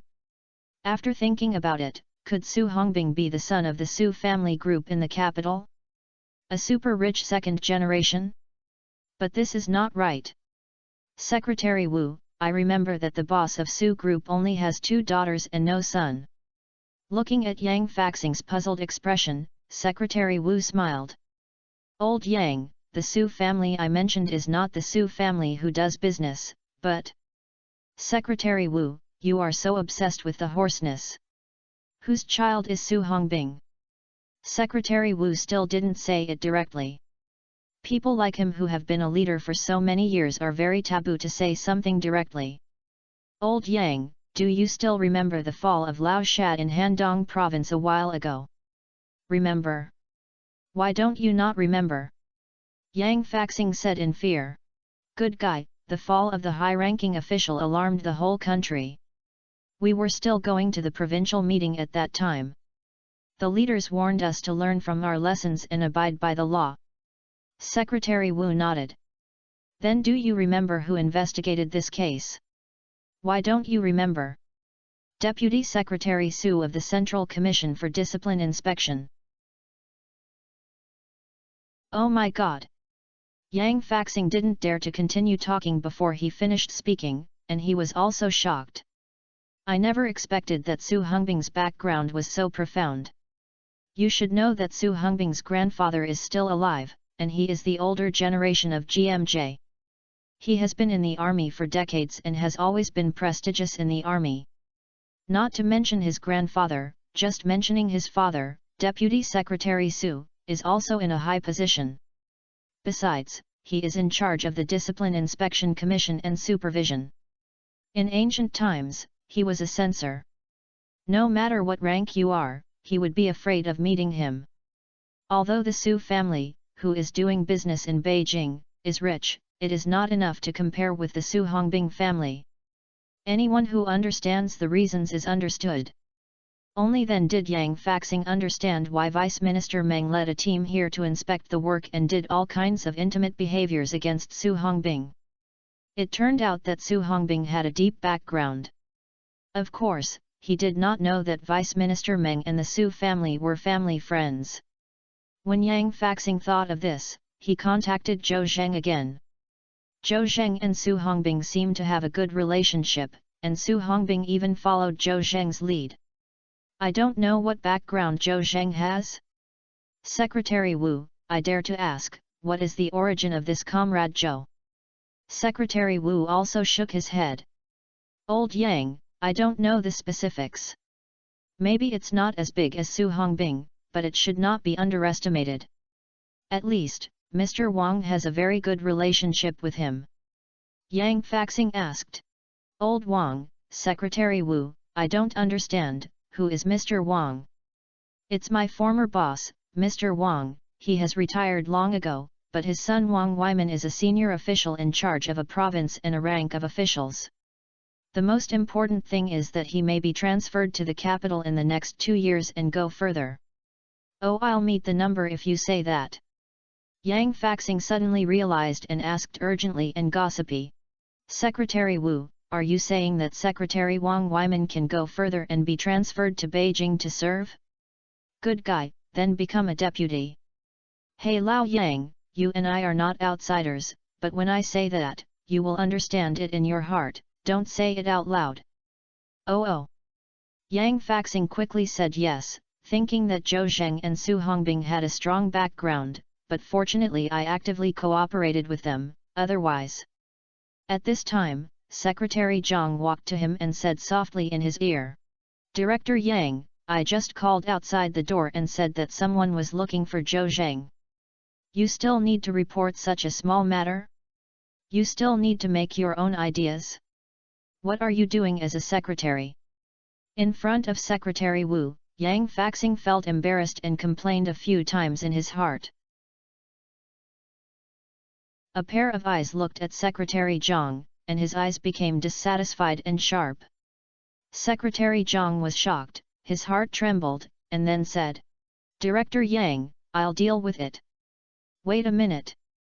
Yang Faxing's mind suddenly turned around. "What did you say just now?" "Someone came to find Comrade Xiao Zhou." Secretary Zhang was too lazy to know about such a small matter, and the doorman would not notify him to trouble him. But when the guard saw that Director Yang was very polite to Zhou Zheng, he immediately notified Secretary Zhang, and Secretary Zhang did not neglect and quickly notified Yang Faxing. Yang Faxing didn't listen carefully at the beginning, and his mind was still on Secretary Wu. Later, he turned around.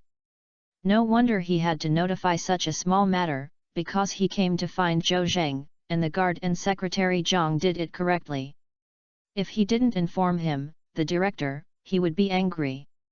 "Director Yang, I'm here to find Zhou Zheng." "How many people? Are they police from Jiangbei Municipal Bureau?" Yang Faxing felt that it was possible that Zhou Zheng's colleagues, Jiangbei's task force, came. Secretary Zhang shook his head. "No, I heard from the guard that there were two women, one was very young and the other was a little older, but they were both pretty. They looked a little anxious and wanted to see Zhou Zheng by name." "Two beautiful women? Do you know who they are?" Zhou Zheng. "I don't know," the guard didn't ask much. "Okay, I get it."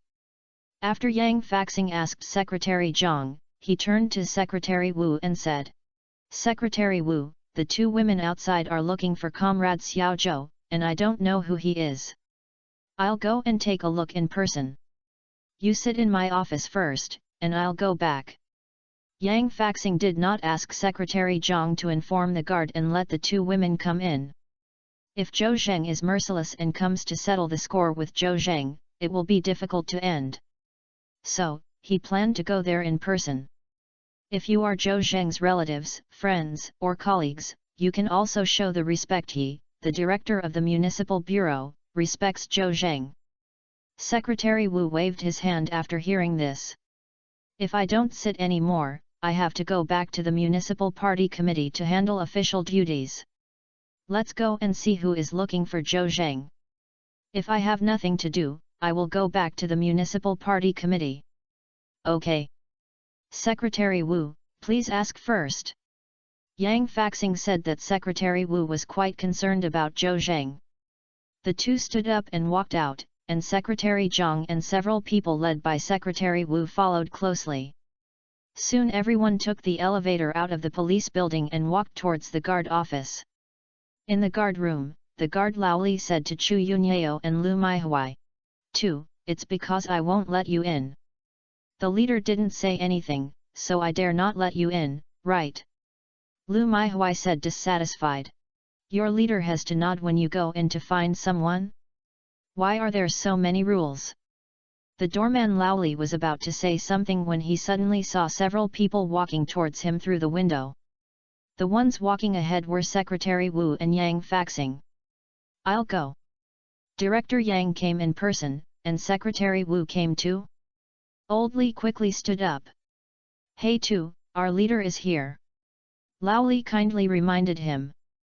Lu Maihuai said indifferently, "Just come, it's not my leader. We are here to find Zhou Zheng, not him." Chapter 506 The Chu family is wrong. The guard Lao Li said to Lu Maihuai and said with a black look on his face, "I thought you were so awesome. Even our director doesn't take it seriously? No, I have to stay away from you and don't implicate me." He didn't dare to talk nonsense, so he went forward and opened the door of the guard room and walked out. Just so happened that Secretary Wu, Yang Faxing and others also walked to the guard room. "Secretary Wu, Director Yang, you are here." The doorman Lao Li quickly greeted him. Secretary Wu nodded lightly and did not speak. Yang Faxing asked, "Old Li, where are the two women who are looking for Zhou Zheng? It's in the guard room. You wait and I'll call them. As soon as Lao Li finished speaking, Chu Yunyao and Lu Maihui walked out by themselves. Chu Yunyao saw several people standing outside. In front is a bald man wearing a white shirt and a party emblem, looking like a leader. The person next to him was wearing a white uniform and had a second-level police rank on his shoulders, which was even more conspicuous. I think this is the director of the municipal bureau. Chu Yunyao didn't know that the person wearing a white shirt was Secretary Wu of the municipal party committee, so she stepped forward and said to Yang Faxing, "Hello Director Yang." "Haha." Yang Faxing laughed. "Ms., how do you know that I am the director?" "I also know my last name." Chu Yunyao said slowly. "Because the police uniform you are wearing is not simple. The second-level police supervisor must be the director of the municipal bureau. The rank of the director of our local municipal bureau is the third-level police supervisor. As for knowing your name, I did my homework in advance." Yang Faxing said that it was because the director had not served as deputy mayor, and it might be because of his low qualifications. She saw that Chu Yunyao was very beautiful and spoke gently, just like a lady from a family, not like she was coming to find Zhou Zheng for bad luck. "This lady, you are very smart. I am Yang Faxing, the director of the municipal bureau. I heard that you are here to find Zhou Zheng. Who are you?" "My name is Chu Yunyao, I am his wife, this one is my mother Lu Maihui." Chu Yunyao said without hesitation. "Oh, it turns out that it is Comrade Xiao Zhou's wife and mother-in-law, so he is not an outsider, ha ha ha." Yang Faxing suddenly became polite.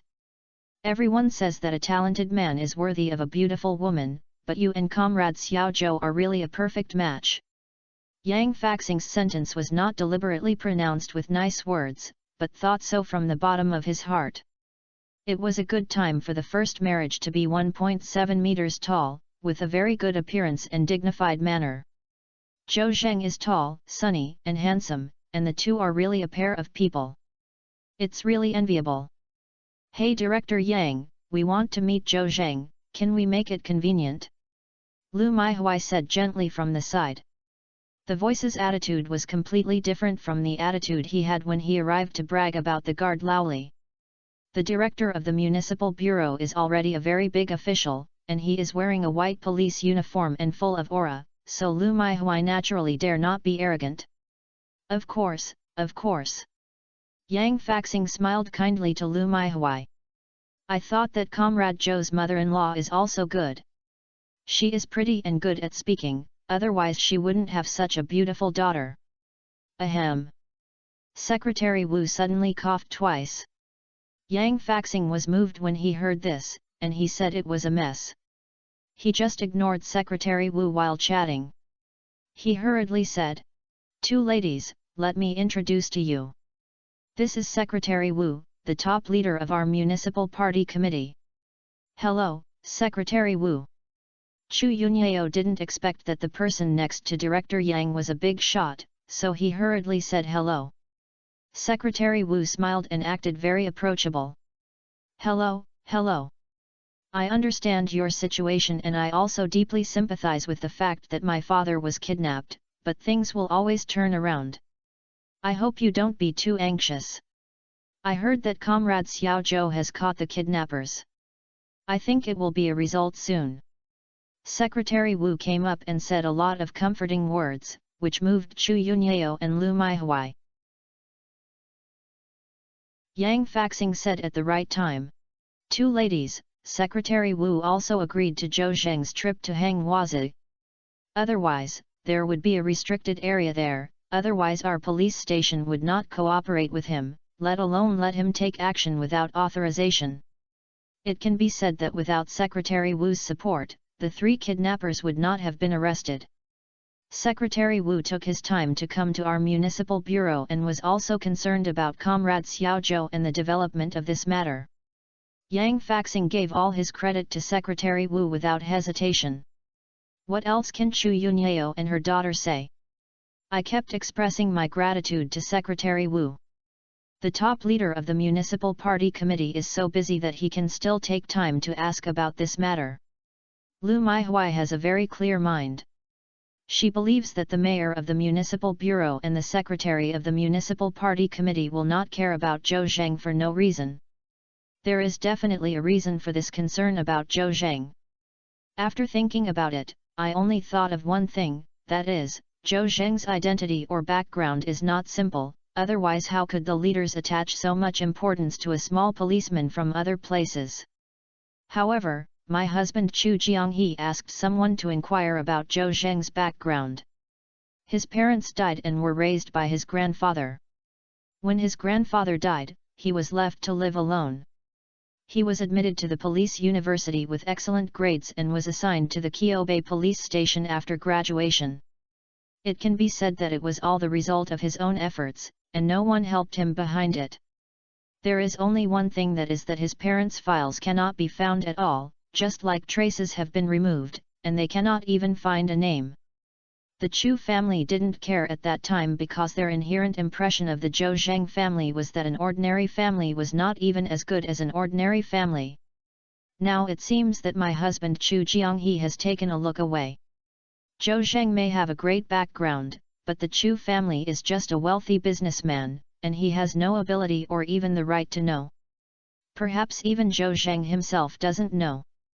Even if he thinks too much, even if Zhou Zheng has no background, he is qualified to be his son-in-law just based on his appearance and extraordinary abilities. I'm afraid of my husband. The river is a stubborn. Lu Maihui became more and more confused as she thought about it, so she simply stopped thinking about it. As long as you believe that Zhou Zheng is a potential stock in your heart. Anyway, she had already thought about it. As long as Zhou Zheng could save Chu Jianghe safely, she would be convinced of this son-in-law. Even if Chu Jianghe opposed her, she would not change her mind. At worst, she would learn from her daughter, cut off relations with Chu Zhang, and live with her daughter and son-in-law. Secretary Wu said something and left and returned to the municipal party committee. He gave Zhou Zheng a lot of face. Chu Yunyao wanted to find Zhou Zheng, but Yang Faxing said that Zhou Zheng had gone to interrogate the kidnappers and had no time for a while. It would be better to go to the office to rest and wait for Zhou Zheng. Chu Yunyao naturally didn't want to bother Yang Faxing to work. Yang Faxing gave up and invited the two to the reception room. Here, in the interrogation room, Huazi was sitting on the iron chair, and Zhou Zheng turned on the camera in the corner. Chapter 507 Interrogation. Zhou Zheng and Su Hongbing came to the interrogation room of the municipal bureau. The two special police officers who were guarding Huazi brought Huazi in with handcuffs on both hands, then arranged for him to sit on an iron chair and lock the chair so that Huazi could not get up at will. Huazi looked at the surrounding environment. The interrogation room was not big, only about 20 square meters. There was a camera hanging in the corner of the roof. In the middle was a small light bulb that was only 50 watt, and a dark yellow-orange light was emitted. Opposite was an interrogation table, and a beam of light shot out from the spotlight on the interrogation table, making him unable to open his eyes. There is a small camera in the corner of the wall, which is used to record during interrogation. This is not the first time Huazi has entered Orange. Of course, the police stations used to be in small troubles, so the interrogation environment is much worse than the current interrogation environment. Speaking of which, this was the first time he entered the bureau. Huazi smiled mockingly. It seemed that he really suffered this time. Zhou Zheng turned on the camera in the corner of the wall, turned around and sat behind the interrogation table. Su Hongbing was sitting next to him, and as his deputy, he was also a recorder. He opened the laptop in front of him. This computer was built by him, not by Haihe Municipal Bureau. He saved that he would have to copy mobile information or something. The file of this case is now in the hands of Chen Guang from the 1st Criminal Police Team, and he is still on the way to Haihe. Zhou Zheng was not panicked at all because although the case was filed and even a special task force was established, there were no clues or evidence at that time. Now that the kidnappers have caught it, it is better to revise the entire file. Then, Huazi's testimony is very important now. Zhou Zheng was also eager to know where they hid Chu Jianghe. Is Chu Jianghe okay? Ahem. Zhou Zheng coughed twice and began to interrogate Huazi. You'll hear it, and you'll be interrogated next. You know our policies. Be honest and lenient, resist and strict. You must recognize the situation, judge the situation, and say everything you know. This will be considered a meritorious service. Zhou Zheng did not interrogate from the beginning, but did some work. But I also know that these words have little effect.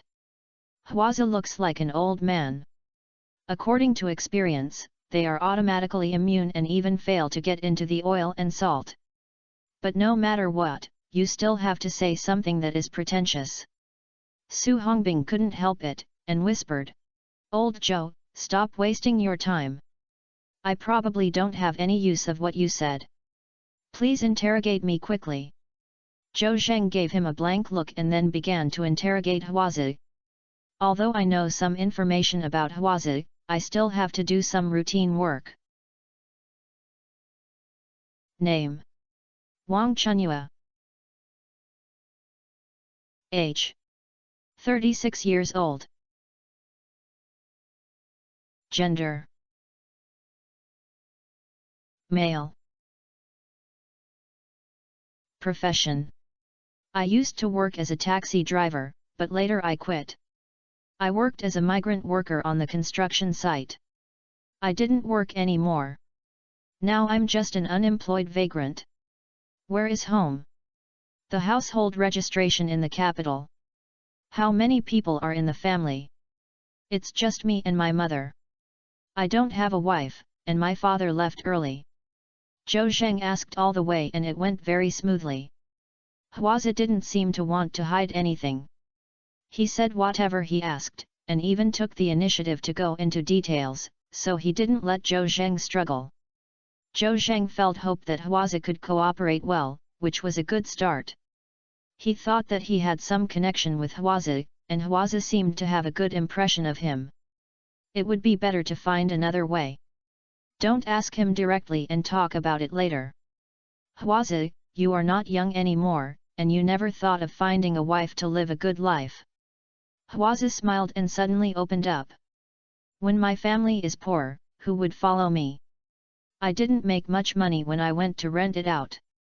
It would cost more than 100,000 yuan to get a wife, and I had to have a car and a house. How could I get money? Later, when I got rich, I didn't want to get married anymore. Although I didn't get married, I had a girlfriend. Haha. Are you a marriage ignorant?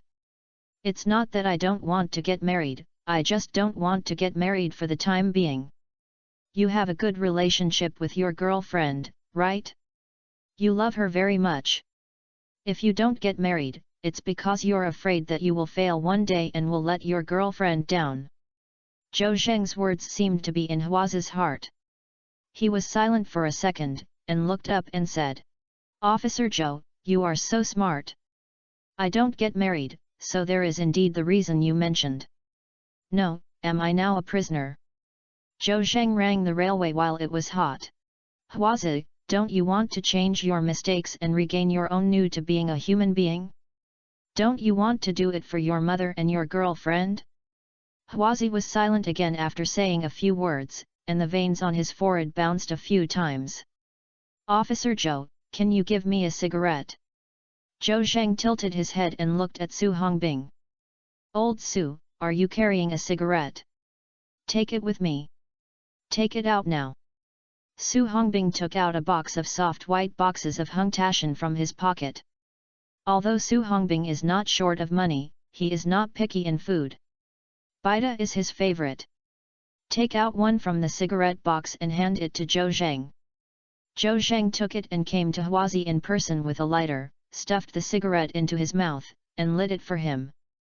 Huazi took a deep breath, and then two white smoke emerged from his nose like two white snakes. "I haven't pulled the White Tower for a long time, but I didn't expect it to taste pretty good. I usually get soft grass. What are you pretending to be?" I'm still trying to get special supplies. Su Hongbing complained in his heart. Hwaza finished smoking a cigarette in 3 mouthfuls. He spitted out his cigarette and said, "Officer Zhou, do you think I can go back? If you knew how many crimes I committed and how many people I killed, you would definitely not say such words to me." As soon as Hwaza finished speaking, Zhou Zheng felt aroused. There is something in his words. It seems that he has done many cases and killed many people. But if he asked him about details, he would definitely not say it. Zhou Zheng couldn't help asking, "Hwaza, I don't ask you how many cases you have done or how many people you have killed. I just want to ask you something.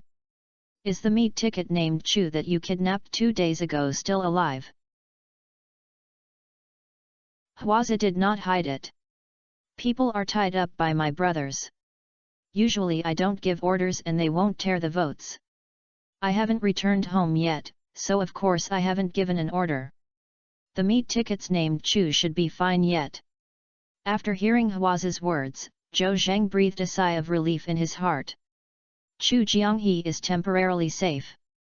But Hwaza continued, "However, if my subordinates can't receive my phone call for a long time, they will have a premonition of the crisis and may break up their tickets and run away." Hwaza's words made Zhou Zheng's heart rush into his throat again. Hold the grass! This grandson is so cunning. Su Hongbing couldn't help but curse. Hwaza raised his head, with a sly smile on his face. "There is no way, I have to be responsible for my brothers, right? But Officer Zhou Zheng, if you want Chu's surname is safe, there is no way. I'll give you 2 choices." Chapter 508 2 Choices. Wang Chunyua, please pay attention to your attitude. You are the suspect now, we are the police, we are interrogating you, and you give us 2 choices? You have turned against you. Can't you recognize the situation yourself? Hearing Hwaza's arrogant words, Su Hongbing stopped in Bengbu, slapped the table suddenly, pointed at Hwaza and complained. Hwaza glanced at Su Hongbing with disdainful eyes, then lowered his head and was speechless. He is also a relatively smart person. From the beginning of the interrogation, he felt something was wrong. Generally, interrogation has fixed procedures. After asking about identity and other questions, he usually goes straight to the point. Zhou Zheng did not go straight to the point, but chatted with him, which was a bit unusual and attracted Hwaza's attention. Hwaza just went down the road. As soon as Zhou Zheng helped him on the train, he had a good impression of Zhou Zheng. Secondly, I also want to know what Zhou Zheng sells in the gourd. But Hwaza didn't think that Zhou Zheng was aimless, and there was always a time when he was finished. Sure enough, at the end of the conversation, Zhou Zheng suddenly asked about the safety of the meat ticket surnamed Chu. Hwaza deliberately reminded Zhou Zheng that he had done many cases and committed a great crime. Zhou Zheng was not in a hurry to understand, but he was determined to ask for the meat tickets surnamed Chu. Hwaza understood that this meat ticket named Chu was the one who really cared about the most and wanted to rescue him the most. Since that's the case, then just make a fuss about the meat tickets surnamed Chu, maybe he still has a glimmer of hope. Hwaza also knew that the crime he committed would be dug up by the police sooner or later. Now, taking advantage of the crime they had not grasped yet, he would be able to save himself. It would be hard to say if it was too late. He decisively talked about Chu Jianghe and said mysteriously that he wanted to save Chu Jianghe. Zhou Zheng had only 2 choices. This aroused Su Hongbing's dissatisfaction and slapped the table and pointed it at Hwaza for a while. Hwaza then remained silent. Anyway, he knew that Zhou Zheng would continue to ask him what these 2 choices were. Sure enough, Zhou Zheng waved his hand to Su Hongbing. "Old Su, don't be impatient, don't speak out and let me ask." "Grass." Su Hongbing spat again. If there wasn't a camera in the interrogation room, he would have wanted to light a cigarette himself. Although Zhou Zheng felt a little up and down, his face was very calm and he had no expression. "Hwaza, I'm very curious about the 2 choices you gave me, let's talk about it." Hwaza felt proud.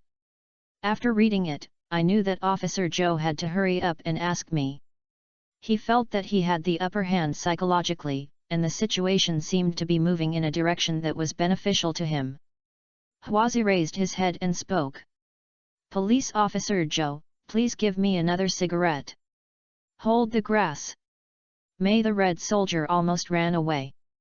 Strolling on the horse. This grandson did it on purpose, right? Zhou Zheng was calm and looked at Su Hongbing. Old Su, give him cigarettes. Su Hongbing nodded helplessly and took out a cigarette from the cigarette box. He came to Hwazi and reached out and was about to stuff it into his mouth. Hwazi said, "This police officer, please help me light it and put it in my mouth." "I'll go, you've got a lot of things to do. I'll give you some JB. Old Su, light a cigarette for him." Zhou Zheng interrupted Su Hongbing's words from behind. Su Hongbing looked back at Zhou Zheng, then turned his head and looked depressed. Zhou Zheng has to listen to what he said. Su Hongbing held the cigarette in his mouth, then turned on the lighter, and after lit the cigarette, he felt aroused in his heart, his depressed expression changed, and a smirk appeared on the corner of his mouth. Just as he saw that he did not lit the cigarette for Hwazi immediately, he took a few sips. I was still muttering. Why is this cigarette not good? It's going to be revived. After smoking more than half a cigarette, Su Hongbing then stuffed the cigarette into Hwazi's mouth with satisfaction. Give it to you, please smoke it. You are so awesome, and you have to let me serve you. Hwazi took a cigarette in his mouth and took a deep breath, trying to spit out a sip of smoke at Su Hongbing, deliberately angering him again. Unexpectedly, there was a pain coming from my lips, so I quickly spit out the cigarette butt, and then I felt uncomfortable and tight in my throat and lungs. Cough cough cough cough cough cough cough. This is being choked. Hwazi coughed for a long time, and his snot and tears flowed out, making him feel so embarrassed. This is not the most important thing. His lips were blistered by the hot cigarette holder, which hurt so much. Hold the grass, I'm burning to death. Mad, why did you get the cigarette butt after just taking a sip? Ha ha ha. Su Hongbing smiled secretly with his back to the camera. Is this pussy comfortable now? Zhou Zheng also shook his head, burst into laughter and crying. Who is wrong with Hwazi? He just provoked Su Hongbing. If there is no camera in the interrogation room, this kid doesn't know what bad idea to deal with Hwazi. Zhou Zheng said to Hwazi in a loud voice. Hwazi, you smoked yan too. Tell me, what are the two choices? Hwazi was teased by Su Hongbing, and his mouth was burned with a blister, and he felt even more angry. He said angrily. Officer Joe, my mouth hurts, I don't want to say it now. What did you say? Zhou Zheng suddenly frowned, his eyes staring at Hwazi like a staring at death. A circle of aura appeared around the center of the circle with Zhou Zheng. Hwazi was suddenly unable to breathe, and the temperature in the interrogation room seemed to have dropped a few degrees. Hwazi's tail became cold, and a sense of unreasonable fear rose from his heart. He felt a murderous aura from Zhou Zheng. Suddenly I thought that Zhou Zheng was not a kind-hearted person. The 3 Russians who traded guns with him were killed and Sergei was captured. All of them were done by Zhou Zheng. He was just the gentle and elegant demeanor he deliberately showed just now. In fact, he was also a murderous person without blinking. Just based on the murderous aura emitted from his body, Hwazi concluded that Zhou Zheng had many lives on his hands, and he was a cruel person. Hwazi was not angry or pretended to behave. He wiped the cold sweat from his forehead and stumbled. Officer Joe, I said. As soon as Hwazi finished speaking, he smiled in these moments. That's right. The murderous aura on Zhou Zheng's body dissipated, and the interrogation room also returned to the temperature just now, and it was no longer so cold. Hwazi felt much more relaxed, at least not nervous, he said. I've mentioned 2 choices.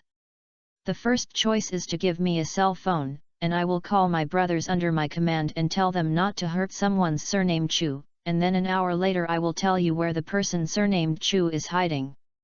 Why did you only talk about the hostage's location an hour later? Hwaza pretended to be willing to say. I have to be responsible for my brothers. How far they can run in an hour? I am a big brother, so I have done my best. Su Hongbing shouted. Run? Where can I run? Can I still run out of the Dragon Kingdom? Hwaza looked indifferent. Then don't worry, you'll be fine wherever you run. If you're caught, they'll be unlucky. Zhou Zheng narrowed his eyes and said. Hwaza, you are quite loyal. What about the second choice? You let me go, I will tell you the police the place where the meat tickets and my brothers hide. Please let you catch them all. Chapter 509, Two Choices of Ob, I choose C. The two conditions that Hwaza gave to Zhou Zheng were also given to Zhou Zheng's two choices, which seemed very contradictory. The first condition is that Hwaza seems very loyal and has to consider his brothers if he is arrested. However, the second condition is completely different from the first one. As long as he is put away, he can betray all his brothers. Good guy. Just now, I kept saying that for the sake of my brothers, I could betray my brothers. Regarding the first choice, Zhou Zheng did not believe that this was what Hwaza said. He believed that the second one was what I really think. After being caught, this guy showed a righteous look, and his words revealed between the lines that there was no hope of life.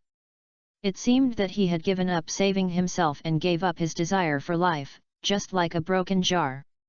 However, Zhou Zheng finally saw Hwaza's true face. He did not want to give up, it was just an illusion. In fact, he wanted to live more than anyone else, but this kid was more cunning, and his true thoughts were hidden very deeply, deliberately giving people a feeling of decadence and wanting to die early and entrusting himself to live early.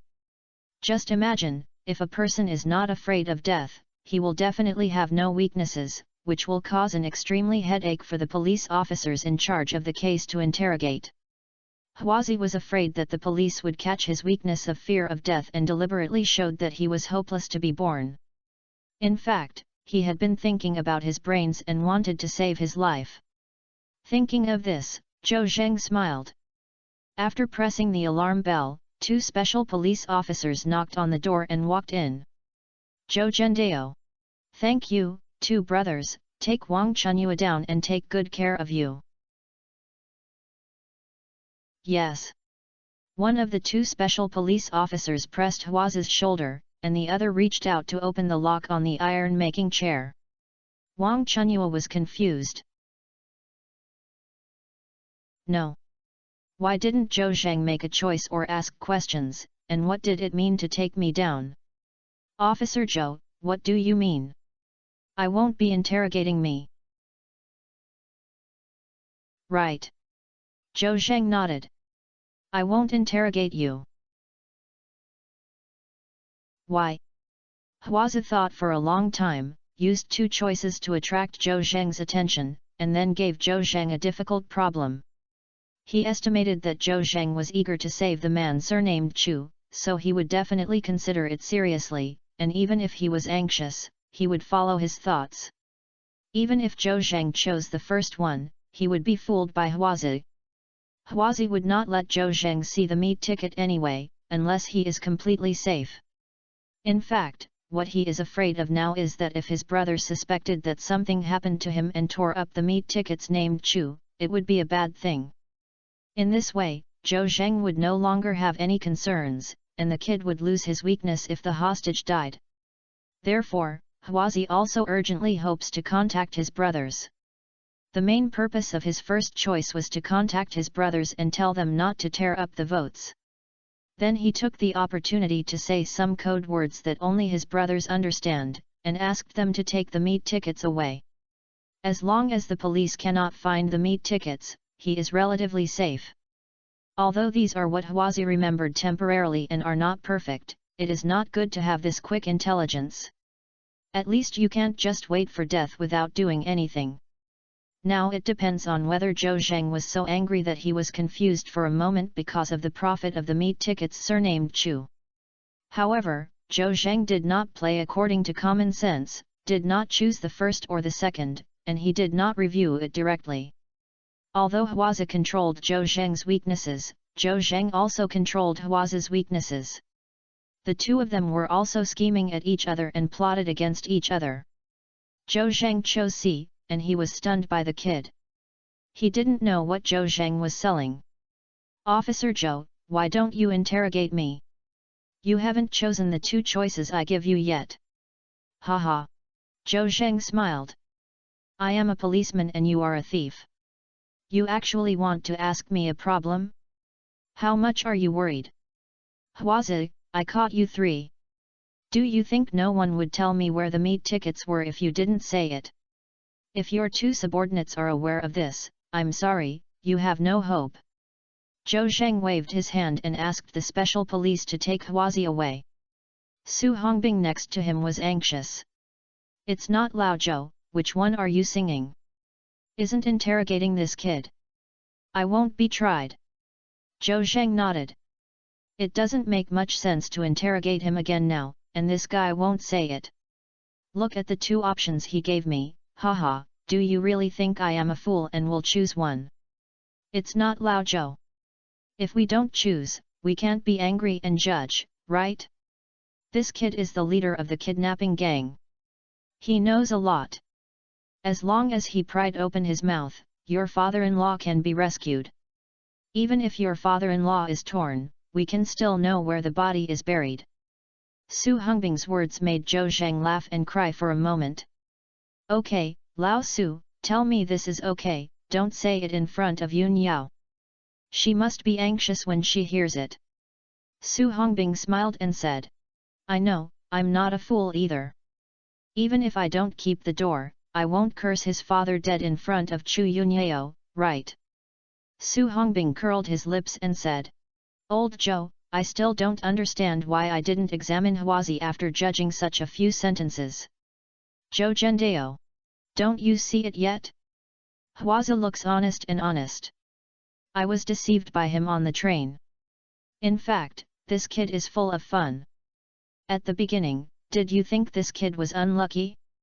In fact, he was more afraid of death than anyone else. I suspect what he said was true and false. What we can find should be true. If we can't find out for the time being, it's hard to say." Su Hongbing frowned when he heard this. "I'll go Lao Zhou, do you mean this kid is lying to us? His grandma is against Tian Gang? Since Huazi is so unhonest, should he use the big memory recovery technique? It's specializing in treating all kinds of disobedience and unhonest." Su Hongbing seemed to feel that he was insulted and planned to do some hard work to Huazi. Nowadays it is civilized law enforcement and civilized interrogation, and it cannot be beaten. No one dares to use the big memory recovery technique.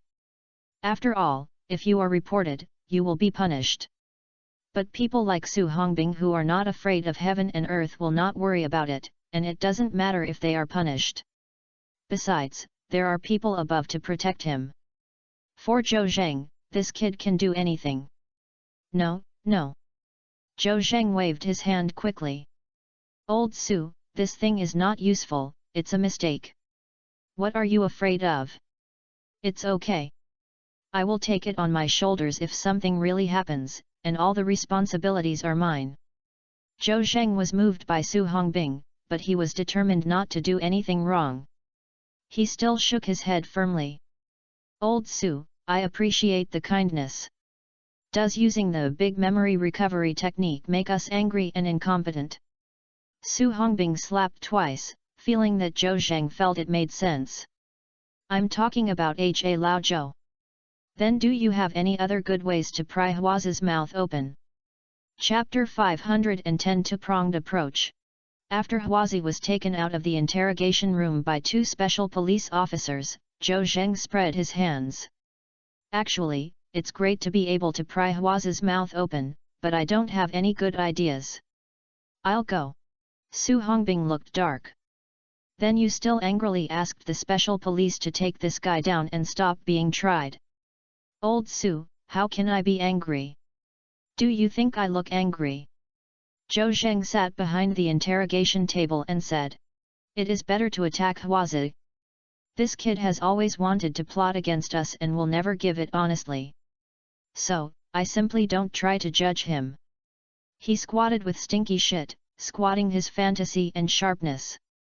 The two companions of his are a breakthrough, so I decided to interrogate those two guys. Su Hongbing turned off the camera in the corner of the wall and lit a cigarette. Old Zhou, those two guys are younger brothers after all, and they know very little. Besides, Huazi said that your father-in-law was tied up by his subordinates. I think these two younger brothers may not know the location of your father-in-law. Zhou Zheng waved his hand. Old Su, you are right, but if you know, please ask first. Even if you don't know Yun Yao's father's location, their old nest will always know. The technical department of the Municipal Bureau is also making every effort to analyze the source of the kidnapper's signals. As long as they can locate the kidnapper's location, it will be easy. At present, this is the only way. We will take a two-pronged approach. I hope the east side will not light up, the west side will light up.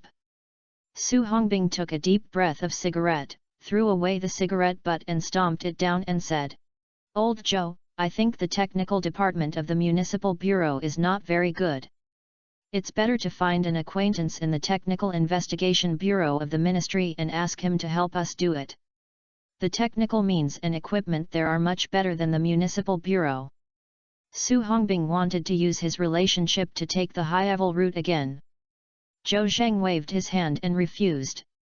Old Su, no need, let's go to the Technical Department of the Municipal Bureau. They have been working on it for a while and have made progress. Su Hongbing's face suddenly fell down. It's not Lao Zhou, why are you polite to me again? When is it still polite? Don't you want to save your father-in-law? Old Su is not polite. I always bother with your personal relationship. Su Hongbing said dissatisfiedly, holding the grass, and saying, why are you not polite about this horse? Old Zhou, let me tell you, we have acquaintances in any bureau in the department. Even if we know a soldier who runs an errand, we can still get the most out of the matter. I have been in the department for so long, but it is not in vain. Besides, if you know them, you don't need them. Then, isn't you acquainted with the one who stepped on the horse in vain? Su Hongbing was talking and came to the scene. He called Deputy Director Kui from the Technical Reconnaissance Bureau of the Ministry. Hey Uncle Kui, I'm Hongbing. I want to trouble you if you have such a thing. Do you see where the signal can be found? The Technical Department of Jiangbei Municipal Bureau is checking, but you also know that the grassroots police stations are both technical and equipment or near. It's better to communicate with the Technical Department of Jiangbei Municipal Bureau for information, signal bands, and let them share it with you. Okay, then thank Uncle Kui. I will go back to the capital to treat you to a meal another day. Su Hongbing finished speaking with a very fast speed and hung up the phone. He said with a look of excuse, Old Zhou, I have agreed to the second in charge of the Technical Criminal Investigation Bureau in the department that if they agree to help us, you can just hold on. Not Lao Su, do you think you are so inappropriate? The Criminal Investigation Bureau of the Municipal Bureau has been working hard. It would be better to let the Technical Criminal Investigation Bureau of the Ministry intervene, right? Su Hongbing disagreed. What's wrong with that? Our ultimate goal is to solve the case, as long as the case is solved. Zhou Zhendao. But no one in the Municipal Bureau is so arrogant. Please help the Technical Criminal Investigation Bureau in the department. Su Hongbing said. That's because they don't have resources. The great man once said that no matter white cats or black cats, being able to catch mice is a good cat. Don't worry about what I did or what foreign aid I hired. As long as the case can be solved, nothing else is a matter. Speaking of this, Zhou Zheng had nothing to say. He thought that having connections and resources was awesome. The Technical Criminal Investigation Bureau in the telephone department came to help. In addition, the technical department of the Municipal Bureau has been working hard for a long time, so it was only a matter of time before he could locate the kidnappers. Su Hongbing stood up and moved his body and said, "Old Joe, don't worry about technology. Let's continue to interrogate Hua's younger brother. It's a two-pronged approach, we can't fall behind, right?" Zhou Zheng nodded. "Okay, then let the special police bring that fat one up first." Su Hongbing went outside to notify the special police to bring the suspect. Soon, the dejected fat man was taken in by two special police officers, and Zhou Zheng also turned on the camera in the corner of the wall. Name: Luo Jiawai, nicknamed Fatty. Age: 29 years old. Have you been married? I've gotten married once, I've been separated in less than half a year, and I have no children. The fat man's answer was just average, but in general, he was quite honest.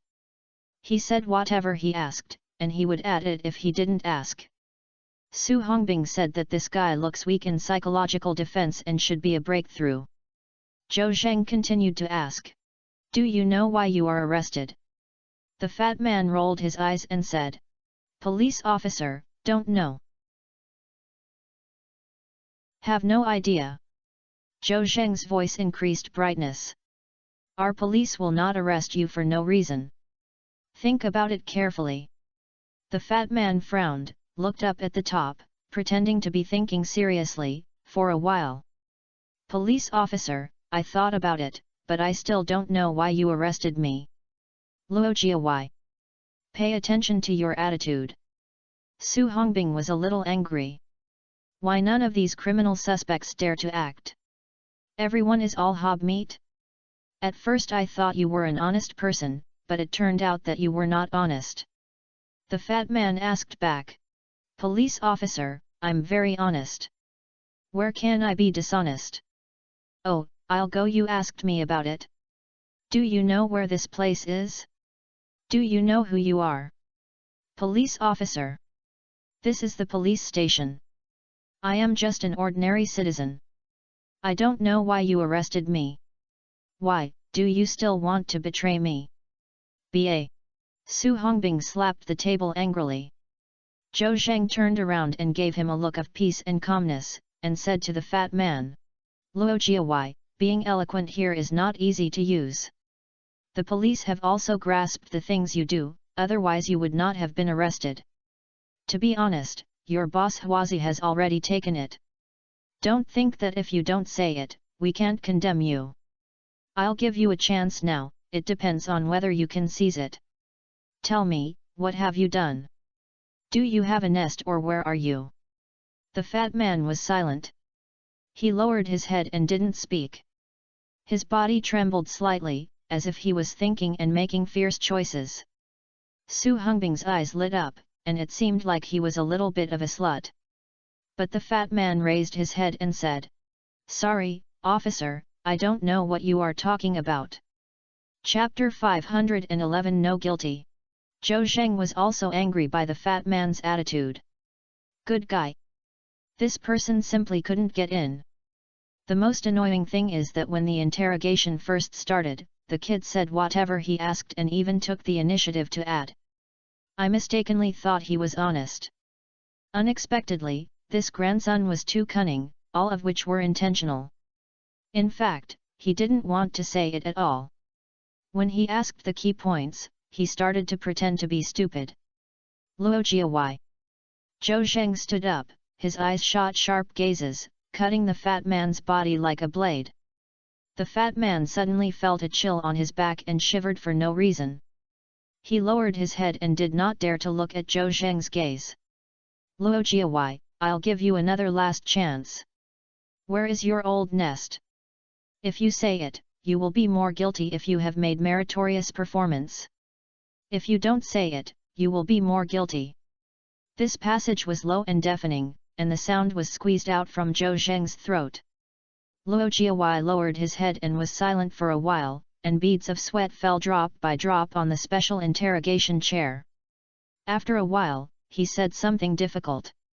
"Police officer, I don't know." Zhou Zheng sighed. It seemed that these big criminal suspects were still very strong-willed. Of course, there was another point that they might have committed the death penalty. As long as the case is solved, they will surely die. It is better not to say anything. With a lucky mentality, if the police cannot solve the case, there may be a glimmer of hope. There are many suspects who have this kind of mentality, and the police have no choice but to do anything to them. To put it bluntly, the police have too little evidence to defeat the suspect's psychological defense. Su Hongbing was anxious and almost slapped the table again. These guys are indeed a group of guys, all of whom are hobmeat and cannot get in. But the police did not have any favorable evidence in their hands, so they were indeed very passive. Zhou Zheng rang the bell, and the door opened soon, and two special police officers walked in from outside. Zhou Zheng waved his hand. "Take Luo Jiawei down." "Yes, Officer Zhou." Two special police officers stepped forward and unbuttoned the lock on the iron interrogation chair and lifted the fat man up. Su Hongbing asked in a low voice. "It's not Lao Zhou, so I won't be verified. If you don't try, you can't see it. This guy is also a stubborn person. We don't have any evidence in our hands. It would be a waste of time to continue the trial." "Okay." Su Hongbing nodded helplessly. "Old Zhou, isn't there another guy? Take that kid for interrogation, maybe he's a breakthrough." Su Hongbing's words are exactly what Zhou Zheng means. Nodded. "Well, I think so too." Soon, two special police officers brought Lao Wu up again.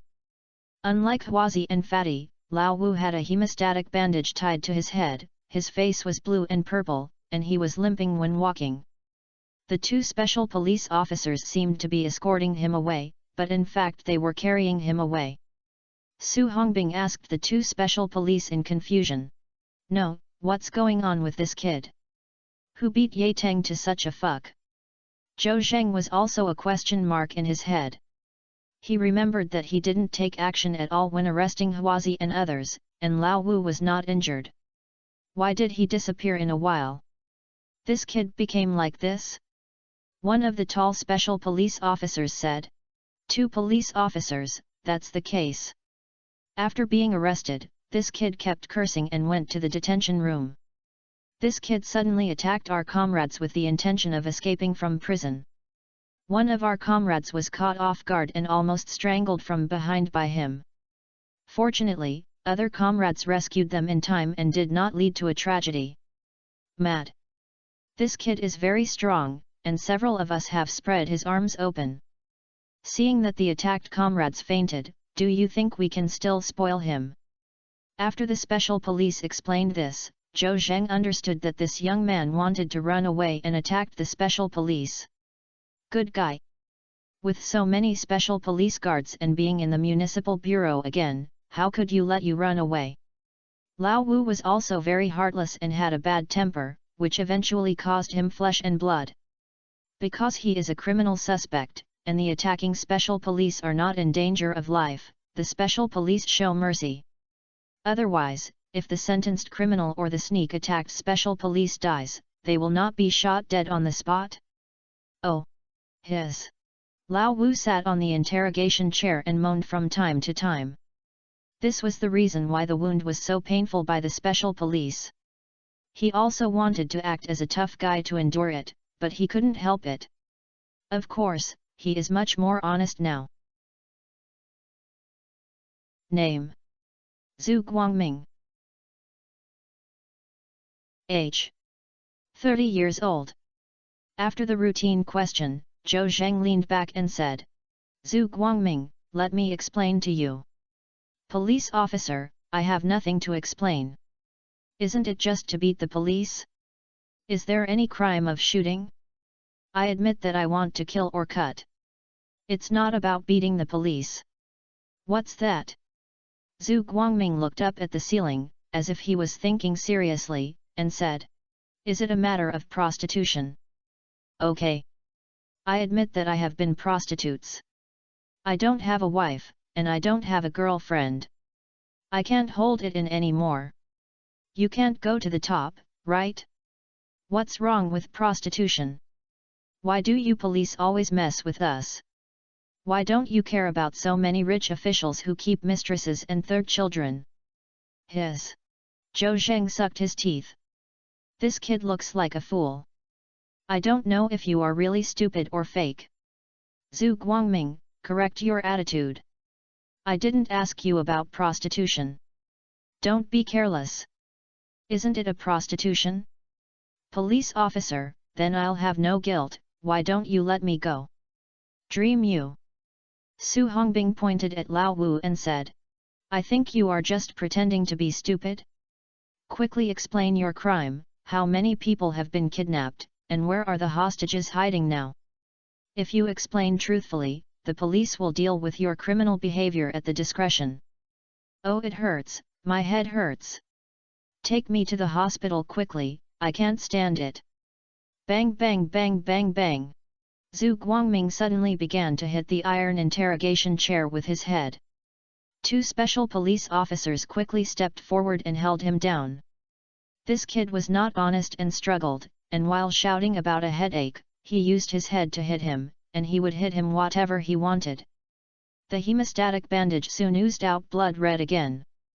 At the critical moment, Zhu Guangming went crazy. Zhou Zheng waved his hand and instructed the two special police officers. "Two comrades, please take him out.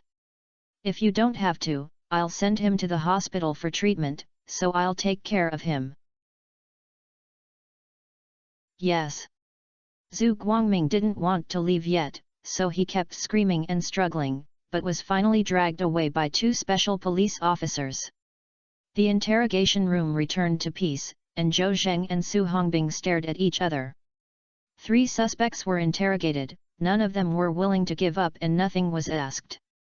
They were like they had agreed, no matter what method they used, they just gritted their teeth and didn't even think of it. What to do? Su Hongbing looked at Zhou Zheng and suddenly gritted his teeth and said, "These guys are just itchy in their skin. Do you want me to use the big memory recovery technique?" Zhou Zheng waved his hand. "Old Su, you can't do things, you make mistakes. We don't have any evidence in our hands, and we are at a disadvantage in the end. We really can't wait for information from the technical department." Chapter 512 Looking forward to upgrading to a 4-star reward. Municipal Bureau, Reception Room. Chu Yunyao and Lu Maihui sat on the sofa behind the coffee table. There was a white ceramic cup in front of them, with blue smoke swaying from the cup, and a refreshing tea fragrance filled the air. Opposite, Yang Faxing, director of the Municipal Bureau, personally accompanied the mother and daughter. Even the tea that was made for them was the best tea that Secretary Zhang ran to Yang's office to get. After all, the tea in the reception room was just as good as that, which was given to Zhou Zhengqian. Face. "Ms. Chu, Ms. Lu, please have tea. This is the Longjing from the Ming Dynasty. It tastes good. Please try it." Yang Faxing smiled and greeted Chu Yunyao and his daughter for tea. Where can Chu Yunyao have the intention to taste tea? Although he heard that the kidnapper was caught, his father was not found, and his safety was still not optimistic, so Chu Yunyao's heart was still heavy. Lu Maihui was also worried about her husband Chu Jianghe, but her mind was still more mature than Chu Yunyao. Besides, the person in front of her was the director of the Municipal Bureau, so how could ordinary people make friends with each other? Not to mention that people invite tea. This is a great opportunity to broaden your connections. Although you are a little arrogant when you want to broaden your connections at this time, at least you can't be polite. Lu Maihui picked up the teacup. "Thank you, Director Yang." He gently touched Chu Yunyao's arm again. "Yunyao, I've had tea." "Oh." Chu Yunyao absent-mindedly picked up the teacup and took a sip, but she didn't smell anything. She was not interested in it, and even letting her drink Hongbao from Wuyi Mountain and tasted like wax. Lu Maihui held the orchid and took a sip of her gently, holding the teacup. Well, good tea. Director Yang's tea is really good. It seems that he is also a Haidia person. I have a cake of old men's hand at home. We don't know how to taste the tea from 100 years ago. Why don't I have someone mail it to you? Is it true if Director Yang tastes it? Chu Yunyao's eyes widened in surprise by Lu Maihuai's words. Good guy.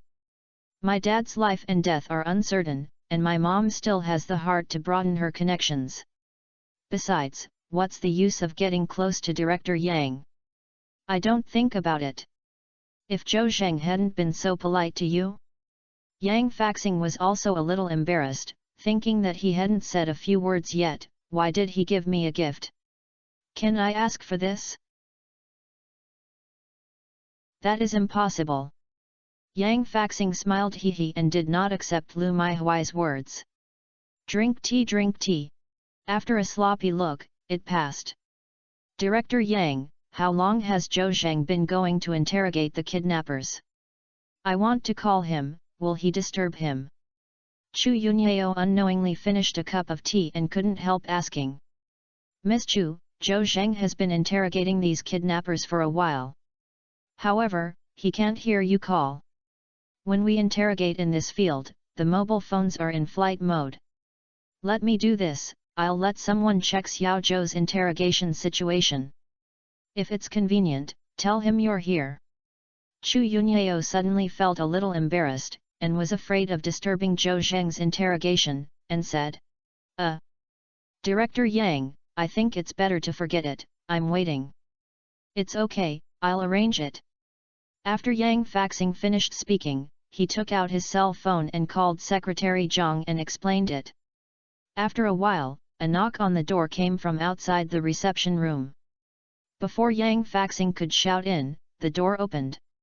Secretary Zhang was the first to come in, followed by Zhou Zheng and Su Hongbing.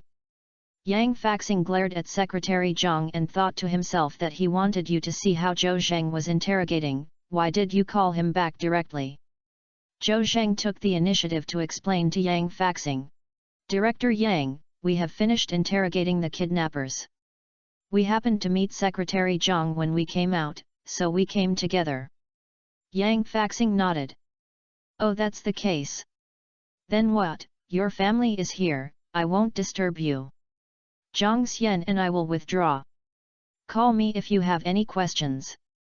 Yang Faxing didn't have time to ask Zhou Zheng's interrogation result, because he saw Lu Maihui and Chu Yunyao standing up, and the two of them stared at Zhou Zheng with 4 pairs of eyes, thinking that they would avoid it first. When he left, he greeted Su Hongbing cordially. Xiao Su, do you want to sit in my office? Su Hongbing thought to himself, what is wrong with Lao Yang? Whoever caught him and asked him to go to the office to rest? He did not have the awareness of Yang Faxing, and he felt that Yang Faxing's smile was too fake. Wave your hand and refuse. No, I'd better be with Lao Zhou. Yang Faxing didn't dare to force himself, and he and Secretary Zhang retreated first. Su Hongbing, are you here too? Chu Yunyao greeted Su Hongbing. Chu Yunyao, I'm here. My buddy, Lao Zhou, has something to do, so I naturally need to help. Thank you, Su Hongbing. Don't be polite to me, I'm most annoying to this. Chu Yunyao nodded and looked at Zhou Zheng again. Husband, what happened after interrogating the kidnappers? How about it? Have you asked about my father's whereabouts? She always felt that Zhou Zheng was about to find her father Chu Jianghe's location, but she was also worried about gains and losses. Zhou Zheng looked at Chu Yunyao and his eyebrows moved. He found that the reward of the 2 stars on Chu Yunyao's head turned into 3 stars. The reward has been upgraded. 3 stars rewards can be used to gain master-level skills or items, which is already a very good reward. These people moved in their hearts, but they still resisted the impulse and did not reach out to get the reward. 1 star is still missing to achieve a 4-star reward, and working hard may be able to upgrade soon. That is a reward for master-level skills or items, awesome plath. Although you can slowly accumulate and upgrade to the master level by getting rewards from master level, it is still much slower. Upgrading from a 3-star reward to a 4-star reward may be easy to get a little bit easier. Therefore, Zhou Zheng did not receive this 3-star reward in time, but planned to maintain it for a while. He hopes that the 3-star reward can be upgraded to 4-star rewards. Maybe a master level skill that is beneficial to solving cases will be developed. Of course, if you really don't upgrade to a 4-star reward, it's not too late to get a 3-star reward. Xiaozhou, what's the situation, do you say? When Lu Maihui saw Zhou Zheng standing there, she didn't answer Chu Yunyao's words and didn't know what she was thinking, so she couldn't help but urged her to urge her. Su Hongbing took the lead. Old Zhou and I interrogated the 3 robbers, but these 3 guys were like stones in the pit, smelly and hard, and they refused to say anything. Ah? Really fake? Chu Yunyao stared at Zhou Zheng with beautiful eyes, as if she didn't believe the news brought by Su Hongbing. Well. Zhou Zheng came back to his senses from his meditation and said with a heavy voice. Yunyao, Lao Su is right. After interrogation for a long time, there is no progress at all. All right. Chu Yunyao shook her head, her fair face full of disappointment, but she comforted Zhou Zheng. Husband, don't be impatient, I think you will definitely find my dad's whereabouts and rescue him. Take your time, even I won't blame you. Before Zhou Zheng could speak, Su Hongbing interrupted. Chu Yunyao, we have invited foreign players from the ministry, and I believe there will be a result soon. In the office of the Municipal Bureau Director, Yang Faxing received a call from the captain of the criminal police team. Director Yang, something big happened. A murder occurred in the Lijiang Hotel, 4 people died, 3 men and 1 woman. We are currently investigating the case. Chapter 513 4 people died. What? 4 people died? When Yang Faxing heard the news, he couldn't sit still. Old Feng, what's going on? Why did so many people die at once? Who did it? Captain Feng of the criminal police team was also sweating. There had been no murder in the city for a long time, but he didn't show up, and 4 people died in one go. Good guy, who can bear this? 4 lives. If you can't make a fuss, from the director to the criminal police captain, you will be scolded and punished. Captain Feng wiped his forehead and sweated and said to his cell phone microphone. Director Yang, the case is still under investigation, so I cannot answer your question for the time being. However, I believe there will be a result soon. When there are clues in the case, we will act quickly, strive to catch the criminals as soon as possible, and report to you in real time. Yang Faxing was not very satisfied with Captain Feng's answer. Will there be a result soon? Is it really that easy? The main reason is that 4 people died in one go, which is a major criminal case, and Yang Faxing must not ignore it. He couldn't sit still when he was in the city bureau. Old Feng, I have to set up a special task force immediately to conduct a quick and effective investigation of this case, and strive to identify the suspects as soon as possible. I will be the leader of the special task force, and I will go to the scene immediately. After Yang Faxing said that, he hung up the phone, got up and shouted Secretary Zhang. Secretary Zhang knocked on the door and entered the room. Director Yang. Xiao Zhang, a murder occurred in the Lijiang Hotel, 4 people died, I have to go there in person. Hurry, notify the driver to prepare the car, come with me. Yes. Seeing that Yang Faxing was so anxious, Secretary Zhang didn't care about the murder case of 4 people who died, and quickly called the driver to notify the driver. A few moments. Director Yang, the driver is going to drive. I will go downstairs of the police building immediately. We can go downstairs. Yang Faxing nodded and suddenly remembered something. Notify directly of the office and ask him to contact Xiao Zhou and comrade Xiao Su. If the other party has any needs, Director Li must satisfy the others if he can do it. If he can't make a decision, call me and must not neglect it. Yes. Yang Faxing thought carefully and went to the murder site to direct the case to solve the case. He also reminded Director Li to receive Zhou Zheng and Su Hongbing. A police-coated hunky sedan slowly drove out of the municipal bureau compound. After boarding the main road, the red and blue lights turned on and the alarm sounded. Wow wow wow wow! He galloped towards the Regent Hotel like lightning. It's not that Yang Faxing has a big show. He is usually low-key and is anxious at this time. Moreover, there are many traffic on the road and it is difficult to walk. He can only show off his power and open up the road. Soon, the hunky car arrived at the Regent Hotel. The co-pilot's door opened, and Secretary Zhang quickly got out of the car and rushed towards the back door, intending to help Yang Faxing open the door. Yang Faxing moved faster than him and had already opened the door and got out of the car. Lijing Hotel is an old and dilapidated hotel, and it is said that the hotel is too proud of it. At this time, the main entrance of the hotel was closed, and several criminal police officers were guarding outside, and the few passengers inside were ordered to return to their rooms, not to walk around, waiting for further identification. Yang Faxing, wearing a white uniform with a second-level police rank hanging on his shoulders, got off the car and was immediately seen by the criminal police on duty at the door. They were shocked. Good guy. The city bureau is here. Director Yang. Director Yang. Everyone greeted Yang Faxing one after another.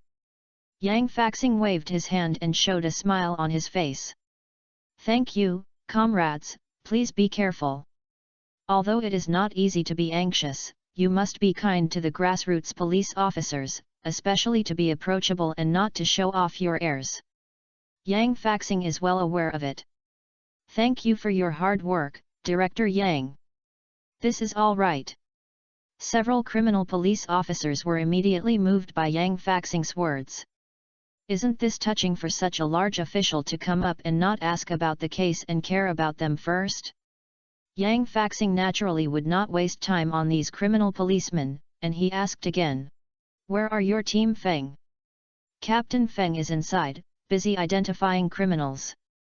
Yang Faxing nodded and took 2 steps forward. Secretary Zhang immediately shouted. Open the door quickly, Director Yang will go in and guide the case in person. Okay. A criminal policeman immediately opened the door. Director Yang, please. Thank you. Yang Faxing said politely and walked into the Lijing Hotel with Secretary Zhang's company. The environment here can be said to be old and bad. As soon as you enter, you will feel a moldy and damp smell, vaguely mixed with the smell of blood. The mottled walls were covered with yellow stains, and some places were broken into the wall, revealing the grey cement and the corners of the red square bricks. Xiao Zhang, I remember this hotel has been around for a long time, right? You are more familiar to me as a local. Do you have to have 20 years? Director Yang, you said it well, but you are still conservative. I am on the 35 this year. When I remember, I had this hotel. Yang Faxing stopped talking, and the 2 of them started climbing the stairs along the steps, and they had to concentrate because there was not even a light in the corridor, which was too dark, and they would step on the empty stairs and steps at once. The 2 of them didn't know which floor Captain Feng was on. They climbed a floor and did not find Captain Feng, but saw 2 criminal police officers guarding the passengers. After asking, I learned that Captain Feng was interrogating the boss at the first floor of the boss's residence. The 2 looked at each other and started going downstairs again. This time, he learned his lesson and did not act like a headless fly. He directly grabbed a detective and asked him to lead the way to see Captain Feng. Here, in the boss's office, Captain Feng has completed the interrogation of the boss. The doubts about the boss were initially lifted.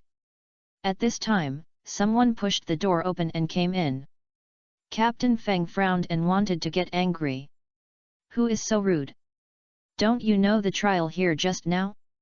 Look closely and see the white uniform. Good guy. Director Yang is here. Captain Feng's face immediately turned cloudy and sunny. Director Yang is here. Yang Faxing nodded lightly. Old Feng, how is the case going? Captain Feng looked back at the hotel owner and said to Yang Faxing. Director Yang, go, let's go out and talk. Yang Faxing followed his good deeds as if he were flowing. The two left the house and stood in the corridor. Captain Feng said. The police are the hotel owners who report to the unit, and I also interrogated the hotel owners as soon as possible. He really has no knowledge of anything, and he has no motive for committing the crime and no time for committing the crime. Next, we will check those passengers who are staying in the store to see if they can find out. In addition, a brother went to the surveillance video in the surveillance room. Although this hotel is broken, there are surveillance cameras. Most of the cameras are not broken, and I believe there will be some discoveries. Yang Faxing thought for a while and said. I think we should focus on monitoring. These days, cameras are common and are the fastest and easiest way to solve cases. Yes. Captain Feng nodded. Let's go, Lao Feng, take me to the crime scene to take a look. Chapter 514 Who did this murder case? Captain Feng leads the way. Behind were Yang Faxing and Secretary Zhang, and several criminal police officers also followed him to the crime scene. The case was found in a room on the first floor, which was in the innermost part of the corridor and in the most remote corner. Dong dong dong dong. The corridor was quiet, and everyone could only hear the messy footsteps. The moldy smell in the air mixed with blood is even worse, making people frown. Everyone walked to the door of the room where the incident occurred, and the smell of blood became stronger. The door of the house was wide open, and 4 fully armed forensic doctors were busy inside. Director Yang, I'm here, it's this room. Yang Faxing stood at the door and the forensic doctor inside immediately discovered him. Director Yang. Director Yang is here. Everyone let go of their work, stood up and greeted Yang Faxing. Yang Faxing waved his hand. Hello comrades, let me say a few words. I believe everyone knows that this case is a serious case, and the Municipal Bureau also attaches great importance to it. It has set up a special task force, and I am the leader of the team. I hope comrades are not afraid of hardship or fatigue, and work overtime to solve the case as soon as possible. I will ask you for me at that time. Wow! Yang Faxing said a few simple words to everyone, which was a bit of motivation, and everyone quickly applauded. Okay, let's keep working. Yang Faxing asked Captain Feng again. Old Feng, tell me the key point of this murder. Because the room was narrow, there were 4 corpses in the room, and the 4 forensic doctors were busy and could no longer stand up, so Yang Faxing and Captain Feng did not put on their shoes and put them in. The two stood at the door, and Captain Feng pointed at the corpse inside. Body. Just more than half an hour ago, the police station in the old city received a report and found a dead person in the Lijiang Hotel. When the police arrived, they immediately notified our criminal police team when they saw so many people died. I was then leading the team. There are 4 bodies in this room, including 3 men and 1 woman. I believe Director Yang would have known about it. Among them, the woman was shot to death, which can be said to be a headshot. After preliminary examination, the bullet was shot from the woman's jaw and flew out of her head. The 3 men were stabbed by a knife and died of excessive blood loss. They also had many scars on their bodies, but none of them were fatal injuries. They tortured them like the perpetrators were venting revenge. The identities of the 4 people are under investigation, and I believe there will be an answer soon. The specific cause and some details of their deaths will be given by the forensic doctor later. I have sent someone to block the hotel, only entry and not exit. The guests in the hotel will have to identify them one by one. There are also surveillance videos, and people have been sent to extract them. Captain Feng talked about the measures he had made again. Anyway, he told Yang Faxing that I was not idle and I kept making arrangements, and I wanted to solve the case quickly. Yang Faxing nodded, quite satisfied with Captain Feng's work. But I still gave a few words of advice. Old Feng, you did a good job, but you still need to work harder. The murder case that happened this time is both a challenge but also an opportunity. If the criminals can be caught quickly, everyone will make contributions. If the case cannot be solved in a short time, you and I may be held accountable. After all, 4 lives. Director Yang, I will try my best. Yang Faxing's words suddenly increased the pressure on Captain Feng. There is no way. Now everyone is on the same boat, prospering and losing. Whether it is public or private, Yang Faxing hopes to solve the case as soon as possible. Captain Feng also hopes to catch the suspect immediately, but this is really hard to say. Sometimes it takes luck to solve a case. Some murder cases can be solved in 24 hours, and some murder cases cannot be solved for many years. Who did this murder case? Is it a local or a cross-river? Seeing that Captain Feng was sweating on his forehead, Yang Faxing patted his shoulder again. Old Feng, don't put too much pressure on yourself. You have the city bureau behind you and my support, and I have confidence in you. Captain Feng wiped the sweat from his head and thought to himself, Director Yang, the more you say, the more pressure I feel is. But I couldn't say this, so I had to nod my head heavily, but don't ask about the future if I do good things. Here, the forensic doctor completed the preliminary autopsy, and the 4 people's deaths and injuries were almost exactly what Captain Feng said. The woman was shot in the head and 3 men were killed by random knives. All of the fatal injuries were stabbed into the heart by sharp weapons and died of excessive blood loss. No weapon was left at the scene, but a shell case and a deformed warhead were found, and these had to be taken back to the Municipal Bureau for further inspection. Many fingerprints were found at the scene, and the forensic doctor also collected them. If you can't bear it, you will have the fingerprints of the suspect, which can be considered as clues. Yang Faxing took the autopsy report and looked at it a few times. You forensic doctors will go back first and take the body away. Old Feng, determine the identity of the deceased as soon as possible, find their families, do some work, try to get the families to agree to dissect the body, and... Have you found anything about the comrades who retrieved the surveillance? Surveillance video is crucial, and it is very likely that there will be a criminal suspect on it. Captain Feng said. Director Yang, the identity of the female deceased has been confirmed. The person who checked in the hotel was her identity information. The 3 men have not been confirmed yet and are still under investigation. Also, the comrades who have retrieved the surveillance have not yet discovered it, and the number of surveillance tasks is not light. In this way, I will send a few more comrades to check together. Yang Faxing said. Well, implement it as soon as possible. Where is this female deceased? Captain Feng said. Our local family lives in the old city. I have sent someone to cooperate with the local police station to investigate his house. Yet, Old Feng did a good job. Yang Faxing said that Lao Feng is worthy of being an old criminal investigation officer. Although he is busy and arranged things in an orderly manner, he can save him a lot of worry. Old Feng, you are watching the scene. I will go back to the Municipal Bureau first. If you have any difficulties or discoveries, you must communicate with me in time. In addition, if you all come to the Municipal Bureau conference room later, we will have to work overtime and discuss the case. Captain Feng nodded without hesitation. Yes, Director Yang. Working overtime is common for criminal police. Captain Feng has long been used to it. Sometimes when he is busy, he doesn't eat or sleep, so his face is calm. Yang Faxing also knew the hard work of the criminal police team, and thought for a while and said. So, at 7 o'clock, everyone will gather at the Municipal Bureau. I will prepare the lunch box. I will have a meal first when I come. After dinner, we will discuss the case.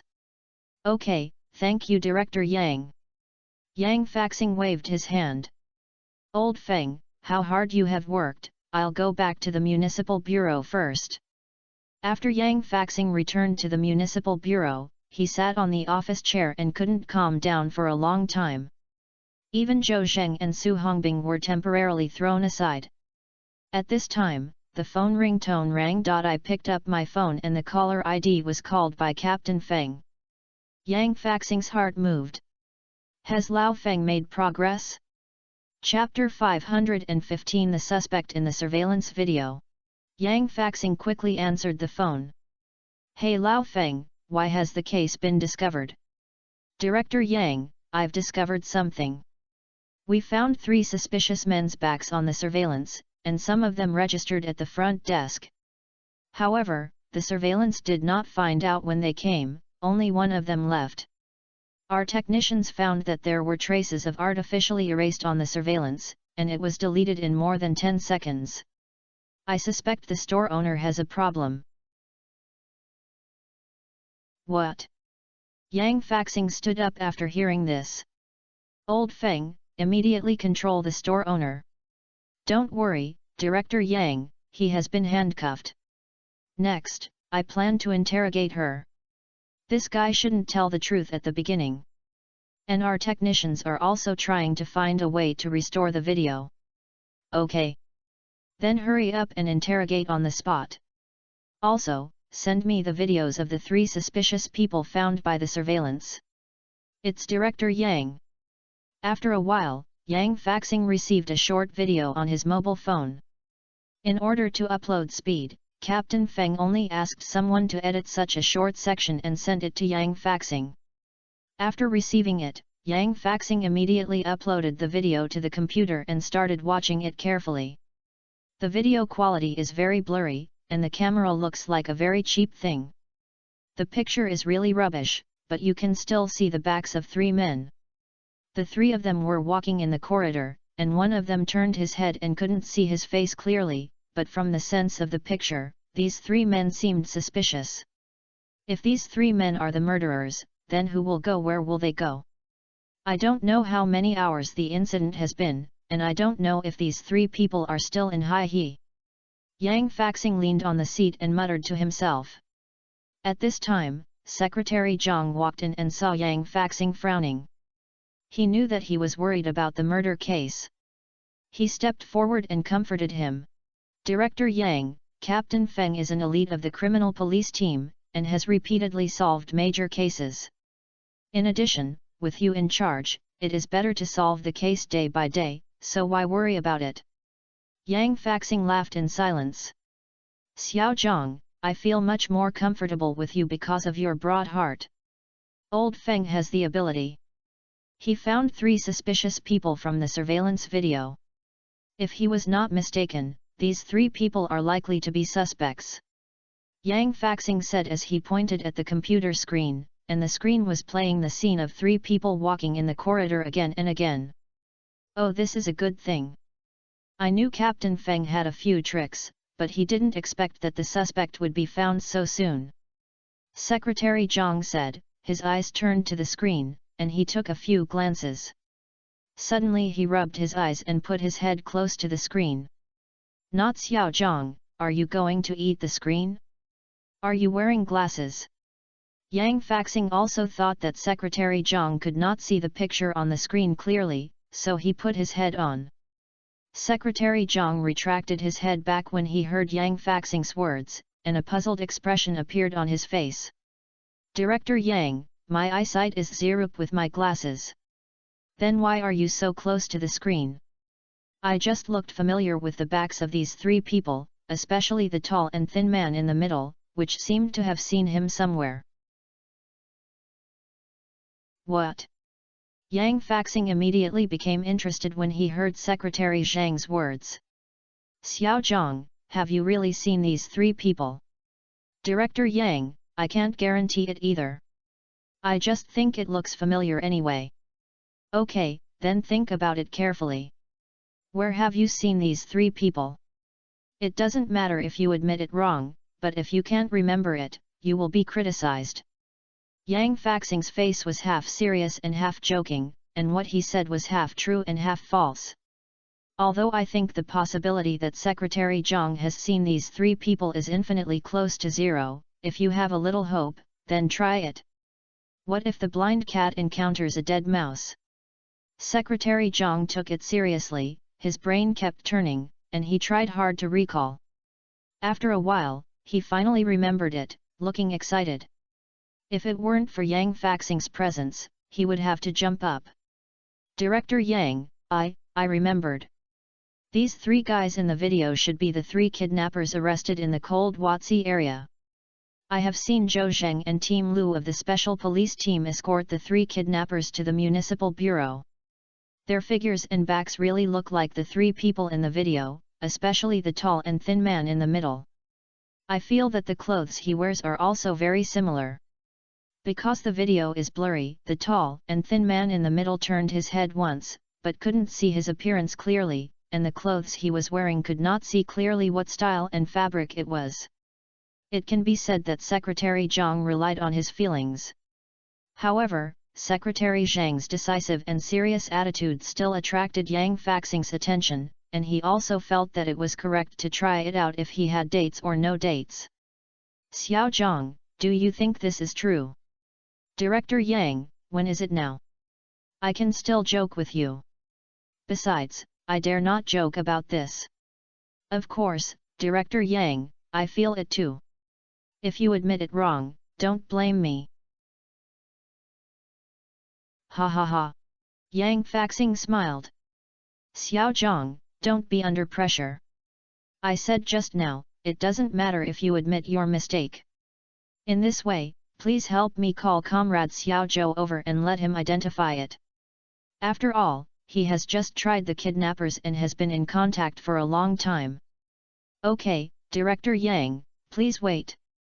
Secretary Zhang nodded, turned around and went out to the reception room to find Zhou Zheng. In the reception room of the Municipal Bureau, Zhou Zheng, Su Hongbing, and Chu Yunyao and his daughter were sitting on the sofa. Everyone was taciturn and were not very interested. There is no progress in interrogation of the kidnappers. Now we can only wait for the cooperation of the Technical Department of Jiangbei Municipal Bureau and the Technical Investigation Bureau in the Ministry to find out the location of the kidnappers as soon as possible. Zhou Zheng predicted that these kidnappers must be in their hometown, and Chu Jianghe was naturally with them. It was also a coincidence that their boss Huazi was arrested. As for where their old nest is, it's really hard to say that Huazi and others can't be pried openly. Su Hongbing was impatient. He was about to get dark, so he just called Deputy Director Kui of the Technical Criminal Investigation Bureau. Deputy Director Kui said that the technicians had communicated with the Jiangbei Municipal Bureau and that information sharing is now busy, so Su Hongbing is calm and wait for the news. Dong dong dong dong dong. A hurried knock on the door came from outside, and then Secretary Zhang broke in. Zhou Zheng and Su Hongbing stood up. Su Hongbing said with confusion. It's not Secretary Zhang, why are you doing so panic? This is Su, Police Su, Officer Zhou, our director invites you to the office. What? Is something wrong? Seeing that Secretary Zhang seemed to be very anxious, Zhou Zheng felt that something was wrong. Secretary Zhang, let's go, let's talk as we go. Secretary Zhang raised a thumbs up in his heart, thinking that Zhou Zheng was more efficient in doing things and did not waste any time. Soon, the three of them arrived at the door of the director's office, and Secretary Zhang also briefly explained to them on the way. Zhou Zheng and Su Hongbing were also surprised. Secretary Zhang, what do you mean is that those three kidnappers may be the suspects in the hotel homicide case? Chapter 516 The kidnapper is the suspect in the murder case. Secretary Zhang nodded and shook his head again. Officer Zhou, I looked at the backs of the three people on the video and looked very similar to those of the three kidnappers, but I didn't dare to make a conclusion. I must not be vague and realistic. Don't you call me here to confirm. Zhou Zheng nodded and suppressed the joy in his heart. Okay, Secretary Zhang, I will carefully identify it. He felt that Secretary Zhang would not be aimless. Since he dared to say it in front of director Yang, it means that the images of the three people in the video were very close to Huazi and others. There is a door. Zhou Zheng and Su Hongbing looked at each other again, and saw the surprise in Su Hongbing's eyes. The two nodded to each other again, with great expectations in their hearts. Here, Secretary Zhang knocked on the door and pushed the door in without waiting for the inside to shout in. Yang Faxing told him that if there is an urgent matter, don't pay attention to the red tape. Zhou Zheng and Su Hongbing followed Secretary Zhang and entered the director's office together. Director Yang, Officer Zhou, and Officer Su have arrived. Oh! Yang Faxing stood up. Xiao Zhou Xiaoxu, come and take a look at this video information. To be honest, you two have just said that a major criminal case happened in our city, and 4 people died. I just went to the scene before I came back. The 3 men in this surveillance video may be suspects. Xiao Zhang just looked at it and said that he looked very familiar, very similar to the 3 kidnappers I caught today, but he was not sure. So please come over and identify.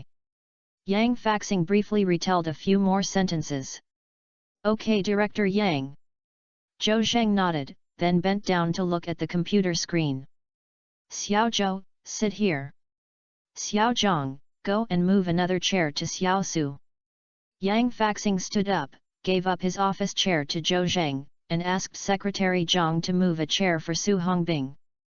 Zhou Zheng was not polite either and sat in the director's seat because he was attracted by the video on the computer screen.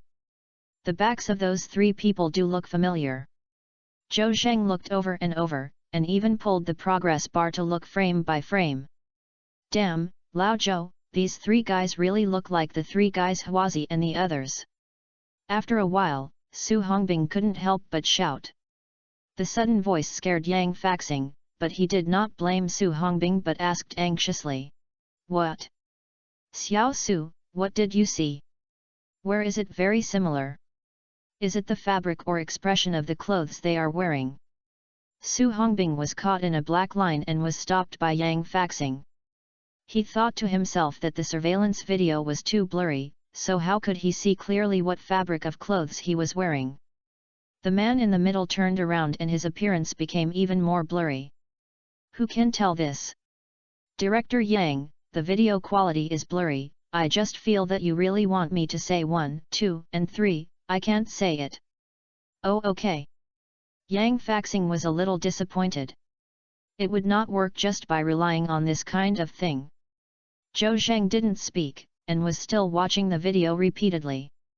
Su Hongbing watched the video so many times, but he couldn't tell anything that he was a little bored. He touched Zhou Zheng with his elbow. Hey Lao Zhou, do you see something? Zhou Zheng ignored him. It's not Lao Zhou, look, is this thing dumb? When you ask, you don't say anything. Seeing that Zhou Zheng was concentrating, Yang Faxing whispered to Su Hongbing. Xiao Su, I think it's better not to disturb comrade Xiao Zhou.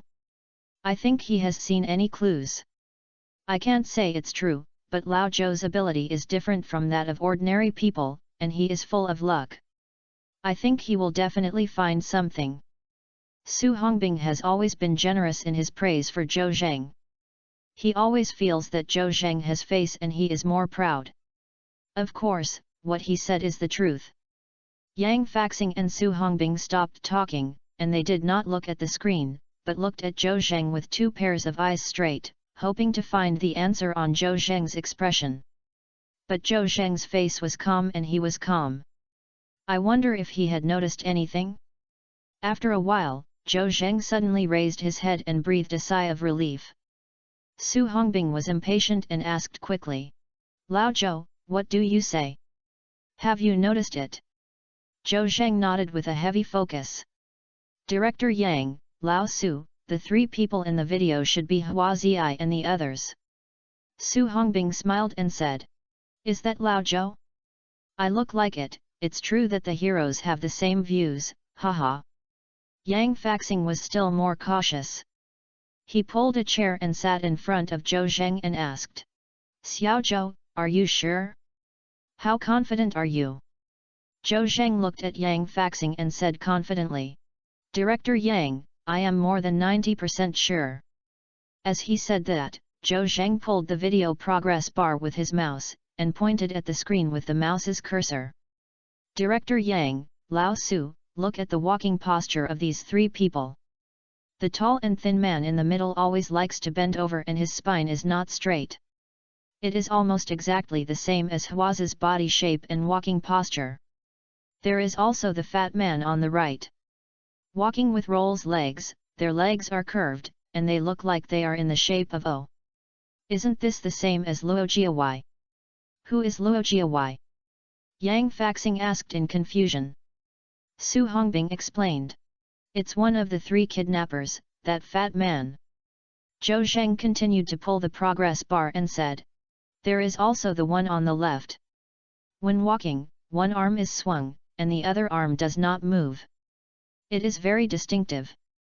This posture looks the same as the kidnapper Zhu Guangming. Zhou Zheng talked about the appearance and walking characteristics of the three people in the video one by one, and he was able to compete with the three kidnappers. After Zhou Zheng's explanation, Su Hongbing suddenly realized. He stretched out his thumb and said, Old Zhou, it's you. I always felt that these three people on the video were very similar to Huazi's group, but if you ask me to tell me, I can't tell you why. After you say this, that's true. These three guys on the video were Huazi's group of kidnappers. Su Hongbing believed Zhou Zheng's words because he had interrogated Huazi's kidnappers just now.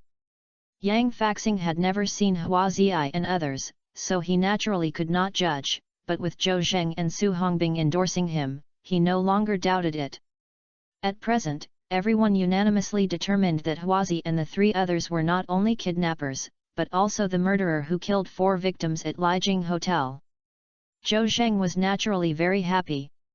There was no evidence of the kidnapping case, and Huazi and others were in trouble, but if they seized the handle of killing people, the psychological defenses of these people might collapse.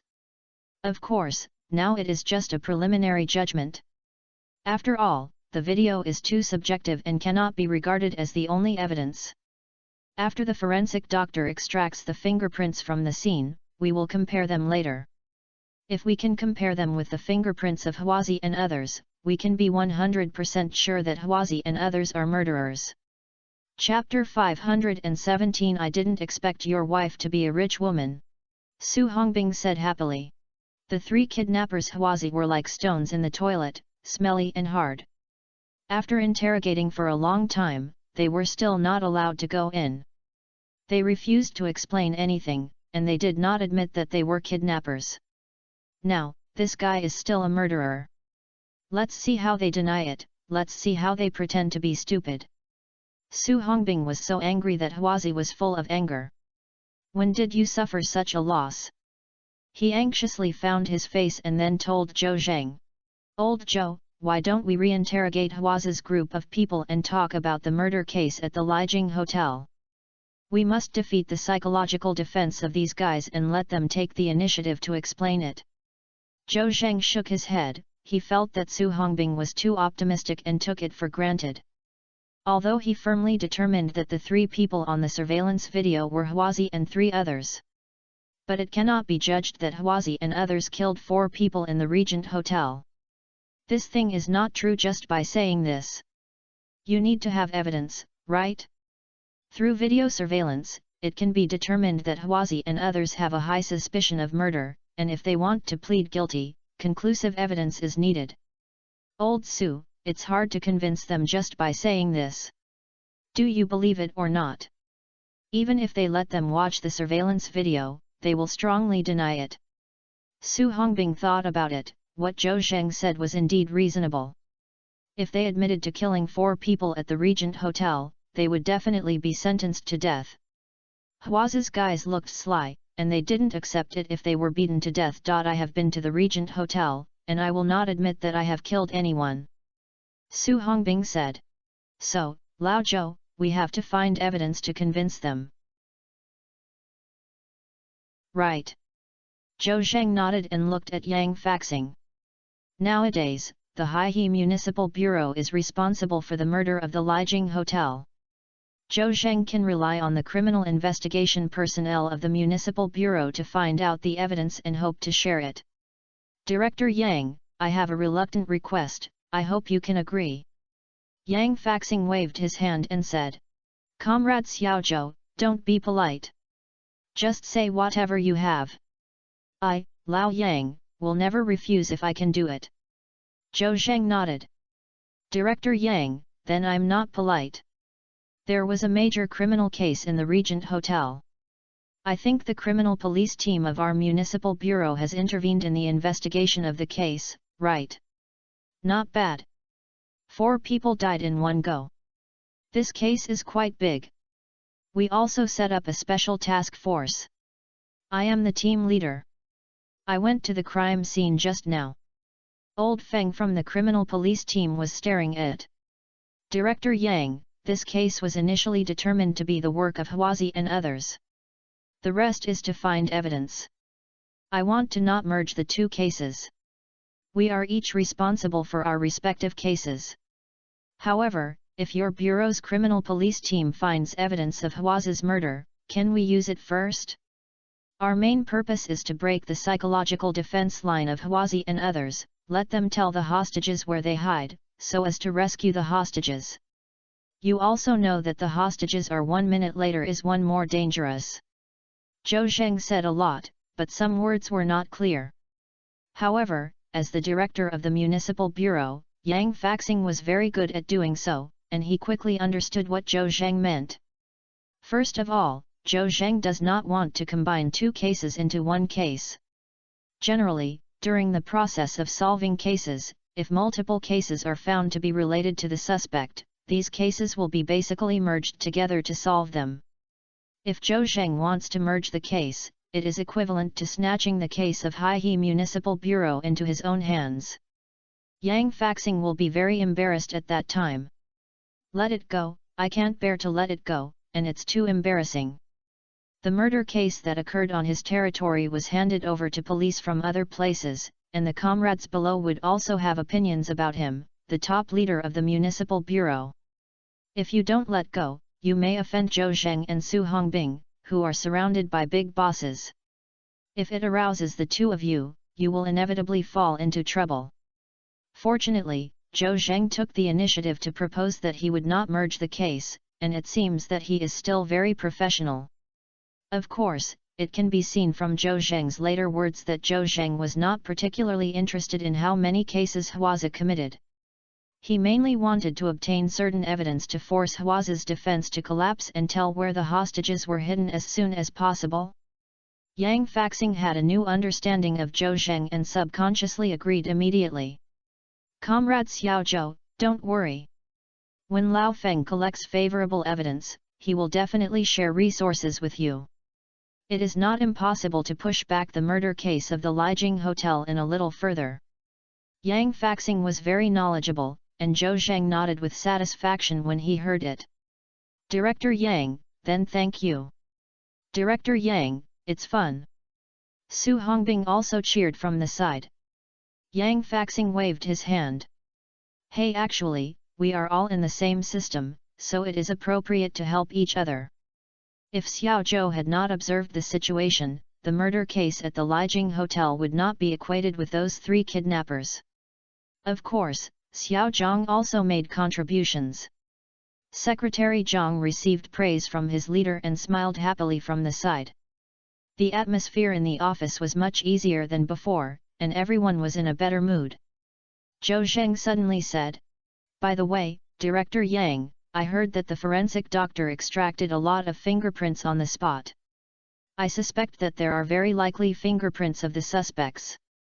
I think it would be better to extract the fingerprints of Huazi and the 3 others and compare them. Wouldn't this be targeted?"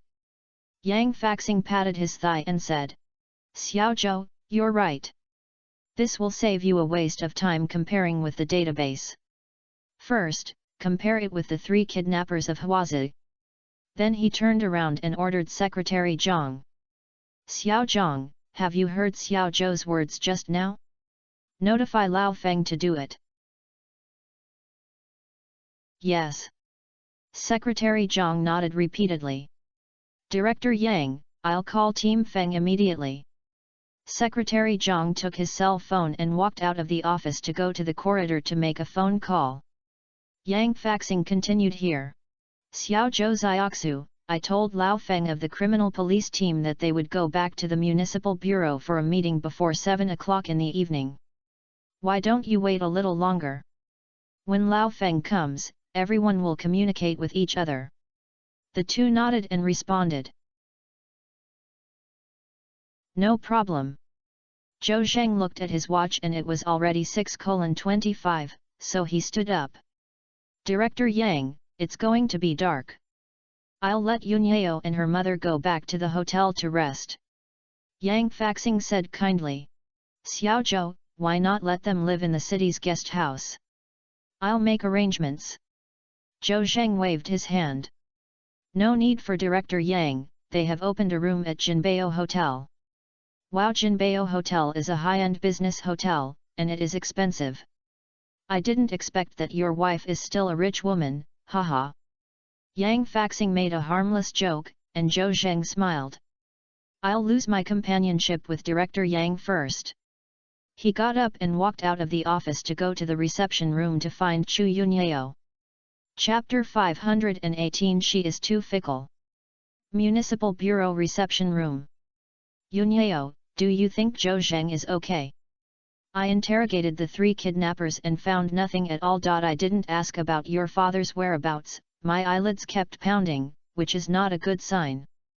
Lu Maihui sat on the sofa, with sadness on her face and nagging in her mouth, as if this would make her feel a little relieved of her uneasiness. Her mood was up and down like a roller coaster, from her helplessness after her husband was kidnapped to Zhou Zheng's hope when he agreed to rescue Chu Jianghe, and to her disappointment when she got nothing. Even, she had a little doubt about Zhou Zheng's ability. When Chu Yunyao heard her mother's words, her eyebrows slightly frowned, and she also felt a little dissatisfied. She felt that others could doubt Zhou Zheng's ability, but the mother and daughter could not. After all, they have also known Zhou Zheng's ability, and the only one that can be pointed out now is Zhou Zheng. Who else can you trust if you don't trust him? Anyway, Chu Yunyao believed in Zhou Zheng unconditionally. Even if the case encountered setbacks and even if Zhou Zheng had not found the whereabouts of his father Chu Jianghe for the time being, she had never lost confidence in Zhou Zheng. Lu Maihui suddenly said this, which made Chu Yunyao very disgusted. If it were someone else, Chu Yunyao would have started to argue without hesitation. But Lu Maihui is her mother after all, and she can understand her mother's mood of worrying about her father's safety, so naturally she can't be serious about her mother. Sighing and comforting. Mom, there is a saying for a great man, drink too much to prevent heartbreak, and you should look at the scenery for a long time, so don't think so much. I believe that Zhou Zheng will definitely find my father. Yunyao, I know that you have a good relationship with Xiao Zhou, so naturally my heart is towards him. Alas, girls are outgoing, and mom can't stop you, but you can't lose your way for love. You have to be more sober and recognize the reality. Lu Maihui became more and more excited as she spoke, and suddenly stood up.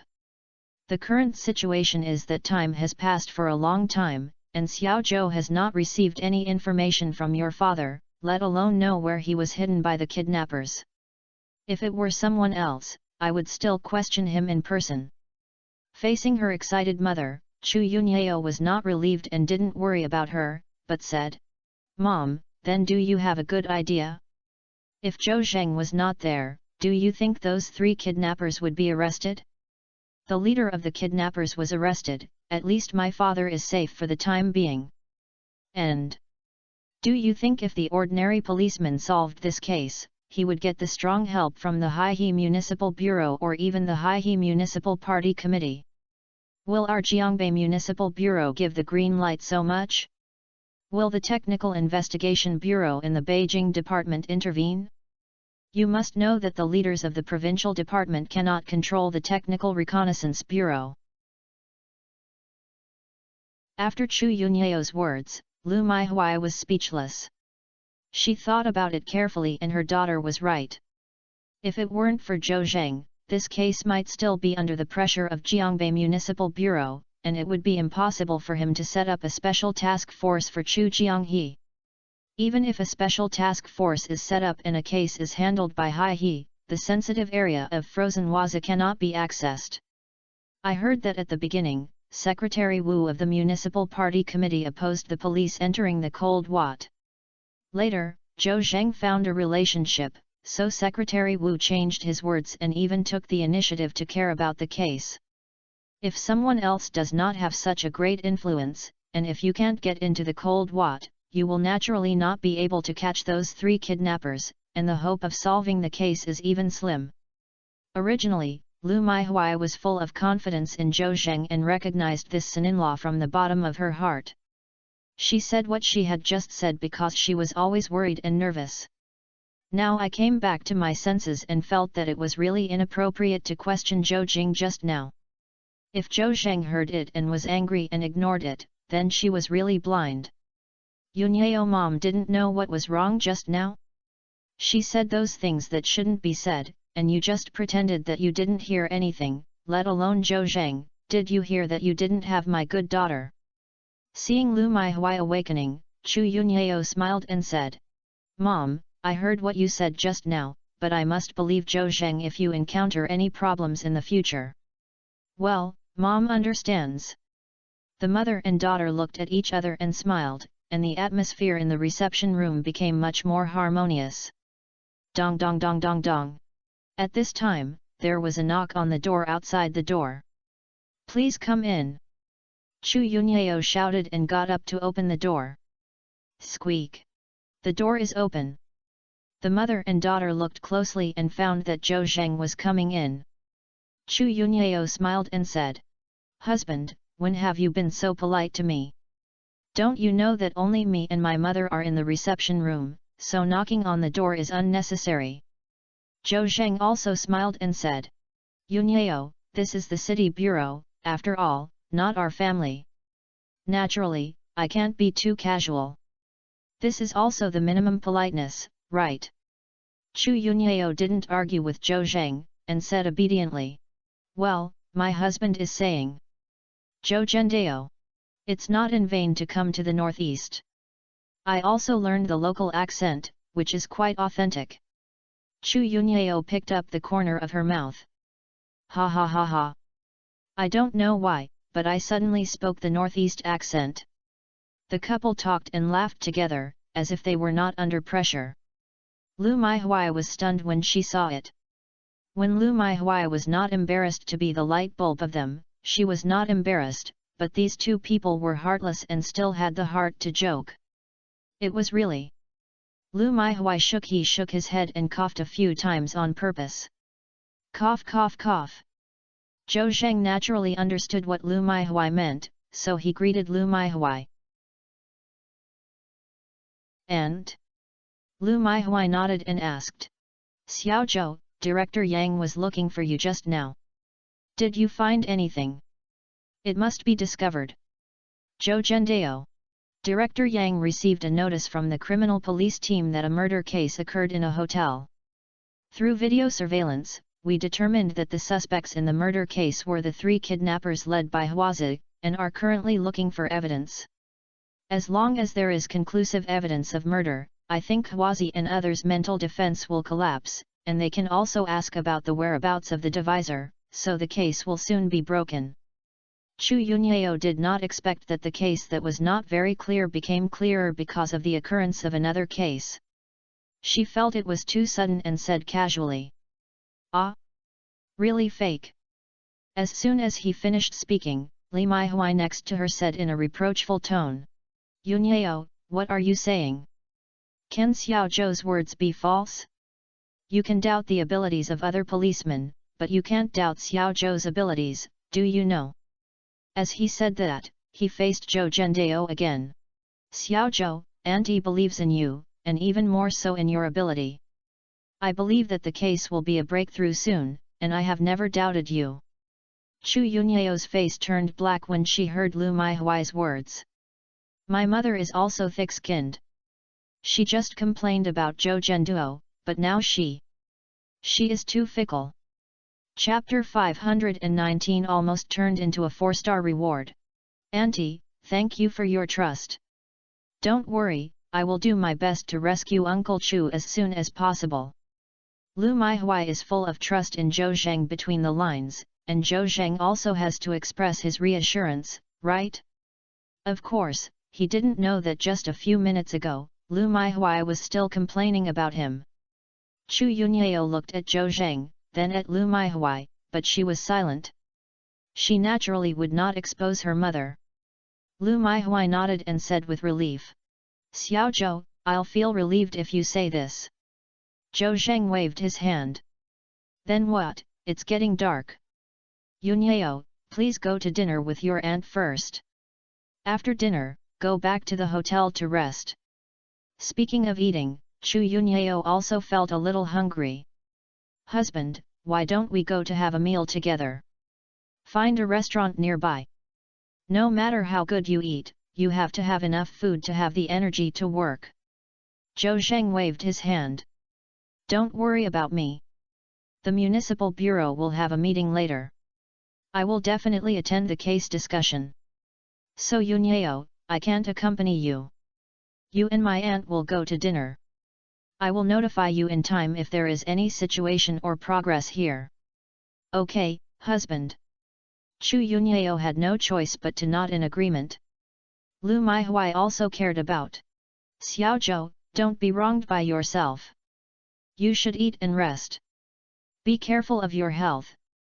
I got it, aunt. Lu Maihui stopped talking and stood up and pulled Chu Yunyao out.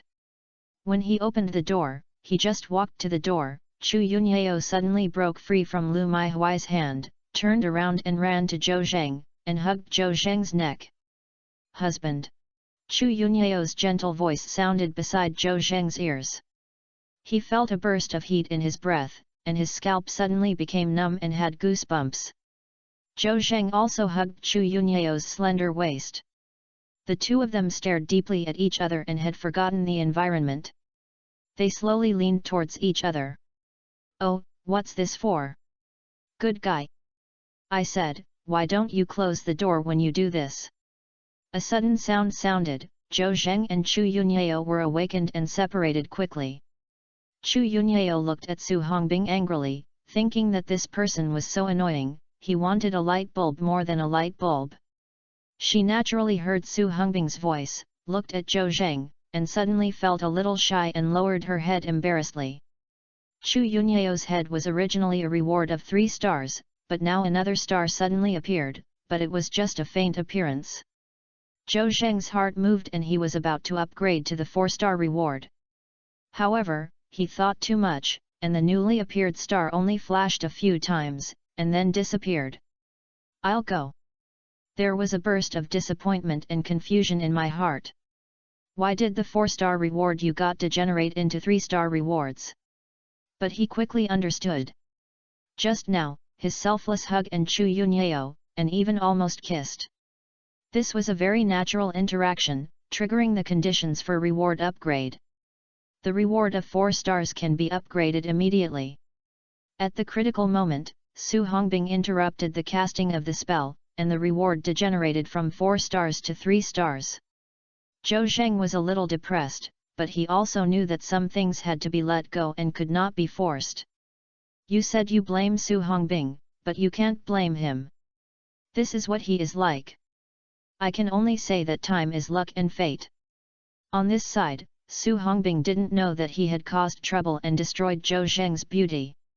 He did not have the awkward consciousness, and he said, "He, didn't bother you too. Old Zhou, I'm looking for you, but there's an urgent matter." Team Feng of the criminal police team has returned to the municipal bureau and is now in the office of Bureau Yang. Zhou Zheng's heart moved. Captain Feng suddenly returned to the municipal bureau to look for Yang faxing, and he must have discovered something. Old Su, what do you mean? Did Team Feng find anything? Su Hongbing said. It seems that the fingerprints found at the murder scene were compared with those of the kidnapper's Huazi, and I heard it all, and I rushed over and called you. Ah? Is that true? Zhou Zheng raised his head, and a surprise expression appeared on his face. If the fingerprint comparison is matched, it can confirm that Huazi and the other three have been to the murder scene, and the murderer is most likely them. Things seem to have already developed in a clear direction. He said softly to Chu Yunyao. Wife, you and I want to go to Director Yang's office to learn about the case with Team Feng. Chu Yunyao really wanted to stay and follow him, but she felt it was not very convenient, which affected Zhou Zheng's case handling and the loss was not worth it, so she nodded. Husband, I'm going to have dinner with my mother now, so you can pay attention to your health. Yeah, I understand. The two waved farewell reluctantly. After Chu Yunyao and Lu Maihui disappeared into the corridor, Su Hongbing joked with a smile. Oh, I said Lao Zhou. Actually, at first I always thought you were a tough guy, but I didn't expect you to be a passionate seed. You said you are an old couple, and it's like a long time without seeing each other. What a good thing, you two have a good relationship. Zhou Zheng curled his lips and said. Okay, Lao Su, do you still have the face to tease me? Didn't you think of Xiao Tong just after not seeing you for 3 minutes? Hee. Speaking of Xiao Tong, Su Hongbing waved his hand embarrassedly. It's the same, don't laugh at anyone. By the way, I haven't called Xiao Tong yet today. Old Zhou, wait for me. After Xiao Tong and I call, let's go to Director Yang's office together. Su Hongbing said as he took out his cell phone and called Xiao Tong. Zhou Zheng naturally didn't want to be a light bulb, and was anxious to meet Captain Feng to learn about the case. Old Su, I'll go to Director Yang's office first, you can call slowly. Zhou Zheng left a word, ignored Su Hongbing and went straight to the door of Yang Faxing's office. Dong dong dong dong dong. Knocked a few times. Squeak. The door opened from the inside, and a middle-aged man wearing a blue police uniform carrying the first-level police rank on his shoulder appeared in front of Zhou Zheng. This person is very strange and has never seen him now, but seeing that his police rank is not low, is he Captain Feng of the Municipal Bureau Criminal Police Team? Captain Feng? Zhou Zheng tried to ask. Middle-aged police officer Feng Liangke nodded, with a hint of surprise on his face. Little comrade, do you know me? Who are you? Zhou Zhensen said he guessed it right. My name is Zhou Zheng, I am from Jiangbei Municipal Bureau. Team Feng is the first time I have met you. Oh, you are Comrade Xiao Zhou. Director Yang had been talking to me for a long time just now, and he was indeed a handsome hero. Zhou Zheng's expression was stable, not arrogant and not humble. Where is it, Captain Feng has over-rewarded. Seeing that Zhou Zheng was young but very mature and persistent, Feng Liangke couldn't help but nodded in his heart to express his affirmation. Xiao Zhou is here? Come in.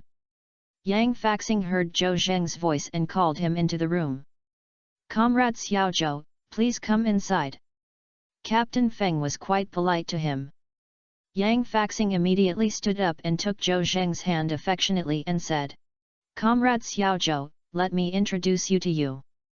This is the elder Feng, the captain of the criminal police team of our municipal bureau. Old Feng, this is Comrade Xiao Zhou I mentioned to you just now. We have known each other just now. Feng Liangke said this but was shocked by Director Yang's attitude towards Zhou Zheng. Chapter 520, Fingerprint Comparison Successfully. As the top leader of Haihe Municipal Bureau, Yang Faxing is the #1 police officer in the city. Although he is approachable, Feng Liangke has never seen him be so polite to a grassroots policeman from other places.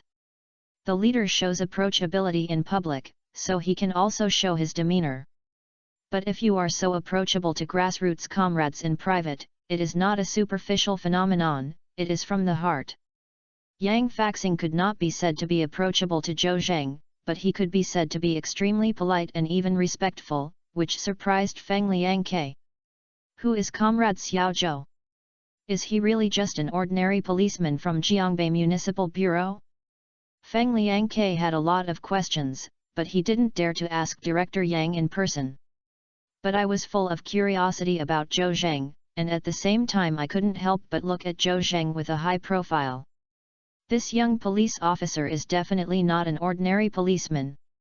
Yang Faxing didn't know that Feng Liangke had a lot of twists and turns in his heart in an instant. He enthusiastically said to Zhou Zhendao, "Sit down, Xiao Zhou." Then who, Xiao Zhang goes to pour tea. "Old Feng, you can sit down too, don't be polite." "Oh thank you, Director Yang." Feng Liangke watched Zhou Zheng sit down openly, and then sat beside Zhou Zheng. Soon the secretary Xiao Zhang came over with tea and put a cup in front of each person. Yang Faxing said with a smile, "Come on, Mr. Zhou, have some tea first and taste this Longjing before the Ming dynasty." "Okay." "Director Yang's tea must be bad. You can tell that it's not ordinary food at the first time you smell it, but Director Yang's eyes can tell that it's a tea." Feng Liang first realized that Director Yang had a good time to drink tea, so he flattered a few words of flattery.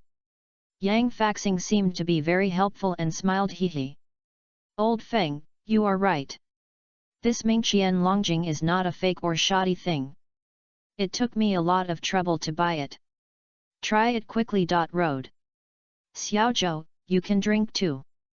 Zhou Zheng came to the director's office again, not to have tea, but to find out the case. He picked up the teacup and took a symbolic sip. "Comrade Xiao Zhou, how does it taste?" Zhou Zheng did not give Director Yang any face. "Sorry, Director Yang, I don't know how to drink tea, and should I put it a little further? Do we have more important things to talk about?" Feng Liangke was shocked when he heard this, and thought that Zhou Zheng was so brave that he actually dared to confront Director Yang in person. Who doesn't know that Director Yang has good tea? He doesn't delay the serious matter when talking a few words while drinking tea, right? Zhou Zheng is really tough. Is he confident or is he just a fool? Feng Liangke didn't dare to speak, but just watched Yang Faxing's reaction. I thought to myself that Director Yang would probably be furious. However, what puzzled Feng Liangke was that Yang Faxing was not angry, but looked at Zhou Zheng with an awkward look. "Haha, Comrade Xiao Zhou is right. You should really talk about the serious matter first, public and then private. I am a person who loves tea as my life, so I couldn't help myself just now. Haha, it's me Meng Lang. I'll go." Yang Faxing's words surprised Feng Liangke. The number one person in the municipal bureau actually said such words to a grassroots policeman from another place? Good guy. Who believes this if you say it?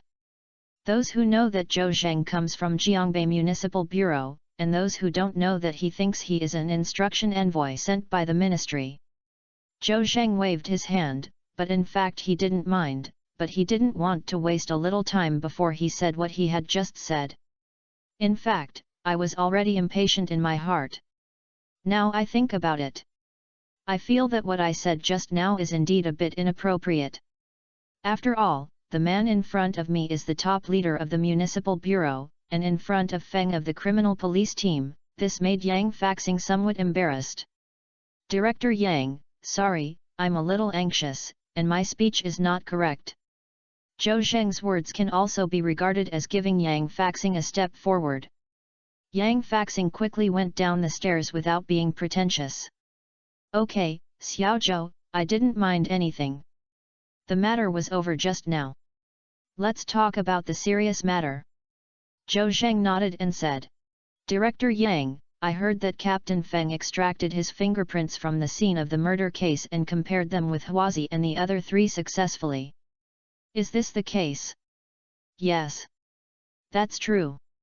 Before you could tell me in detail." Yang Faxing looked at Zhou Zheng. "Hey Xiao Zhou, so do you know?" As soon as he finished speaking, Yang Faxing suddenly remembered Su Hongbing. "Is it Xiao Su telling you?" "Right." Zhou Zheng nodded. "Director Yang, you also know that this matter is very important to me and the kidnapping case I am responsible for, so I want to know the specific situation." Yang Faxing naturally would not disagree and nodded. Xiaozhou, in fact, if you don't come, I will ask someone to call you. As he said that, his eyes looked at Feng Liangke. Old Feng, Comrade Xiaozhou has arrived, you can talk about it in detail. Feng Liangke then realized that when he saw Director Yang just now, he wanted to talk about this in detail, but Director Yang was not in a hurry. He said that he would wait for everyone to be fully informed before he asked him to say in detail that the person waiting for was Zhou Zhang. Old Feng, don't be stunned, just say it quickly. Oh. Feng Liangke quickly took back his thoughts, sorted out his thoughts and said. First of all, the identity of the victim has been found out. According to the investigation, these 4 people are not good birds. They are idle all day long and have no money, and the hotel owner is familiar with him.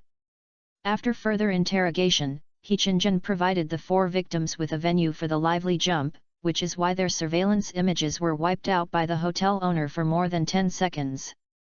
Also, the technical department got the fingerprints collected on the spot and prepared to compare the big data.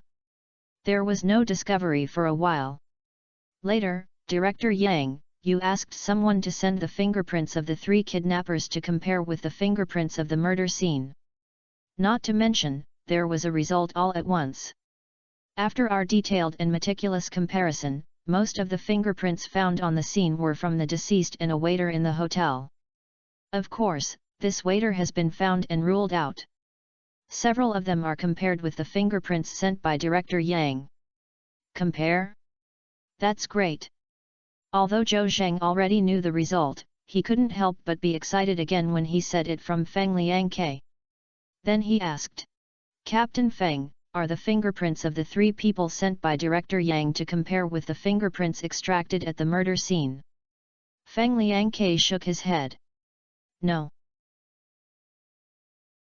What? Zhou Zhang felt a little sudden in his heart, but there was no panic expression on his face.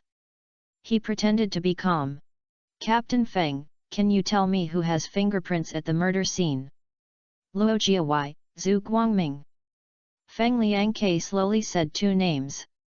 Don't you have Wang Chunyue?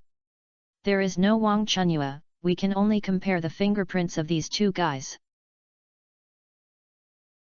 All right. Zhou Zhang nodded, but could only accept reality. Although Huazi's fingerprint was not extracted at the murder scene, it does not mean that he is not suspected of murder.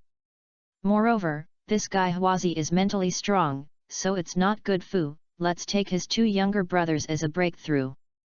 Captain Feng. I have a ruthless request. I hope you can lend me the murder file and fingerprint comparison results to use. I want to interrogate Luo Jiawai and Zhu Guangming again. This. Feng Liangke hesitated. He originally wanted to apply to Director Yang to hand over Wang Chunyue and the other 3 to him for interrogation. Before the person arrives, even files and other documents have to be borrowed by others. What is this?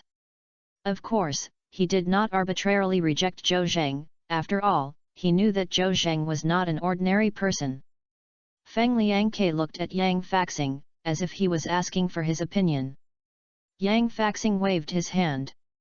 Give it to him. Chapter 521 Comrade Xiaozhou is really good at being a human being. Ah! Captain Feng heard Yang Faxing's words and felt a black line. No, what happened to Director Yang today? It was as if Zhou Zhang had been gulled, and Zhou Zhang followed everything. What Zhou Zhang said is his words so useful, right? Even if Director Yang thinks symbolically before making a decision, you can agree to Zhou Zhang's unreasonable request without thinking. Have you ever thought about my feelings? Feng Liangke looked at Yang Faxing with a little sadness. Yang Faxing ignored his gaze and just pretended that he had seen nothing. Xiaozhou, the results of the murder case file and fingerprint comparison can be used for you. I hope you can open a breakthrough as soon as possible.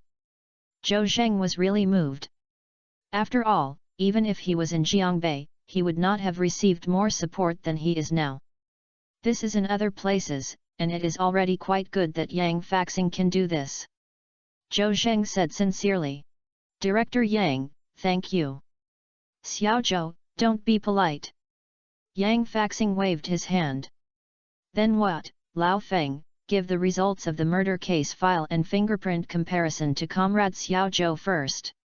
Hey no, Director Yang, I gave the file to Xiao Zhou, so can the case in our hands be solved? Or, those who can do more work, so I can just let Comrade Xiao Zhou be responsible for the hotel murder case, and I, Lao Feng, are happy and relaxed.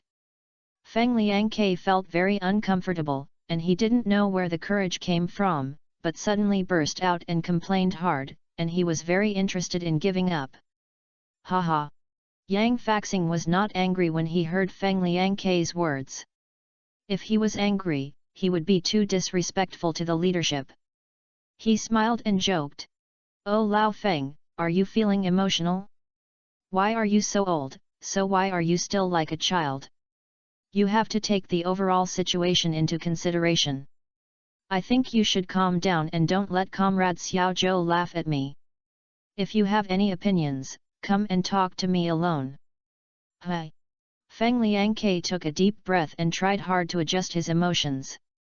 As soon as he finished his comments, he felt a little regretful and secretly blamed himself for being so stupid. It would be impossible to save a few bad words, so Zhou Zheng didn't laugh at him, but he still left a bad impression in front of Director Yang. After all, Yang Faxing is the #1 person in the city bureau and his arms cannot be defeated. What? Old Feng still can't figure it out. Yang Faxing looked at Feng Liangke with a smile. His voice was no longer as peaceful as before, with a little sternness. Feng Liangke immediately stopped. No. No. Just as I was about to argue, I hadn't thought about the words yet, Zhou Zheng spoke at this time. Director Yang, I'm sorry for delaying the case in Team Feng's hands because of my reasons. However, I cannot retreat from this matter. After all, life is at stake, and both public and private are very important to me. I have another request. Still have requests? Yang Faxing frowned and thought to himself, Xiao Zhou, I have given you enough face, it's almost the same. Don't make excessive demands to make me embarrassed. He said with a tough bullet. Xiao Zhou, don't be polite. Just say whatever you have. Director Yang, our comrades in the criminal crime team will be here tomorrow. I only have one Su Hongbing by my side. After all, we are not very experienced when interrogating young. And the Feng team of the criminal police team is an old criminal investigation team, and their business capabilities are definitely much stronger than ours. So, I hope that the Feng team can help me in the next interrogation. Yang Faxing heard this and thought to himself that there was no requirement for this. This is a good thing. Comrade Xiao Zhou is really good at being a human being. The murder case and the kidnapping case were not merged, and they did not want to rob the criminal police team. They also called Feng Liangke to interrogate, which was also a reward for his favor. They had no intention of solving the kidnapping case in their hands.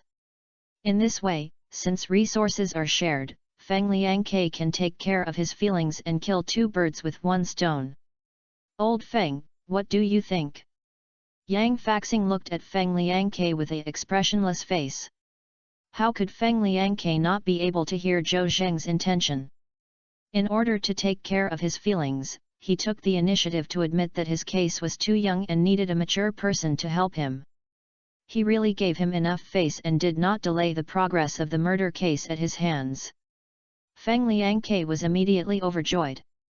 Director Yang, I have no objection, I agree with both hands. That's good.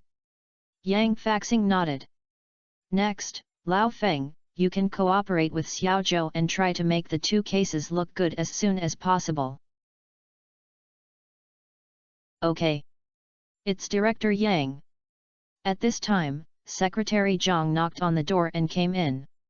Yang Bureau, the dozen or so lunch boxes you have just prepared have been delivered and placed in the canteen of the Municipal Bureau. Yang Faxing nodded and looked at the clock hanging on the wall. It was 6:30 p.m. It's getting late, and the lunch box has arrived. It's better for you two to go to have dinner first and then go to interrogate after dinner. That's fine. Captain Feng was actually hungry for a long time, so he stood up and said, Director Yang, there are certain clues to the murder case in my hand now, and we have basically identified the suspects. It is better to let the brothers of the criminal police team eat and go home to rest first, so don't work overtime, they will be busy all afternoon. Yang Faxing didn't even direct the command, but waved his hand. You are the captain of the criminal police team, of course you have the final say, I won't get involved. Thank you, Director Yang. Zhou Jensen said that Team Feng is not bad, and he always considers his brothers as a good captain. Feng Liangkei's mood finally became cloudy and turned to sunny, so he took the initiative to greet Zhou Zheng. Xiaozhou, let's go for dinner first. Interrogation of those two guys tonight is probably a hard battle. The two said goodbye to Yang Faxing and came to the cafeteria. At this time, it had already passed the time to get off work. Except for the police on duty, most of the police in the municipal bureau had already returned home. There was no supper in the cafeteria, but there was no one on the lights, which seemed deserted. There were more than a dozen boxes of lunch boxes on a dining table. Zhou Zheng and Feng Liangkei took a box each and sat down face to face to start eating. Zhou Zheng suddenly thought that Su Hongbing had not eaten yet, so he took out his cell phone to call him, but it couldn't get through. The system prompted that he was on the phone. He thought that this guy had started talking with Xiao Tong, so he didn't rush to call him for dinner. Comrade Xiaozhou, how old are you this year? Comrade Xiaozhou, when did you start working? Comrade Xiaozhou, what kind of police rank are you now? While having a meal, Feng Liangkei talked to Zhou Zheng. Of course, he was asking Zhou Zheng for answers most of the time. When he learned that Zhou Zheng had only been working for a few months, he had made first-class merit once, second-class merit and third-class merit many times, and his police rank was actually a second-class police superintendent, he was immediately uneasy. I worked for a second-level police superintendent several months, several years earlier than others. Who dares to believe this? Good guy. Director Yang treated him differently and thought that this young man had a background. It turned out that he was so outstanding. Feng Liangkei has a new understanding of Zhou Zheng. Captain Feng, eat quickly. After eating, we will hurry up and go to interrogate. I believe there will be a result this time. Chapter 522 The Second Interrogation. Feng Liangkei was not idle when he was having a meal and kept asking Zhou Zheng about everything. Zhou Zheng was not disgusted, let alone hiding it, but answering questions and answering questions. Feng Liangkei quickly questioned what Zhou Zheng said. In less than half a year, I became a second-level superintendent. You should know that it usually takes 4 years to get promoted from graduation to second-level superintendent. No matter how deep your background is, it cannot be less than 3 years. Zhou Zheng was a second-level police superintendent in less than half a year. Feng Liangkei had never heard of him in more than 20 years. He felt that Zhou was bragging. According to Zhou Zheng, he achieved first-class merit and 1 second-class merit and 1 third-class merit, and Feng Liangkei even disbelief. Do you think the credit is the cabbage? If you want to stand up, stand up. His old criminal investigation for so many years has only achieved a second-class merit. It is too difficult to make meritorious service as a policeman. Zhou Zheng was either cheating or lying. Feng Liangkei was confident that Zhou was bragging and would not pay taxes anyway. In order to verify his ideas, Feng Liangkei turned on his mobile phone while having a meal, went to the internal network of the police system to search for Zhou Zheng of Jiangbei Municipal Bureau. This search doesn't matter. Feng Liangkei picked up the corner of his mouth, thinking that he guessed it right, Zhou Zheng must brag again. Because the reality online is now not a criminal policeman from the municipal bureau, but a policeman from the police station. Although he was obviously a policeman, he said he was a criminal policeman. This kid must be very vanity and deliberately put gold on his face. Moreover, police usually deal with trivial matters, and it is even more difficult to achieve first-class merit.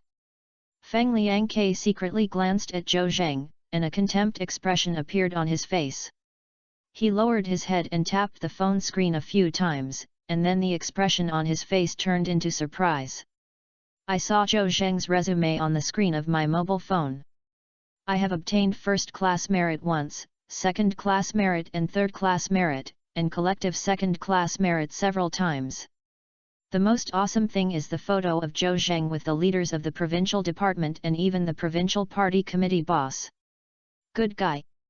Feng Liang realized that the information on this could not be faked, and he was so surprised that he couldn't stop talking. It turns out that what Zhou Zheng said was true, and what he said was conservative did not reveal all his achievements. People should not behave like a person, and the sea should not be measured. Since ancient times, heroes have been born in young people. Feng Liangke has a new evaluation and understanding of Zhou Zheng. Xiao Zhou is a big talent. Captain Feng, I'm almost finished eating, why are you still browsing your phone? Zhou Zheng was so delicious that he was drying. He looked up and saw Feng Liang taking only a few bites. He was lowering his head and fiddling with his cell phone, and he couldn't help but remind him. Oh! Feng Liangke quickly turned off the phone screen, raised his head and felt guilty, and he quickly said, "Then what, Xiao Zhou, can you eat enough with one portion of rice? Why not eat another portion?" Feng Liangke's words are exactly what Zhou Zheng said. After all, his body has been systematically transformed and is not a little better than ordinary people. His body consumes more every day, and he really can't eat enough for a box of lunch. Yeah, Team Feng, this lunch box tastes good, I really want to have another serving, but I wonder if the brothers from the criminal police team are enough? Feng Liangke glanced at the lunch box on the table. Xiao Zhang bought several more portions, which must be enough. Xiao Zhou, you have eaten openly. If it is really not enough, I, Lao Feng, will pay out of my own pocket and buy some lunch boxes. The lunch boxes in our area are really good. If you want to say the second place, no one dares to be the first in other places. Okay, Team Feng, I'll eat openly. Zhou Zheng was not polite either.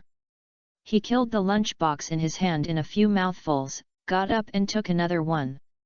Speaking of which, the lunch box in the northeast is indeed very delicious, and the taste is consistent with Zhoujian's taste. The food was being done fiercely, and the door of the canteen opened and Su Hongbing ran in. "I'll go, Lao Zhou, you are not righteous, and you don't call me when you eat. If I hadn't met Secretary Zhang, he said you came to the cafeteria for dinner, and I would have been waiting for you outside like a fool." Zhou Zheng gave him a blank look. "Old Su, please don't come here. I'll call you and call you for dinner. You're on the phone. Have you just finished the call with Xiao Tong?" He. Su Hongbing waved his hand. "If you see through it or not, you are still good friends. Okay, let's not talk about this anymore. The boxed lunch you eat is so delicious. If you are hungry, I want to have some food too." Captain Feng first met Su Hongbing in the director's office. He got up and took out 2 lunch boxes and put them on the table. "Xiao Su, sit down and have a meal quickly. Are 2 servings enough?" "2. Su Hongbing sat on the chair and said, "Good guy, Team Feng, you treat me as a wine bag, who has eaten so much?" Feng Liangke smiled awkwardly. "Xiao Su, please watch it and eat it. How much you eat is counting." "Zhou Zhendao. Lao Su, why are you talking so much nonsense? Hurry up and eat yours." Su Hongbing didn't say anything, and his eyes lit up when he opened the lunch box. "Then lower your head and cook." "Oh, it's so delicious, I don't have enough to eat one, so I'll give me one more." Su Hongbing wanted to eat one after finishing his meal, but he didn't even think about what he said just now. At this time, Zhou Zheng and Feng Liangke were both full. "Old Su, eat slowly, Team Feng and I will go to interrogate the kidnappers. Wait for me." Zhou Zheng pondered for a moment and said, Or don't go, we two are enough. Okay. I'm just thinking about it, and I'll get upset when I see those grandchildren. Then Lao Su, let's leave, wait for me honestly after eating, don't run around. Oh I know. Su Hongbing waved his hand with disposable chopsticks. Old Zhou, don't be annoying, go quickly. Zhou Zheng smiled and looked at Feng Liangke. Captain Feng, let's go. Walk. Feng Liangke got up and the two walked out of the cafeteria. Xiao Zhou, you and Xiao Su are not just colleagues. I think you two are good friends like you guys. Feng Liangke couldn't help asking on the way. Zhou Zheng smiled. Well, it's almost the same. We haven't known each other for a long time, but we hit it off at first sight and became even more angry. I think you are worried about Xiao Su alone. Zhou Zheng said helplessly. You don't know that this kid is really not worry-free. I'm afraid that something will happen to him. Although this guy is not afraid of trouble, it's troublesome to deal with it. The two of them were talking while walking and soon arrived at the interrogation room. Turning on the camera in the corner, the two sat behind the interrogation table, and soon the first person Luo Jiawei to be interrogated was brought to him. Luo Jiawei didn't care when he saw the interrogator change his face. Anyway, he had thought about it, so he just used it as a hob and didn't know anything. Even if the police had evidence, he would not admit it.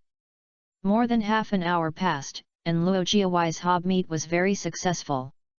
Although Zhou Zheng had the fingerprints he left at the murder scene in his hand, this kid was just a dead pig and was not afraid of boiling water, so he denied it. That spirit makes people grit their teeth with hatred, as if they are peeing at someone's door. Xiao Zhiji was grabbed by someone and refused to admit that he was peeing. Zhou Zheng and Feng Liangke looked at each other helplessly. Take him down and bring Zhu Guangming up. Chapter 523 Another case of intentional injury. Soon, Zhu Guangming was taken into the interrogation room. The kid's head was wrapped in a white bandage, and it was dirty. I don't know why he did it after so long the bandage became so dirty. Two police officers, this kid kept hitting his head against the wall, or rolling on the ground, for a while, neither of us could hold him back, and doubt if this kid had a brain problem. The special police officer who escorted Zhu Guangming said. Zhou Zheng and Feng Liangke frowned at the same time. Luo Jiawei's hob rolled to a certain point, and the two of them couldn't take out anything from his mouth, so Zhu Guangming became his last hope. How could I know this guy look like? Zhou Zheng remembered that during the last interrogation, Zhu Guangming went crazy and hit the interrogation chair and hit the wall with his head, and his head was broken. Zhou Zheng never believed that he had a problem with his brain, and there is a high probability that this kid was playing it. Is he going to use the same trick again this time? Zhu Guangming! Zhou Zheng shouted. Zhu Guangming slowly raised his head, slowly opened his eyes and looked at Zhou Zheng, then looked at Feng Liangke, and then closed his eyes. Zhu Guangming, I am the captain of the criminal police team of the Municipal Bureau. After investigation, we have already obtained evidence of your murder in the Regent Hotel. You have confessed to you now, and you can still be considered as having made meritorious achievements. If you are stubborn. Oh, I have a headache, a headache. Before Feng Liangke finished speaking, he was interrupted by Zhu Guangming's wailing. He was so dark that he thought to himself, what was wrong with this guy? Does it hurt or pretend? Zhu Guangming, please be honest. Feng Liangke slapped with a stern face. Head, uncomfortable, it hurts so much. Bang bang bang bang bang bang. Zhu Guangming began to hit the interrogation chair with his head again. The special police officer who escorted him next to him did not go out, and quickly pulled his upper body with his hands. Zhu Guangming's head was shaking like a rattle. In his state, the case cannot be tried at all. Although Feng Liangke has rich experience in handling cases, Zhu Guangming did not give him any chance at all. He was self-injured when he came up, and he had no choice. Zhou Zhendao. Captain Feng, this guy was like this last time I interrogated. He did not hesitate to self-harm and could not continue to interrogate the case. This time he used the same trick again. Feng Liangke shook his head helplessly when he heard this. If something really happens to this guy, you and I will both be responsible. Oh, take him down first. You guys look at him. Okay. Two special police officers walked out of the interrogation room with Zhu Guangming. After a long time of struggle, there is still no progress. Feng Liangke was worried and somewhat embarrassed. He wanted to show off his skills in front of Zhou Zheng, but he didn't expect the criminals to be so difficult to deal with. Zhou Zheng was also a little disappointed, thinking that the kidnappers' fingerprints were found at the scene of the murder case, and the psychological defenses of these two guys would definitely collapse. Unexpectedly, their minds were very strong, one refused to admit it, and the other pretended to be crazy and stupid. Feng Liangke took out a box of cigarettes from his pocket with a sad face. Xiaozhou, go outside and smoke a cigarette. This matter must be discussed for a long time. The two walked out of the interrogation room and each lit a cigarette. Zhou Zheng originally wanted to quit smoking, because he thought that after having sex with Chu Yunyao in the future, he would have to have a child. After all, smoking is not good for the health and the child is not good for the child. He quit smoking in advance in case of emergency needs. But now I was a little depressed. I took the cigarette handed by Feng Liangke, lit it and took a few sips, but felt that it didn't smell in my mouth, so I put it out. On this side, Feng Liangke looked at the sky and took a deep breath. The cigarette burned for a little while in an instant, and then a thick smoke spewed out of his mouth and spread out instantly. It was obvious that it was an old smoke gun. When Feng Liangke took a second puff, his phone suddenly rang.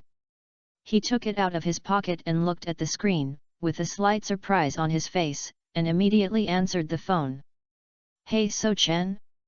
Call me when it's dark. Could it be that something happened, right? Oh Lao Feng, you really guessed it. Our police station received a call from the police station. An old man stabbed a patient in the city hospital and sent the patient to the emergency room for rescue. I thought, I'll go another case of intentional injury. Feng Liangke's head became two big ones. This is really a wave that has not yet subsided and has started again. Old Chen, has the suspect caught it? Catch it, still in the hospital. This is how. Feng Liangke lowered his head and thought for a moment. I'll go to the hospital immediately to find out the situation. You can just hand over the suspect in this case to me. Captain Chen said on the phone. Okay, I'm just thinking about it, hurry up and go to the hospital. The first central hospital in the city, the emergency department, don't go wrong. Feng Liangke hung up the phone and told Zhou Zheng. Xiaozhou, I can't accompany you to interrogate the kidnappers. There is another case of intentional injury. I have to go to the city's first central hospital. Zhou Zheng didn't even think about it. Captain Feng, why don't I go with you? If there is anything wrong, it's better to help. No, no. Feng Liangke waved his hand to refuse. Xiaozhou, thank you.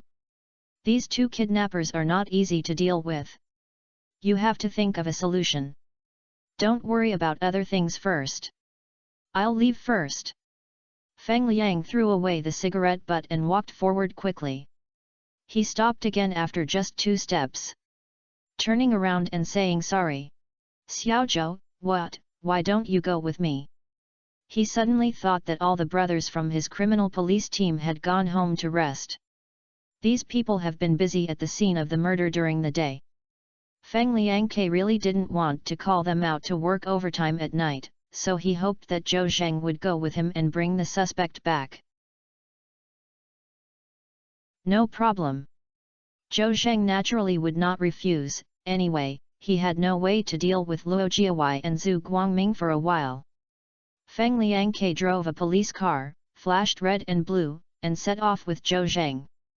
The police car soon arrived at the city's first central hospital.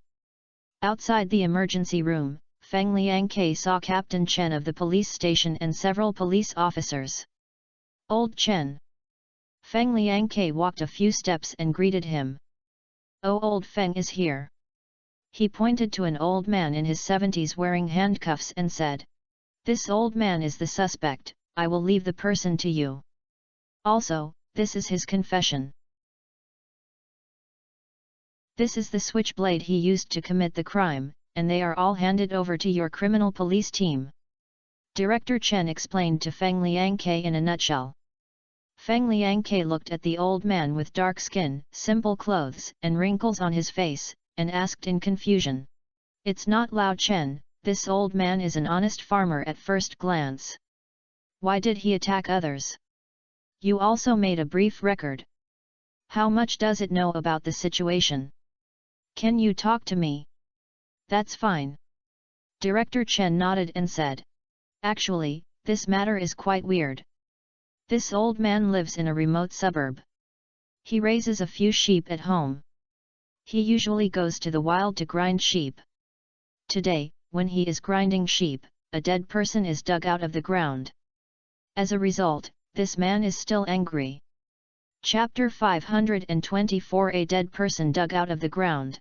This case is a long story. Let's find a more peaceful place. I'll tell you in detail. Captain Chen felt that he would hand over all the cases to the criminal police team at once, and he would tell Feng Liangke all the cases he knew about, so that old Feng would have to find him in the future. "Okay, no problem." Feng Liangke naturally agreed. "You guys, please take a close eye on the suspect. I will explain the case to Team Feng clearly and we will get off work." Captain Chen reminded his officer a few words, and then pulled Feng Liangke to a remote place outside the emergency room. Zhou Zheng also followed behind. Director Chen turned around and saw Zhou Zheng and asked, "Hey Lao Feng, who is this? Looking at the face, are you a newcomer from your criminal police team?" Feng Liangke patted his forehead. "Oh, I'm just trying to understand the case, I forgot to introduce it to you. Old Chen, this person is not a newcomer to our criminal police team. His name is Zhou Zheng, and he is from the Jiangbei Municipal Bureau of Baihe Province. Don't look at him as young, he is only in his 20s. He has been a second-level police superintendent after working for a few months." "What did you say?" Captain Chen opened his mouth wide and showed a surprised expression. "I've been a second-level police superintendent for a few months after I started working? Are you kidding? Even if I ride a rocket, I can't get promoted so quickly. Don't believe it, that's the truth." Feng Liangke was very happy to see Captain Chen looking like he had never seen the world. He talked. "Comrade Xiao Zhou has obtained 1 first-class merit and several second-class merits and third-class merits. Several months of work are richer than the experience of working for 10 or even 20 years. I'll go. If Lao Feng didn't tease me, this guy is really awesome." Both men and women admire the strong, and Captain Chen's vision of Zhou Zheng is different. "Yes, Zhou Zheng, hello, my name is Chen Di, and I am the director of Xingken Road Police Station." Director Chen reached out and shook hands with Zhou Zheng intimately. Zhou Zheng smiled and said politely, "Hello, Director Chen." Director Chen held Zhou Zheng's hand and refused to let go. "Are comrade Xiao Zhou coming to our place for business or traveling?" Feng Liangke said. "Old Chen, don't think about it. Why do they still deal with a case of intentional injury with me when they are traveling? Okay, don't inquire, hurry up and talk about the case of intentional injury just now." "Okay." Director Chen nodded. "Where did I just talk about?" "Yes, the old man who sheds sheep went to the wild to herd sheep and found. It turns out that the old man who grazed the sheep's name is Wu. He lives in a village in the suburbs. He is 73 years old this year and is an old bachelor. The family planted several acres of land and raised more than a dozen sheep. They usually go to the wild to grease sheep every morning and afternoon. This afternoon, old Wu Head took a whip and drove his family's more than a dozen sheep to a remote place in the wild to shed sheep. Lao Wu never let his sheep eat the crops in the village. It is not that he has noble quality, but that he can use medicine for crops in the fields now. If he can't make trouble, he will poison the sheep to death, which is not worth the loss. He would rather walk 7 or 8 miles more and go to a remote place with dense weeds to grazing sheep. This time, old Wu drove the sheep to the place and squatted on the ground and rolled up a cigarette first. Before the smoke was rolled up, he found golden light flashing on the ground not far away. Old Wu thought his eyes were blurred, so he stood up and rubbed his eyes. However, another golden light flashed by, and old Wu's head was sure that it was not dazzled, and he stopped rolling up the smoke, so he hurried forward. He found a golden bean on the ground, twice as big as soybeans, with a hole in the middle, emitting golden light under the sunlight. Old Wu was not very educated and could not read. At this moment, the story at the meeting that he had heard from his fellow villagers suddenly came to his heart. That is, in ancient times, someone picked up gold beans or dog-headed gold in the wild. Old Wu was very excited for a moment, and he felt that it was his turn to be his great wealth. There must be more than one golden bean. He found that the soil in this area was relatively soft, so he thought of another story: someone buried gold, silver, and jewelry here. Ha ha ha! Old Wu cried with joy. When he dug out gold, silver, and treasures, he would become a rich man in the future. Then, you will have a good time and enjoy yourself and marry a young woman. You will finally know Shakespeare. Old Wu did it just by saying that. It doesn't matter if there is no shovel in his hand, so just dig the soil with your hands. The soil here is very soft and it is not difficult to dig it with your hands. Old Wu thought Fugui is getting closer and closer to him, and he also has endless strength in his body. His palms are flying up and down, and the dust is flying, which is even more powerful than a shovel. Soon, Old Wu found a few more golden beans from the soil, which strengthened his ideas and made his digging even more vigorously. My God! Suddenly, Old Wu screamed, and his butt was squatting on the ground, his legs became weak. It turned out that he dug out a human head from the ground. The head of this person is full of dirt and I can't see clearly what he looks like. It's quite scary anyway. Fortunately, Old Wu did not have chronic diseases such as heart disease, otherwise he would have been scared to death. After a few minutes, Old Wu recovered and stood up. He wanted to escape, but when he saw that there seemed to be golden beans under the head, Old Wu gave up the idea of running away. As the saying goes, wealth and honor are in danger. How can a mere dead person stop him from making money? When Old Wu thought of getting rich, he was full of strength. He boldly started digging soil around the head again.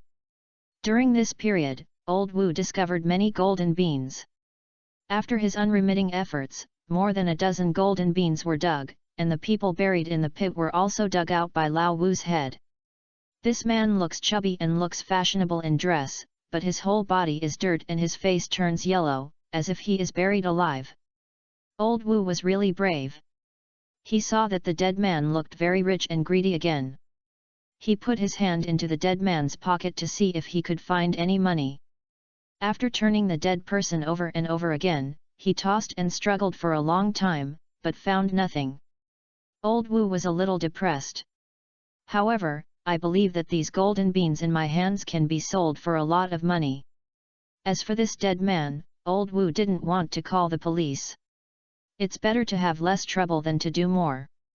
How can he bury him if he dug it out?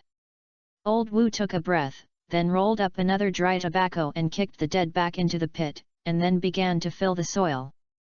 The loess is sprinkled on the dead with handfuls. Oh! Suddenly, the dead man let out a moan. Old Wu's pupils widened and he was covered in cold sweat. Hold the grass! Are you pretending to be a corpse?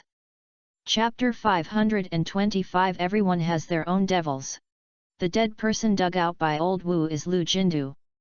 Lu Jindu is a small anchor who came to Hai-he morning market to live stream and took advantage of traffic. He pretended to bully the honest man Huazi who seemed harmless on the train. He didn't know that Huazi just looked honest on the outside, but was actually a desperate man. After getting off the train, Huazi and his fat man and Lao Wu kidnapped Lu Jinda directly. I originally wanted to knock him for some money before killing him, but later I found out that Lu Jinda was a donkey dung egg but had a glossy appearance, so he had no money at all. He was so angry that he slapped him with a shovel and buried him on the ground. By chance, the old Wu head who was grazing the sheep dug out of the soil again. It was also Lu Jinda's life that should not be decisive. The shovel just patted him faint and did not suffer fatal injuries. When he was buried, the soil filled with weeds, branches and leaves were mixed with them, which was not tight, and the air could circulate, which did not suffocate him to death. As soon as Huazi and others left, old Wu drove over with the flock of sheep. When Lu Jinda was trying to run and struggle, the simulated gold necklace on his neck was broken, and the golden beans were sprinkled everywhere. Fatty and Lao Wu identified it as pure copper gold zibai, so they were naturally too lazy to get it. Old Wu didn't know that, and he thought that this wave of wealth was a gift from God, and there was still treasure buried in the earth. So he began to dig the soil crazily, but the treasure was not found, but he dug out Lu Jindu. Lu Jindu breathed fresh air, and when old Wu searched him, he turned him over and promoted blood circulation, and he woke up leisurely. Lu Jindu's moaning sound scared Lao Wu's head, thinking he had been cheated. It was not dark yet, so old Wu was not particularly afraid, and ghosts were afraid of the sun, right? No matter whether it is a human or a ghost, hurry up and bury the matter. Just as he was about to continue filling the soil, Lu Jindu suddenly sat up, and the back of his head hurt so much that he couldn't help but hug his head and shouted, "Oh oh you you you you you you you you you you you you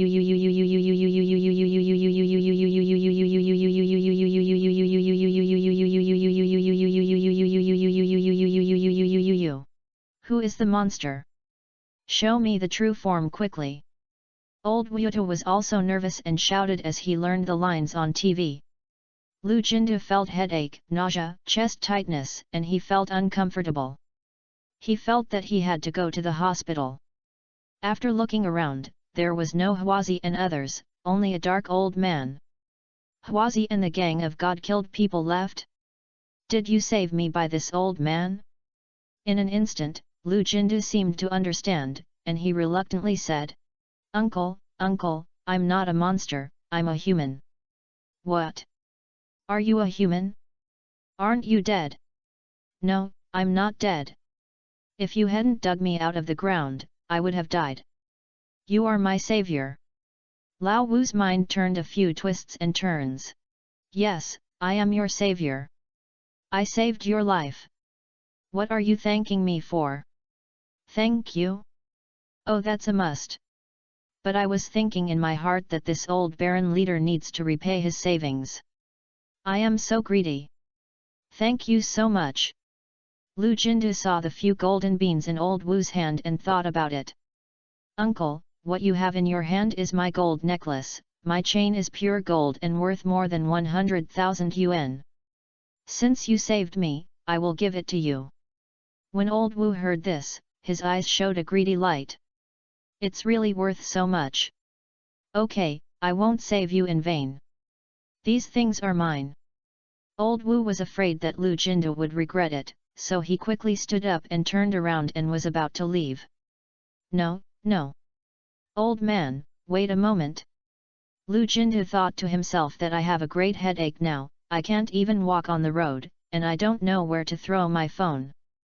Can't those in this wilderness be hung up? I have to ask for help from this old man and find a way to send him to the hospital. What?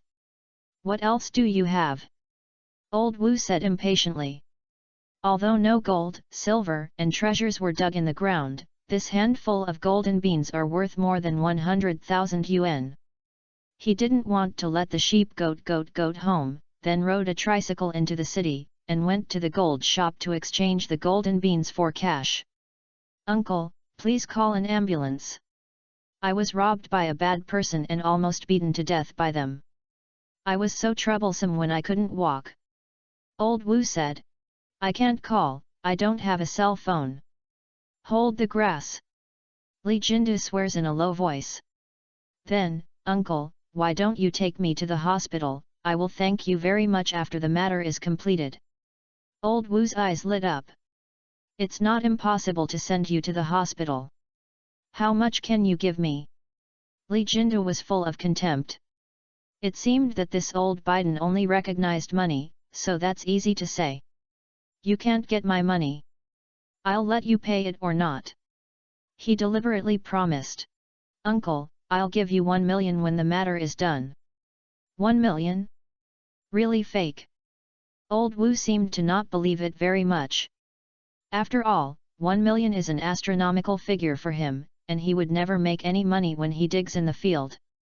Don't worry, I have money. Lu Jindu deliberately said confidently. Did you see the clothes on me? They are all luxury goods. Do LV know?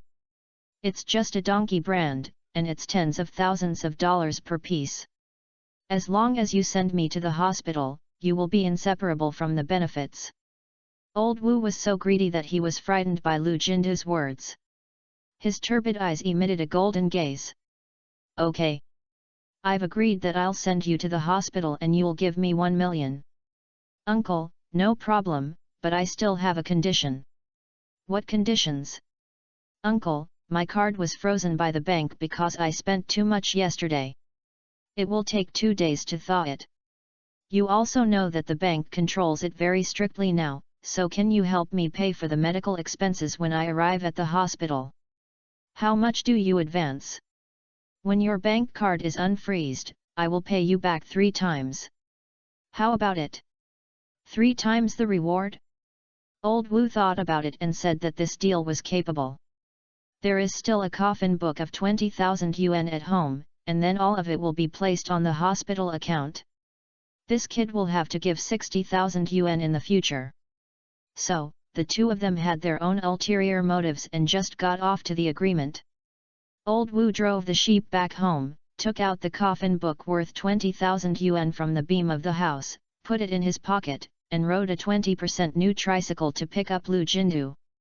Lu Jindu couldn't help but laugh and cry when he saw Old Wu riding a broken tricycle to take him to the hospital. He had a severe headache, and he was no longer picky about food, just wanted to go to the hospital for treatment. Old Wu also worked hard, pedaling tricycles along the way, and finally arrived at the city's #1 central hospital because he knew that it cost the most money.